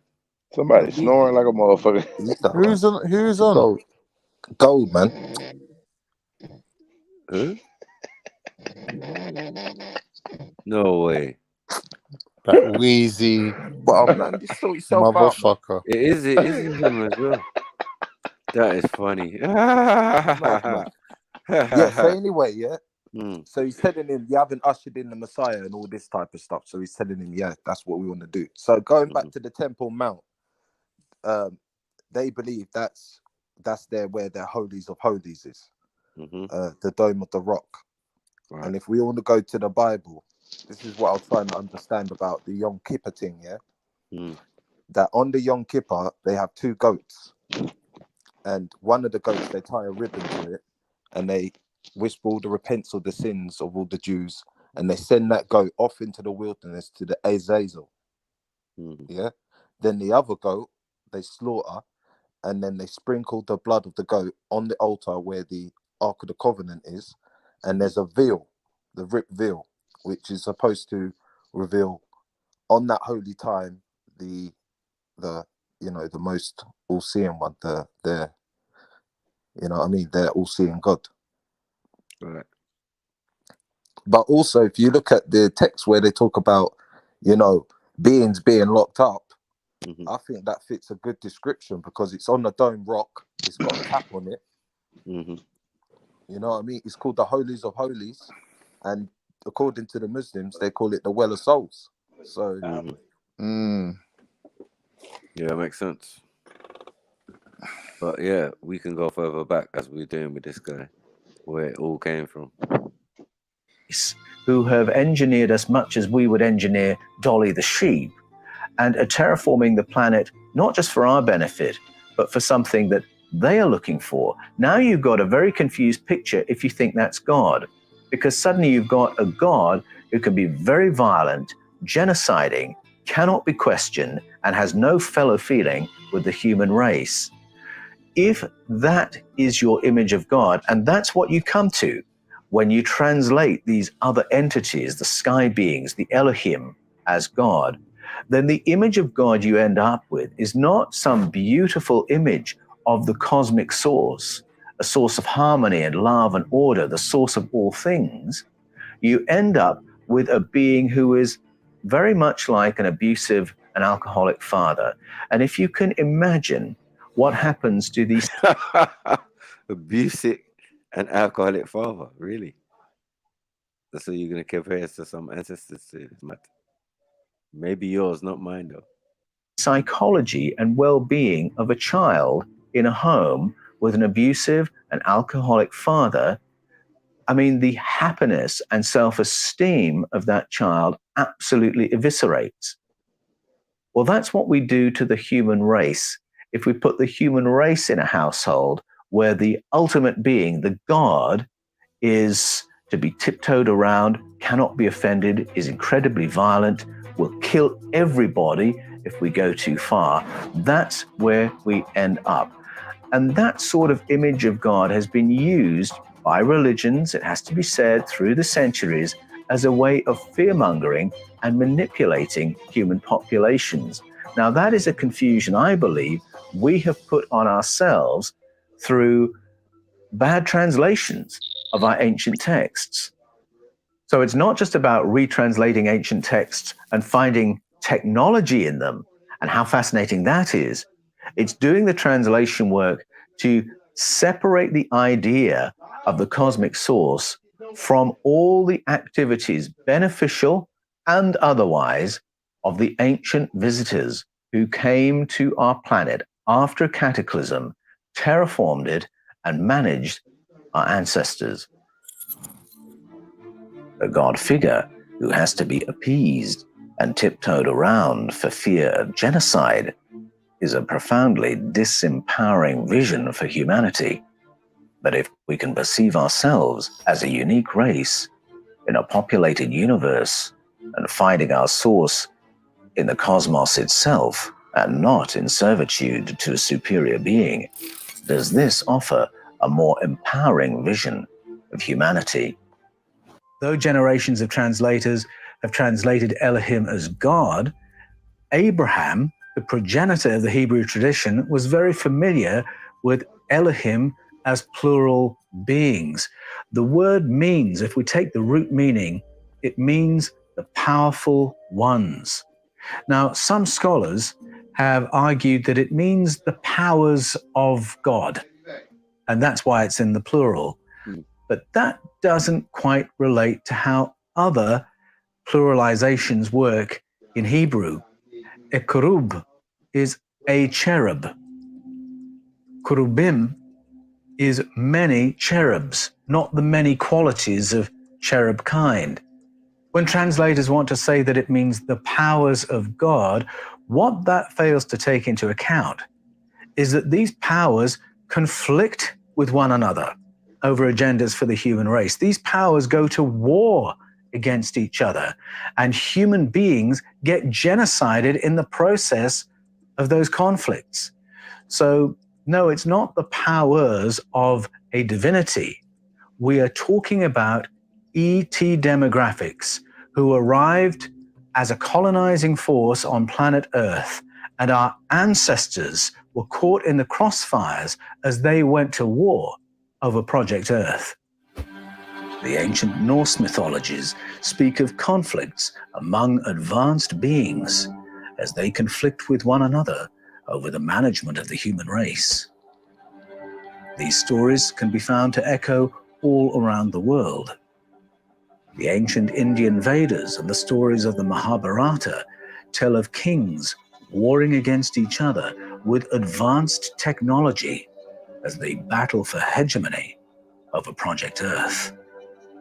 Greek mythology speaks of advanced beings living nearby but somehow inaccessible to the human race on Mount Olympus. They too battle with one another over questions of how to manage human beings. These stories of wars among the powerful ones are there in Genesis as well. There is a whole theme of stories in the pages of the Hebrew scriptures which can be referred to as the Sky Council, sometimes referenced as the Divine Council or the Heavenly Council. But the behavior of the members of the council, not that divine, not that heavenly, they really do go to war with one another and conflict with one another constantly over questions of how the human race should be developed and herded, protected, or otherwise. So these council members, they're not avatars for a loving, holy God. They are different ET factions competing with one another for stakes in the management of our planet. In Escaping from Eden and the Scars of Eden, I argue that the Elohim reference the members of this ancient Sky Council, which our ancestors were aware of. In 1 Kings 22, one of the Hebrew prophets was able to remote view what was going on in that council, and it wasn't pretty. If you go back to the stories of beginnings in Genesis 1 to 11, we have stories that reveal a number of ET arrivals, incursions, interventions, and a number of different agendas bumping up against each other. So the first agenda we find in Genesis 1, the first 2 sentences, and it seems to be a benevolent one, because there, what's being recalled is the arrival of ET visitors who are helping to recover planet Earth after a cataclysm that has left the planet devastated and, for the most part, flooded.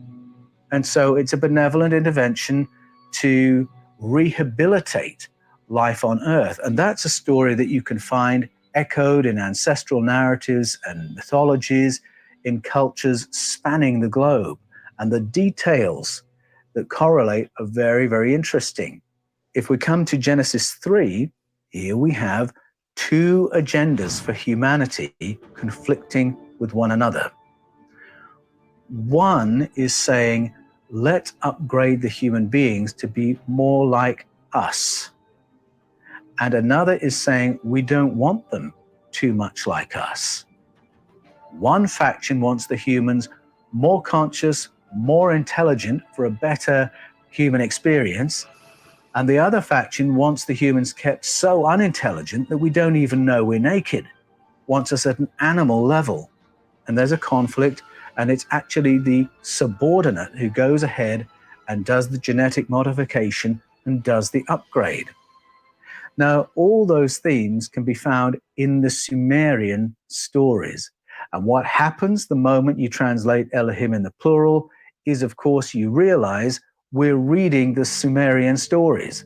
We're reading the stories of Enlil and Enki and the other sky people of the Mesopotamian narratives. In Genesis 6, there is a story. Yeah, I don't want to sound like a broken record, but I told you so. I told you so. Yeah, this is why Sniper always gives you the less long-winded, stylized version. You know what I mean? Because when you really want that work, yeah, and you say, yeah, we want this information. This is what you have to put up with.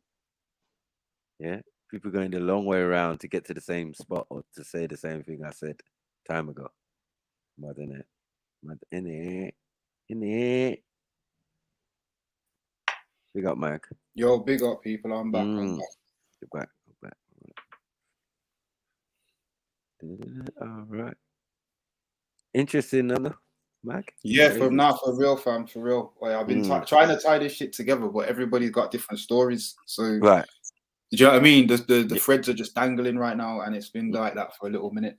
Mm-hmm. But yeah, I just some clarity is that a lot of the stories are based on the same thing. Yeah, they're just different interpretations of the same thing. You know what I mean? And then when we go back, yeah, it's just African shit. You know what I mean? You know this guy? His name's Santos Bonacci. He's like an Australian geezer. Right. He discussed a lot of shit like this in like quite detail, but he's got quite a European perspective on it. But yeah, he's super interesting still. And obviously he's on one of these vibes of trying to decode the Bible to what it actually is really meaning, particularly in terms of the internal spiritual side. But yeah, how can you find an internal spiritual side when it's really based on this? You get me? Based on what, sorry? It's based on what we're looking at now and what we're discussing right now. Regardless, whatever biblical, do you get it? Yeah. Or Quranic or da-da-da-da. Yeah, you all have to take a seat and relax or have several seats while we go through the texts that made up your texts. And take your ego out the equation. From you can take your ego out the equation. It's easier.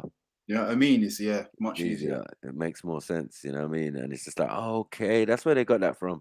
Yeah. Okay. Makes sense. But yeah, it's retelling on top of retelling, because the other one is like what this geezer was on about anyway. It's like it's nursery rhymes, it's theatre, it's all the stuff. Even to this day, I'm sure it's the cartoons, isn't it? Yeah. It's even in the cartoons and everything. Yeah, that's what I'm saying. It's like the format and theme of them. Obviously, I think one of the main ones is Hero's Journey, isn't it? But outside of that, there's a lot of it.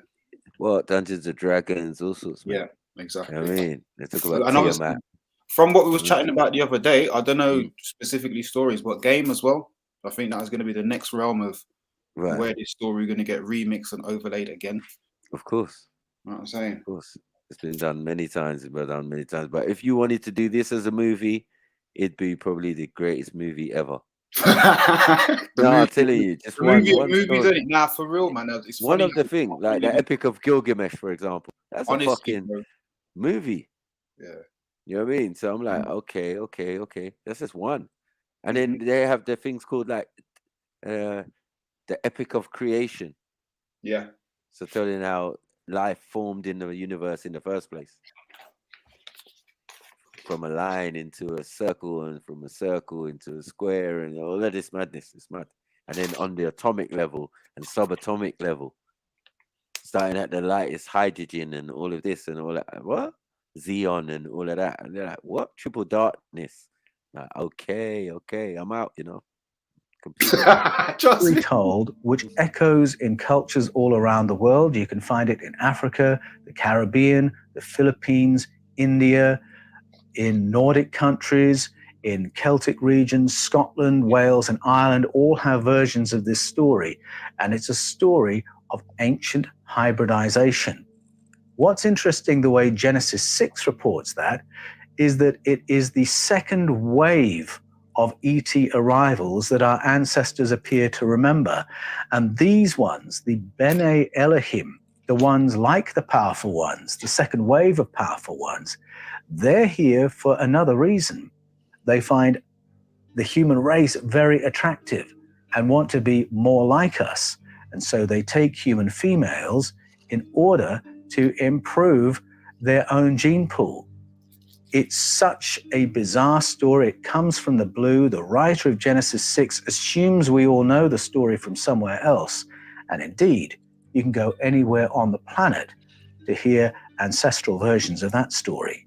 The flood in Genesis 6 is another narrative that repeats around the world, and it comes in response to this hybridization that has upset the delicate balance among ET demographics involved in what's going on in planet Earth.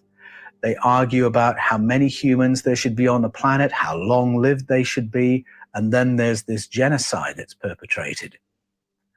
Genesis 11, there is a visitation of planet Earth by another extraterrestrial force.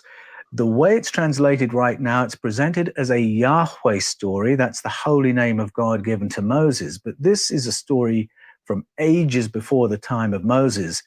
And there are clues that we're reading an Elohim story because the pluralizations are still there. These beings come and are so horrified to find a technological human race that they bomb our ancestors into a Stone Age condition where all the technology is lost, and our ancestors even had to re-evolve the power of speech. Told you, meteor shower. So there's different levels on this planet where the species and the beings have said that, yeah, you know, time before time, there was a meteor shower that wiped out the first set of mandem. That's not what I said earlier. I said that earlier. You know what I mean? In different people's cultures. So it even goes further back than this concept that they're trying to, the flood and that only came at a certain point in the story for some. But this has already transpired thousands of years for you to even get a story and say, yeah, Cyrus, this one, Anubis, Matic. Anyway. This is a very profound neurological interference upon our ancestors that is absolutely horrific. The current translation says it's Yahweh who did it.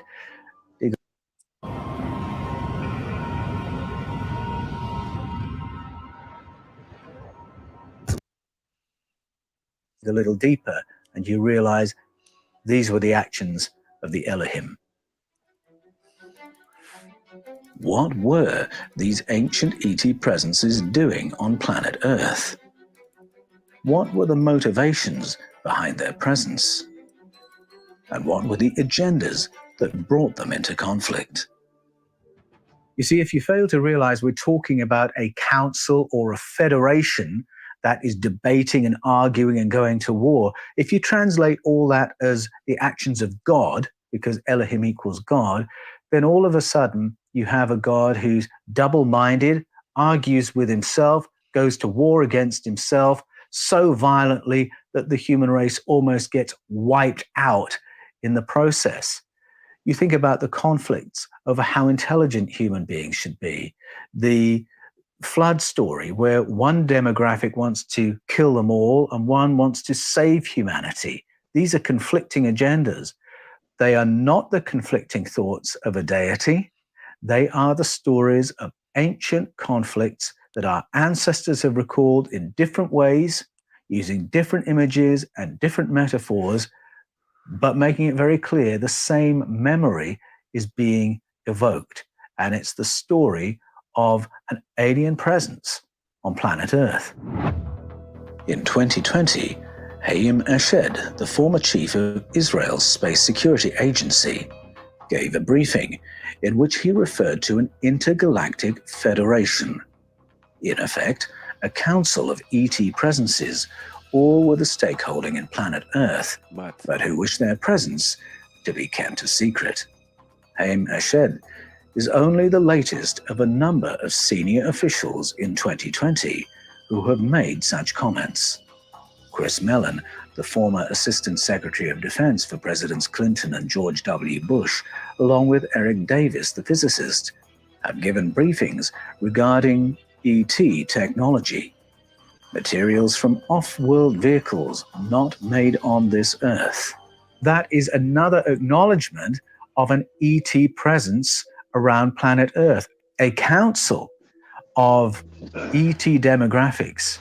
And this is very much in tune with what we heard through the decades from Ed Mitchell, the sixth man to walk on the moon.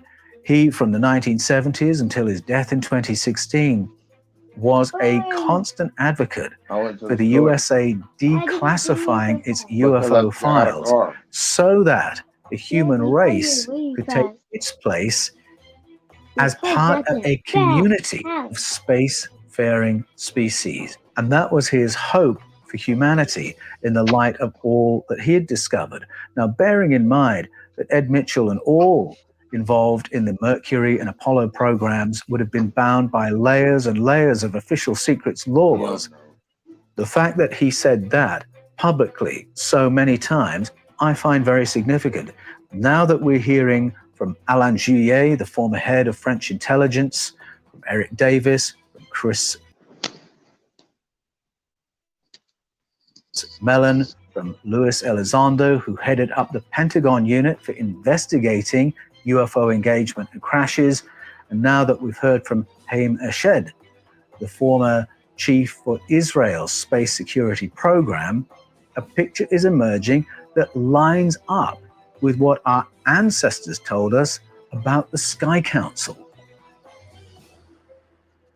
It's very interesting to look at what these Elohim, these powerful ones, conflicted over. So they have an argument in Genesis 3 about how intelligent the human beings should be, how educated, how informed, what access they should have to food and water, what access to medicines. These are all part of the story. And then we get to Genesis 11, and there's a story about whether human beings should be allowed this level of technology or this level of technology. How long-lived should they be?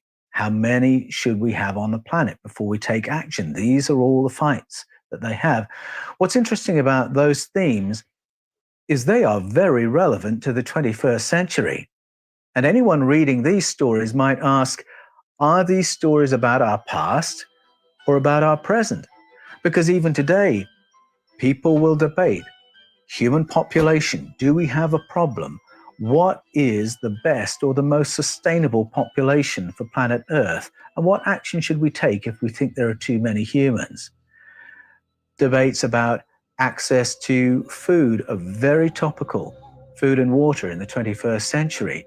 You've got the conflicts between petrochemical, GM, industrial scale farming, where foods are patented, and so access to food becomes an issue, competing against traditional organic combination rotational farming, which has been the way we've done it through the ages and through centuries, which is more empowering at the grassroots level, if I can put it that way. Or access to medicines. Again, there's a conflict between the industrial pharmaceutical approach with a control of patents, which then limits access to life-saving medicines, or you've got the more traditional approach and the open market approach. They conflict against one another. Access to drinking water is a huge issue in the 21st century. Is it a right for human populations, or is it a right for corporations? And that is a very real struggle right now. The story about human intelligence how intelligent should human beings be is also very topical. Just this year in Australia, we had some legislative changes that were about positioning our education system to deliver human beings who are industry ready. And so there's been a shift away from an education model to a training model, to an industry-led model. And this really echoes some of the language we find in our ancient stories, the Popol Vuh in particular. The Popol Vuh expresses the Mayan narrative of beginnings. It tells of advanced beings arriving on a flooded planet Earth who set about terraforming and adapting our ancestors into a useful workforce. Quetzalcoatl, otherwise known as Kukulkan or Kukumats, is the chief genetic engineer. He produces a being more advanced than ourselves. We could call him Homo sapiens Quetzalcoatlus, which is us plus a bit of precognition, us plus a bit of remote viewing. So cognitive abilities a bit more developed than our own. And unfortunately, Quetzalcoatl and the other powerful ones confer, and they say these humans are too difficult to manage. They're too smart. Can we dumb them down?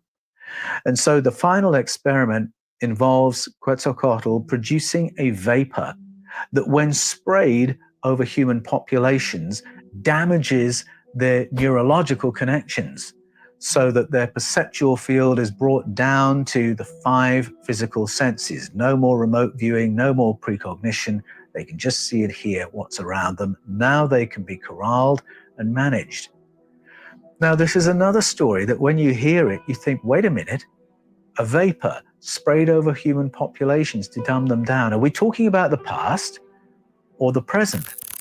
Because today, people are concerned about what is being sprayed into our atmospheres. Why are we finding metals in our soils, in our oceans, in our food supply?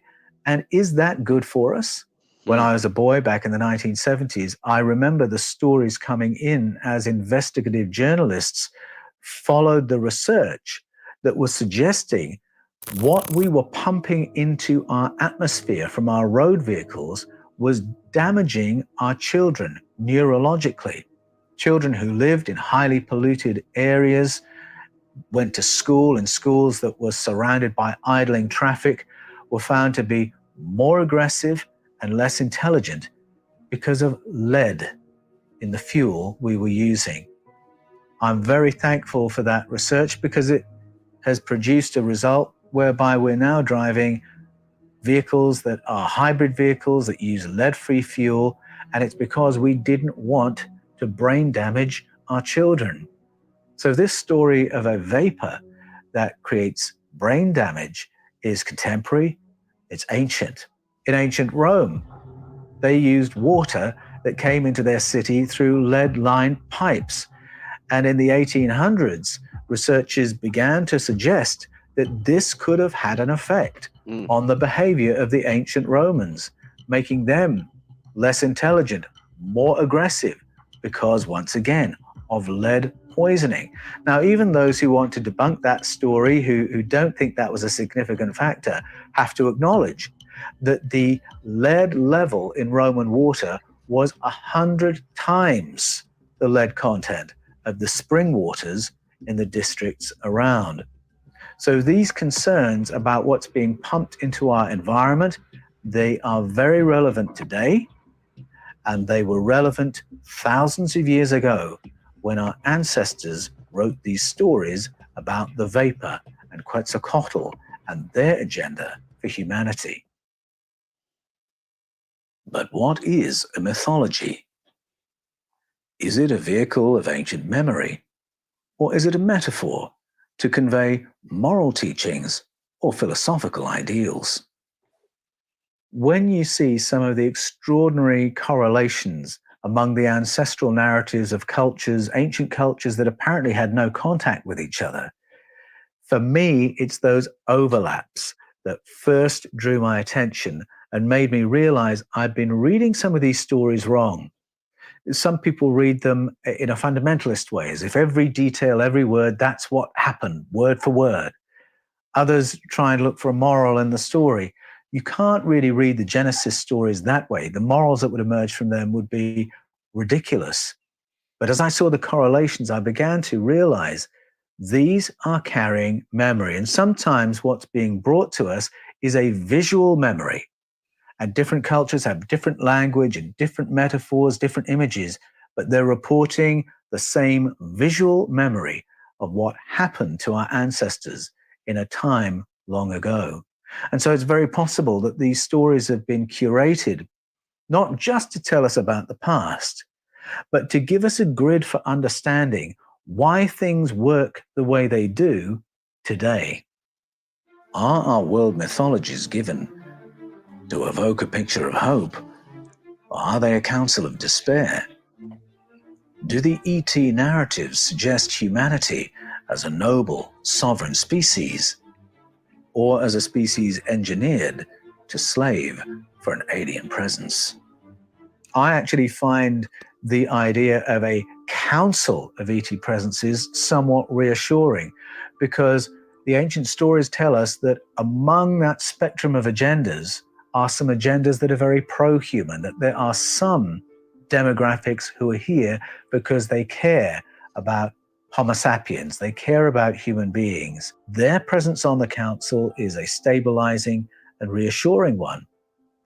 But even those who came with more selfish agendas, those who came in Genesis 6 to hybridize, point to the fact that there is something unique and special about human beings. And I wonder if we can do business with these ancient stories, if we can do business with what Haim Eshed is saying, that there is a galactic federation of which we can potentially be a part, we can then begin to see that the human race is something very special in the cosmos. Some are here because of us. And I wonder if we might see ourselves in a different light. Is it possible that our unique blend of animal strength, mammal emotion, and higher consciousness has produced a species with a unique capacity for love, compassion, creativity, and harmony? For more than 2 millennia, readers of the Old Testament, the Hebrew Scriptures, have interpreted these ancient texts as stories of God, a seamless narrative in which God creates the heavens and the earth, botanical and animal life, and eventually the human race. However, a number of anomalies in the stories themselves, along with intriguing questions of translation, point to another possibility. In the beginning, God, Elohim, created the heavens and the earth was formless and empty, tohu wa bohu. The deep waters were covered in darkness, and the Spirit of God, the Ruach, was hovering over the waters. And God said, "Let there be light," and there was light. Are these verses a poetic account of creation? How, in the 21st century, is this story to be interpreted? Well, it's not a story about creation, and it's not a story about God. It's the story of the Elohim, the powerful ones who came and terraformed our planet in the deep past. The Mesopotamian stories from the ancient cultures of Sumeria, Babylonia, Arcadia, and Assyria speak of the arrival on planet Earth of advanced extraterrestrial people in our deep past. These stories, curated by the world's oldest known culture, with the world's oldest body of written texts, speak of Anunnaki, sky people who colonized planet Earth, genetically modifying our hominid ancestors and governing over planet Earth for tens and hundreds of thousands of years.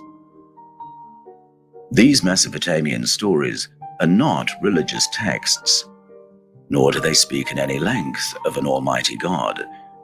They are the stories of plural, advanced beings not from Earth and not human. Enki is the commander of Project Earth. His younger brother Enlil is the commander of this region of space. Other entities. You see, I told you. It took them time, but wow. Something that I've explained in 5 minutes. Yeah, something I've explained in 5 minutes. They're taking a bloody almost 2 hours to explain. Like, this is madness. All the layers, man.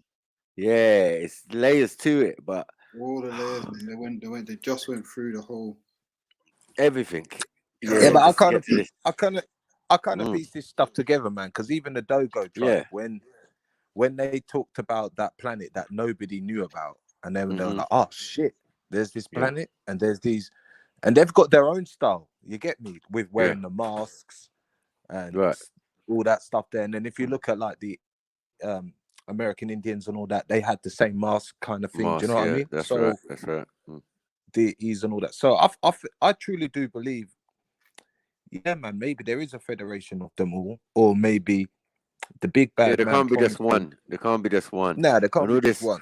Jealous God business, and God is a jealous God and worship no other God. But you get what I'm saying? This is why these things don't make sense.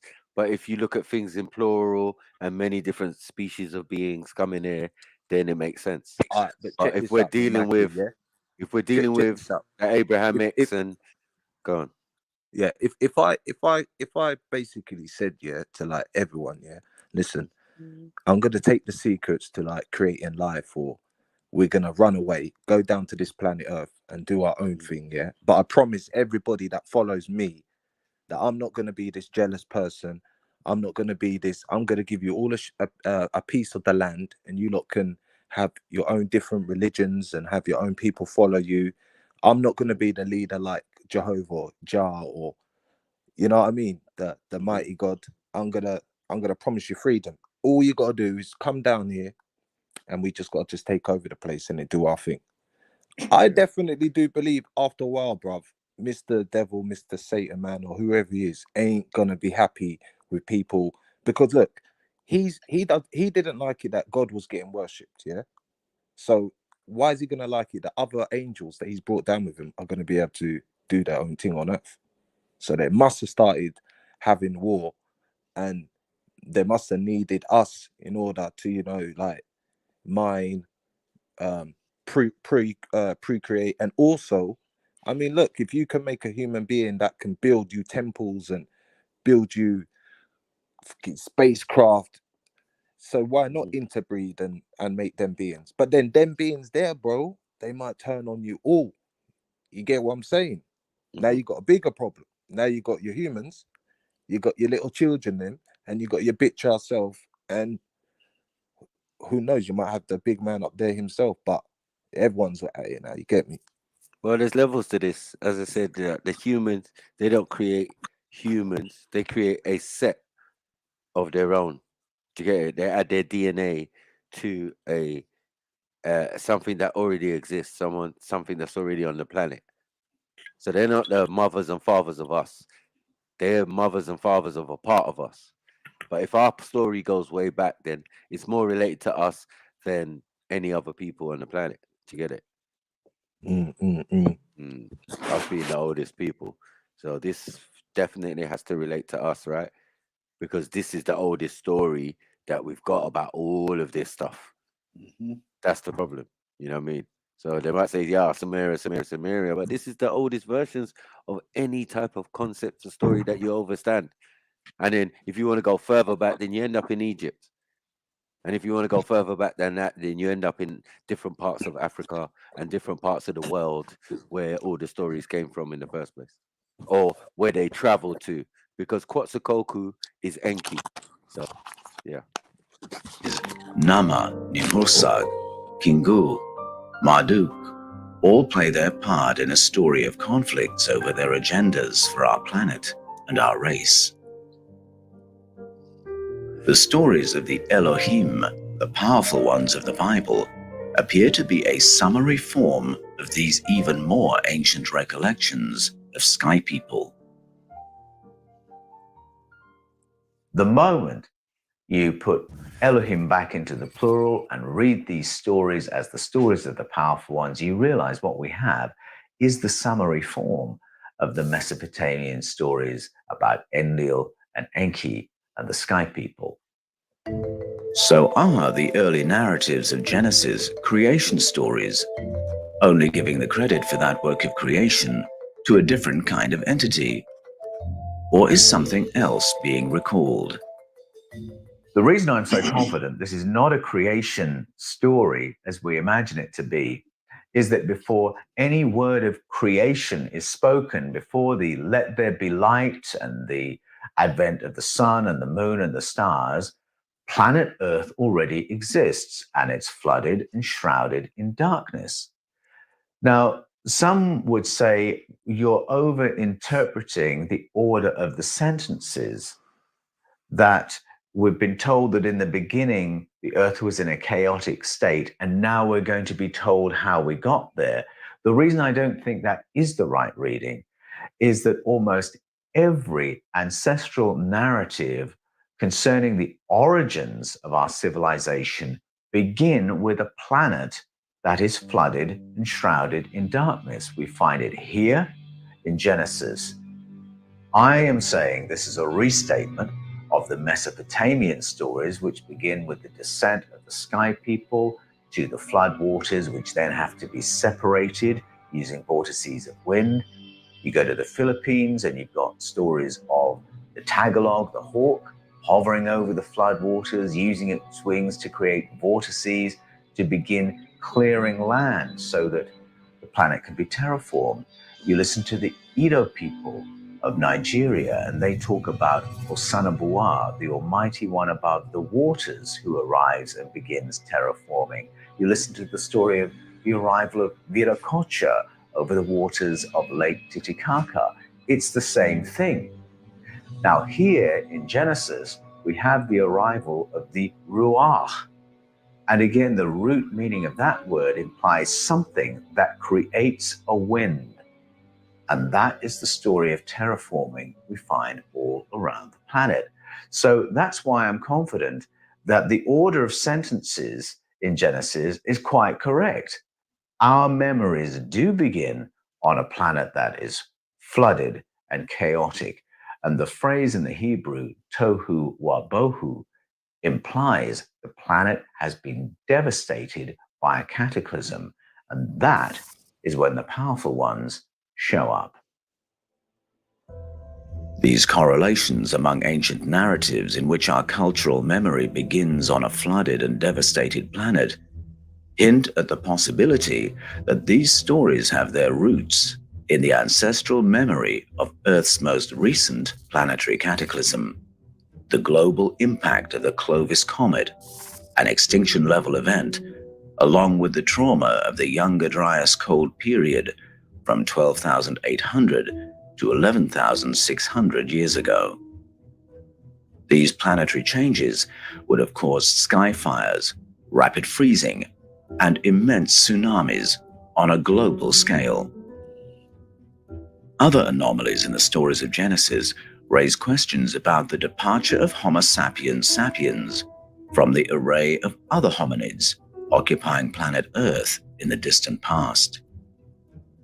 From Genesis 2, then the Lord God formed a human from the dust of the ground and breathed into his nostrils the breath of life. Then the human became a living being. The Lord took the human and put him in the enclosure at Eden as a worker and caretaker. Then the Lord God said, "It is not good that the man is alone.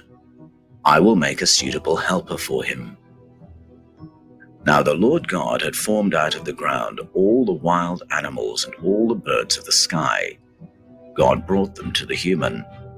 But for the human, no suitable helper was found. So the Lord God put the human into a deep sleep. And while in this deep sleep, God removed a part of the human's side. No suitable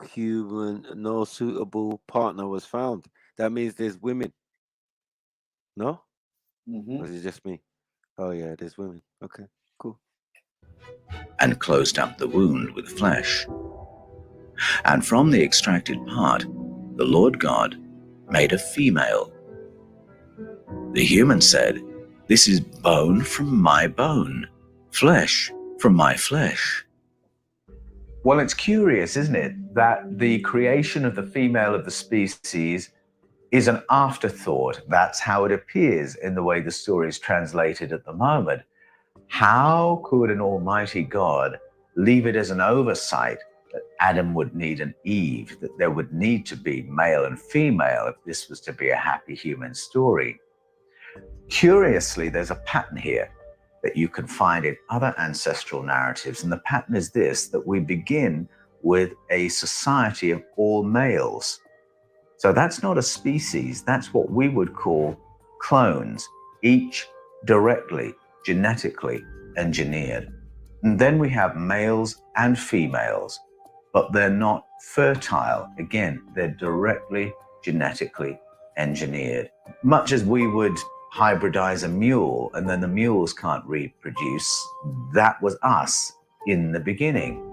And then there's a conflict in Genesis 3 over whether the humans should be upgraded to be a proper species, not clones, but fertile, able to reproduce and become a society.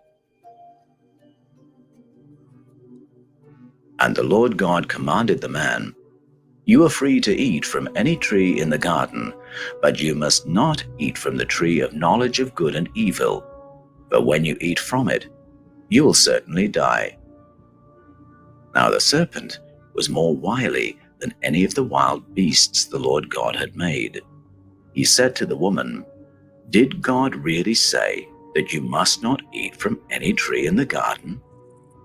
The woman replied to the serpent, "We are allowed to eat from the trees in the garden, but God did say not to eat the fruit from the tree in the middle of the garden. You must not even touch it, or you will die." The serpent said, "You certainly won't die.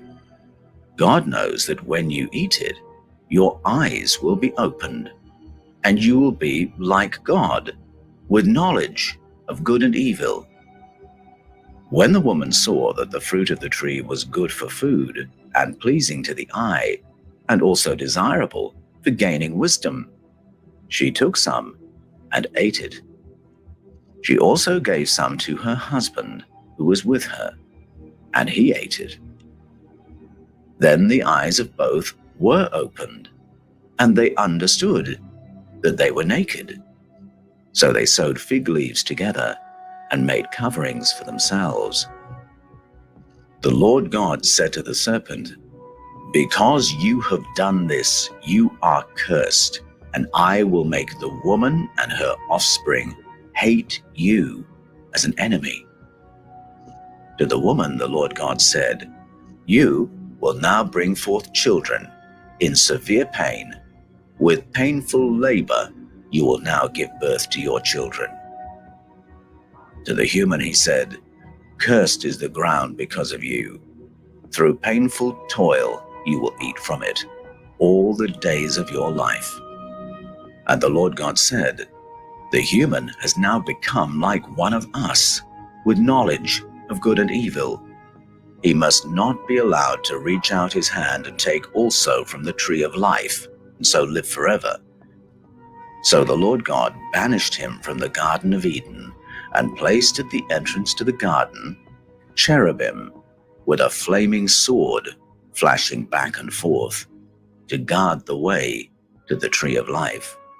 Now, the way it's translated at the moment, the God character is the one against human progress.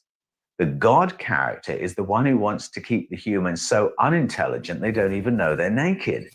And it's the serpent who wants to upgrade the humans for a better human experience, to be conscious, to be aware, to be able to make their own decisions.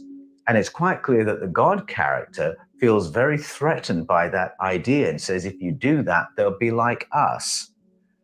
So again, you've got that anomalous, like one of us, as if God and the serpent are the same, as if God is plural, again, you translate Elohim in the plural, it all makes sense that what we actually have is a conflict among the sky people, among the powerful ones, over how intelligent the human species is to be. And that concern about being overwhelmed or overpowered by a multiplied human presence with higher intelligence, where you can find that in stories all around the world. But if you listen to the Efik people of Nigeria, they have the story of Abasi and Atai, who are very worried that their ability to govern over the human population will be very diminished by the progress humanity is making. And in that story, they release devices into the environment that will diminish the mental health and mental acuity of the human beings, which is a rather odd little story with echoes in Genesis, as we'll see a little later. Traditionally, the story of the forbidden fruit in the Garden of Eden has been told as the fall of humanity from a state of innocence. Seen in the context of a plural Elohim, the narrative flips. Far from being a fall, the conflict is over an upgrade to the human condition. Pluralizing the translation almost reverses the meaning of the entire episode. What we have here is the Bible's version of the conflict between Enlil and Enki over how intelligent the human beings should be. Reading Genesis 3 as the story of an intervention in the process of human evolution and as an upgrade to human intelligence reframes the whole scene, casting the serpent in Eden as the good guy of the story. For some, this is a disturbing and controversial interpretation. It represents a 180-degree change from the traditional religious reading of those texts. For centuries, the story of Yahweh, Elohim, and the serpent in Eden has been read as a moment in the cosmic battle between the Almighty and Satan, a fight between God and the devil. However, the names devil or Satan are nowhere mentioned in the text. And if this is really an Elohim story, then we are certainly in the realm of plural visitors, powerful ones conflicting over Project Humanity. Moreover, the source narratives from ancient Mesopotamia on which the Genesis story would appear to be based point to a completely different framing. What I would say is that the source of this story is not a God and the serpent story at all. It's the story of two brothers, Enlil and Enki, who have this argument over how intelligent the human beings should be. Why then is the serpent of Genesis 3 so often equated with evil, with the devil or Satan? Nothing in the Genesis story itself makes that equation.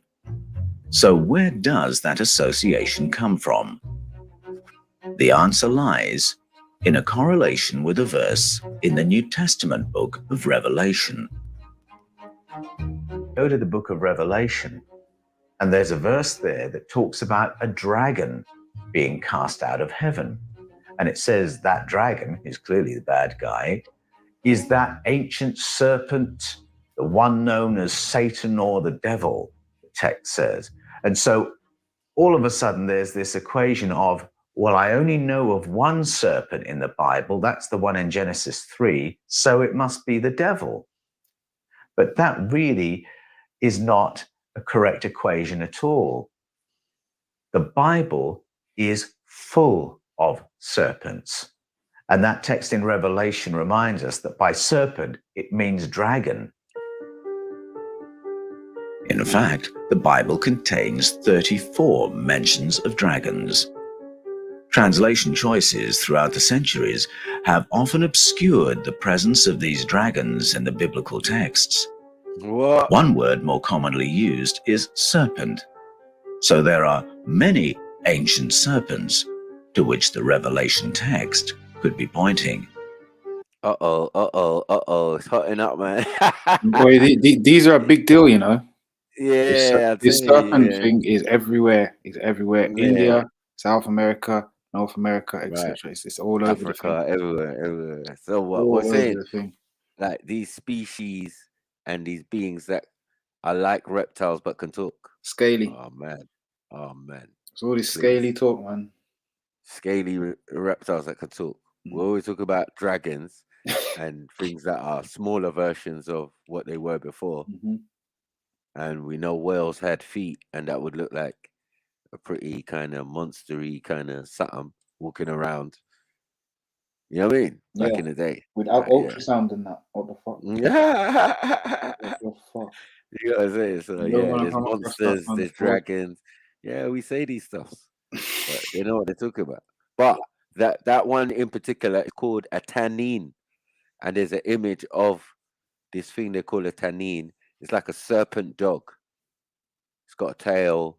It looks like a dog, but it's on the walls of Sumeria.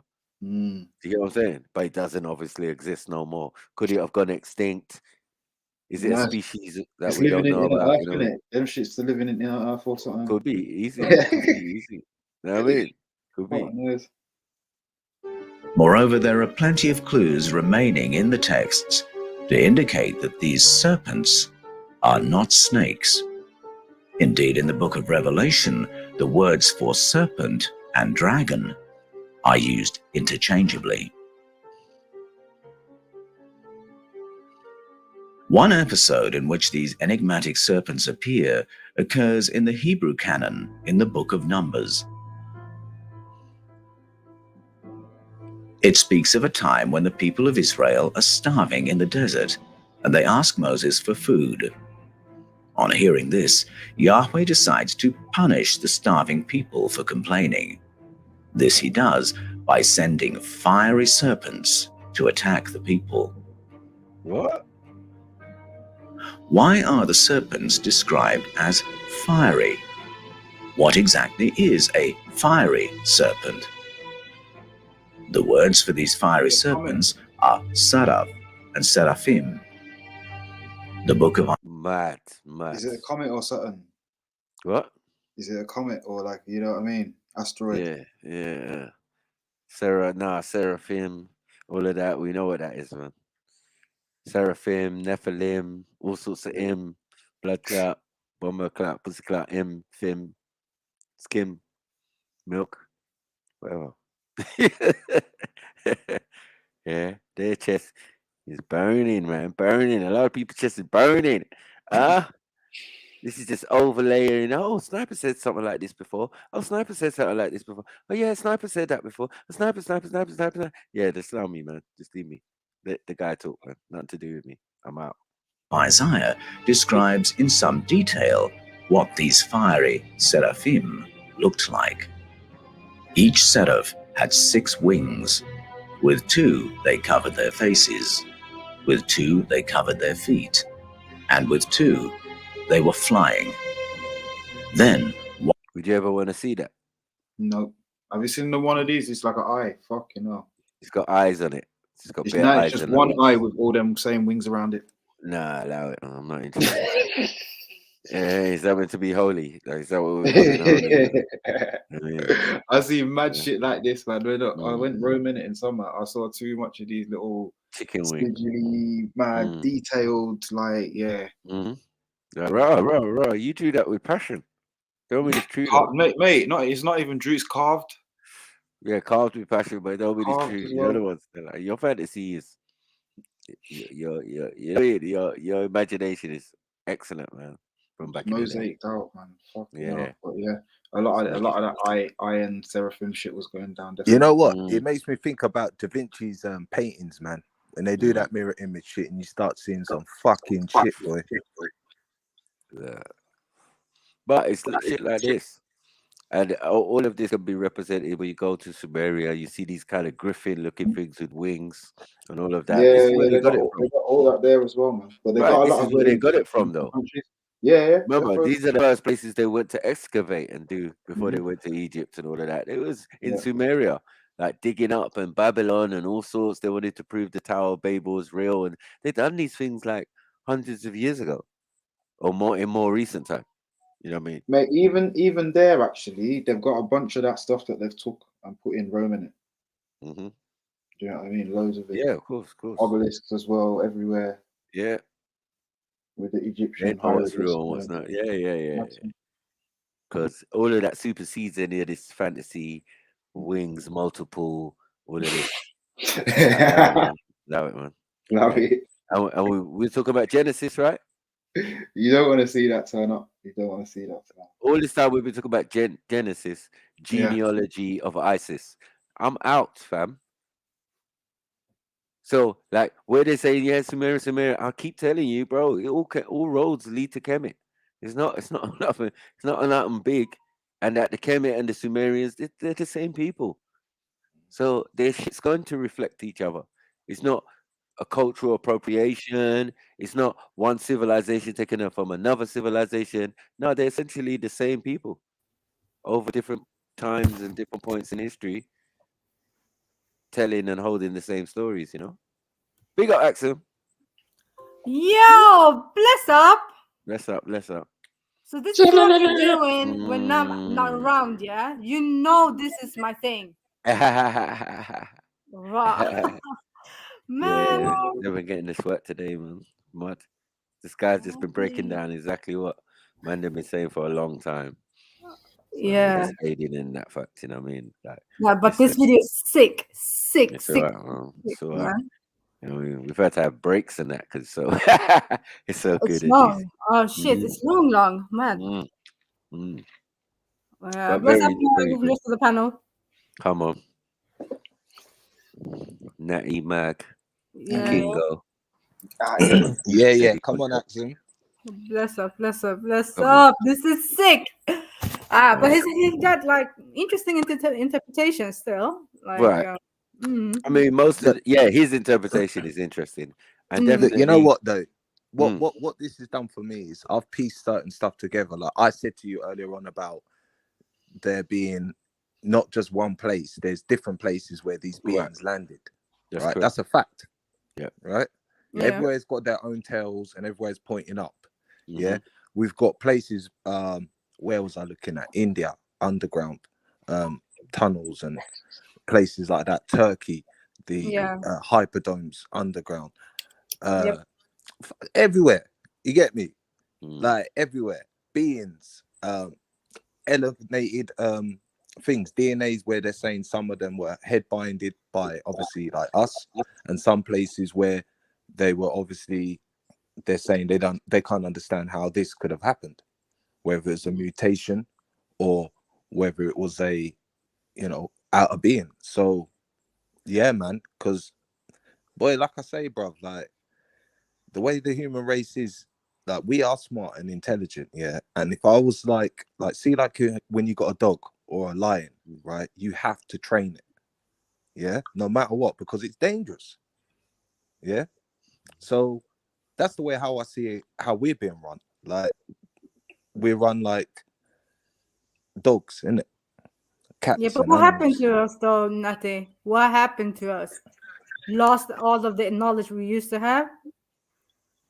Don't we say like that we have some epigenetics going on, that the knowledge we have from our ancestors goes through the DNA?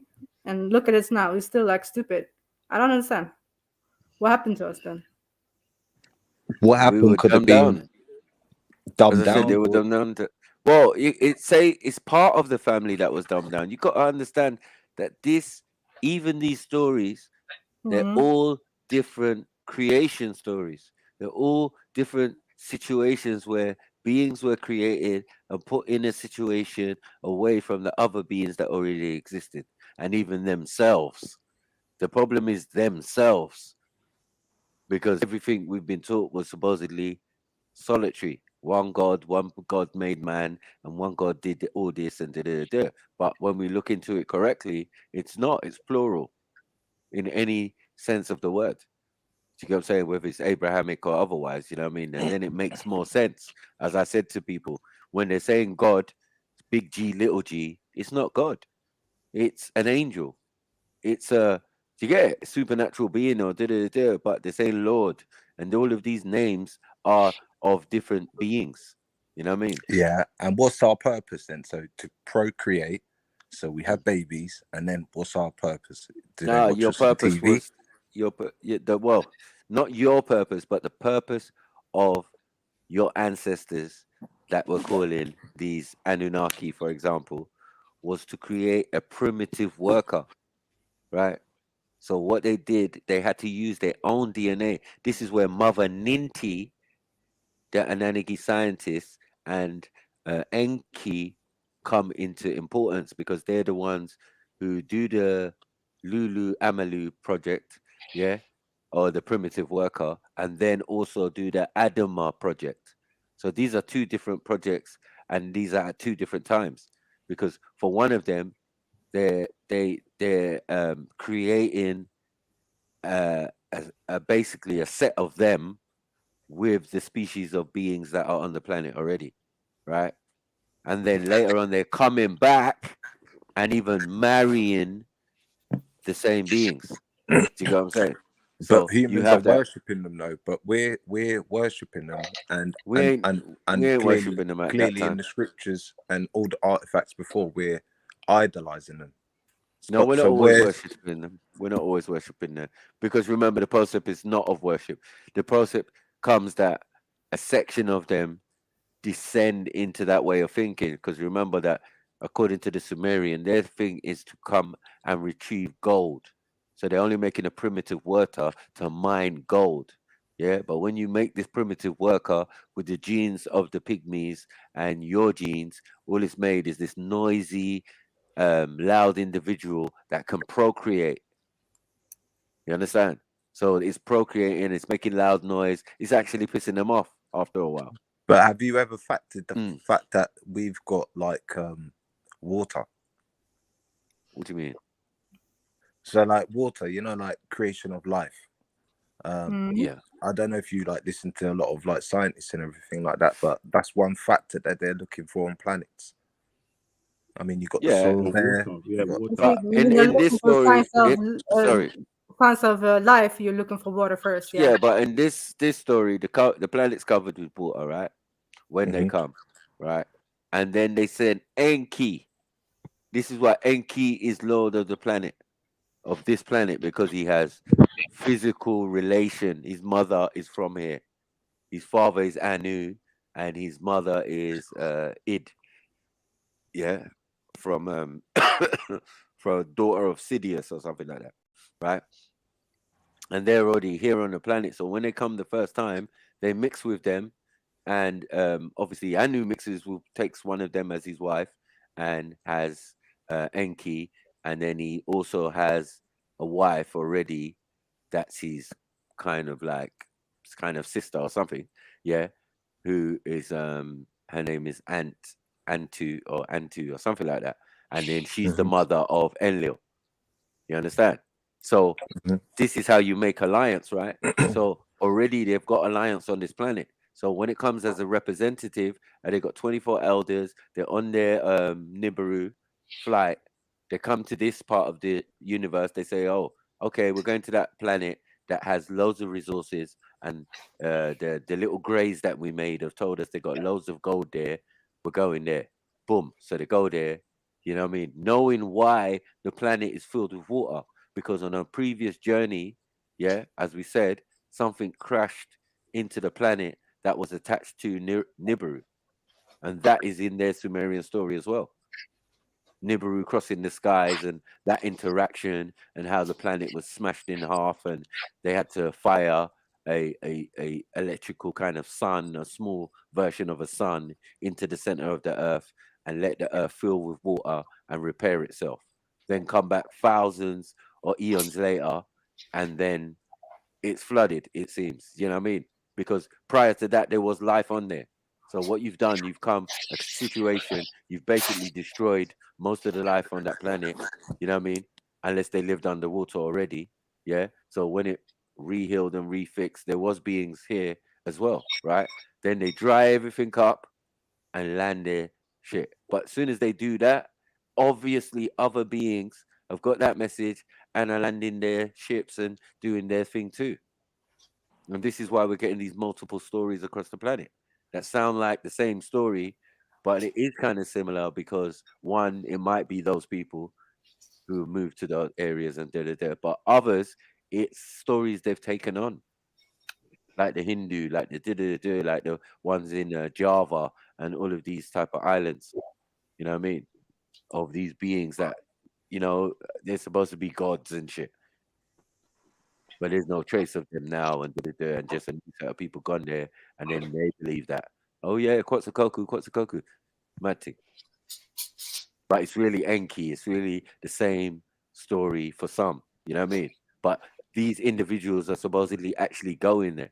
If they can have craft, what is to traverse a planet that you've just terra transformed?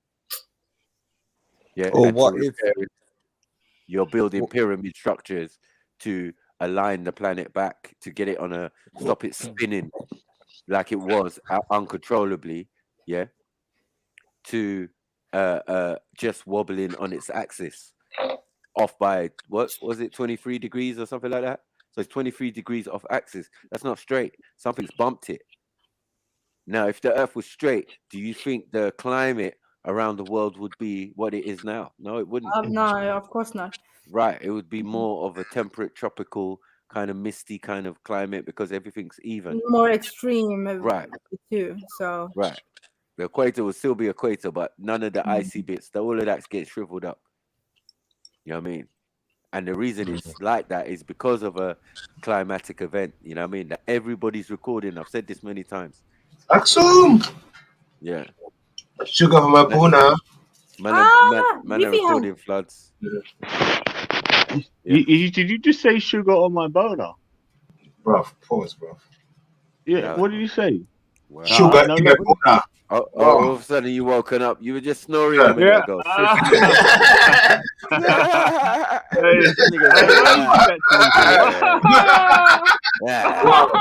Wow. You heard that you woke up. I put you on mute. I put you on mute.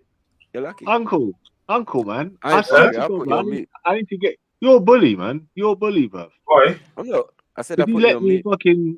You let me snore on his line. He Not put for you long. on mute, though. You see what I mean? Like, cool. Quickly. Thank you. I was like, who's that snoring? I said, oh, Sorry. shit. Yeah, and then I put you on mute quickly. Hey, is that? It's Hey, all right, man. I don't snore when I'm sleeping. What are you talking You about? must have had the living lunch. I must. Well, astral Itis. projecting. I didn't know I was snoring. I didn't know I was snoring. Yeah, you was fucked. Fuck, man. You're good. Sorry, bruv. Sorry. It's all right, man. I woke up. I heard this streaky voice in my ear, and I found out it was Axum screaming in my ear for some reason. I was like, "Fucking hell!" And then I picked up my device, and it pressed the X button.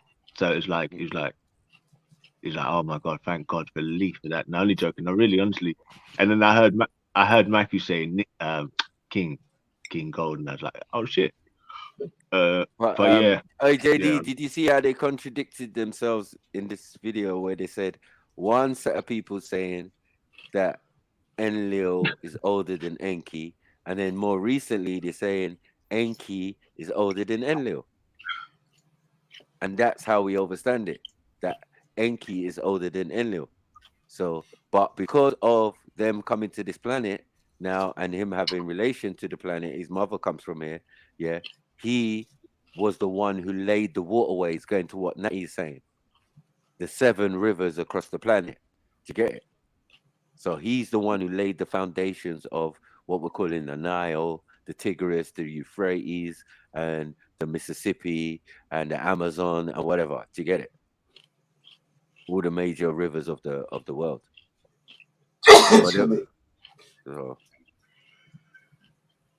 Yeah, they said Enlil was older at first when they were first talking about it, and then later, just more recently, they said that Enki is older. You know, when they were doing the little diagrams of both of them.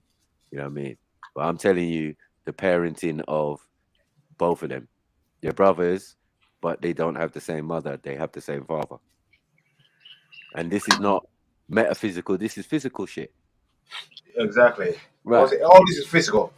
All this is physical. Now, the reason they're calling him Homo superior or whatever is because he's the original version of you, of a part of you, in a sense. Because remember, the original form already exists in the pygmy, who are also extraterrestrials. when the ship crashed, yeah, the beings that were on it that were little and small, and they would call them troglodytes. Yeah. A But lot the of funny them thing, though, died. Michael, yeah, Hold on, wait. A lot of them died, and their DNA obviously went into the water and blah blah blah. And this is where you're getting single-celled organism, and from that thing works its way back to what it originally was through different sea kind of animals and This is where there's the story of a set of beings that came out of the water. So the beings that supposedly came out of the water are the original pygmy people of the planet. Yeah. But in that, their hair is kinky, they're very short, they're very small, they got small eyes, small mouth, just like a gray. So that thing that fell into the thing has reformed and made itself back to what it was to a certain extent. Yeah. It's like a khoisan now. Yeah. So you look at a khoisan and you look at what they're telling you is a gray or an alien. Yeah. Apart from the big eyes and whatever, everything else is similar. They got small mouth, small nose, So whatever form them must have been. So this is why we're saying there's different origins for different supposedly humans or whatever on this, or original beings on this planet. Well, the fun thing though, the pygmies have one origin. This is why their hair is curly and kinky. That's not natural to the planet. That's showing that these beings are extraterrestrial. So you having picky, nappy, that khoisan hair is showing you're extraterrestrial. You're something you're different right. from the I planet. told you I'm God. I told you I'm God. No, yeah, I'm just saying on the this is the origin of the pygmy now. This is the origin of the pygmy, which is supposedly extraterrestrial as well, going into the water and coming out of the water. You know what I mean? That is what you're gonna hear when you hear the Dogon story, or when you hear the story of the Ogdogs, because when they're depicted as like frogs. You understand? The idea of frogs, the Anid. So that is an amphibian kind of origin, and you know that's part of our DNA as well. Yeah. That we good on the water, we good on the land, we got web fingers. Listen, you're quite a half reptilian and amphibian, as well as We live in water. mammalian. You know what I mean? We live in water anyway. We breathe in water. So, funny thing you said that, Michael, was Yeah. Remember, I was telling way back that in our mythos, the Shona mythos, we believe the world.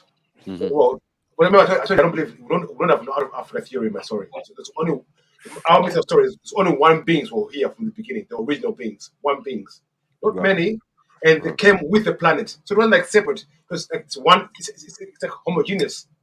Everything is one. The planets, the things, and the people who are here originally. They're all one. They came at the same time. It's all one thing. Yeah, it's homogeneous. Okay, no, they came at the same time, like being like The joke is the matter is. Do they come from like the heavens or the water? No, it's always been. It's how it's always been. Oh, they always existed. See now, they remember Anunnaki are the visitors to us.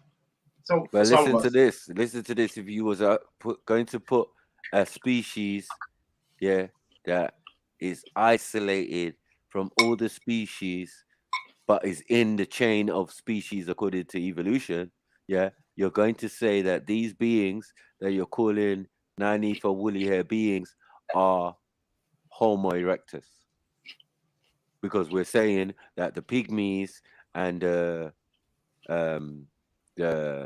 Watutsis, being the original form of Nilotics or Cushitic kind of looking people, right?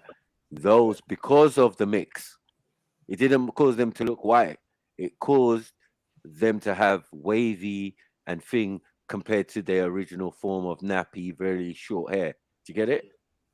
Right? So the wavy thing and dark and all of this comes as a admixture from the beings that mixed with the pygmies to create what we're calling the Watutsis. Yeah, but you just said Homo erectus, though, right? So they come from Homo erectus. So are you trying to say the missing link between Homo sapiens sapien and Homo erectus, is the mixture from aliens to Homo erectus, and the outcome is pygmies. Outcome, no, is genus Homo. Genus The one they Homo. can't find. The one they can't find. Missing So there link. has to be a man, or what they saying in the Sumerian is the primitive worker. You understand? The The Lulu primitive worker Amalu. that they No? designed, yeah? Right, thank you. Remember that they're designing from something, things and beings that already exist on the planet, and Yeah. some that they have blood relation to because they experiment in the Adama project, and to Yeah, create the when they were Lulus. like playing with the DNA of Right, the. they had to use Mother Ninti because you're still going to have to use a woman to incubate and blah blah blah. So it would make more sense that if you took the genes and then added them to Mother Ninti and put it in her womb, and then develop the first set of twins. But multiple of the females did it. You know what I mean? Of the Anunnaki or blah blah blah. They don't tell you these things, but when you get the proper version of the story, yeah, it gets more in depth, and then you understand before any Isis, before any Ishtar, before any of these other female matriarchs, there was Mother Ninti, according to the Sumerians, and she weren't no normal female. She was the mother of all females because the Anunnaki used their genes through her to create the primitive worker. You understand? So that's what's missing, because now all we have, remember, they're already mixed, is what we're calling Watutsi. So that just looks normal to us, right? But they're just giant. They're supposedly just extremely tall at that time. You know what I mean? Yeah, Tall but and slender. like I say, if you take a Kosan pygmy, you take a Dinka from Sudan. Right. Mm-hmm. That is the same thing. When the pygmy says that's a giant. Mm. No, I mean, that's a giant. I'm just trying to say that's yo, the thing I'm trying to explain. Yeah. You see the Mandinka, I was talking about that earlier with Beefy, yeah, earlier on today. They seem to be, there's a recorded crops like a timeline of what how they sort of, the tribes have created different sub tribes, yeah, from the tall people. And I actually read something on that, and it was descriptive in a book. But And, me and Michael been saying it for time. But as I said, the short. So that, as I said, what they're calling Homo erectus, right, is those other beings that came in. I'm talking about Enki and them, right? So we're talking about the Anunnaki. Yeah, the right? aliens. So that's Alien. From Ilion. Yeah, that's where they said they were from. No, that's where they said they were from. Yeah, The so place called alien. Ilion. Yeah, aliens from Ilion. Yeah, and Ilion is also is you can find it in the Quran. It means place above the sky and all of that. Yeah, Nut.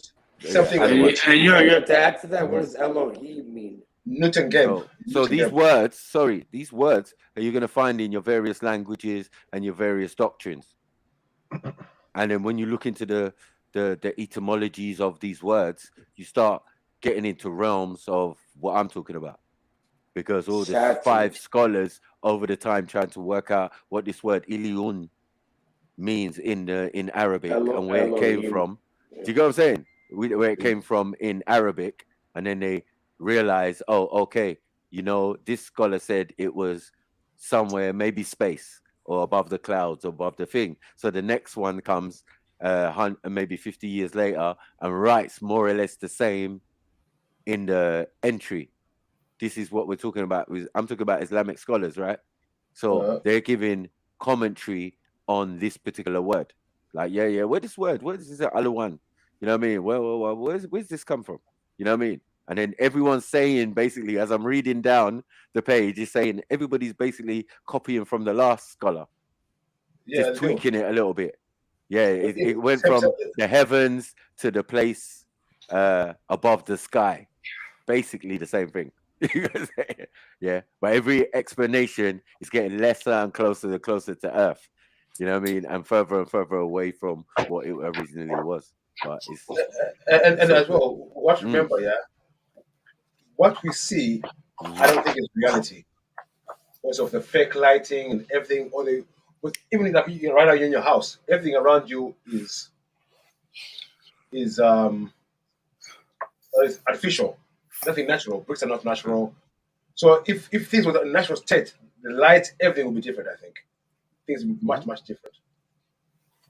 I say, listen, we just mate, the beings Hey, that we adapt to our environment, but and as I said, you can see the influence of our ancestors in different regions, and yes, they are basically essentially the same when you talking about Sumeria and any of that region, and then you talk about Kemet and other places around the world, Easter Island and all of that. It's all essentially the same thing, right?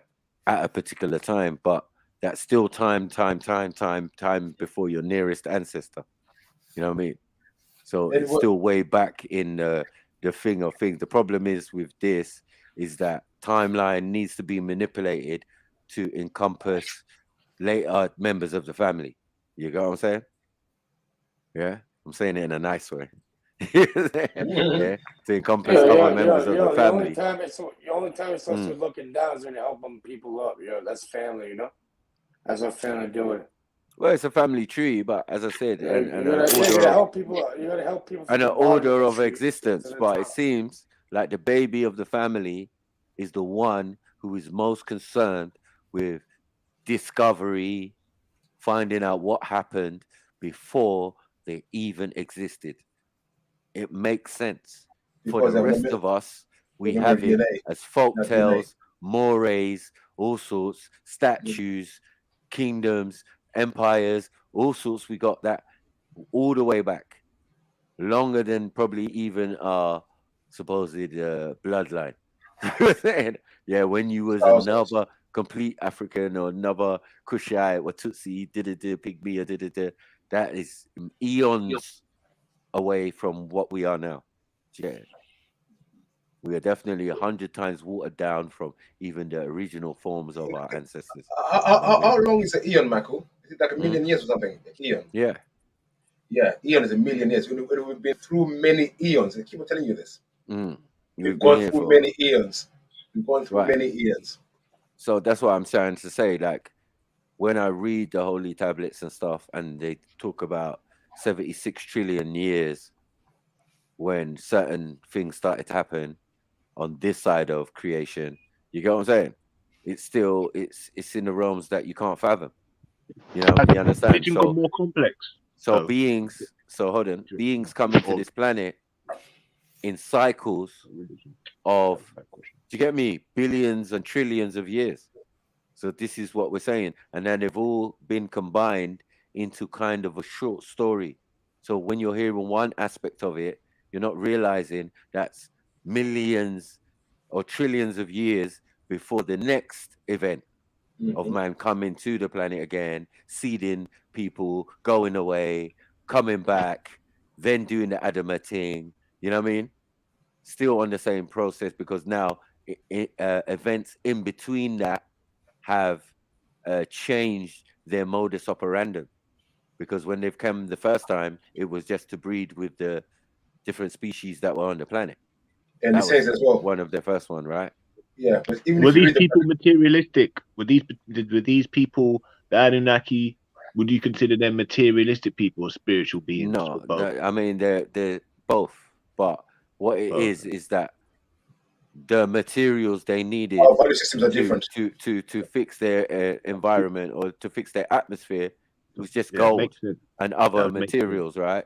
But this planet is rich in those things, so they had to come here and physically mine it. But their craft is what you're calling Nibiru. Now, if you want to do a whole Nibiru thing, we could be here another whole month on Nibiru. Do you get it? Dogon And how and all that. and how they've been studying it in Europe and thing for over 100 years. You understand? So by the time only recently did they tell us about Planet X, Xena, you know, they're naming it because it came into our view all of a sudden. It travels in an orbit that is different from the rest of the planets in our solar system. It disappears, but it's still there. Right. But But the Sumerians recorded it. Do you see what I'm saying? And they're saying Dogon, this is Dogon, the who are around today still recorded. yeah, and this is the craft or the planet that these Anunnaki came from. Now you would think that's their home, and I'm telling you now, according to the original texts, that's a craft. Yeah, but even Like, the Dogon we're thinking in realms of something else. But then when you think about the Death Star in Star Wars, where do you think they got that information from? If they've been studying about the Sumerian stuff for over a couple 100 years, do you get 300 years, 300 years. It makes perfect sense that someone like George Lucas, this is the region where Kabbalah was sort of, invented. Formulated. Right. So everything that we're talking about is in that same Mesopotamian region. What's the the time when I recommend a book. One second, I recommend a book. It's called Practical Kabbalah by Galen Fortune. I'm not trying to do that. And also, remember as well, the time all this started happening is the time when Alexander the Greek. Remember, Alexander the Greek was going to measure Aina to look for information about his origins. That's what his mission was. It wasn't to do with wars. He was wanting to go and find his origin. He wanted to go and meet God because he knew he was not the original.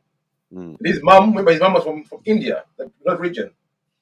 Yeah, she was from that region. So she had bare knowledge of bare stuff.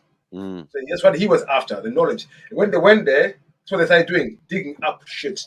They've been doing that ever since. Ever since. So every successive civilization or whatever wants to go back and, dig up, live on top of all of that region. It's been inhabited and taken over, and people have moved there, lived there, and now we're calling it Syria, now we're calling it Babylon, now we're calling it Turkey. Chaka, Zena is a Naomi warrior, women warrior. That's Zena. Zena. Yeah, exactly. Like the warrior. So that's what they used, as in they're calling it Planet X, then they're calling it Planet Zena. You get what I'm saying? But if we look at Planet Zena or Planet X, it's the same thing. Well, even I was say, and if we look at Planet X and we go back to the Sumerian, and then we hear about Nibiru. Yeah. But they come from Sirius C, in a sense. Yeah. Because their thing, a lot of the planetary stuff is aimed towards either Saturn or what do you call it? Orion, right? Or Pleiades, which is the Seven Sisters, 7-star constellation, where the Hindus and other beings came from. So they call it the Orion Nebula. I said these things have to be relevant. Do you get it? Why these people are building structures with shafts pointing in the direction of these star constellations. One side of the family's from here, one side of the family's from there. It's the yin to the yang. So that those Hindus, those Luciferians, and all of those things who are just the same beings, but they had different names over different times. Luciferians because they lived on the moon under a being called Luna. You understand? So, like, when we get into the Hindu pantheon, you can hear the Sumerian one. They have an Anu. Anu is the son of Indra and someone else. Yeah. And then he has a brother named Alelu. And in that story, Alelu runs the planet, and Anu slays Alelu eventually, or something. Yeah. Or his grandson slays him. Yeah. And he assumes the title of supreme deity or something like that. You know what I mean? That's in the Hindu thing. So as I said, the supreme god for the Sumerians is Anu. The supreme god for the Hindus is Anu. The supreme god for the Kemet is An. Yeah. Anu in my language means mercy. You understand? And then the Muslims might say most merciful. You know what I'm saying? Like El Rahman. You know what I mean? So like this is the connection of all of it like being part of the same origins. You know what I mean? There's no issue there. But for us Muslims, it's not hard because ours is steeped half in Kemet, half in Abraham's thing. Do you get what I'm saying? And Abraham's a Chaldean from Sumeria who would have known about all of this stuff very well. And that's why I said the Holy Tablets was compiled via Abraham.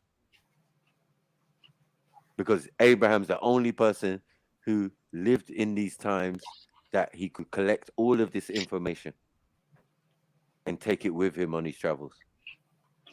Can Kel, if you go and look like the Ainu original black Japanese, they actually come from Kemet. But if you see the Japanese flag, it's actually the sun, Ra. Ra. Yeah. And even the word for Japan, it actually means sun.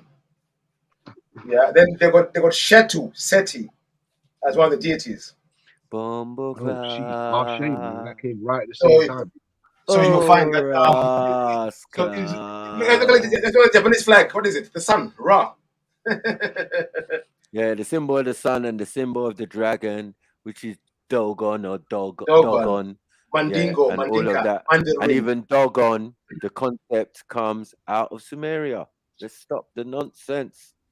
Yeah, can I add as well about the Dogon? They say, but what Mac was saying, I was going to add on, like they live on the planet Sirius. That's their ship, but they come from somewhere else. And they're going to be going back, but not yet. They're not ready to go back yet. When the ship is fired up, when the ship gets fired up, everyone you will see it and it's going to move in the pattern. They draw the pattern with their flight route. Yeah, they do it in a ceremony. And they show you that they've come there, but they're only here for a little while. They don't go back. They wait for the ship to take them back to where they came from. Not from that's a ship there. Seriously, just a ship. They tell you this. And they tell you that also that the Nomos said they would come back, but when they return, they'd be in human form. Do you get it? So these are the thing, and remember that story of the Dogons. The Dogons themselves are Kemetans. Yeah, there's no argument there. Everybody knows that. That's why you see so all they things left out of Kemet at a certain time and moved to Mali, to the hills or the mountain cliff faces and areas, and they celebrate a thing called a Sigri, which is a 60-year celebration. You get me? Of the dog star Sirius, how it moves and its pattern through the. It's basically its pattern that they wear on their hats. That you think is a man standing up or something or some reptile. No, it's actually when you put it up to the stars, it shows you the pattern in which Sirius moves across the sky. Yeah, and back when the guys went to Kemet, in Kemet, it's on the chart among the stars, but it doesn't appear. Remember, Sirius didn't appear. It only appears like every thousand of years. It appears. Well, as I said, no, Sirius is always there. Sirius is always there. It's the brightest star in the sky. It's the morning star. Hold on, wait 1 second. It's the morning star. Yeah. No, the dog star. The dog star only appears once in a while. The dog star is the morning star. No, it's the morning star. It appears first, and it appears first when it goes dark. Yeah. So it's the first star in the sky is the brighter sun. Yeah. But remember what we're talking about? Sirius, our sons, right? And they're the 3 sons of Orion's belt. So there's Sirius A, Sirius B, and Sirius C, right? Yeah. Right. So this is what we're talking about. So now what the Dogons identify is Sirius A, the biggest and the brightest of them all. Yeah. Which is the first one, basically. Yeah. And that's what they're calling the dog star. But it's in a combination of So stars. that's the main star of this solar system. Wait. 1 second. Yeah, yes, that's correct. That's correct. Yeah. I think it's not even the first one, it's the middle one, right? Let me show you how simple linguistic is. The name is Papa. You know where Papa came from? Ba, B-A-B. B-A-B-A. Ba. Now, when you start saying it in your people, you start saying Papa. Same word. Papa, father. Baba, father. Simple. Okay. Complicated. Wait, 1 second. See this word happy, where happy dwell, and lay at the feet where happy dwell. Happy, yeah. Happy has been. We broke that. There was something that from another culture that spoke about happy or something. No, happy and the hoppy. The happy and the hoppy. The happy is the son of Snefru or Khufu, who built the supposed Giza pyramid, the first Yeah, one. because it said we come from where happy, because like when they talk about refer to where they come from. Yeah. Right. There's some, and there's other people that have mentioned like different cultures, you know. Yeah, in the black Americas. cultures, yeah. Sorry. Yeah, yeah. Mostly in the Americas. Yeah, there's something because they're called the once they're called the hoppy or the happy or the hoppy, yeah, and they've got the same similar rain dance to the Dogons and all of that. So again, and other things that are connecting them to each other. Kemet. The way they and they're all from Kemet. Do you get what I'm saying? But when you see them in different places around the world, you're calling them Dogons. Yeah. So again, everything goes back to kind of tribal kind of origins. Yeah, and this is what I'm trying to explain to people. Bro, yeah? bro, when you see it in Kemet now, it's a stylized version of the ancient information. That's all it's done. They've found somewhere and some way to put it on walls, write it down as texts, and have schools on various sciences like the sun, like nature, which was the most fundamental. And as well, right, for them as Oh, well. Remember, let me ask, please. One quick point. These guys that become so intelligent, they knew this was going to come to an end, but they want to leave a record so people in the future can have a head start. History, yeah, like history, innit? Right, like because when they were doing things, there was no need. Yeah, but listen, this is You the know what one I'm thing saying? that's interesting. Certain things was intact, all of this type of thing, before the supposed descent into mortals, into what we are now. We're not them anymore. So in each story, it keeps changing, where we were them and we were them, and then we turned into just. It says in the Bible as well, in those days they lived to 900 and something, but in these days you shall only live 120 days. Remember Noah and them lived for how long? They say 900 years, all these years. Because they're not the same thing. As I said, it goes down when it gets down to Enos, yeah, which is in Noah's time. That's when we're talking about mortal man. You know what I mean? So it's like, okay, that makes sense now. Yeah. So when they go on the boat and they come off on all them other species and everybody's descendant and sons of Anunnaki or whatever, Neteru, everybody's getting wiped out. Yeah. So like we're starting again. And then we keep it moving again. We repopulate, we do and all of that. And it is what it is. You know what I mean? As I said, there's many floods, there's many flood stories, and definitely within our pantheon, some of it even starts that a man's on an island, yeah, with just a tree, yeah, and is surrounded by water. So there's many concepts that are all match up with the all different mythoses within Kemet. There's no one story within Kemet. That's a lie. I think, Michael, I think Noah's flood. Yeah, for me, I was thinking Noah when I was going to something. I was thinking when I was listening in. I was thinking. I think maybe Noah's flood is in the beginning. But it's been told twice in the Bible. Oh no! This. No, I say. Remember, everything is just water and void, isn't it? Right. Same as in the beginning again. It's like in the beginning again. Yeah, but it's not in the beginning. Well, but it wasn't everything in the beginning. I know, even in the Bible. I know. I'm saying. Yeah. I'm doing like in biblical sort of mind thinking.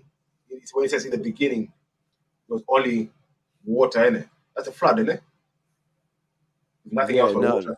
No, that's just the planet that's full of water.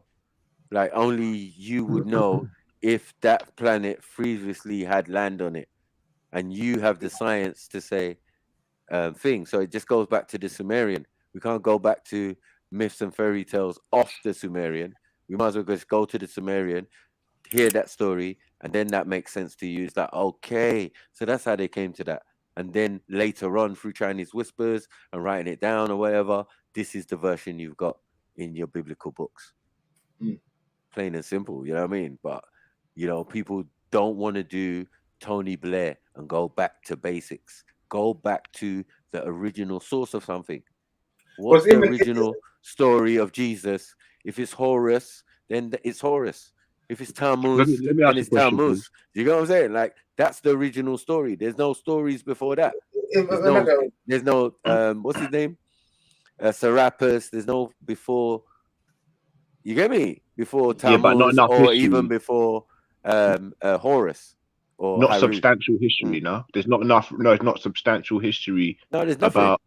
We know Really? exactly when these stories start to come So about. when was there established history? Because when I look at spiritual systems, that Anunnaki, anything that refers to the originals, and then we look at the most revised Bible, this is all connected. If you think about it, right? So this is a long history, and where does it go to? To what? To how far back? What we're talking about again is that we've kind of established is that this is another refreshing or replenishing or the earth at a certain point.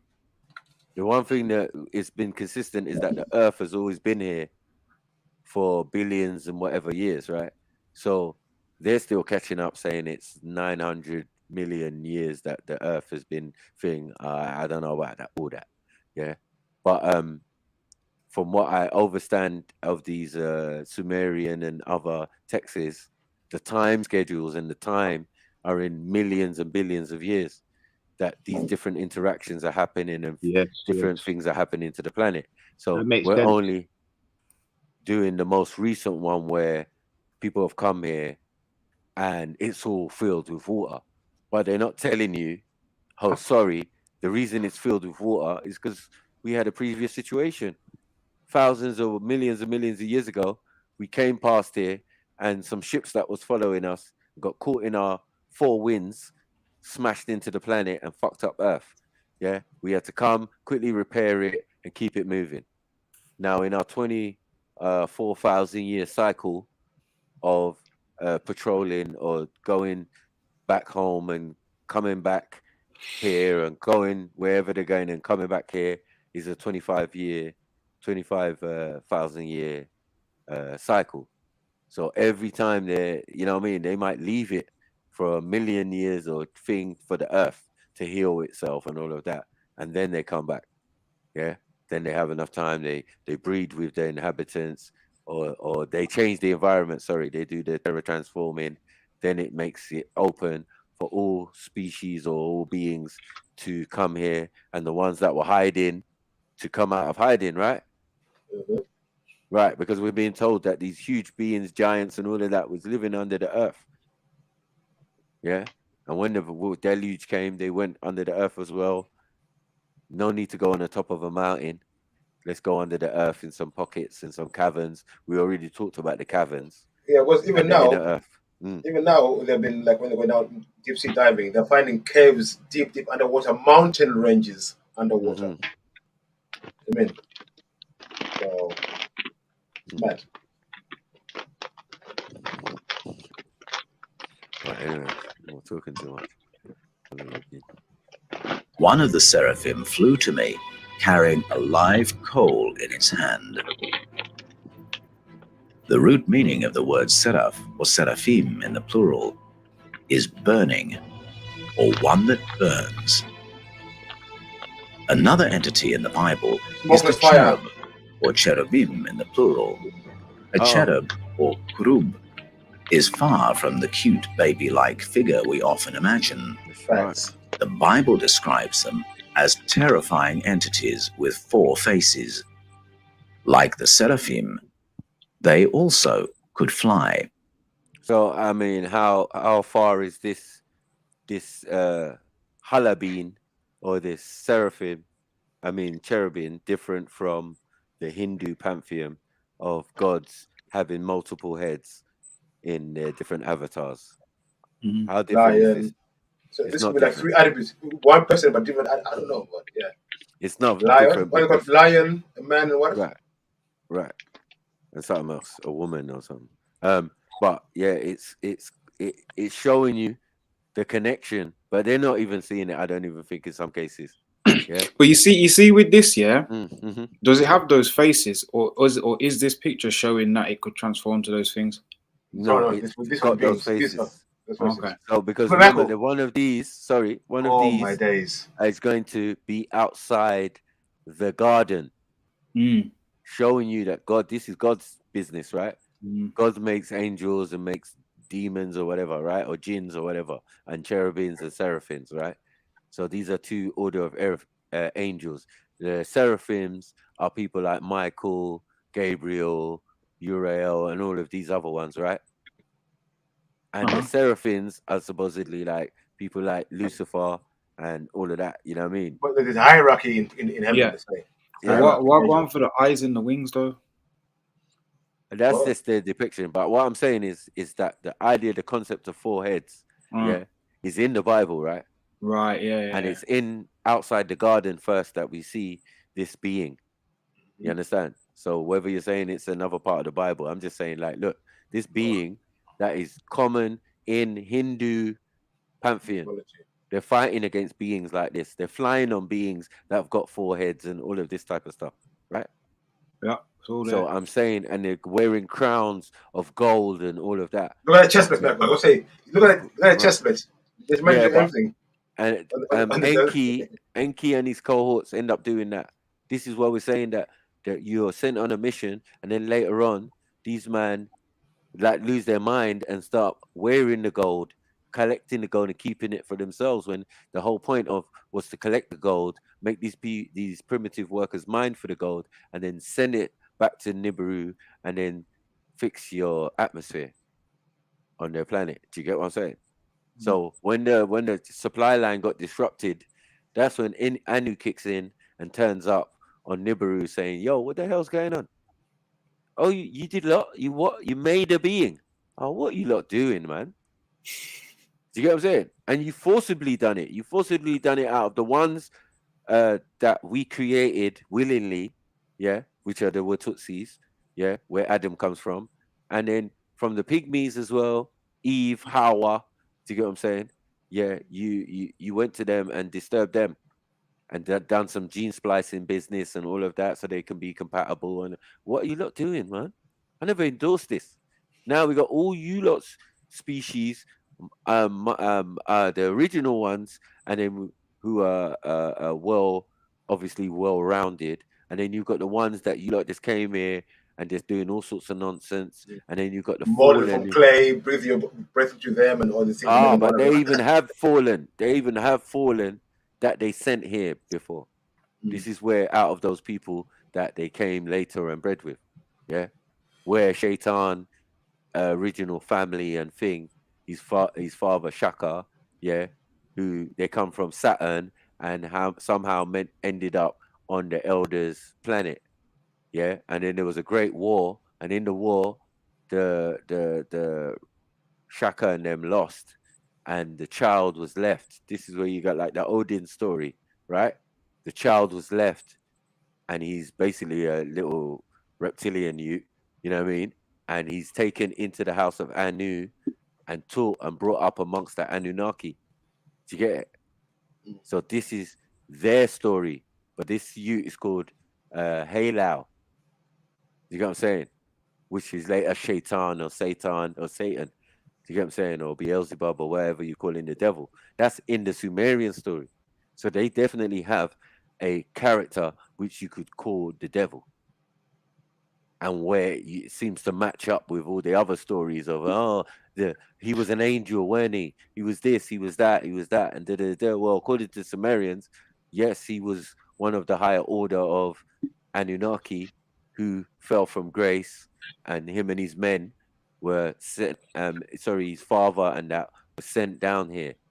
So later on, when this Halal is mischievous and goes and reads the Book of Destiny on Nibiru, yeah, which he's not supposed to do, and then he gets in trouble and gets banished to the earth where his parents and his people are as well, but with a number of the fleet or whatever, or who followed him or whatever. And that's where you're getting this story of falling in 200 fallen. Maku. Why are they saying that they're turning everything everything allegorical, literal when it comes to the Bible, but yet they're referencing actual credible history, judging by all of the. Well, they don't know themselves. They're trying to figure out. No, they know what they're doing. They know what they're doing. They know where they got the stories from. No, they're trying. They're trying to. All right. So and it's invested in no clarification. What book are you? Religious book are you going to get supposed clarification on these stories? No, you're just going to get a kind of like overview, and a remix version is what we're getting in these holy texts, unfortunately. But in the original texts where they came from, you get more detail.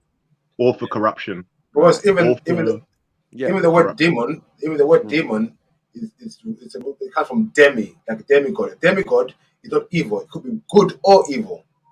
But in the later on, there's a demon is just evil now. But a demon is like a following one. Some are good, some are bad. They corrupted the integrity of the original teaching. That's what Hinduism teaches and is about demons. Full stop. But some are good, some are bad. Yeah. You know what I mean? Demonology is something that's pretty new, and this is why the African spiritualists. Well, it's not new, man. Demonology is the study of the African spiritual systems didn't emphasize the devil anywhere near as much as. Demonology is the study of. You don't even know the half of it. The Ekwentu is the kind of thing. Well, kind of the only thing that I can see kind of represents that.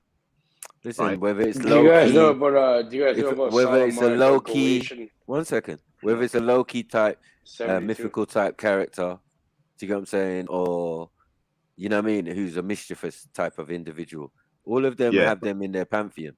Doesn't have to be like the devil, like you said, but they all have that deity, that supernatural being who's mischievous. The naughty one of them. You know what I mean? But it's not as nowhere near as emphasized as bloody the light bearer, the Satan. Well, only in the same Sumerian, only in the Sumerian where you get obviously where they got the concept of that original concept. So something like that does exist in there. Let's go to you have to go back to the source code. Back to you know what I mean? So when you go to them and they're talking about Halal and his father Shakar, and Shakar comes from Saturn, but the environment on Saturn for a reptilian kind of species is like they can live there, but it's not really that good. You know what I mean? The air's poisonous, all of that. This is why they were allowed to settle as refugees on the planet that the Anu and them come from, which they call it Risk or whatever. Yeah. In the star constellation of Aluan. Yeah. Which is really, as I said, the back end of it is Orion's belt. So you can see it and you can see the planet that they come from. Just the interpretation from these Greco-Romans about fallen angel is like there's some sort of subliminal metaphysical. No, but it's fine. It's fine. Let's these beings are all one and the same. You're calling them angels. You're calling them astronauts.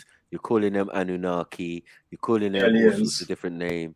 You get what I'm saying? Like, but don't let that scare you because these are all new distinctions for things that they know well about. You know what I mean? But they don't know much in the sense that they're telling us. But yeah, they know about it themselves.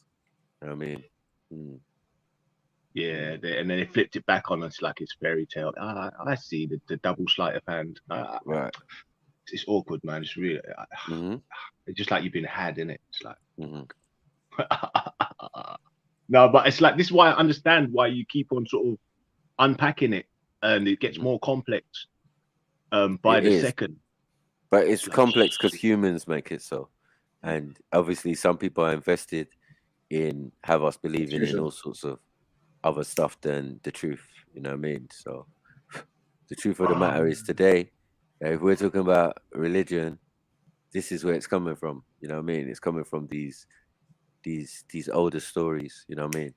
And that's why they say they're holy, because they're the basis of what we have to now in our faith systems and that. You know what I mean? Straight out of Sumeria. Crazy motherfucker name. They're pretty cunning though. They're cunning though, man. I call them dumb, but it's really cunning what they've done. This is why, man. People, you can't underestimate like people. Wow. You know, they've got very kind of philosophical way of looking at things. You can't overlook them. But we say so. Greys are synonymous with what was created from the Anunnaki to mine, right? But that's synonymous with Nephilim. That's synonymous with Nephilim, or is the Nephilim the actual people who created the Greys? No, the Nephilim are the people who are descendant from the mix fallen of these beings. Okay, and then it creates the Shemite people, apparently, yeah. No. King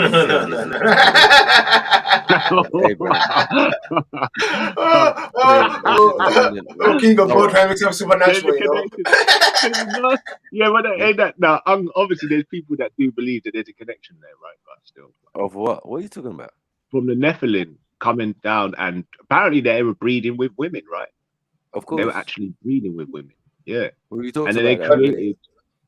Yeah, but what? But obviously, there's a group of people now. They're cool, but what group of people would you say that they're mostly descend from them?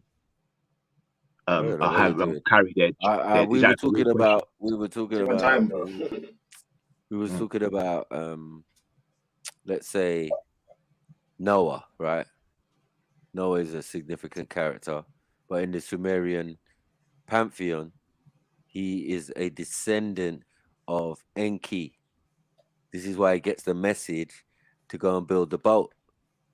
In the Bible, it's an angel that comes to Noah to tell him to build the boat. But in the Sumerian, where it originally came from, it's Enki comes to his descendant, Utnapishtim, to build the boat, to get it. So which came first, the chicken or the egg? No, we're dealing with the egg. Yeah. And based on Nibiru being the way that besides it is, I couldn't say it was that far-fetched that the boat could have possibly been that size, right? Wow, no way. Hey, listen, I can't. And then you think about how their atmosphere was they fixed the atmosphere with some gold or some shit. But and I'm just thinking that's even. You look at them like without technology, they have different technologies compared to us. That's what I'm saying, bro. It's like and then when you see the way, and the ancient Egypt, the first way of them doing what was it? A scan, like see one of these CAT scans that show you all like CAT scans, it's like we're kind of going backwards though, Kingo. Right, sorry, but do you know what I was about to go to? Do you know? Okay, sorry, I'm going. Kinda, yeah.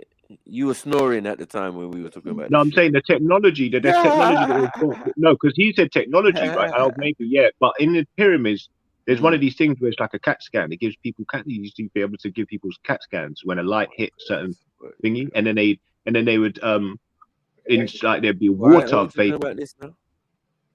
No, because I'm saying the technology that the ancient Egyptians had make you understand the complexity of what they were doing without like the technology they've got today. So what they've got today, like as in you see them scans that you get when you get like a full body scan, and it does that. It's like an electrical thing. You sit beside it, and there's it's all sorts of technologies that go on with that. And they were doing that inside the pyramid, or in certain these chambers had that ability for you to do that, or not pyramids, or in some of these buildings they were building, right?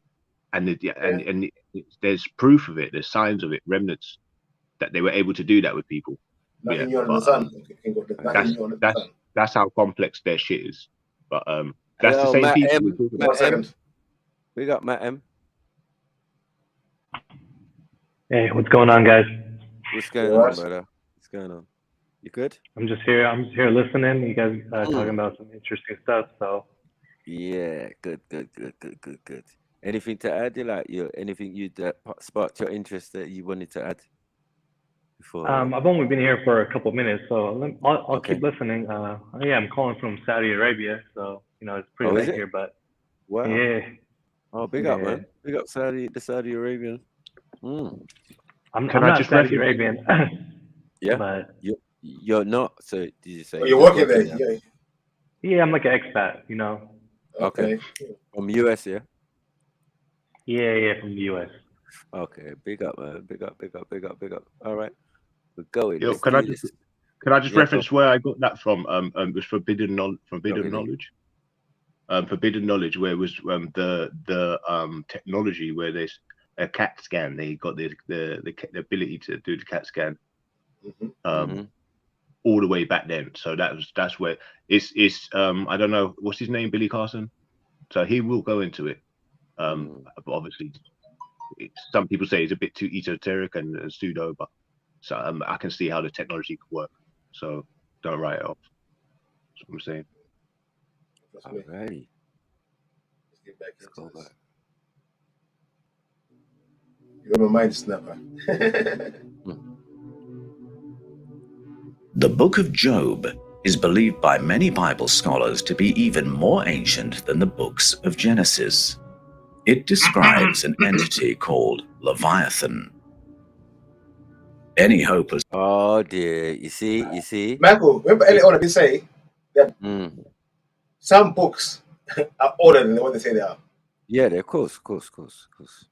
But what I'm saying, the order, yeah, you're right, is not correct. But what it is yeah, there is more than one flood story or one flood story that they've made into kind of two flood stories. There actually should be one, but it doesn't matter. You know what I mean? Because the first one is very significant. Is significant, and where all the elements of the second one come into play. Yeah. If you terra transform, if you come and say God said let there be light and there was light, and then God separated the waters and that's the terra transforming going on there. Yeah. Right? The same thing being discussed. You know what I mean? But with Noah, it's slightly different, right? Yeah.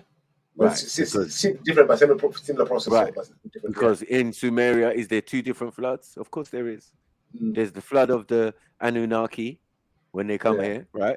And then there's the flood of Artnefishtim.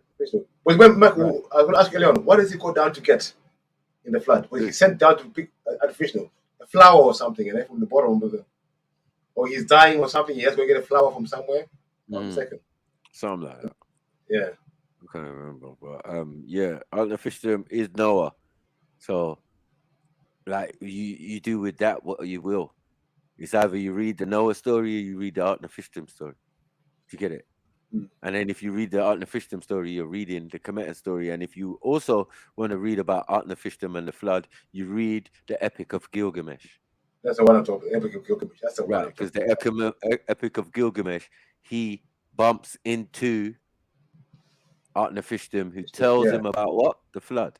Flood. There's Gilgamesh one I'm talking about. Gilgamesh one he's sent down to get the seed or something. Right. Flower. But he's not involved in any flood. Yeah. He is just recorded in his story that he bumps into Artnefishtim, who tells him about the flood. Right. So how come you, Artnefishtim, don't know about the flood?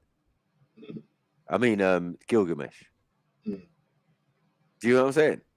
Because it's happening in a time it's after the first flood, so they're all living in that time, and then the flood happens, and it can only be for a region, so that's a different type of flood. It's not a flood that flooded the whole world. The second one, it's a localized flood. Was you had to go down and come back and get. You had to go somewhere. It took out most of the Middle East and most of North Africa. So ain't no baby flood or no baby deluge. Let's put it that way, right? Large body of water traveling over that land, wiping every tree, thing, whatever from its roots. This way, right? Massive tsunami. Crazy. You know what I mean? So, all right, that's cool. That's identified. That's recorded. That has physical evidence to go with it. But now, let's get to this Leviathan. Now, the spell of Leviathan, or the spell of sleep, placed by Enki and Enlil, with the help of Inanna, or Ishtar, to put both of their descendants under a kind of spell, which was a kind of gas. Did you get it? Like a ghostly gas or some type of thing. It's a spell, isn't it? Because people supposedly fall asleep and not be able to use their third eye. Right. So this is where, but it's ended up in the book, right? And it's ended up in the book of Job, which is older than Genesis. Interesting. Subduing Leviathan is vain. If you lay a hand on it, you will remember the struggle and vouch never to do it again. I will not fail to speak of Leviathan's limbs, its strength, and its graceful form. Who can remove its outer coat? Who can penetrate its double coat of armor? Who dares to open the doors of its mouth, ringed about with fearsome teeth? Its back has rows of shields tightly sealed together. Its snorting throws out flashes of light. Sorry, the Sumerian version is called the spell of Kingu, right? So they don't even use the word Leviathan, but they use the spell of Kingu. So the spell of Kingu is the spell of sleep. Yeah, they call it the spell of Leviathan, but it's really the spell of Kingu when it's dealing with Enki and Enlil, because that's the oldest version of it. You get it? We're discussing its eyes one second, are like the Matt, we're discussing the links between the Anunnaki gods, the fallen angels, the Watchers, the Nephilim, and the religious books. How they're all linked. Right. Who's asking the question? Matt. Gotcha. Oh, okay. No. You can speak when you want to know, Matt. Yeah. You can say pause and I want to talk about this. Rays of dawn, flames stream forth from its mouth. Thing, I want to Sparks put of this out there. This describes me Yahweh, but I'll just put it out there. Yahweh's a dragon now, yeah. Watch. I I'll throw it out there. I had that interpretation, but yeah. Why do you say that, Beefy? No, they say it's described in the Bible. Yeah, in the Bible, it's described and in Yahweh. other places. It's anger. When he's angry, what he does, he throws fire out of his nostrils, and all his eyes are red. All this described Yahweh in the Bible. So, fire shoot out. Smoke pours forth from its nostrils, as from a boiling pot over burning reeds. But this is the book of Job, right? Yeah. So this is what he's talking about. He's talking about from the Bible. He's not talking about from some other book. I know. It's the Bible. Interpretation. So I'm tripping. I'm not tripping. It's the Bible talking. Yes, the Bible talking. So. You're tripping, Love is Lord. Its breath sets coals ablaze, and flames dart from its mouth. When it rises up, even mighty men are terrified. They retreat before its thrashing. Matt, the sword that reaches it has no effect, nor does the spear, nor the dart, nor the javelin. In the New Testament, the book of Revelation describes a fearsome entity which it simply calls the beast. The beast I saw resembled a leopard, but it had feet like those of a bear and a mouth like that of a lion. Then I saw a second beast. It had 2 horns like a lamb, but its voice was like the voice of a dragon. It would be easy to dismiss these descriptions. Whoa. Well, I mean, the dragon can talk then, yeah? No, wait. No, I'm saying these. Say that though. Yeah, but mythical beasts are not mythical beasts according to the ancient texts, right? They're different. They're different type of beings that existed or creatures that existed, and we know that can be a possibility that don't exist no more. Or it takes a flood or to wipe maybe out. in different dimensions. You never know. Okay. Well, it takes a flood to wipe out species, right? So before the flood, some of these things are being talked about. Yeah, we're talking about Enoch and all of this and jump on, G. It's before all of that. So before there's a flood of Noah or Artnafishtim, there's all sorts of beings, and we can't say that's not the case because they allude to as much. But from the But Sumerian version, isn't it's Job definitely the case. later than Noah, though? Job. Well, the book of Job is earlier than Genesis. They say it's It's earlier than Genesis, written. when it's in the book. No, when But it's Job in the is book. after, right? Yeah, but when it's in the book, it's after. Yes, you're correct. But the story of the Yeah. characters, the characters in Job are from earlier time than Genesis, basically. And the book itself was written earlier than Genesis. Now, Job is way down the line in the book. Yeah, in his story. Job is way down the line. Job is Yeah, after after Ezra. Noah. No, it's not even after Ezra. It's after. It's after Noah, isn't it? Job in the well. Job in the well, isn't it? Hold on a It's second. after Esther. Book of Job is after Esther. Let me see. Yeah, I got it here. Yeah, the Book of Job. Hebrew scriptures, which does.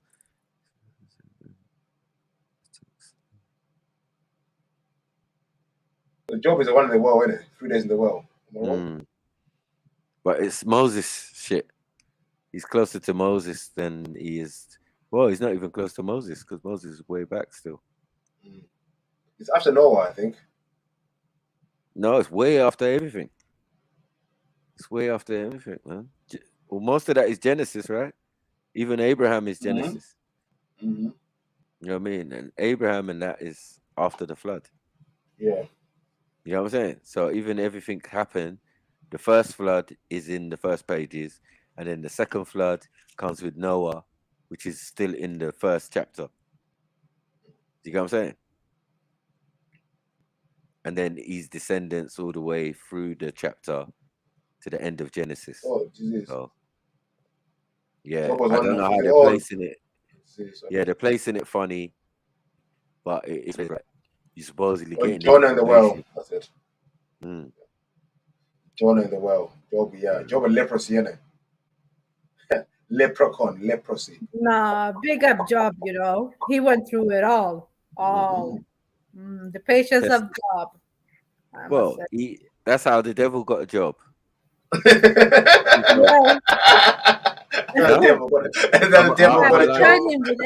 I lying? Am I lying?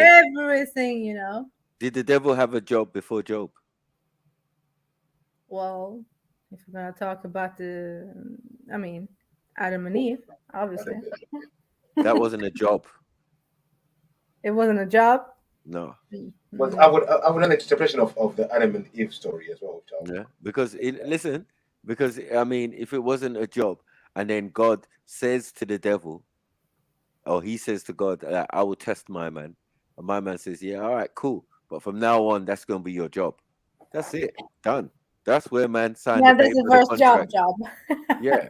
So now the devil has a reason why he's doing what he's doing. He's not doing it for fun. He's doing everything in his power to break Job, right? Right. And now what is he supposedly doing? He's doing everything in his power to break thing. And God said to him, the ones that want to follow you, can follow you. And the ones that follow me, just allow them. Do you get me? Test them, but once you realize, they're mine, and they're not going to change or wither and move from the path, leave them alone. Do you get it? Well, but he's not saying how he can manipulate them. He's not saying don't use all your powers of thing to try and manipulate them to your way. Yeah. And what's your way? Because your way is what your ancestors came here. The Hindus was already here before supposed Shaitan and his people came here. Yeah, his Bava Shakar, right? And they say that when Satan came down, he fell into the order of sin, which is the order of Shiva or Singi or Shiva, So I'm telling you, these beings were here already.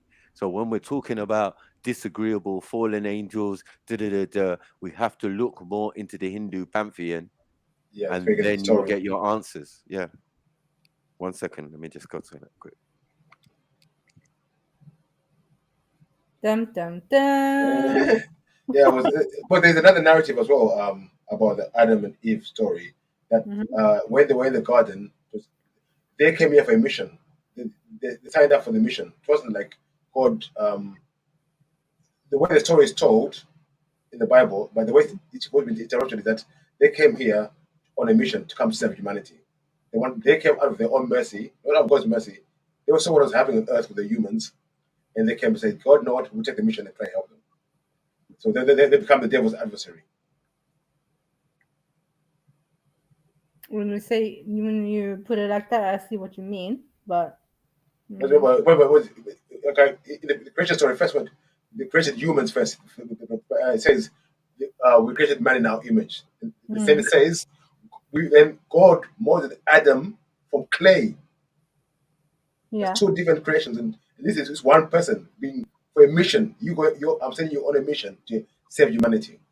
But then for him to save humanity, he had to, like, that's why I say Adam is the first Jesus. He had to come and feel the pain and go through the suffering to know what it's like to be human so he can save them. You can't cure something you don't know it. You understand? Yeah, well, I hear you, but I don't agree with you. Yeah. But I hear you. Because I still believe that Adam was the first man, yeah? And he was the one who, like, what does it say in the Bible? The world, yeah. I don't believe in this. There were other people on earth. But in the Bible, what does it say? I just gave you the creation stories. When was Adam created? When they said create us in his image, or when he was molded from clay and the nostrils were? But he created him in his image, but he was made by clay, right? So I don't understand. What's that? What do you mean by in his image? His likeness. Like him, right? That's what they mean. Like, for example, in the Bible, it says no one can see God. So do you think Adam is a reflection of God, like a physical image, or just like a representation of God's attributes, like being merciful, loving, etc.? That's what it means by in his image. But remember, in the Bible, it does say Adam walked with God in the cool of day, in the garden. They walked and talked. So, according to Sumerians, that's just a project. You know what I mean? So is God a man? Is it a physical being? God is. Well, I won't say man or a physical being. I'll say physical being. He's part man and he's part Anunnaki. Because in the Bible it says God is not a man that he should lie. Well, none of them are until you get to, as I said, Enos. So all of your Noah and all of that, who's perfect in his generation. Generation of what? These are beings that are not 100% human yet. Because when they're human, they lose their powers. They lose their abilities to do great things and all the powerful stuff they could do before. That is something that's clear. Our powers have been switched off. Where did you get that from? From the Sumerian text, which predate anything you're talking about. And what you're talking about. Yeah, but saying that, Maku, saying that, Maku, if the creator's going to give us something special, wouldn't it be, let's say, for instance, they call that thing the God gene, yeah? So, I mean, look, if I'm gonna make something, yeah, I'm gonna need to make it unique. So we're worried about computers, yeah? We're gonna make computers to make our lives better, but then we're also scared about computers then controlling our lives. Yeah, but what was the process of these beings that they're making, and what necessarily, remember, that is half of your existence. That's the half of the reason why you're here. That's only in the root and the lineage of Adam. So, well, that's why I asked you earlier on. 1 second. I mean, we definitely covered this earlier today, that these Anunnaki and all of that, have come down here, breeded up a set of beings from these little original beings that they met here, which are the pygmies, right? And left them, and these are like giants, 8 foot tall, 9 foot tall, 10 foot tall beings, you know what I mean? In the same location, kind of, between the Tigris and the Euphrates River, where these pygmies live and where these Watutsis live, right? And they go to them and they do an experiment, for the Adama project. But to get them in the first place, there's another project called the making of the Lulu Amalu. And the Lulu Amalu is a primitive worker. And it might sound primitive, but it's not, because in that process they use their own DNA. So those beings are half of what they are. Do you get it? But they're too great, they're too powerful, they're too intelligent, they're too da-da-da-da. That's not even dumbed down enough. But that's still before they later on go to those that they created, and those who that they created with, the pygmies, and decide like, listen, we're going to take one of your child and your child, and we're going to make them two compatible, because at that particular point it seems those two species of beings were not compatible with each other. You know, why do you believe in all this stuff? I mean, this is the version. It's not belief. It's what's older and what's more truthful and what's more. Where are all of these biblical and folk How are you tales able to decide if mythos it's coming more from? truthful because it's older? That's kind of fallacious. It's not fallacious, because even the Because concept of you're saying is fallacious, because something's older, it's more truthful. That doesn't necessarily entail. no, I'm saying it's older and it's more authentic. It's the original source of what we're talking about. So what you're How do talking you know? about, How do you know which I it's the can say, original source? we know, everybody knows. This is what's being explained. What? It's been explained in detail as well. This is why we can use the book and say, listen, this is where you got this concept from within the book, because this is old. It's the oldest with these people, the Sumerians, with who you're heavily invested in studying from over 300 years ago. Do you get it? So we understand that. You understand? Now, when we break down the Sumerian information, we start to see, oh my God, this is where you got the flood story from. This is where you got the concept of Adam and Eve. This is where you got this from. Even the words you're using, Adam, coming from these regions. You know what I mean? So there's a lot of things that correlate, and it's easy for us to just piece together like this brother has. You know what I mean? But I've studied this thing long time, so it's easy for me to even give an overview of what he's saying. You know what I mean? Because I'm reading from a version that's also been translated, it would seem, correctly. So if my translation is correct, my interpretation of what he's talking about, or the Sumerian version, which is the original version for any Christian, Muslim, whatever, or Hindu, or whatever, all of these styles and all of these cultures around the world are based mainly on the Sumerian, Egyptian, and kind of Hindu culture. You know what I mean? No, I These don't. are the oldest. I don't know, man. I would have to disagree. No, man, these are the oldest. These are the oldest processes or ways of life on the planet. There's nothing older than this. Any of your religious texts comes after the fact, so it cannot supersede any of what I'm talking about. What you're talking about is in the realms of myth, fairy tales, and Chinese whispers of these original stories. So it's best, as I said, we do Tony Blair and go back to the source and listen from the source, and then it would make sense what we know already. You know what I mean? Through the biblical, through the whatever, through your ayahuasca or whatever techniques you do to get to the same information. It's not hard, but it's definitely Chinese whispers. That's the best way to you hit the nail with a hammer right there. Yeah, it's Chinese whispers in the form of pleasurization. That's a good question, but yeah, as I said, if you say that any word you're going to use in English doesn't do anything that we're talking about any justice, because the creation of the words you're using didn't exist in these times. So we're in realms of biblical and beyond biblical, before biblical. You know what I mean? That's what we're dealing with here. We ain't dealing with that the things that came after, so we can argue about points that certain men put books together and decided this is what we're going to give you as information, when the truth is there and you can just look at it and go and get a copy of it, or you know what I mean, we definitely quote and draw all the names of the books that these things are being quoted for, like the Iluma Elish, the Atrahasis, you know what I mean? The Epic of Creation, all of these, and the Gilgamesh Epic, the Flood of Utnapishtim. These are books or holy texts or tablets that you can find and find translations of if you don't agree with what I'm saying. Do you get what I'm saying? So yeah, but as we go through time, we start seeing great influences with more detail. So, for instance, let's say, for instance, like the pyramids, they're so old that, you know, we haven't even got a grave for Moses. We haven't even got a grave for Solomon, David, all of these like big people.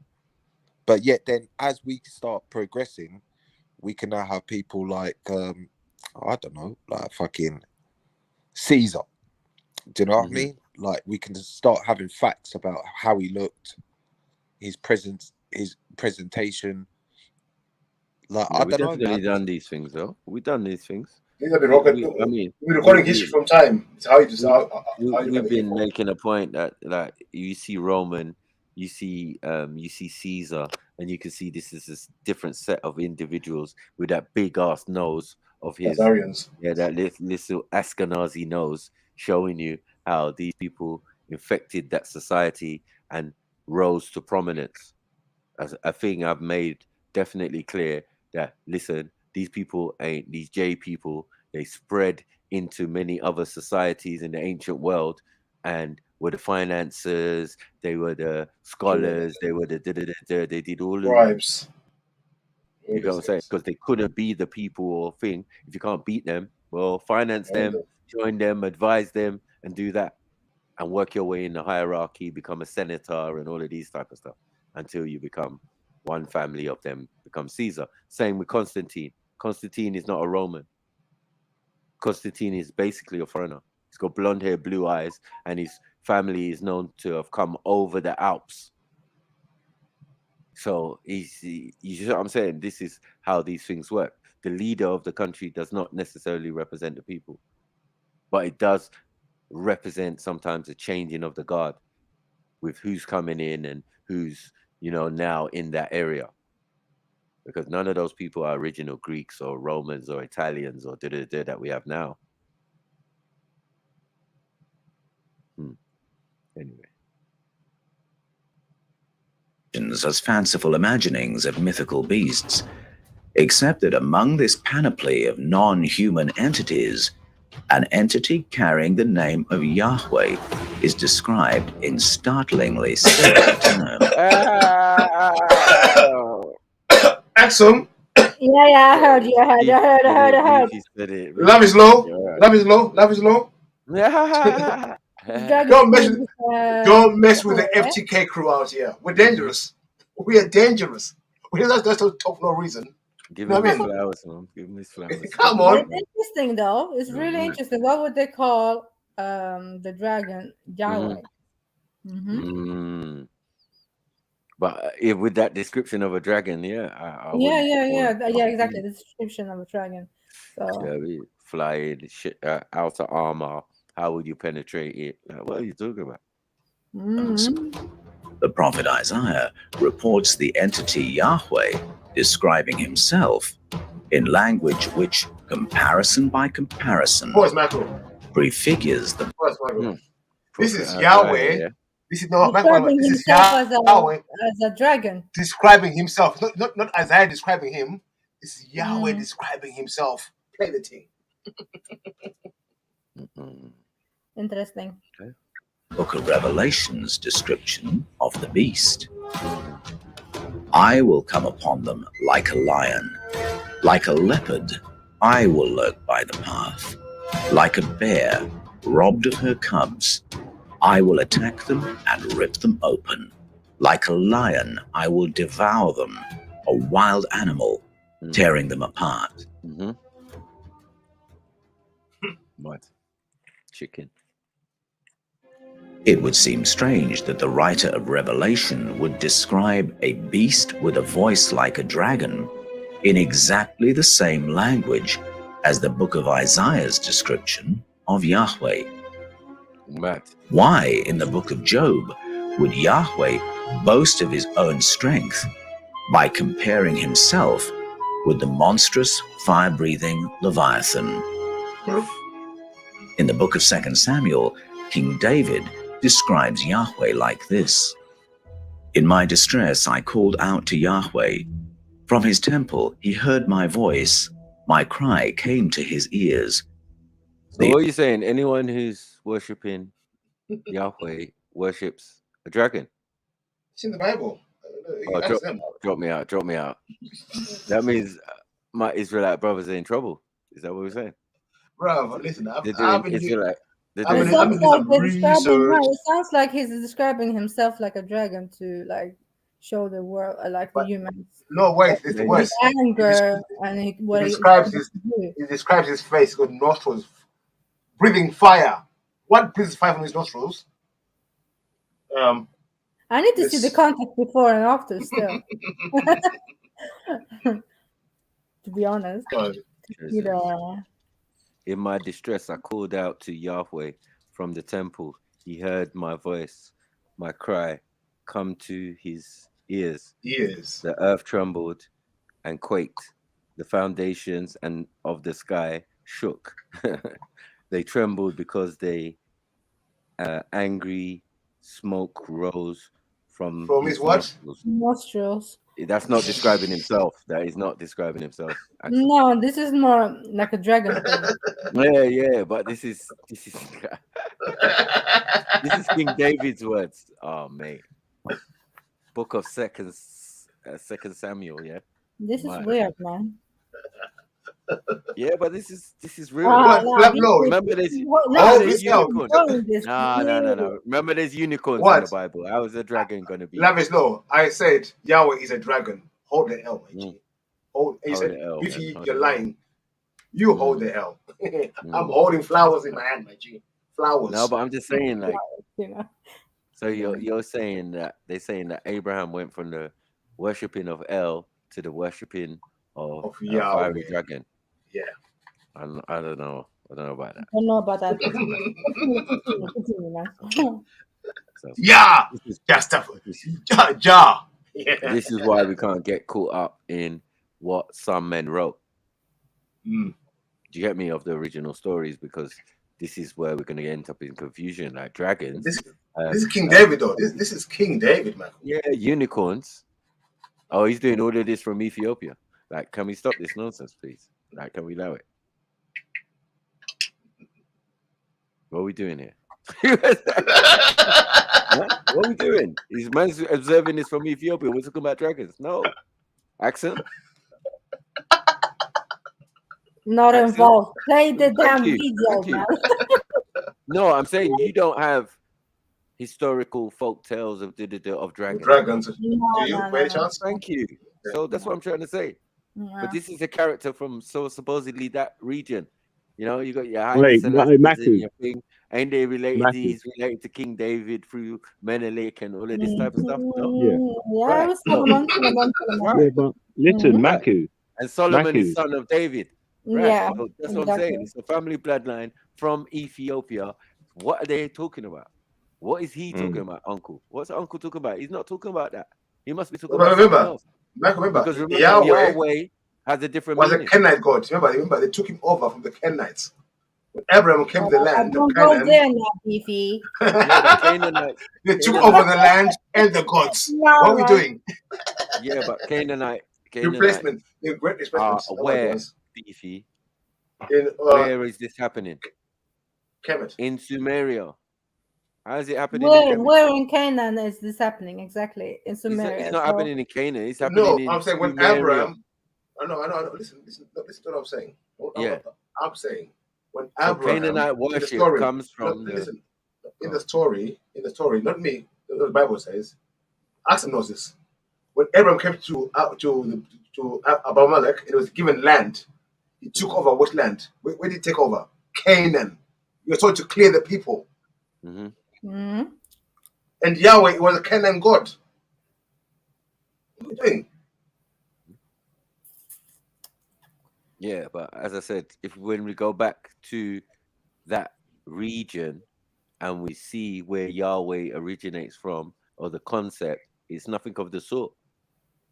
You get what I'm saying? It's I'm gonna more. take it further back Remember, than this is Abraham. Sumerian. What was This is Sumerian going to be taken down by put down by the Sumerians, that the Babylonians and the later people are going to take this and write their versions of it, right? But this description they're talking about is of the Anunnaki. So anything being spoken here is in that time frame. So do you believe that what he said, they trembled, his angry smoke, so he actually believes he saw a dragon? I'm not listening to that one. Dragon. Explain it. King David. Show me a dragon in it. As long as if the ancients are talking about it, then it might have existed. I'd rather say that. But when you come in with this dragon, and when you come in with unicorns, yeah, I'm leaving it alone. Right. No, wait. See, we had to see. Why are you running? Don't run. Remember, listen. Even if you find the original version of the Torah, you're not going to find this in there. So this is what I'm right. So why does in the word dragon there's a ra it's a fire dragon. Oh yeah, true. All right, but obviously the snake thing derives from Yeah, you know it. No, the dragon is an anthropomorphic flick. Is the metaphysical representation of the Naga, right? And that's the spirit. That's the spirit. The snake, right? Represent the snake. Serpent. And that's what they say in the original form. Anyway, look, go on. Yeah, you're trying shit. No. Yeah, but so okay, cool. Yeah, I mean, right. So dragons were mentioned. The Nagas. Go on. Hold on. Yeah. Is what the real name for the pharaoh is. So you see where things can be misconstrued, as in when people are coming in stealing shit, yeah, and used to worship you as gods, yeah, you can see how problems can arise when you're writing books and putting big G and little g, yeah. Some are angelic beings or Anunnaki or whatever. Some are literally pharaohs or nabis or nasuts. You got what I'm saying? Yes. Now, right. Nebis, you mean like a messenger, right? And Naga like a king, you mean? Yeah. Naga is the Naga is name. Anointed, but it's the original name for a pharaoh. Pharaoh, yeah. Pharaoh is not any of our languages. That's Greek. Yeah, I'm not trying to use Greek anymore. Yeah, so I'm trying to, and then that paints a different picture, right?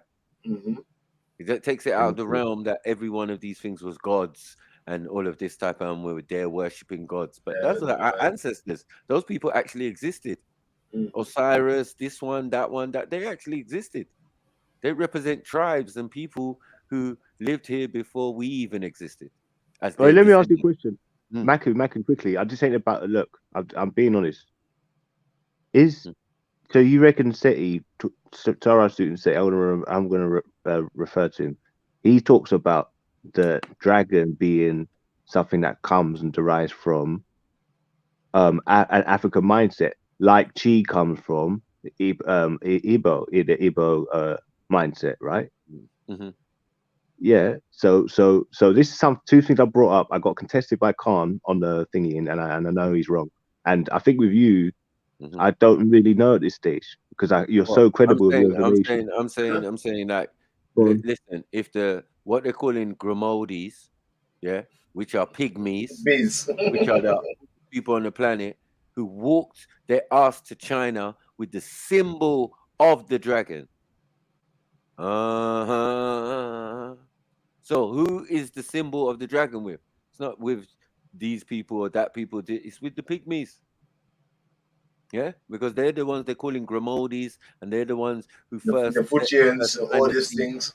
But you're saying it's been Chinese, so it's been changed into the green type of fire breathing teeth demonic type of thing we see now, or is it? I'm saying Dragon, Dogon, or Dagon which is a deity or a fish kind of Mammadian kind of god of the Canaanites from the Sumerian pantheon, though.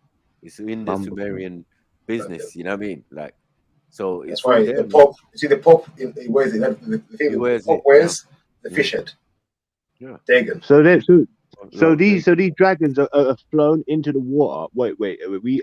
I'm trying to I'm trying to make sense. I'm trying to apply logic to this. Like, I mean, you fucking know. Anyway, it's a Sumerian, belief system, and I think the 10-second snippets took me around the universe. It's Sumerian and Kemetan and African. That's what it is. And Africans have always had their mixture of supernatural beings being their ancestors from outer space and all of that in their pantheon. So we ain't got no worries with that. But that's that don't scare us. We got no worries about that. No. So when to see them depicted on walls and then later on called gods and all of that's no issue to us. We can overstand those principles and all of that. But let's understand it from our side, where it's like, no, they weren't gods like that. But I suppose if you say they were considered gods to other people coming in later stages and their achievements and the things they do, only gods could do, build Kemet or build this or build Sumeria. Oh, shut up. Yeah. You find out it was those little people and those tall people, they did all that. No problem. With the aid of their ancestors. Scaly they are their ancestors. They still have knowledge and skill set to mound build and all of these type of things. That's what they do around the world. Instead of giving them their flowers, they just call them the mound builders. These pygmies and these, bridge builder. And these were Tutsis traveling all so across you're saying Let me give you a link quickly. The word Ptah, the greatest bridge builder, became Peter, which is like the bridge between God and us, which is the Pope. Same, all the same. Pope is a bridge between humans and God. Same word, Ptah. Bridge builder, which originally means bridge builder, not bridge between and human remember God. that Ptah or Ta has no creator. He's just there. Remember, I said, so what they're saying in the Kemet is that the pygmy that Ta represents, were always what? There. Yeah. No one knows of their origin, but the universe created them. They were out there in the universe and they self-created themselves, and then boom. Wow. That's just the story of the pygmies through Ta. You get what I'm saying? As in their best representative, the one who represented the pygmy. He's not the first pygmy. He's my pattern as well. But he's the first monarch. He's the first monarch of the pygmies when they started to organize and say, yeah, you know what, this is what we do. Big up the Nuwapians. Big up. Big up the planet, Big up. Big up. So he was a spirit totem at that stage. Like, so wait, I'm picturing a scaly blue or green being. Yeah. Don't picture anything. All right, cool. But but one interesting thing he said, the Chinese went there with a flag of the dragon. So you're at this stage, it's a spirit. No, it's a spirit totem at this stage. Yeah. Okay, good. Okay, you do know what that is. Okay, good. Come on, I'm African, bro. Yeah, well, I'm just saying, you look up the Chinese origin and and you look up Grimaldi and the Grimaldi statues, that these bloody cavemen were supposedly carving, and of these pygmy women with their big bottoms and, as I said, in the Nyash, you go die for Nyash. In the outer field that we're calling Europe, once it's recovered from an ice age, it's a barren place. There's not going to be loads of women there.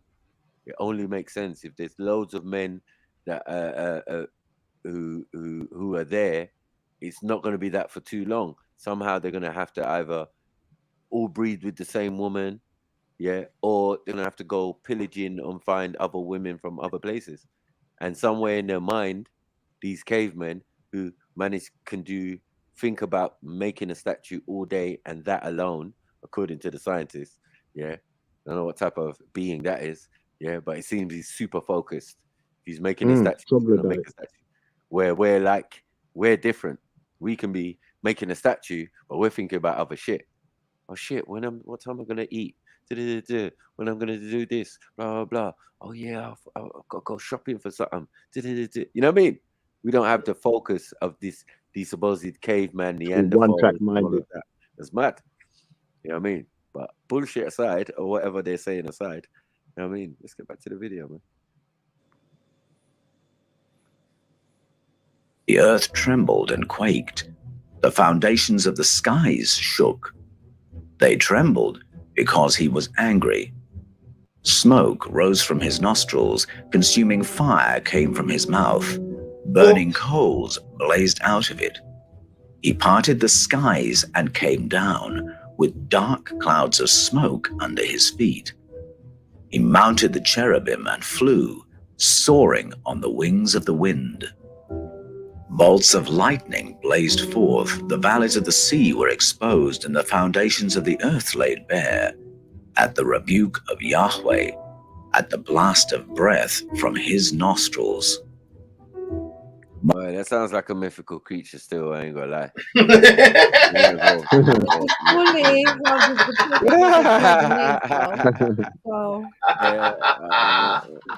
Dragon, fire from the mouth, yeah?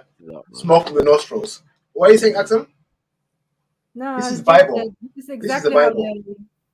Yeah, this is the Bible. dragons, right? How the dragon sees the earth, landscape, and everything. Oh, is So, it? yeah. Especially if you look into the Lord of the Rings and stuff like that. Yeah, I was about to say, I don't bring it up, but I was going to say leave it. The Lord of the Rings. And it's been never in this story, man. Saying that. Yeah. Yeah. What are we supposed to think when they start doing this? Multiple texts Remember, in also, the Hebrew canon Michael, speak of Yahweh. One thing dragons in this story are like, they're like gold. Yeah. I'll leave that there. I'll leave that there. True. Always gold. Gold is the thing. Yeah, it must be loads of dragons in Africa, man. His wings and pinions. And in almost every text where the nostrils of Yahweh are mentioned in the Bible, the length of the nostrils is mentioned, and almost invariably, destruction by fire. Right, he's African, man. Don't what's the racism about? This is sounding like subtle racism. You get me? Dragon, Dogon. You get me? Dragon, Dogon. I don't know what's going on. You get me? Yeah? Dagan, all of that. Like, come on. What are we doing? Nomo, sorry. Yeah? This is what they're dealing with. Like, bro, it's not the other way around. It's the other way around. Yeah. Actually, now you see what I say. The Bible is just a plagiarized book of many stories from different people. It seems. Boy. But if Yahweh is a dragon, boy, I'm out. Right. Yeah. Quickly follows. I don't believe that. From another part of the world, the Mesoamerican account of human origins reported in the Popol Vuh speaks of early humans being produced by those who engineer. Their chief genetic technician is referred to as Kukulkan or Kukumats or Quetzalcoatl. He Kukulkan. Okay. You don't know about Kosokoku? Yeah, we're saying Kosokoku is Enki, man. Like, we ain't playing no games. We already know this. You know what I mean? This is really interesting. So, okay, so using exactly the same as the Anunnaki people technology. Okay. Well, no, the Anunnaki are moving about. Especially the top Anunnaki like Enki and Enlil. He's meant to be ruler of this planet. Eng is his name. Ki is the place that he's controlling, which is the planet Earth. It's called Ki. So it's Anunnaki, those sent down by Anu to the planet Ki. You get what I'm saying? Right. Oh, do you know what? I don't really want to speak. Big up the young fella. But I think I swear this sounds like what Zulu always speaks about, like this kind of these type of things. No, he does some of this stuff. Yeah, he's so, just getting yeah. into it. He's gone like much later in the Kabbalah kind of, because them Khazars spend time in supposedly Babylon and learn the mystical knowledge of that region, and that will encompass a lot of the processes, because even the tree of life comes from the Sumerian idea of the tree of life, or the DNA sequence. Even the moon and the crescent moon and all that, that's all Sumerian. Yeah, that's all Sumerian. So yeah, you know what I mean? It's like, as people have gone into those regions at different time, you can see what some of them have taken out. Now, I understand the Kabbalah, the Judaism, and all of that being part of that process. You know what I mean? So they've gone to that region and they've taken information from early. Some of them have even lived there under the guise of what's his name? Bloody Alexander the Great. Yeah, the Hanging Gardens of Babylon. This is different times where the real Babylonians ain't living there no more. Other people have moved there now. So this is post. This is post Tar Mary and Tar Tanase and all them. No, this is all the same time, kind of. All right. You know what I mean? This is thousands of years ago. This is thousands of years later, in a sense. Yeah. Some of these beings are transcending our timeline in the sense of numbers, and that. It's crazy. So he might disappear from the Sumerian pantheon, but he'll only disappear. He won't die. There's no records of these beings dying. So that's going to be significant as well. Do you get what I'm saying? The second coming of Christ. Yeah, but they got flying machines, or they got a craft, right? Mm-hmm. So after a while, maybe a million years of being here, I'm bored now. Let me keep it moving. I've got several generations. I've watched them grow. They're all right. Let me keep it moving. And then always watching from above. If there's an intergalactical federation, then that means the species on this planet that we're calling Homo sapien is protected by whoever made Homo sapiens, or whoever had a hand in that. So we can say that. Wait. So we can say that it's older than 10,000 years. It's just that Egypt is way older. No one knows how old. So we obviously, but we have to read the question. No, what it is that the Sumerians recording is only 4,500 years ago. Now, what they're saying, the Egyptian timeline is 4,000 something like 600 years ago. So it's like 100-year difference between. But they're making them older now. So what's the 10,000 years? On the Egyptian, but on the Egyptian side, you still got 3,800 years of pre-dynastic Egypt. Yeah, just about to say that pre-dynastic Egypt. You don't know how long that was ruling. Well, they kind of. I was going to say that. Yeah, but they would just estimate it like at 3008 that they were saying at one time, right? Because now it's closer. Even if you add the two together, 7,000-8,000 years, right? And then when you find that they're talking about things 10 and 11,000 years ago, like erosion on the Sphinx and that, you know what I mean? So then it pushes the timeline further back, you know what I mean? And it keeps going. I'm sure it will keep going. Well, the timeline is changing every year, so because in one of the pyramids they found flooding. That could have only happened at a certain time. That would be the time of when. Yeah, he's right. No, There's watermarks. but we're also on the outside of the Sphinx. Yeah, but Khan and the rest of you, I told you this before. The Nile has been flooding all like bare times, right? It's not flooded to that extent. To create the Sahara. Yeah. Whatever created the Sahara was a large body of water. Mm-hmm. So we can't deny that. You know what I mean? And that's most of the northern half of the continent. Full stop. That's why I said the flood that affected the Middle East definitely affected North Africa. You know what I mean? It was a major flood in this part of the world, but it doesn't mean that flood was a worldwide flood. No. I don't think you could have a worldwide flood anyway. No, there was. I mean, not a flood, but I mean, there's different processes where planet was filled or covered with fully Terraformed. water. Yeah, Yeah, maybe the atmosphere was had more like what do you call it, stuff for it to be that way, right? No, No. it's more that there's been a collision. Some say meteor, some say something hit, right?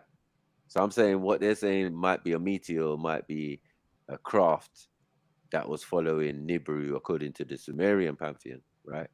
And saying they have four Oh winds shit! attached to their Nibiru, their craft, right? And that And that was part of these their project.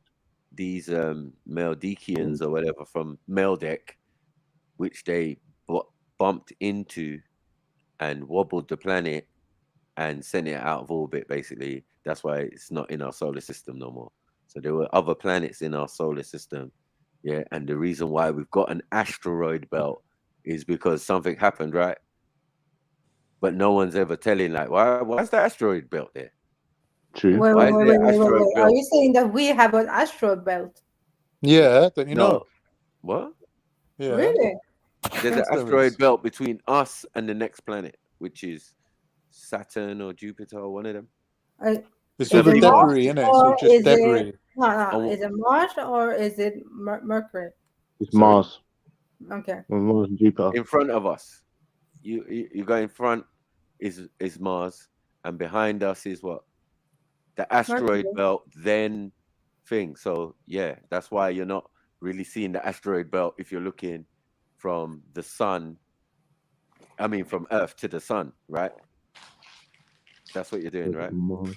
When you Yeah, it's mention next to Mars, Mars. you're looking forward, yeah, in your solar system. But when you're thing, the bigger thing, and that's what protects us from a lot of things, because we have bigger, larger bodies are the ones next to us, like Jupiter and Saturn. Yeah. That's where you are, though. Yeah, they're larger. They're much larger than us. So their Yeah. gravitational Well, pull doesn't allow things from the asteroid belt to keep licking us, but we keep getting licked by the So asteroid these belt. man were blowing up planets. You're basically saying, or terrestrial The planets. crosslands. The Yeah, crosslands. accidentally. It was an accident. Oh, well, that's not Right. that smart. Right. Well, yeah. So I'm saying the remnants in the asteroid belt is not the planet. Well, it's partly the planet Meldek and mostly this planet. You understand? So if something hit into this planet and split the planet, what happens when it bubbles back? It's a smaller bubble. So in essence, what they're saying was at one time this planet was a lot bigger. All right. Right? All right. And just like when you pop a big bubble, pop, it goes into smaller bubble. Do you know what I'm saying? I was looking at a huge bubble, not like this tiny one. But yeah, so it goes into a smaller bubble. So that's the kind of situation that happened with this planet on one of their journeys. You know what I'm saying? And that's like above, so below, like if you want to put it like that. And you know, when we talk, oh shit, I want to get into deep science now. We're in like the waters of Nun. This is a black woman, so we're inside a black woman, essentially. Yeah, but you wouldn't even know that without the Sumerian information. You wouldn't even know. Wow, you wouldn't man, even know about man. any of the planets. 1 second. Any of the Go on. planets or planetary bodies in our solar system without the Sumerians. They're telling you, they're guided it. You came here from outer space, okay, and then you're going to write down where you came from and how you move around, and you've mapped this celestial stars already. So this is where astronomy and all of these things are coming from. Yes. Even the Kemetans already got it. They got the star constellations in the Dendera calendar. How do they do it? How do they do that? Exactly, in the Dendera calendar. If not what the people who they say came down and left certain information and left it in us because they are us. You know what I mean? We're their descendants. But that does not mean that the idea that they came from somewhere else can't be true. Yeah, and I think there's more validity to say those ancient stories, would make sense. Do you get what I'm saying? They would make sense because, like, there's no way we can even conceive of doing any of the achievements our ancestors did. Why is that? You know what I mean? Are we dumbed down? Are we did it? It must be that. You get what I'm saying? We're lesser than what we were. That's why we say know thyself. That's why we say you've got powers, but you know they come out now and again. But that's the reason someone's manipulated your genes. Why some of us get vitiligo and some of us get some ailments that are more genetic than than just an ailment you pick up from or disease you pick up. This is What, that vitiligo? Is that what Axum's got? Is that why she's white? No, she's white because she's Arab. There's some Arab there or something. Yeah, big up Axum, man. Big up Axum in the building. Axum, I thought I was white. You're whiter than me. Oh, have you seen me now? I've seen you, mate. Okay. Oh, so have I as well. Okay. By the way, I've said. By the way, just wanted to say that I said I've seen her as well. Seen what? Boy, they must love you in Sweden, boy. I've seen her. I'm a computer engineer, so obviously, anytime I need to get into a webcam, I just go on. So if you see what your light coming on, that's me spying through your webcam. No, honestly, no, really. I saw you in a music video. No, that was very creepy. No, honestly, I saw you in a music video.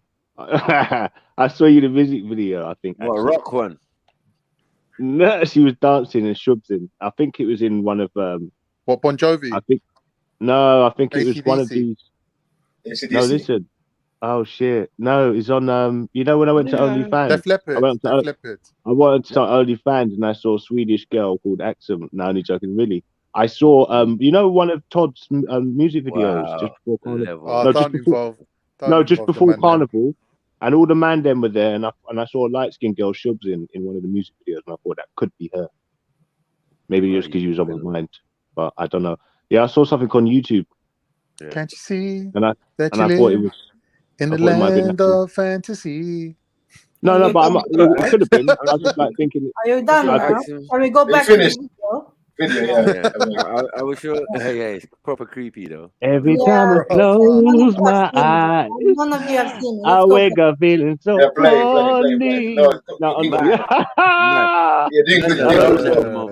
How you at home alone singing that?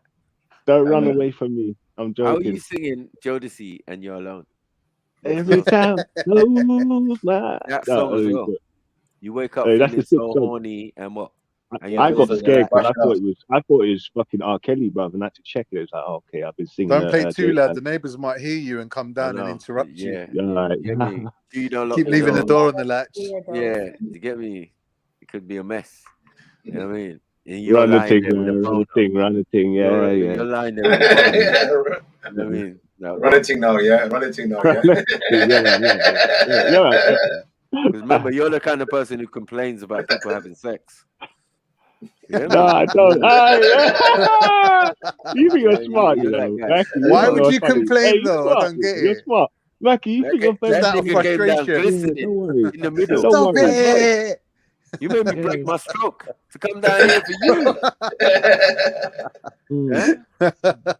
Looking like Jesus Christ Superstar. Like, what are you doing? She's like, babe, go and sort that prick out right now. It's like, don't worry, babe, leave it to me. That's what I thought. And I'm sure it was the case. Probably was the case. But is what it is. Is what it is. Let's get back. She's lucky you didn't catch me. Is another dragon-like entity in our ancestors' memories of beginnings. Quetzalcoatl is described as a feathered serpent. His job is to engineer a new kind of hominid. His instructions were simple: make avatars for us to work for us and bring us our food. In the Bible, Yahweh presides over a human population who serve him, follow his instructions, and bring a continual supply of edible offerings. For example, Numbers 31:17 reports that after one raid on a neighboring community, Yahweh demands that his human avatars bring him 675 sheep and goats, 72 cattle, 61 donkeys, 32 virgin girls, and 420 pounds of gold. Whoa. The humans. This is Yahweh's a bit greedy, man. What the fuck, man? Wait. Is this just one meal? We're talking about God. So, by the way, yeah. There's demand, numbers. Oh my! Yeah. What in the gematria is going on here? What in the Jumantra? I beg, tell me to us. Gematria poem. Oba Saxy, can you come and explain this, please? Ancient Egyptians used to eat I know you hold your face straight. They used to eat vegetables. They didn't used to because they scoffed at the Jews for when they eat when they're eating fish, you know. So right in records, so I don't think they ate these things. That's all kosher, right? Yeah? Hey, Zulu. Hey, guys, no, donkeys are kosher. Just saying. Fuckery, Beefy. Play the thing, Michael. Play the thing, man, please. Play the thing, one. As he says, can keep the rest. This would seem a strange request if Yahweh were an almighty God. But what did the entity Yahweh want with all those edible offerings? Was it possible that they were intended to be consumed not by Yahweh himself, but by his priests? From the Septuagint, the Greek translation of the Hebrew scriptures, comes a surprising... Shifa! What's the Septuagint? What is the Septuagint, by the way? Oh shit, that's gonna summon Shifa on, boy. No, but by the way, Wanksy, do you know what? Yeah, I'm starting to believe this guy. Yeah, I'm starting to have like more dreams because I haven't bust a night in about 60 days. Wow. So I'm having mad dreams. What's that? 3 months?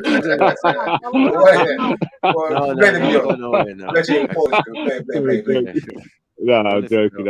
Honestly. Clue. In it, a book called Bel and the Dragon mocks a competing society who have all the same patterns. Bel and the Dragon in the Septuagint. Like, what the fuck is these niggas reading? Mount Olympus. Hey, what is man reading? I'm finished. What is this?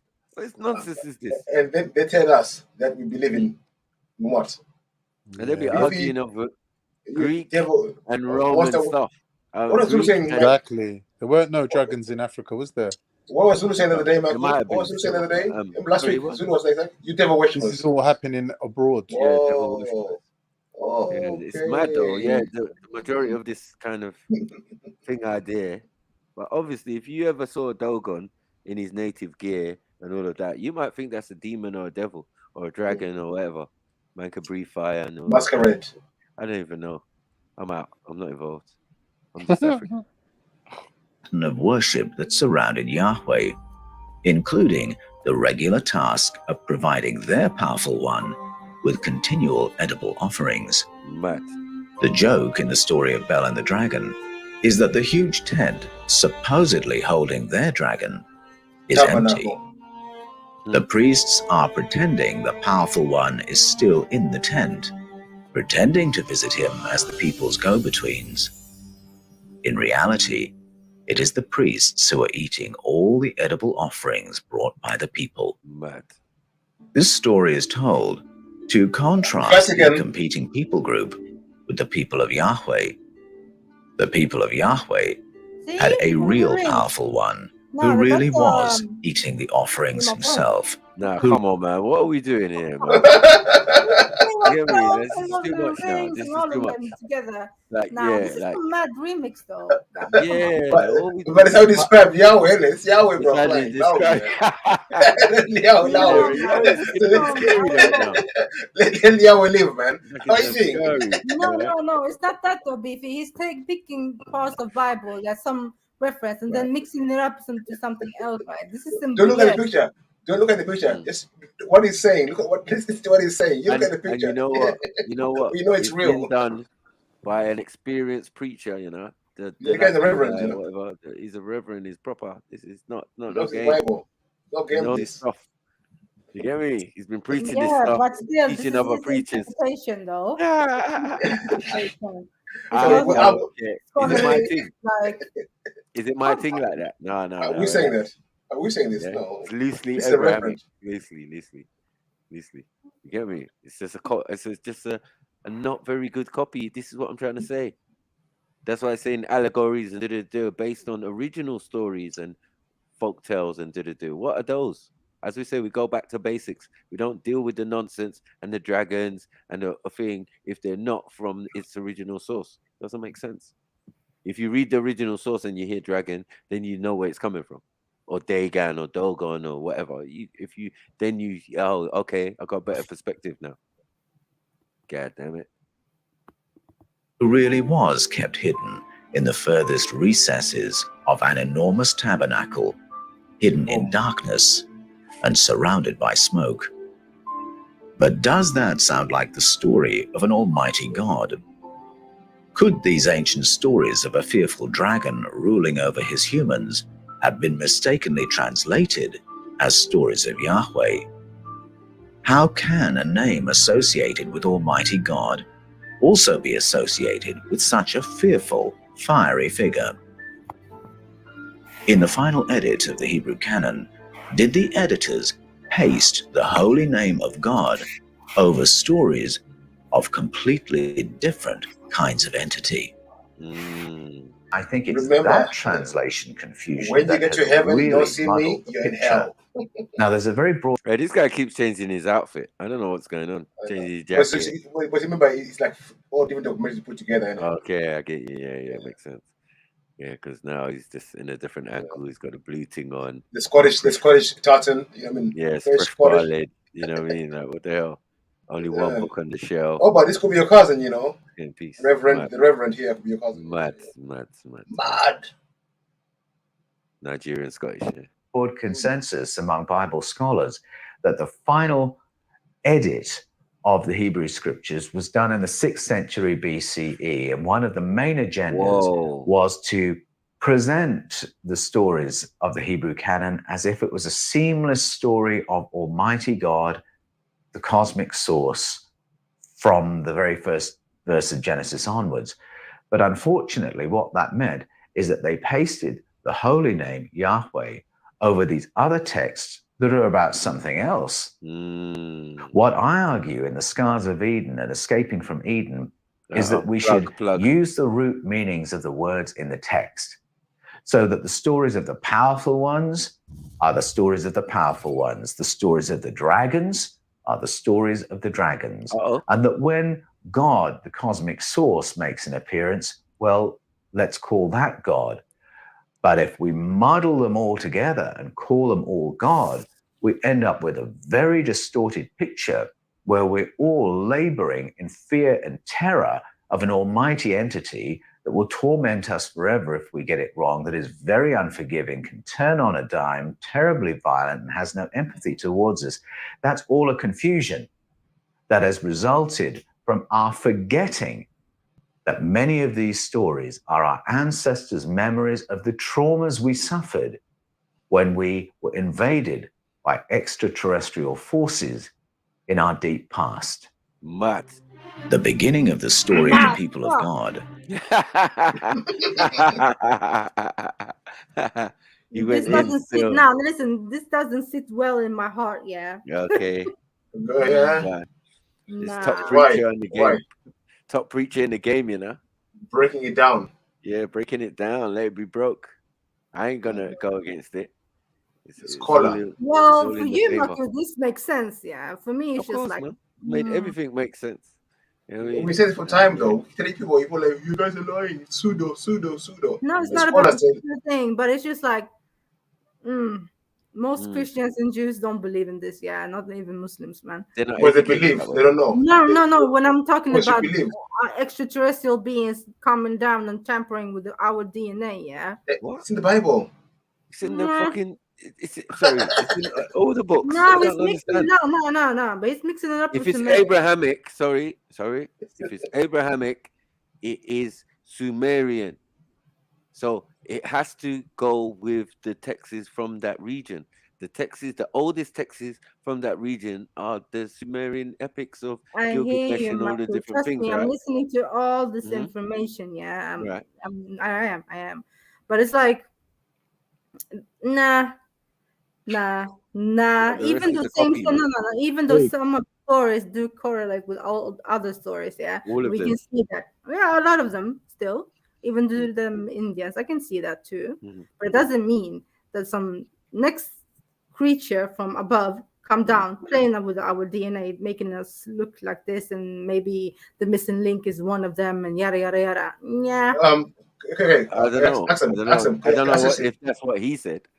Ask him. Can I ask you a question? I'm saying he's only saying the Sumerian story, yeah, and telling you that things that are in the Bible and every example, and definitely the idea of someone coming down, if it's not God himself, right, making man or in his image, or if it's not the Elohim or the Allahum. Yeah, that you know what I'm claim saying? to be angels been tampering with us too, right? Well, that's what all the books suggest. You know what I mean? The So sons of God came and regardless, mentioned the sons of men. right? And regardless, they still had supposed interactions with humans. Full stop. So we've still got to look at all those connections and hear where it first took place or where it was first written about. Written where it was written doesn't mean it's where it took place. No, it doesn't mean that I need to believe exactly that story, though, right? I'm just Yeah, saying you that do. I can.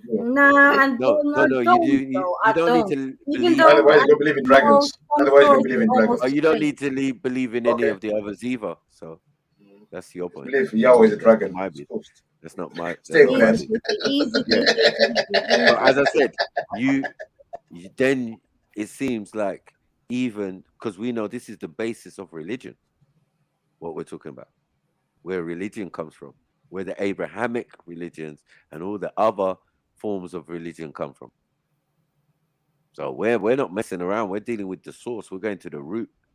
You get Yeah, me? I don't we know. just but we're chatting about an old religion, obviously, and No, but I'm saying everything that he's all documenting. of them, all these religion came from the same place, right? And that we also know. So obviously, they're gonna get like it's the same. Came from the same place and came from the same texts, tablets, scrolls.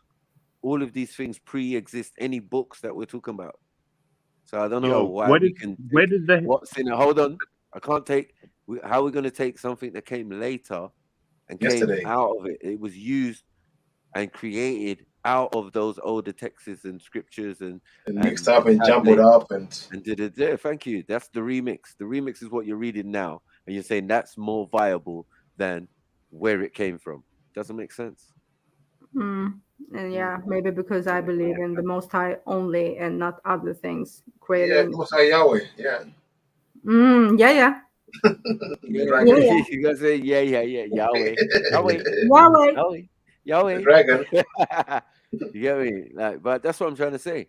You that's not your knowing structure. That's your belief system. Yeah, but this is all belief. That's not your knowing system. No, this is knowing system. If you know that your ancestors were smart enough to record information and leave it for their later descendants, why would you argue with that? I don't know. This is what is But let me ask a question available for you. If you could translate it, and thank God it's been translated by Swedish guys, everybody, Norwegians, yeah. Mackie Even man, Zachariah Stitchin has done it. Where does the hairy part come in? Where does the hair come into the bloodline? Look, look, look, you said there's two people that they came and started playing around with the DNA, the Twa, and then there's the tall Watutsi, whatever you. But no, now they what? made them. That was their interaction. Once the interaction was done, the end result that was what was the Watutsi. All right, yes. And then they started bred them too, and then that's what creates the rest. But what I'm saying, where does the European and the hairy sort of was that wait? So was one of these African people hairy? Who was hairy out of this? Because where's the hair come into this human DNA? Because there was the original human 9-strand hasn't got no hair coming from all over the body. So where does that come into the mix? Not all over the body. He's got hair all over the body. I ain't got hair all over. Well, a lot of the Europeans do. So no, I'm saying Europeans do. This came out of you and me and us, and right. You know what we're saying. So where's later. that come into it? Is that just like adaptation and all them things? Yeah, okay. It's later, man. It's like very much minor later. adaptation. Right. But yeah. As I said, they're the babies of the family. So, And that can still be done through splicing, so it's not even like it's far-fetched. Like it's not even splicing. It's just as far as the gene stretches. It seems in Human genome variety. Do you get it? That's why we say for a species, we seem to have very small numbers or very small adaptations that make us different. We're not different. We're all the same species, essentially. We're just different. Sorry, we're just different phenotypes of the same species. That's not much adaptation. There's more species of monkey easily than there are of humans. We got our two renowned Hebrew scholars in the chat, Zulu and Kemo, calling us pseudo. But we're not us saying this. It's a reverend, a scholar saying this, not me and Michael. So please get your facts right. I know. I read it already. So I can verify. I can verify physically with books that I got right here about what I'm talking about. I'm not. There's no pseudo in what I'm. So when they came here, did they see all these animals eating each other with the same cycle, thingy cycle here? Yeah. Do you know what I mean? Was there the same animals here? So, like, what was the setup of the land in terms of other creatures and beings? Because they would have had to then create everything, because that's what the Bible refers to, is that they create everything on the planet, right? God created, let there be life and what, you know what I mean? And he created so he created the orbits from, or the wait, because if he said let there be light, that means I don't. He just terraformed the place. He just terraformed the place. Terraformed, so that was him. Man. So, You're a bit. Yeah, no. I understand now. Yeah, because he's way back. Way back in the video, fam. Come on, man. Goes back to another episode, now expressed as a Yahweh story. The progenitors of the Hebrew tradition are named as Abraham and Sarah. Their role as the patriarch and matriarch of many nations begins with an anomalous close encounter.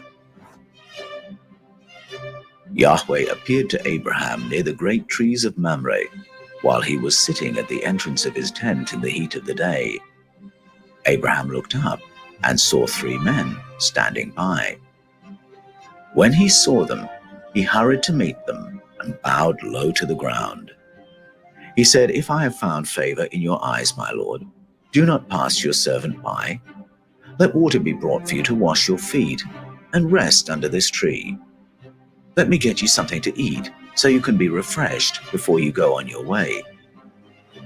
Then one of them said, "I will surely return in about a year, by which time your wife will have a son." Yep.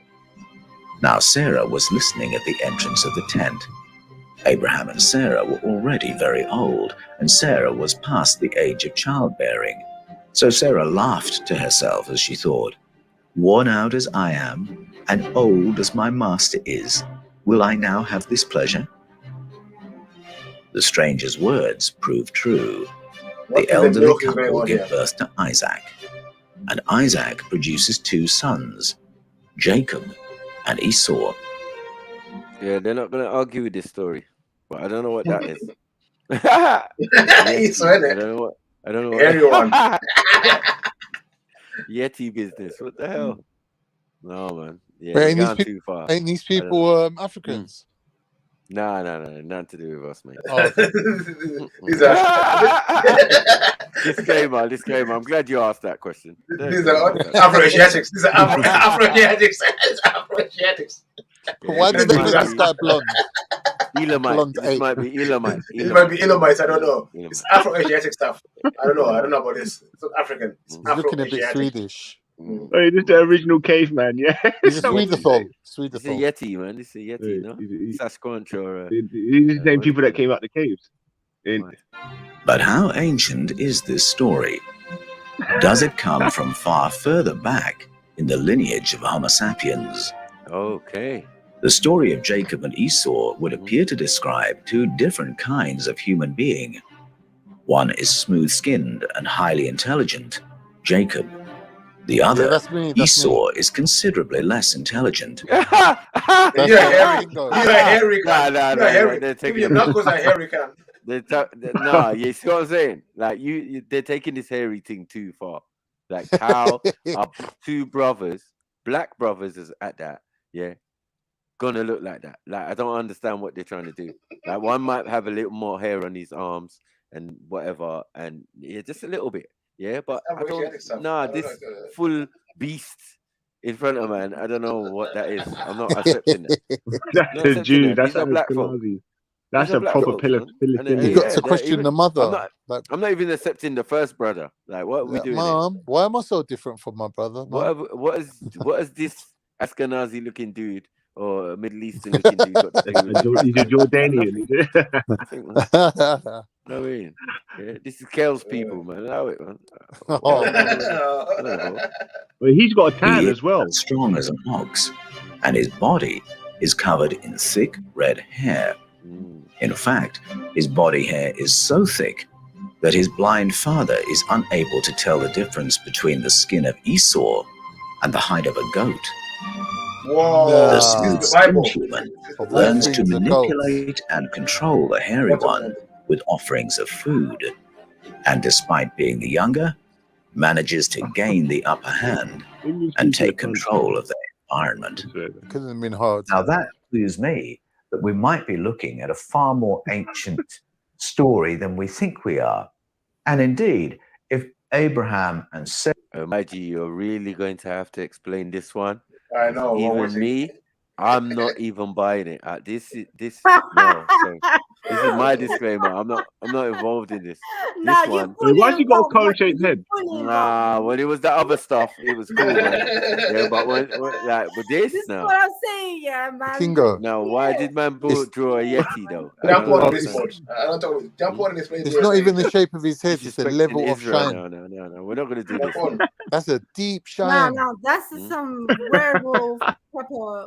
I don't even know what is it. Now, before this point, had anyone dissed any Israelites? No, hell no. Yeah, but all of a sudden, man's coming with what? Hairy monkey man from where? I don't know. No, the other stuff I could work with. You know what I mean? There was lots of info, lots of disses. This is definitely bordering on pseudo because I don't know how man's interpreting it this way. Sarah of the Hebrew tradition are in fact the same as Brahma and Saraswati of the Vedic tradition, No. then we really are looking at a more Sarah and Saraswati. Writing a resume is not Hindus. Hindus. The right words, Hindus are the real Hebrews. and formatting. Because Brahma. No, but the story, if you see where the story starts, it starts in Ur of Chaldea. And I'm saying that there's sets of people who went to India, right? And they took those stories with them. Because, as I said, the kind of concept. Yeah, but during what era? What time? Well, even from earlier. Do you get what I'm saying? Because men are going back and forth through that region for a millennia as well. Do you get it? There's a path to India. You just travel to India, and they're always traveling with knowledge and new ideas based on the old. And remember, if you've left from a long time ago, that's another point. If you left from 60,000 years ago, then we're asking when was this story compiled?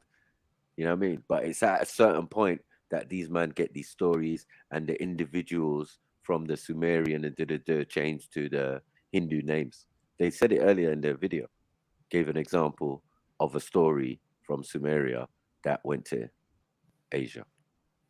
You know what I'm saying? So it's not that the Sarah and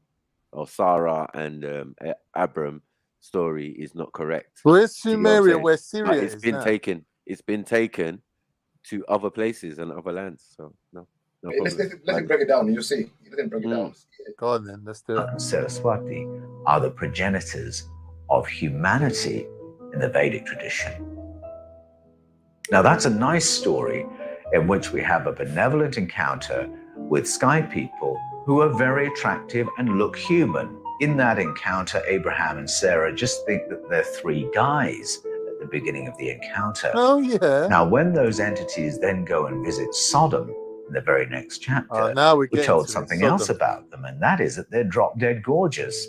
In fact, they're so attractive that the locals are driven wild with passion for them. And so that's a clue that those sky people, those powerful ones, looked human and were very attractive. But we have other passages, other ancient stories that seem to depict human colonies being governed over by entities that look and sound more like dragons. And so when you get to the transition king, the first human king over the people of God, you've got a story of the human beings saying to Yahweh, we don't want you governing anymore, we want a human king. If Yahweh is the name for Almighty God, that story doesn't make any sense at all. But when you realize the name has actually been pasted over some of these other more traumatic memories, the picture begins to resolve and you understand what you're looking at. Bible scholars believe that the Hebrew canon formed through a sequence of writing, amalgamation, and redactions or edits. Originally a disparate collection of scrolls and books, the leaders and scribes of the Hebrew tradition brought them together to form a library of sacred texts.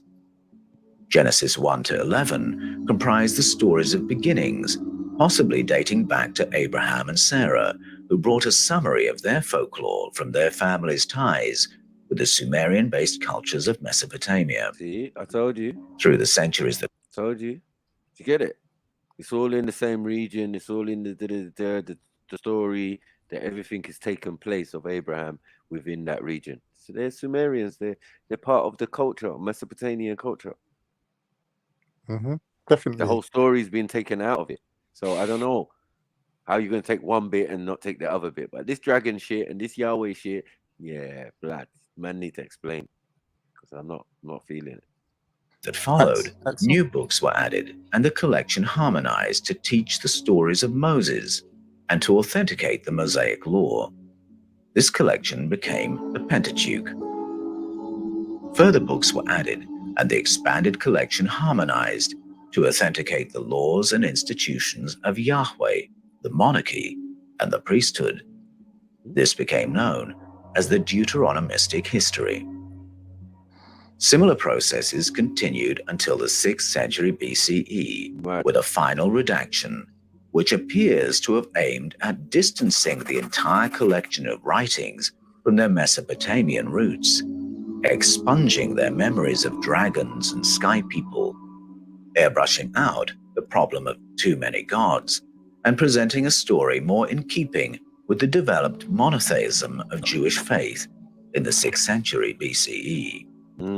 So there is a very broad scholarly consensus that the most recent redaction on the Hebrew scriptures occurred in the 6th century BCE with the agenda of turning all these ancient stories into a seamless story of Almighty God, the source of the cosmos.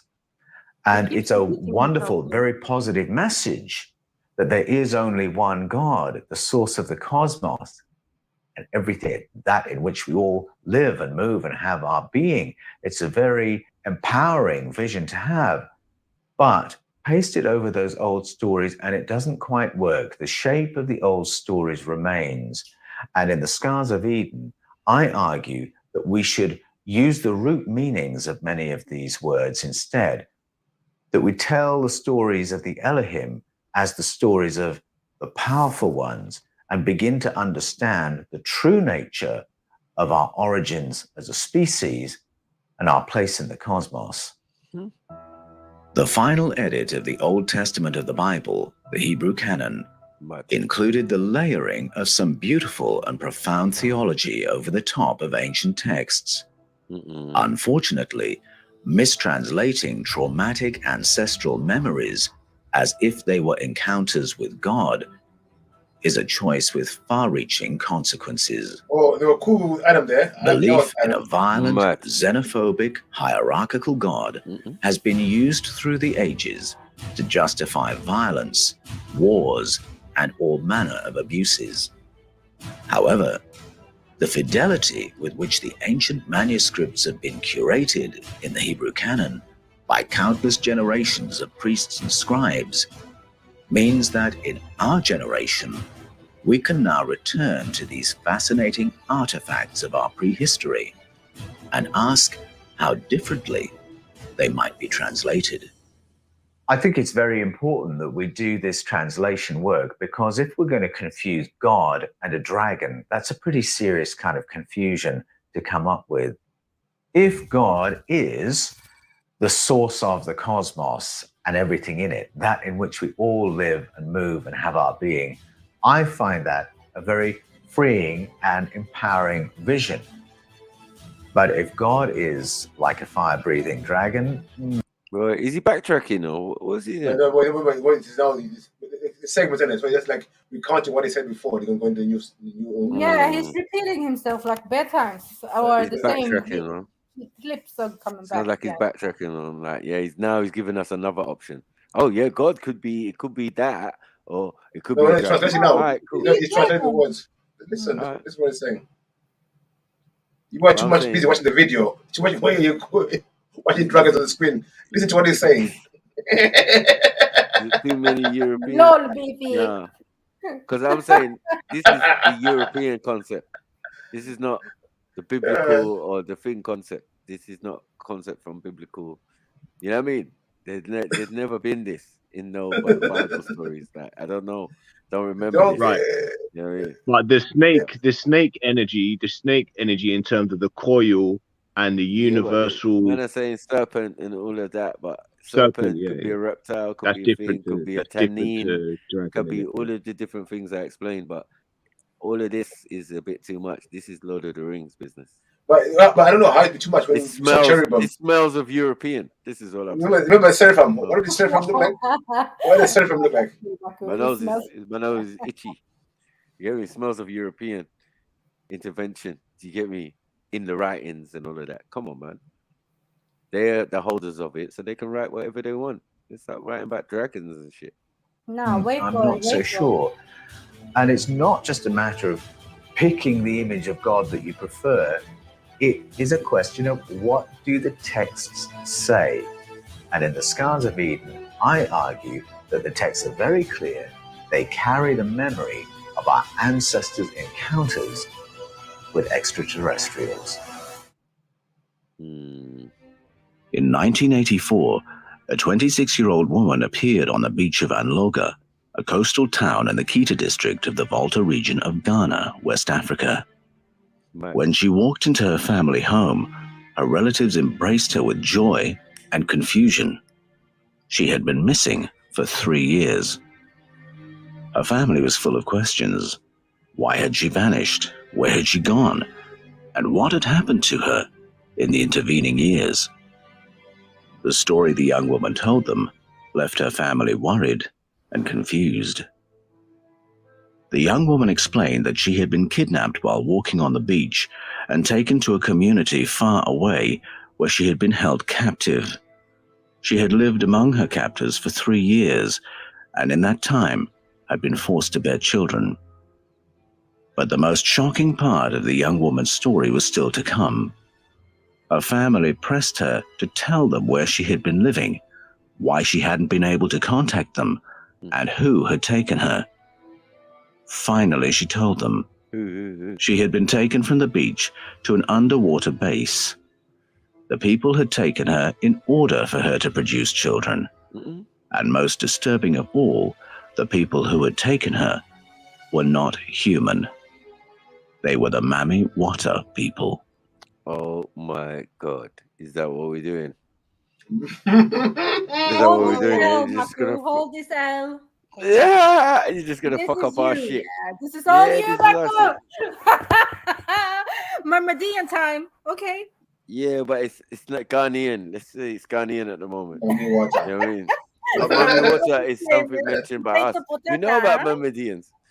We got our own story of Myrmidons. You get snatched by the waterside and all of that. These are the things talked to our ancestors and all of that. You get me? Hey, where's My mom Shifler? has a young girl Shifler and all talks that. about. Is this the same Myrmidons that the No, Shifler's they're not. talking about? No. No. Maybe, but he hasn't realized it. You can find the Mamiwata tradition all up the western seaboard of Africa and into the Caribbean. That's a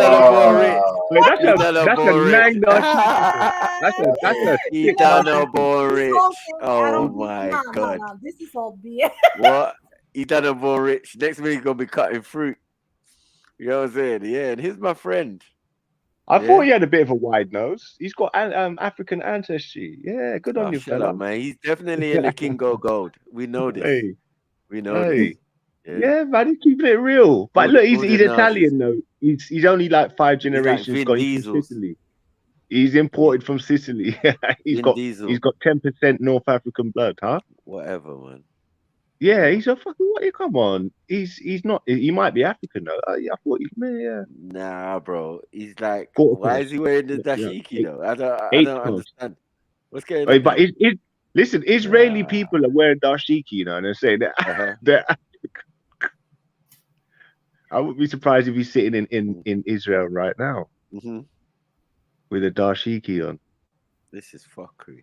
Going back to the primordial. Yeah, I'm starting to question this guy, man. I'm not really. You know what I mean? Like, how are you dressing for the occasion? Yeah, and I'm not buying this Yahweh thing. It's just, I'm not buying it. I'm sorry. You're not explaining dragons to me properly. You know what I mean? And why they're so relevant? Because in the ancient stories, where is the dragons? Bomber clouds. You know what I mean? Dragon. Well, let me catch these man in real life. Caribbean. And it takes different forms in different places, and different names are used in different parts of the world. But no, I'm sorry, that sheik is pissing me off still. No, it's just getting on my nerves. Like, why? Yeah. Why, big man? You know what I mean? You couldn't put the preacher's collar on or whatever. Now you have to, you went all African or native on us. What book are you trying to sell now? The book on African light-skinned niggas. All right, I don't know. All essentially the same story. On first hearing, it sounds like Western stories of... You sure that ain't your brother, accent? Easy. What's this Murmur-Gallon? What's she doing? Moving like a Mamadian. Come on. Mermaids, or the Greek story of the sirens. The Mamiwata people are described as very beautiful, often female, and they abduct people near the water's edge. So, right, you don't want to be a Murmadian. So imagine if they snatch Schiffer from the wood. Oh, anyway. From the beach, yeah. Right. Under the sea. Maybe that's why man's a little bit feminine and that. Get me? Always arguing like a little Murmadian female, like a siren. I told man. Get me? About the sirens already. Yeah. Marco, just like Ursula. Nah, as they say, the sailors used to have to tie themselves to the boat. That was in the story. I remember. To the hull of the ship or whatever. Exactly. So when the sirens was out, because they get drawn in and they got drawn into the water, and then boom, you're gone. You know what I mean? They're gonna have sex with you, but you're gonna die afterwards because you ain't gonna be able to breathe. You're gonna drown.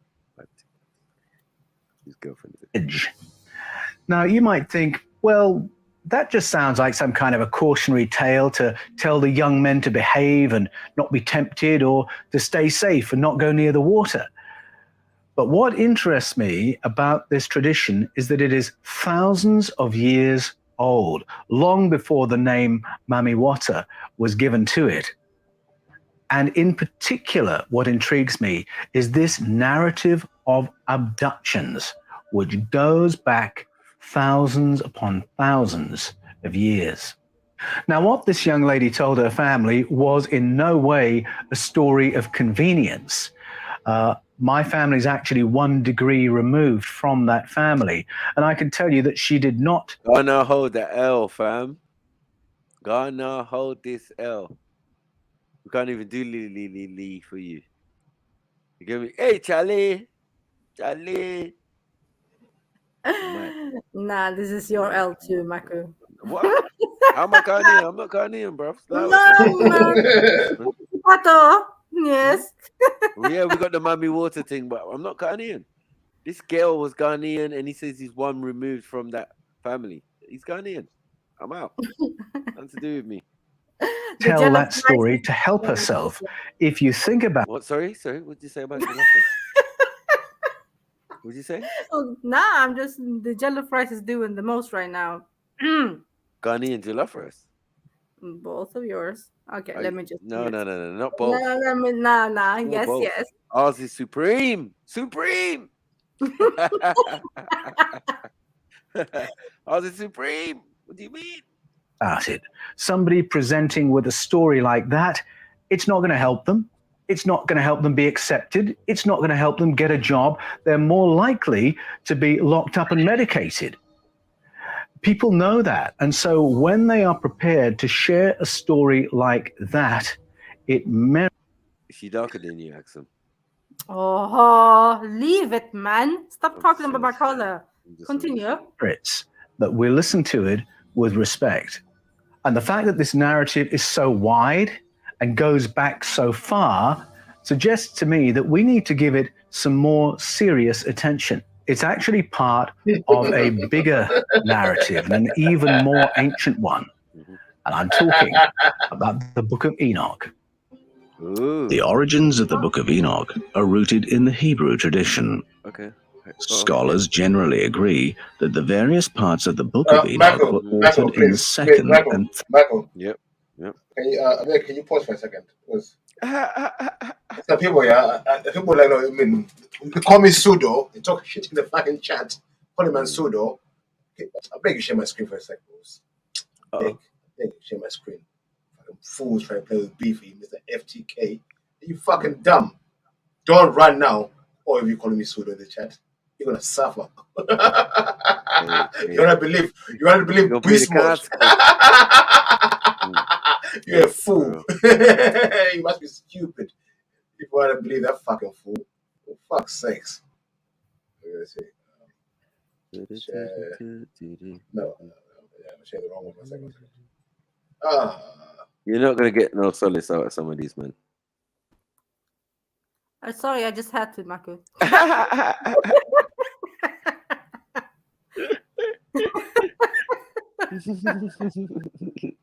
Yeah, I'm sharing now, Michael. I'm sharing. Okay. Can you see the screen?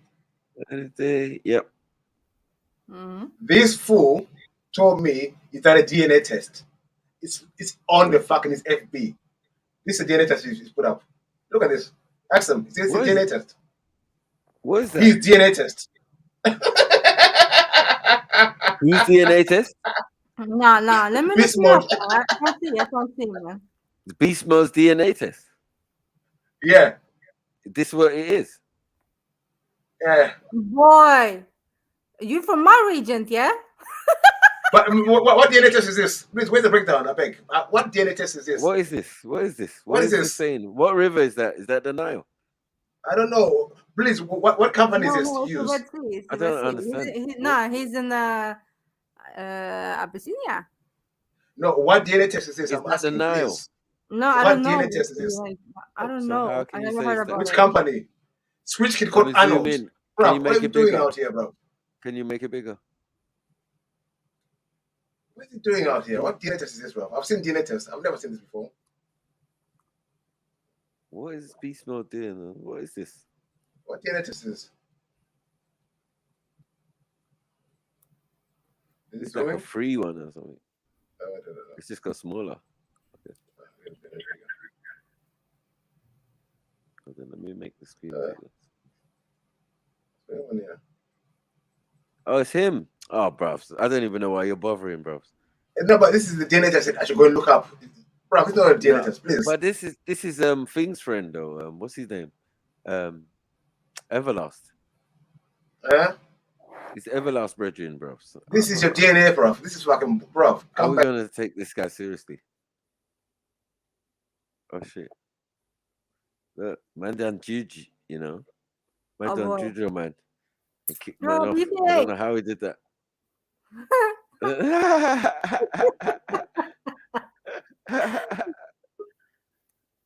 Yeah, man. His internet fucked him up or something. I don't know what happened. Yes, yeah. Okay. Leave a sec. So I didn't want to waste my time going to. I knew the whole day I was wasting my time. DNA test. What the fuck was that, bro? I beg. Yeah, need some real stuff. Homemade fucking. I don't know what that Man is. said you was Indian. What? Yeah. What was that? You are DNA Indian. You are Indian. That's a Mad. fake DNA test. You made up yourself For what? on Google. Are you fucking dumb, bro? You look full beefy. Are you fucking dumb? Idiot. Jump on, bring up the summary. This is not a DNA test. Are you fucking dumb? Yeah, you fucked up beast mode, man. That's fucked. Fucking idiot, bro. Why Wasting would my you send fucking that to time. Beefy, man? What is that? It's on his Facebook, Michael. This StreamYard's killing my We've done That's so many. his DNA test. That's his We DNA said test. And Nah, you big look up up. everybody. It proves. No, Big up we've seen family. so many people. Oh, big up. We've seen so many people DNA and give us their DNA, and it's never been in that form. So tell the truth. Like I can't really wrong Beefy for saying like that. Is I ain't got time, bro. shit. Like what is that? I couldn't understand. There were no river. Was that a river? I don't Pile of understand. shit. What was the blue bit? What was that? What was that? Explain, Beast Mode. Huh? Am I pseudo? Do you see the test? Let me bring it up again. I beg. Hey, Beast Mode, please put in the test company. Let's see what corresponds. What company do you use? So I said jump on, but I ain't got time to talk shit with you, bro. What company do you use to do a DNA test? Let's see your lies now. I bet nothing comes up. You can't go on fucking Photoshop and you can call Beefy with your homemade DNA test. Are you dumb? Jump on, there's no whole chat there. They don't even do DNA charts like that. Like, what are we doing here? What are you doing, bro? I've seen DNA tests, bro. What company are you using? Tell us the company. Go on. Tell us the company you used. What the hell is going on? Tell us the company, man.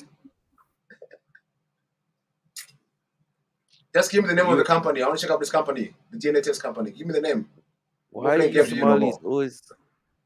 Somalis always doing this? Give us the name of the company you DNA test. 23andMe, what was it?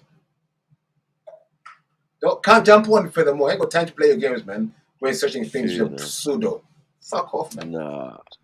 Jump on, the link is there. You're wasting my fucking time, my G. He's super pseudo. He must believe what Everlast believes, that he's from Somalo, the one Somali. You know what I mean?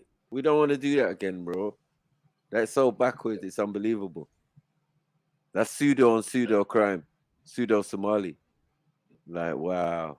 Sorry, but that ain't no fucking Khoisan. Nah, but that chart showed Ethiopia. What's the name of the company? What's the name of the company, my G?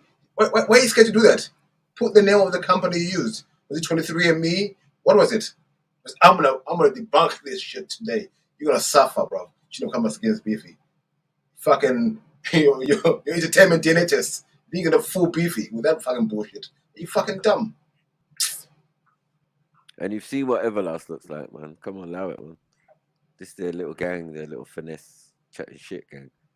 I just remember that guy. I've got him on my Facebook as well. Yeah. Mike, you go on his Facebook. You can see it for yourself on his Facebook. It's so shit, bro. But I know from how I linked him, it was from Everlast. I told you, I had Everlast first. And then these are friends of Everlast. Who have you got in common or familiar with? Everlast, man. Shit, man. The fuck, man. You're out on the internet bugging gal and all sorts. Mad thing. You can call Big Man Pseudo with that fucking bullshit. So give us the name of a fucking company. And don't say me shit. The link is there. Jump on. I'm gonna roast you today. Jump on. The link is there. Yeah, I know. this guy's been trolling in the chat. Think I'm a fucking slave. Jump on. Yeah, bring your evidence. Let's fucking roast you. Fucking fool. Man said we mock Kenyan food. When do we mock Kenyan food? Nah, Terrence? I don't know about that. When do we mock Kenyan? Bring your proof. Not a liar. You got issues, bro. I know what your issues are. You know? I don't know what your issues are. We need tissues, my G's. If you don't want to know, it's fine because we can dispense from the knowledge and get with the roasting and get with the F.T.K. and we don't mind. You know what I mean? We have had quite a chill day, so yeah. Jump on, man. I ain't gonna look up nothing, bro. Jump on. Let the madness again, man. What's going on? We're waiting. The link is there, pinned. Bitch We're ass waiting. mode. Huh? Don't be shook now. I'm scared. I'm scared to fill up your test. Are you scared to jump on and explain your test? But I don't want to say I'm being pseudo while I explain your shit. When I mock it for the shit it is. So you jump on and explain your own bullshit to us, my G. Are you scared to be pseudo? What is it? No, man, have been trolling us for years. Come on, man, it ain't nothing new, man. I don't usually pay attention, but yeah, I get it. Once he pulled up the picture of my man, I just know who he is, bro. He's semi-trolling, bro. It's like, yeah, man. Whatever. I don't pull up your stuff. Say when shit goes wrong, say I doxed you and I don't know this. Come and do it yourself. So you won't say I doxed you. No, come and pull up your own test. So you won't say I doxed you. When I mock you, and you made the fool of the internet. So what's the company? Careful, don't become viral, man. Illustrative. I don't know, bro. I ain't got time to look about this shit. Yeah. Okay. And what did it tell you? What did it tell you? You just show me that picture, bro. Yeah, I'm saying, what did it tell him? He can give us a breakdown of what that was. Exactly. So jump on, then he doesn't want to. No, just put the results in the chat. That's what you got to do. 10% this one, 20% that one, 30%. No, I want to see the chat myself. I ain't trusting no one, bro. I ain't trusting nobody. I want to see the fucking DNA test. I know. People lie too much. We're trying to compromise. People lie too much. Right. Is that no result found. I'm looking for it. No result found. Let's see if we can do it. Big up mood best. You saying what? See if we can do it. I can't see. I'm looking for this company. But search for that. Only there still. But, I'm saying, like, yeah, they give you results like that. Why would you? What? Bro, jump on, bro. It's taking me to Illustrated. I've copied what you wrote down, Google Invest, and I put it in, and I can't find nothing. So I don't know what you're doing, bro. So I ain't got fucking time for your fucking games, my G. Who do you think you're playing games with, bro? Fucking dickhead. Look it up. Look up shit. Jump on and show me, bro. I ain't got time for this, bro. Sure. You know what I mean? So he sent you that, or it was just on his page? Bro, on his page, a stupid picture on his page, bro. Bro, hotels was Google made, bro. There's no company name on there, nothing. You know what I mean? So there was nothing under the picture. He didn't write anything in the comments. No, nothing. That's a bit odd. Fucking dickhead. What's that? Dickhead. I'm saying, is he black? Suck you. Mad. Yeah, I said it. Suck your mom. Make me waste my time, bro. Dickhead.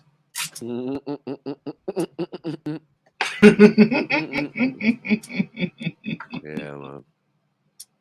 That's Don't mess with big man, my G. Waste my time like this, bro. The whole day you impressed with me. You scared.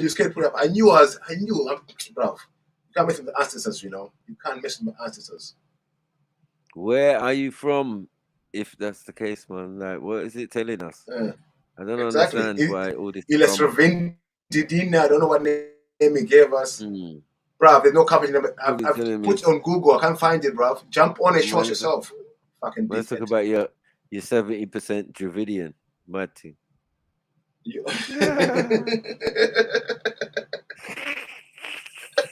Nihilistic, little bit of Nihilistic. Bantu added as well. You get me? Like, what are we doing here? Where you get your test from? I wonder. Where's that from?